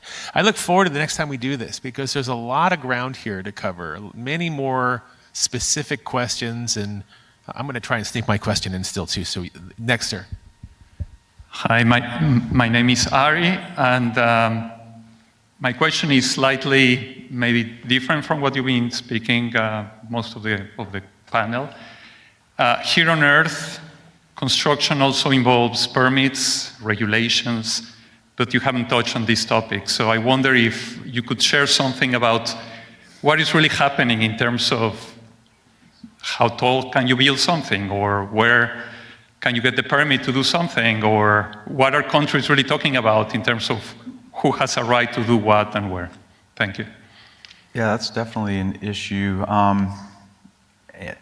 The one thing that I'm currently involved with is the American Society of Civil Engineers, and they're starting to pull together sort of a framework for building standards, just to start. The whole idea then of permits and all that and regulations is a little bit above me. I'm not so in touch with that. I imagine it's going to have to go along the lines of what we were talking about earlier today, of the sensible use, right, and not, digging in areas or populating areas that they don't want us to be in. But in terms of developing standards, that's definitely an important thing that we're currently working with folks on. So. I can jump And on the other side of it, it must for architects, it's also a dream slate, right? A place without building codes and where you can. Well, yeah. I mean, you can look at it that way. The other way of looking at it is, well, when you're building terrestrial, you have to permit structures according to authorities who have jurisdiction, right? On the moon, we don't have a framework for that yet from a regulatory perspective. So I think that standards and guidelines are sorely needed. Just to give you a sense of how early all of this is, like there isn't even international building code for additive manufacturing terrestrially. So we're appealing to appendices that are written by like the International Code Council. It's not standardized by any means. It's not universal, and we have a long way to go. But it's exciting for that reason. Like it's one of the reasons why I like working in this industry so much. Okay, great. I think and great questions from everyone. Great panel. Thank you guys so much for doing this today. And it's a strange. No, Chris. Okay, no, it just went back to zero. No, it was going backwards for a while. You saw that. Yeah. Okay. Yeah. All right. Oh. Is that what that was? Lord have mercy. Okay. You kicked me off before. Yeah. Okay. Yeah. All right. Very good. So. All right, very good. Chris Carberry, ladies and gentlemen, is going to kick us off the stage here. Thank you all for coming. Chris, anything you need to announce here? Well, we have one additional speaker. The final speaker of the day, so I'm going to announce that. But before I do, also, for those of you who haven't signed up, anybody interested still who want to go to the Rosewood Hotel reception, there are still some tickets left. I believe the QR code is still at the front door, and I think you can still buy them for $60 at the door as well. Beautiful rooftop venue, so hope we'll see you there. Otherwise, I'm going to introduce our next speakers. So. Thank you all. Thank you. That was great. I look forward to watching the whole thing.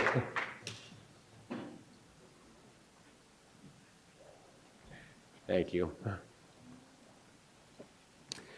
right, thank you, everybody. For our final speaker of the day, we have Eric Ianson, the Deputy Director of Planetary Science, the Director for the Mars Exploration Program. He's also had a number of other offices at NASA as well as the DoD, and he's going to be talking about draft plan for a sustainable future for science at Mars. So, Eric, are you there?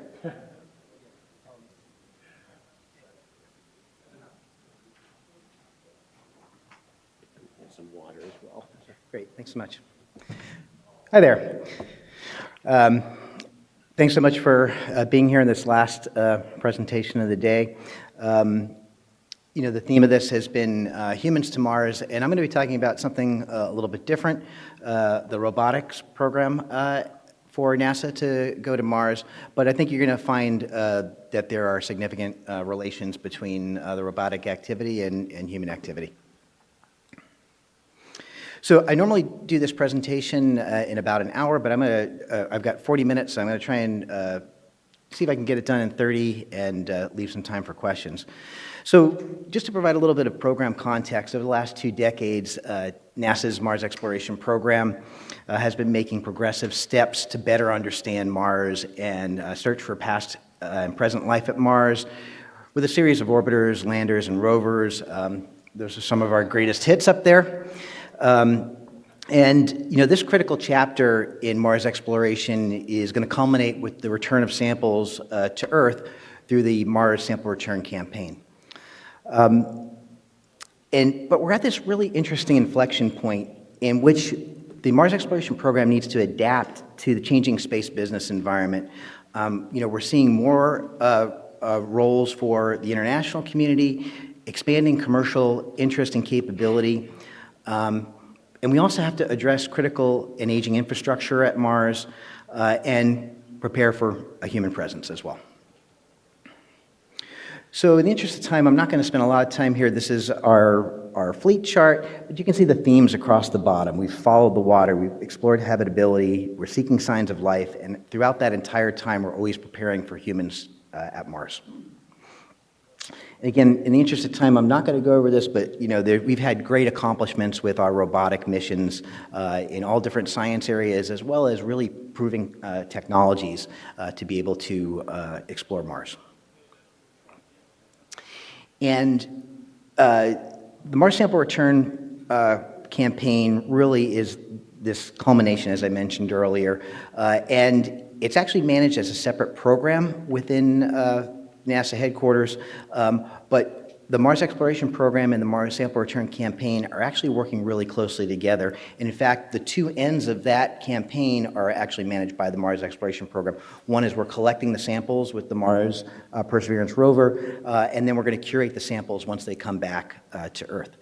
And while we're doing this incredible decadal class science, we really want to try and pivot to a new way of doing things as far as sending lower cost, high science value missions to Mars at a higher frequency. So why are we coming up with this new plan for what we're going to do at Mars? Well, 2 places, the Decadal Survey asked us to put together a comprehensive architecture of missions, partnerships, and technologies. Similarly, we had what's called a program implementation review, which is sort of like the equivalent of like a PDR or CDR for a program.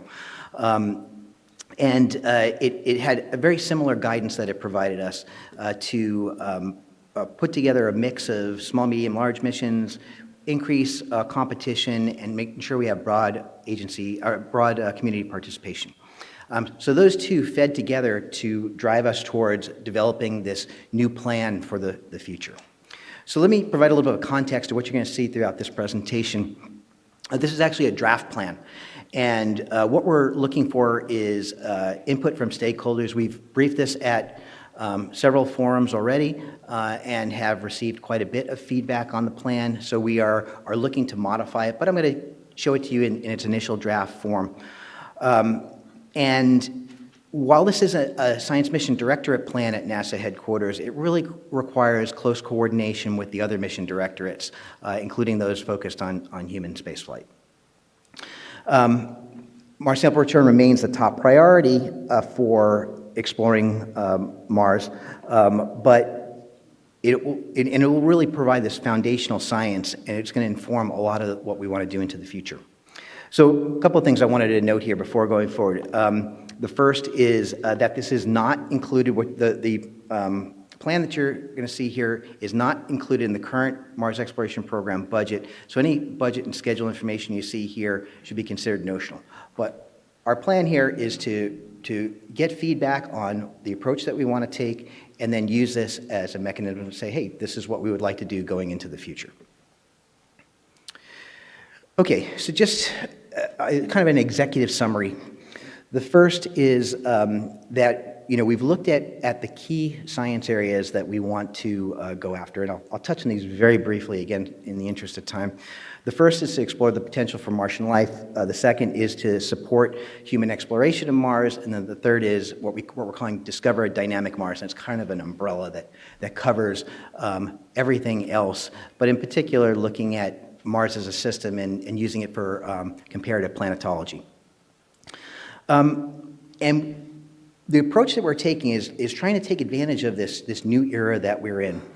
We want to expand opportunity through small, frequent, low-cost missions that can still produce impactful science. We want to build, strengthen, and maintain our critical infrastructure. We want to reduce the cost of access to Mars through partnerships and taking advantage of the low-cost launch vehicle providers, and as well as new delivery systems. We want to develop new technologies that can enable our exploration of Mars, and we also want to make Mars more accessible and inclusive to a broader community. So this is the outline of what you're going to hear. I'll talk briefly about inputs, a little bit about the science themes, talk about the specific initiatives, and then what an aspirational timeline might look like for this. So I talked about the decadal survey, and that certainly is a big input to this plan. But we've also looked at several other things. We've had a couple of studies that have looked at what kind of science can we be doing and how should we be approaching it, and that resulted in a focus more on low-cost missions. We've also had studies that have looked at accessing the Martian surface. We held a low-cost Mars workshop, and we had incredible participation from that and really had lots of great ideas of things that could be done at a much lower cost level than we typically would do at NASA. We've had an industry day and also follow-on site visits, and again, it emphasizes that there's really interest among the broader commercial sector to participate in Mars. And the International Mars Ice Mapper project, we had a mission definition team which really looked at, or a measurement definition team rather, which looked at ice, the importance of ice, and validated the importance of that going into the future, not only for science, but also for reconnaissance, and also emphasized the importance of high-resolution imaging. And then we have several human exploration initiatives that also feed into this as well, all of the Moon to Mars objectives and recurring tenets, and we want to build on these initiatives, the things that we're doing with CLIPS and COTS, and all of the Artemis activities that are happening. So we think there are complementary things that could be done.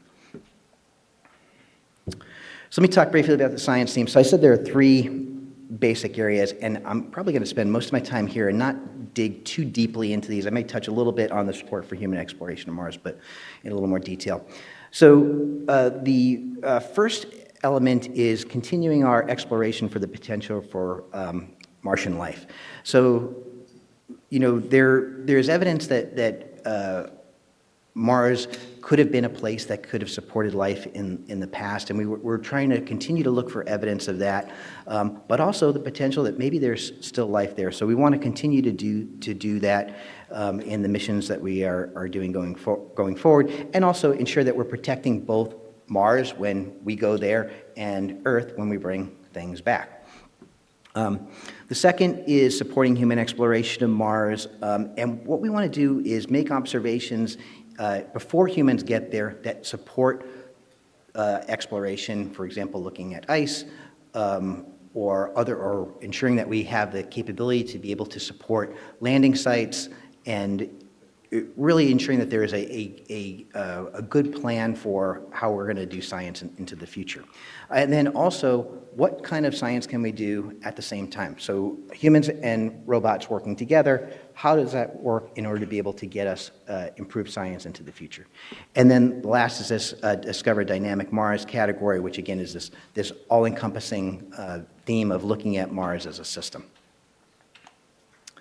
So I won't talk a whole lot here. In fact, in the interest of time, I'm going to skip over this, but this science theme, again, is very big on the entering into the potential for Martian life, but also focused on planetary protection as well. So the second theme, I will touch on this a little bit more, and what we want to do, I'll touch on these just at the topic level here. We want to define the priority for human-led science at Mars. Once humans get there, what kind of science should they be doing? The second is characterizing the potential for ice-rich sites. So really ensuring that there are places that are good sites for humans to arrive at. The third is studying atmospheric science and weather for human needs. This is certainly scientifically interesting, but when humans are there, it's going to be really important that they understand what's going on in the atmosphere, and particularly related to weather. And then a couple of areas that are more perhaps in the ESDMD realm, but we're in a supportive or collaborating role. One is understanding the potential health and safety hazards for humans, and then the second is constructing analog missions to prepare for expeditions to Mars. The third science theme, again, is this Discover Dynamic Mars. Again, I'm not going to go into this in great detail. It's really just looking at all the different aspects of Mars, similar to what we do on Earth. Earth is very much a system that has different components, the water cycle, the carbon cycle, and similarly at Mars, we want to make sure that we understand how that planet operates as a whole.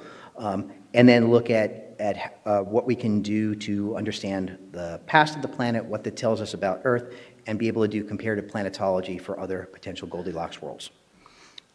And I should mention, just going back really quickly, especially in the area of supporting human exploration Mars, this is something that we're going to be working with the other mission directorates. This is not only an SMD role. And let me move on. So let me talk specifically about the initiatives that we're planning to implement.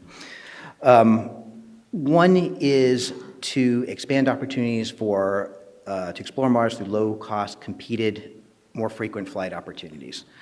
When you think about robotic exploration at Mars that NASA has done, it's always been very large missions, taking a long time scale in order to be able to develop them and get them to Mars. Here we're talking about the potential of doing things much more rapidly, and again, I'll talk about it in more detail. The second is strengthening and broadening our infrastructure at Mars to enable a more diverse set of missions and looking for new opportunities for partnership. In particular, areas that we are concerned about are our aging communications relay infrastructure, as well as our high-resolution imaging.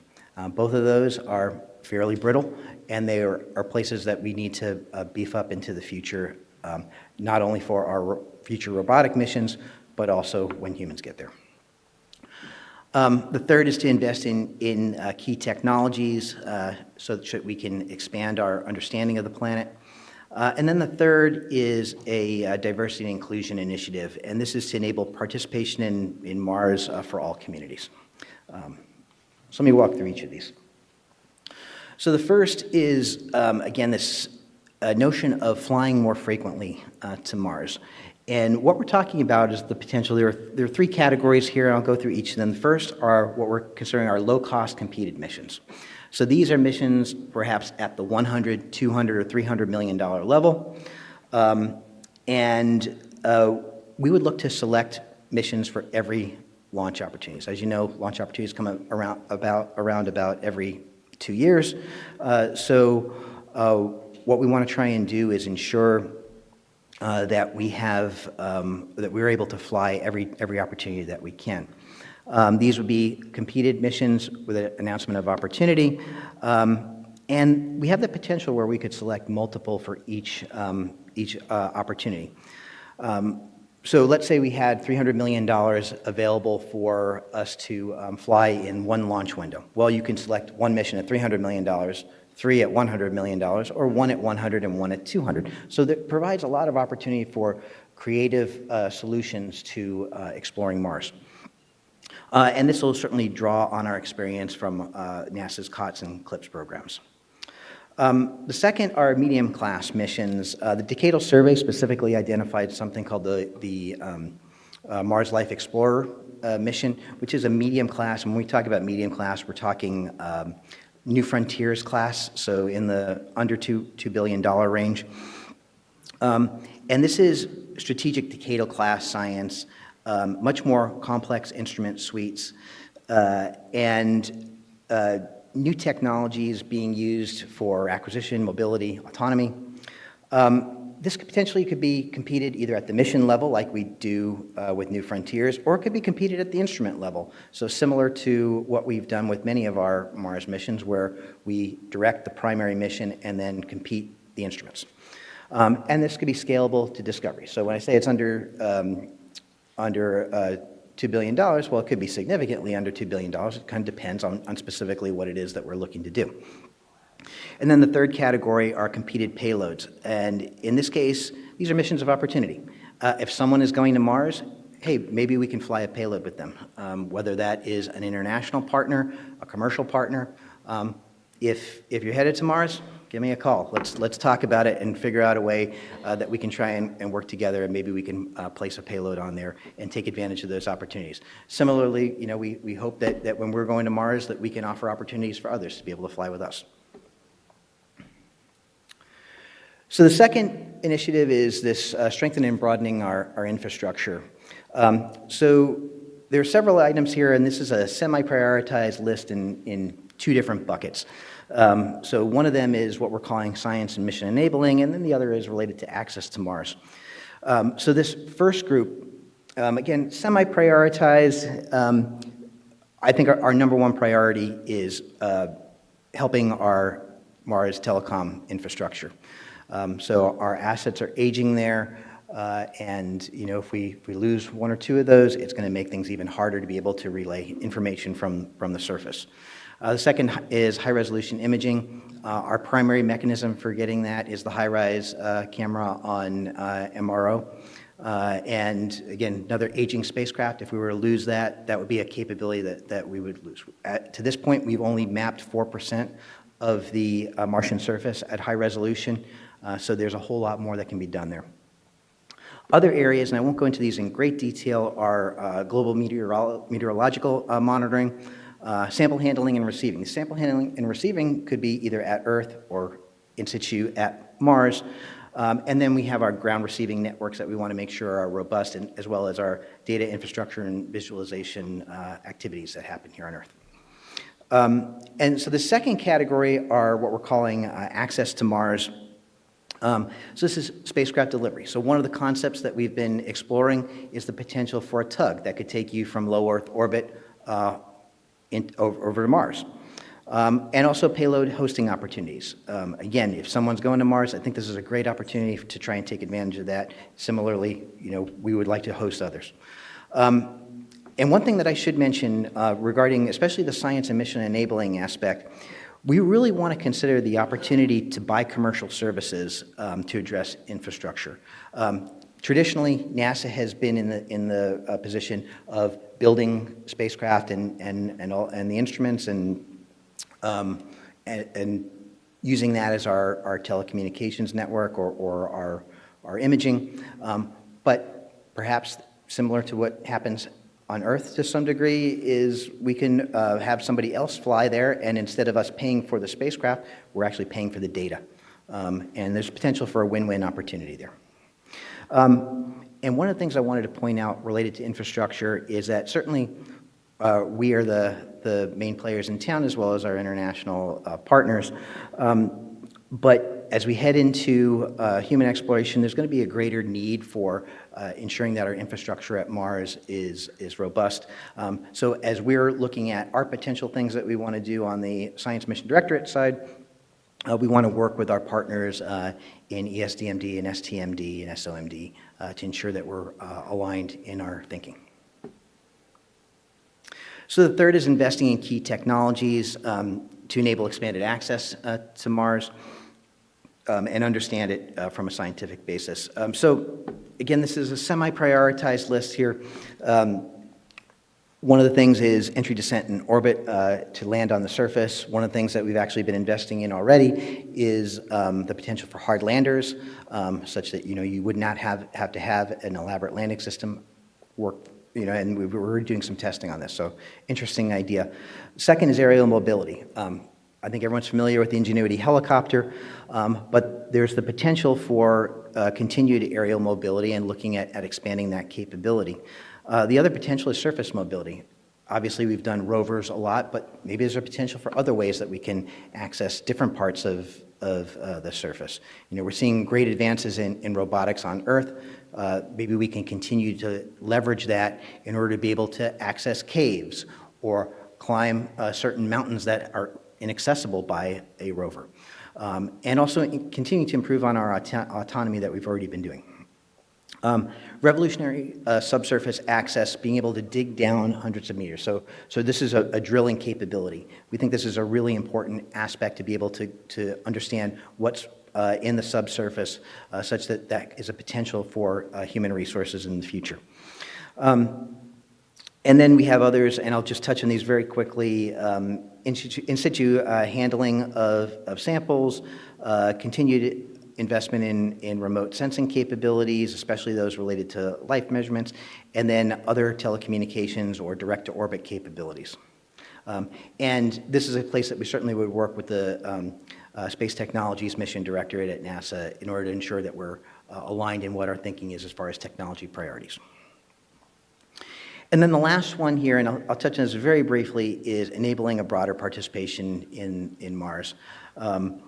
What we want to try and do is increase our diversity, equity, inclusion, and accessibility elements of our program, really establish clear plans, make sure that we are being inclusive with our community, working with institutions that traditionally have not had a role, and making it a much more inviting place for people to say, hey, I can participate in Mars as well. So I won't go into this in any great detail because I want to make sure we've got plenty of time for questions. So I mentioned at the top that we currently are not funded to implement this plan as it's presented here today. But there are some precursor activities that we think we can do in the near term. One that we're actively doing already is to explore opportunities for commercial services to address infrastructure needs. The second is we're working towards awarding some study contracts to industry to better define the potential for public-private partnerships. Traditionally our mode has been, release an RFI and then release an RFP. And what we're thinking about doing here is just awarding these study contracts to say, hey, look, we're really serious about this. We want to understand how better to partner with industry. Next is engaging with our international community on potential partnerships and hosting opportunities. This is something that we have done throughout the Mars exploration program, but again, really important that we continue to work with our international partners. There is a draft study that we're working on to our draft statement of work that we're working on to have a study done by the national academies specifically looking at science objectives for humans at Mars. So, we have some very high-level objectives. This is digging down one level below that. The next is to invest in technologies to expand access to Mars. So technology investments are relatively low cost, and we think that we can continue to do that. I talked about announcements of opportunity. Well, it takes a while to actually develop announcements of opportunity. So rather than waiting until we have all the funding lined up to be able to implement one, we can put together a draft and start working with the community and ensure that we're ready, such that when funding does become available, we can hit the ground running and get an announcement of opportunity out and hit that next launch window. And then the last is related to our DEIA initiative, is initiate work to really enable broader participation in the Mars community.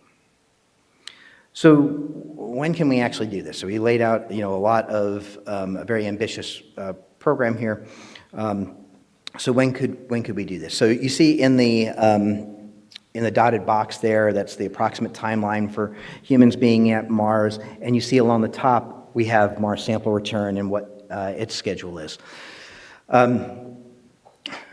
Realistically, we're probably looking at the potential for maybe something in the early 2030s as when we could do our first low-cost mission.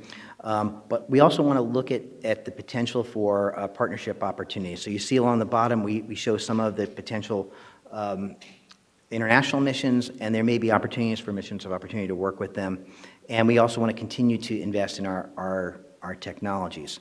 So this is a hypothetical timeline, but the key is it's flexible. And in fact, what I wanted to show you here is this is a notional sand chart or a approximate sand chart, so don't pay too close of attention to the actual numbers. There are no numbers on here as far as how high they are, but it gives you a sense of traditionally the way we have worked things at NASA is we've had these big peaks and valleys. So you have missions in development that are costing a lot of money, and then we go into operations, and it takes a while to ramp up the next mission.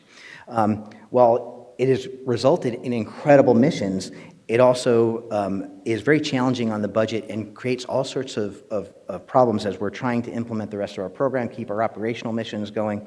So it is really challenging to work in that peaks and valley type of environment. So if you look into the future, what this lower cost approach provides us the opportunity to do is to develop a sustained budget. So whatever the number is, I'm not going to throw out a number here for what it could be, but we have the flexibility to be able to build our program to a budget level as opposed to saying, well, this is how much we need, and if we overrun, it's this much. Well, in this case, if we overrun, then we just shift around what our priorities are for the next low-cost launch or whatever. So just to summarize before we have a few minutes for questions, prior to the launch of Mars Sample Return, our priorities are to achieve the objectives of our program of record. So this is all of our operating missions that we're working with, as well as initiating the development of the sample receiving project. So this is the tail end after the samples come back, how we're going to manage them here at Earth. The second is to collaborate with ESA on the ExoMars Rosalind Franklin mission. So we are working very closely with them. There was funding in the President's budget request, so we're really excited to be able to work with our partners at ESA on that. The third is to seek low-cost opportunities to address critical infrastructure. So we're keeping our eyes out for how we can do this and try and work within our existing budget to be able to address particularly our areas of concern in communications, relay, and high-resolution imaging. The fourth item here is to continue investments in our key technologies, and then the last is to develop public-private partnership arrangements, reinforce our existing international partnerships, and explore new opportunities with established and emerging space organizations. After the launch of MSR, we think we can implement this sustainable portfolio of low-cost competed missions, medium-class missions, infrastructure and technology investments, and missions of opportunity. The content and schedule are variables to be managed against that sustained budget level and maximize our science return. And the focus now is going to, or heading into the future, if this plan is implemented, will be to focus on smaller, low-cost missions, partnerships, missions of opportunity, and allow us to be more agile and responsive to discoveries. And we want to implement science that is supportive of and synergistic with humans at Mars. And with that, here's an email address that we have that allows for feedback to come. So if you've seen stuff that you liked here, let us know. If there's things that you think we could be doing better, let us know. So we're really interested in feedback on this draft plan as we try and finalize it later this year. So with that, I'm open to take questions.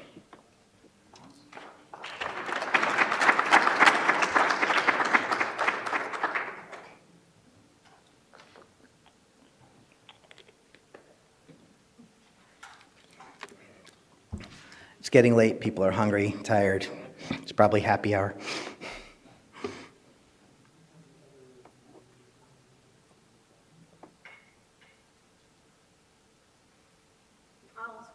Okay. Yep. I do have a question. I was wondering if you could point to any systems or processes that you think could be changed in order to make NASA and the United States a better partner for international collaboration with our allies? Yeah, it's an interesting question.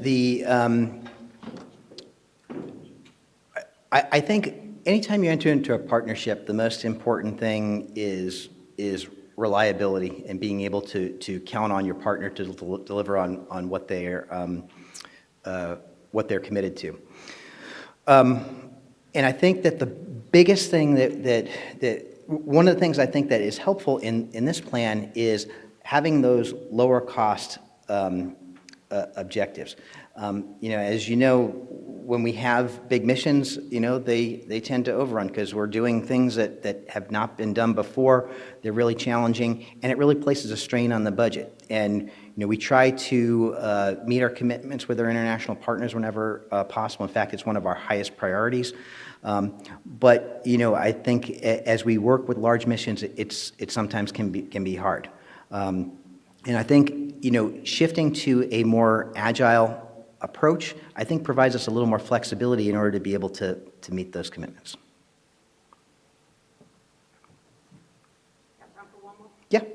Yeah, we've got plenty of time.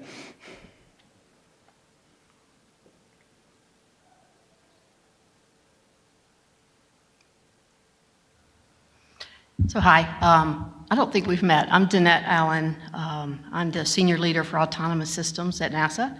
Hi, Danette. Hi. Work primarily with STMD, but working across all the mission directorates. And we had 3 of the deputy directors here this morning, and they were talking about collaboration and how they work together. I was wondering if you could tell us how you expect the Exploration Office to work with the mission directorates, because you're talking about robotics. It seems like everyone has robotics needs, and how do you see that playing out? Yeah, so there's an organization at NASA called the Federated Board that has representation from each of the mission directorates as well as other offices. And that certainly has been a mechanism that has driven a lot of what's happening on Moon to Mars and Artemis. And we actually did bring this presentation, an earlier version of this presentation, before the Federated Board to get some feedback, as well as we worked with each of the individual mission directorates as well and got some great feedback from them. In fact, I think this is a much better product for doing it. And I think as we go forward, I pointed out some of the areas where I think there really is an opportunity to collaborate and make sure that we aren't moving in one direction and the other mission directorates are moving in a different direction. And one of those is we definitely want to collaborate on our science objectives and ensure that they are working not only for what our science objectives are, but also how does it best support human exploration, especially that second science theme. And then the other place that I see a lot of opportunity, or a couple places I see a great opportunity for collaboration, is working on the infrastructure piece. There's going to be a need not only on the robotic side, but also on the human side to ensure that we've got the right infrastructure in place.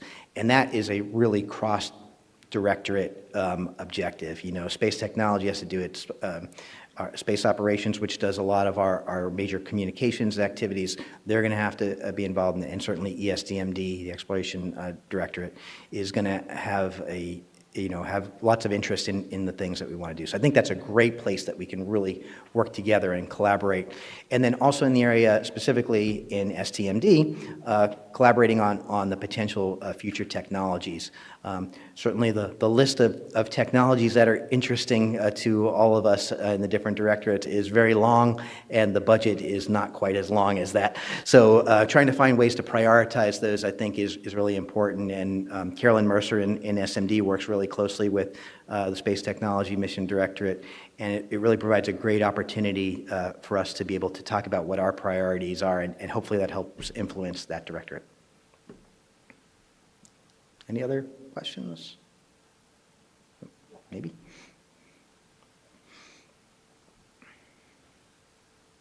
So I haven't heard this be talked about that much, but a lot of the science that we're doing, it's great science, but to prepare us for actually getting humans on Mars, we need to find a landing site. So are any of these scientific missions, do any of their objectives include navigating to find a landing site and provide some of that feedback?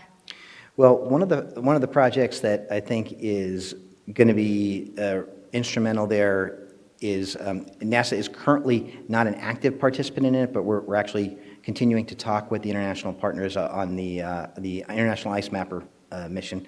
So I think that's a great opportunity for the potential to map ice locations for human exploration. So that's OSI, JAXA, and CSA are working together on that, and we're continuing to explore the potential for our participation in that as well.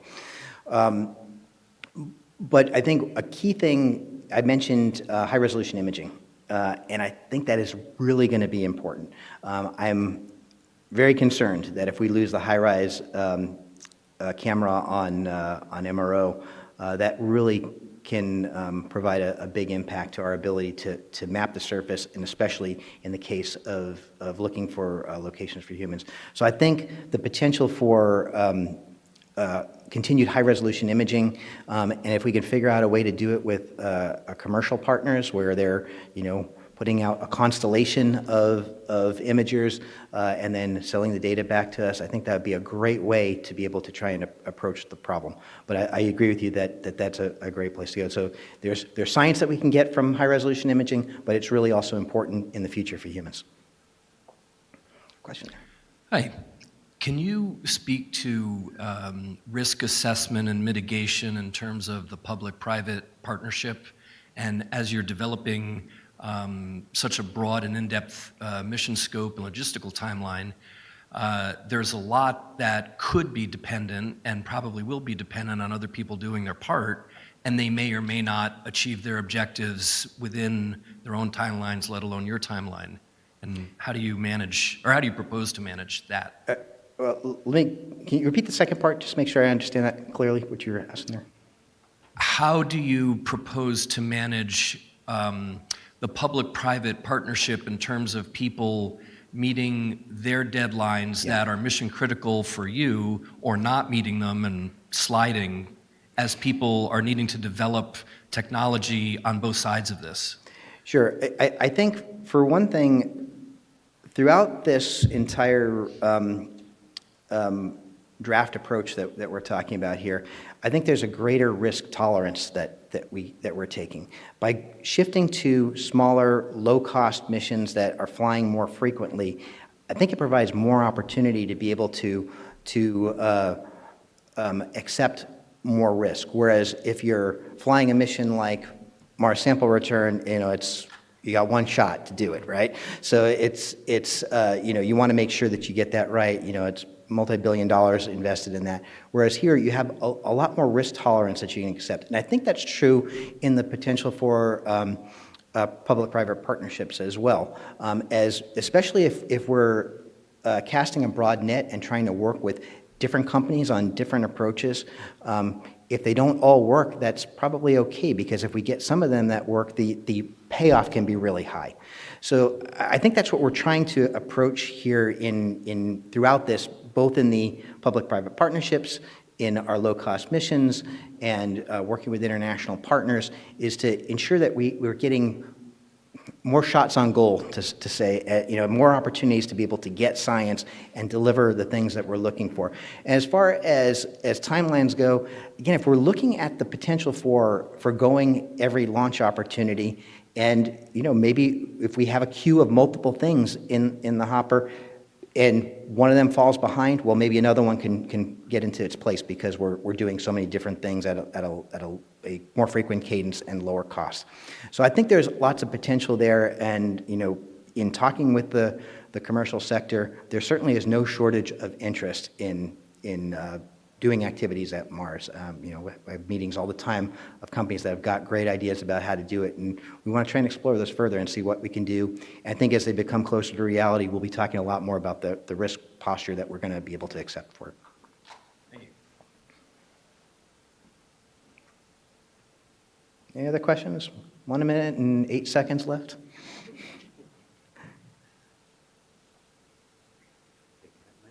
Okay, I think that's it. So thank you all for your attention. I really appreciate it. Thank you very much. Thanks for the last second notice coming. Yeah, no problem. Happy to do it. All right. Thanks so much. No problem. Thanks. All right. Thank you, everybody. The end of day 2 of the Humans to Mars Summit. We look forward to seeing you tomorrow for day 3, another great day. Thank you to all of our sponsors for making this possible. I don't think they're cycling right now, but thank you to all of them. We'll go through the whole list again tomorrow several times, but hope you enjoy the evening. If you're going to be at the Rosewood Hotel reception tonight, I look forward to seeing you there. Have a good evening.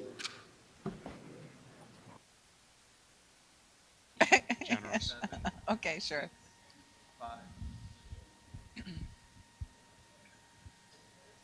Well, that is another successful day in the books here in Washington, D.C. at the Humans to Mars conference. So today is day 2. As people start to come out of the auditorium, whether you were joining us online or here in person, today was chocked full of information. Those slides were full. What did you think today, Matt? Oh, I was so looking forward to today because in the breakout that I attended, and you were there for the first of these, I know, it was the life support, and then the health and wellness on, a 2 or 3 year trip to Mars. And unfortunately, it's sobering, if not depressing, because they had such wonderful people. They're so credible, and yet it says we still have a lot to learn. It's like I'm not as worried anymore about, metal and silicon and fuel. It's us. It's us. Yes, they call us squishy humans in those sessions. Yeah, wetware. It's tough. It's going to be tough. So we're still ambitious with our goal. 2033 is still what we've discussed here today. But as you said, Matt, it's not going to be easy. But when we gather, the interesting thing I noticed today is that whether we were in the breakout sessions or in the main sessions in the auditorium, the theme was the same. We're getting ourselves to Mars, and we're doing it not in a rushed sense, but we are very aware that we have limited time, meaning there's a 2033 is a great time for us to go to Mars. So we're being very active in making our plans and sharing our plans. And the other thing I noticed, Matt, is sometimes whether you wandered in conversations, you were hearing the same things as people were talking about tools and hardware and some of the trades in one breakout session. They were talking about the same thing on the main stage on an entirely different topic. It shows how much carryover happens here at the sessions. It also shows the level of expertise and really passion as well that is shown by so many of the people here. I'm still pulling for 2033, but the more I hear, the less likely I think it is. I hate to say that, everybody. Yeah. But, I am still remain confident we are going to Mars. But we have a lot to learn and a lot to work out first. Yeah. But I'm hearing that from the experts here. And before we go there, everyone is taking case studies and examples and reference point from Artemis 2 and 3, which really is right around the corner. We're all looking forward to it. It is going to give us so much data and information. People are getting excited. Yeah, it's interesting because here tonight in Washington, D.C., in like 15 minutes as we speak, I think all 4 of the Artemis 2 astronauts are appearing at the Canadian Embassy. And I kind of wish we could all run over there right now, but yeah, I didn't following RSVP. you. I wish I could. Oh, darn. But that's, there's the tangible proof that we're moving forward because those people, next year are going to loop around the moon for the first time. Any humans have done that in over 50 years. I can't wait. Yeah. I can't wait. We've had such a great day here. I want to tell you a little bit that we had a wonderful author at our breakout session at lunch who walked us through his new book about Mars, which was fantastic. It's always exciting when books get unveiled here at the conference, and that happens every year. We have experts and authors, not just on stage, but during our lunch sessions. So we're constantly being educated the whole time and well-fed. Matt Schindel, I think I got his last name right, curator at the Air and Space Museum, that amazing museum. He actually gave us a little bit of a preview of something new that is going to be coming there as, humans get ready to not just visit other places, but live there, the moon and Mars. Pretty amazing. I guess not till 2025, but something that we can look forward to at Air and Space. Yes, and the Mars rovers are there, so I want to go over and see them. Yeah. There's a great scene in Star Trek Enterprise where they put what would you call it, a rope around one of the landing sites. It was one of the rovers, I think, and it was the Viking, I think. On the surface? It was the Carl Sagan Memorial Station. Maybe it was cool. Pathfinder, but it's been put there by the Mars Historical Society. Let's hope that we're looking forward to someday there being a Mars Historical Society that can be protecting these historic sites. Yeah, well, we want to thank you again for joining us. We want to thank our our sponsors who are so prevalent today throughout the day, helping us with our sessions and helping us host here at the National Academy of Sciences. So we look forward to you joining us once again tomorrow, where we're going to continue to talk about not just humans, not just robotics. Today we talked construction, habitat, more about radiation. You name it. If you can think about it, we've talked about it. So tomorrow will be full. We have some astronauts with Dr. Cyan, and some other folks will be here tomorrow. So make sure you're tuning in. And any other final thoughts, Matt? No, just looking forward to tomorrow. We will finish, as we now traditionally do at H2M, with this last big inspirational panel that is always a lot of fun. So, definitely join us again tomorrow morning, or wherever the time will be where you are. I think it's at 8:30 again, Eastern Time here in North America. And I heard we might have some kids that might make some Yes. special appearances. Yeah. So tune in, join us tomorrow. Thank you again for the day, and thanks for tuning in today. And we're going to sign off now from the Humans to Mars Conference here in Washington, D.C. Thanks, Have a good Matt. evening or morning, as the case may be, everybody. We'll see you tomorrow.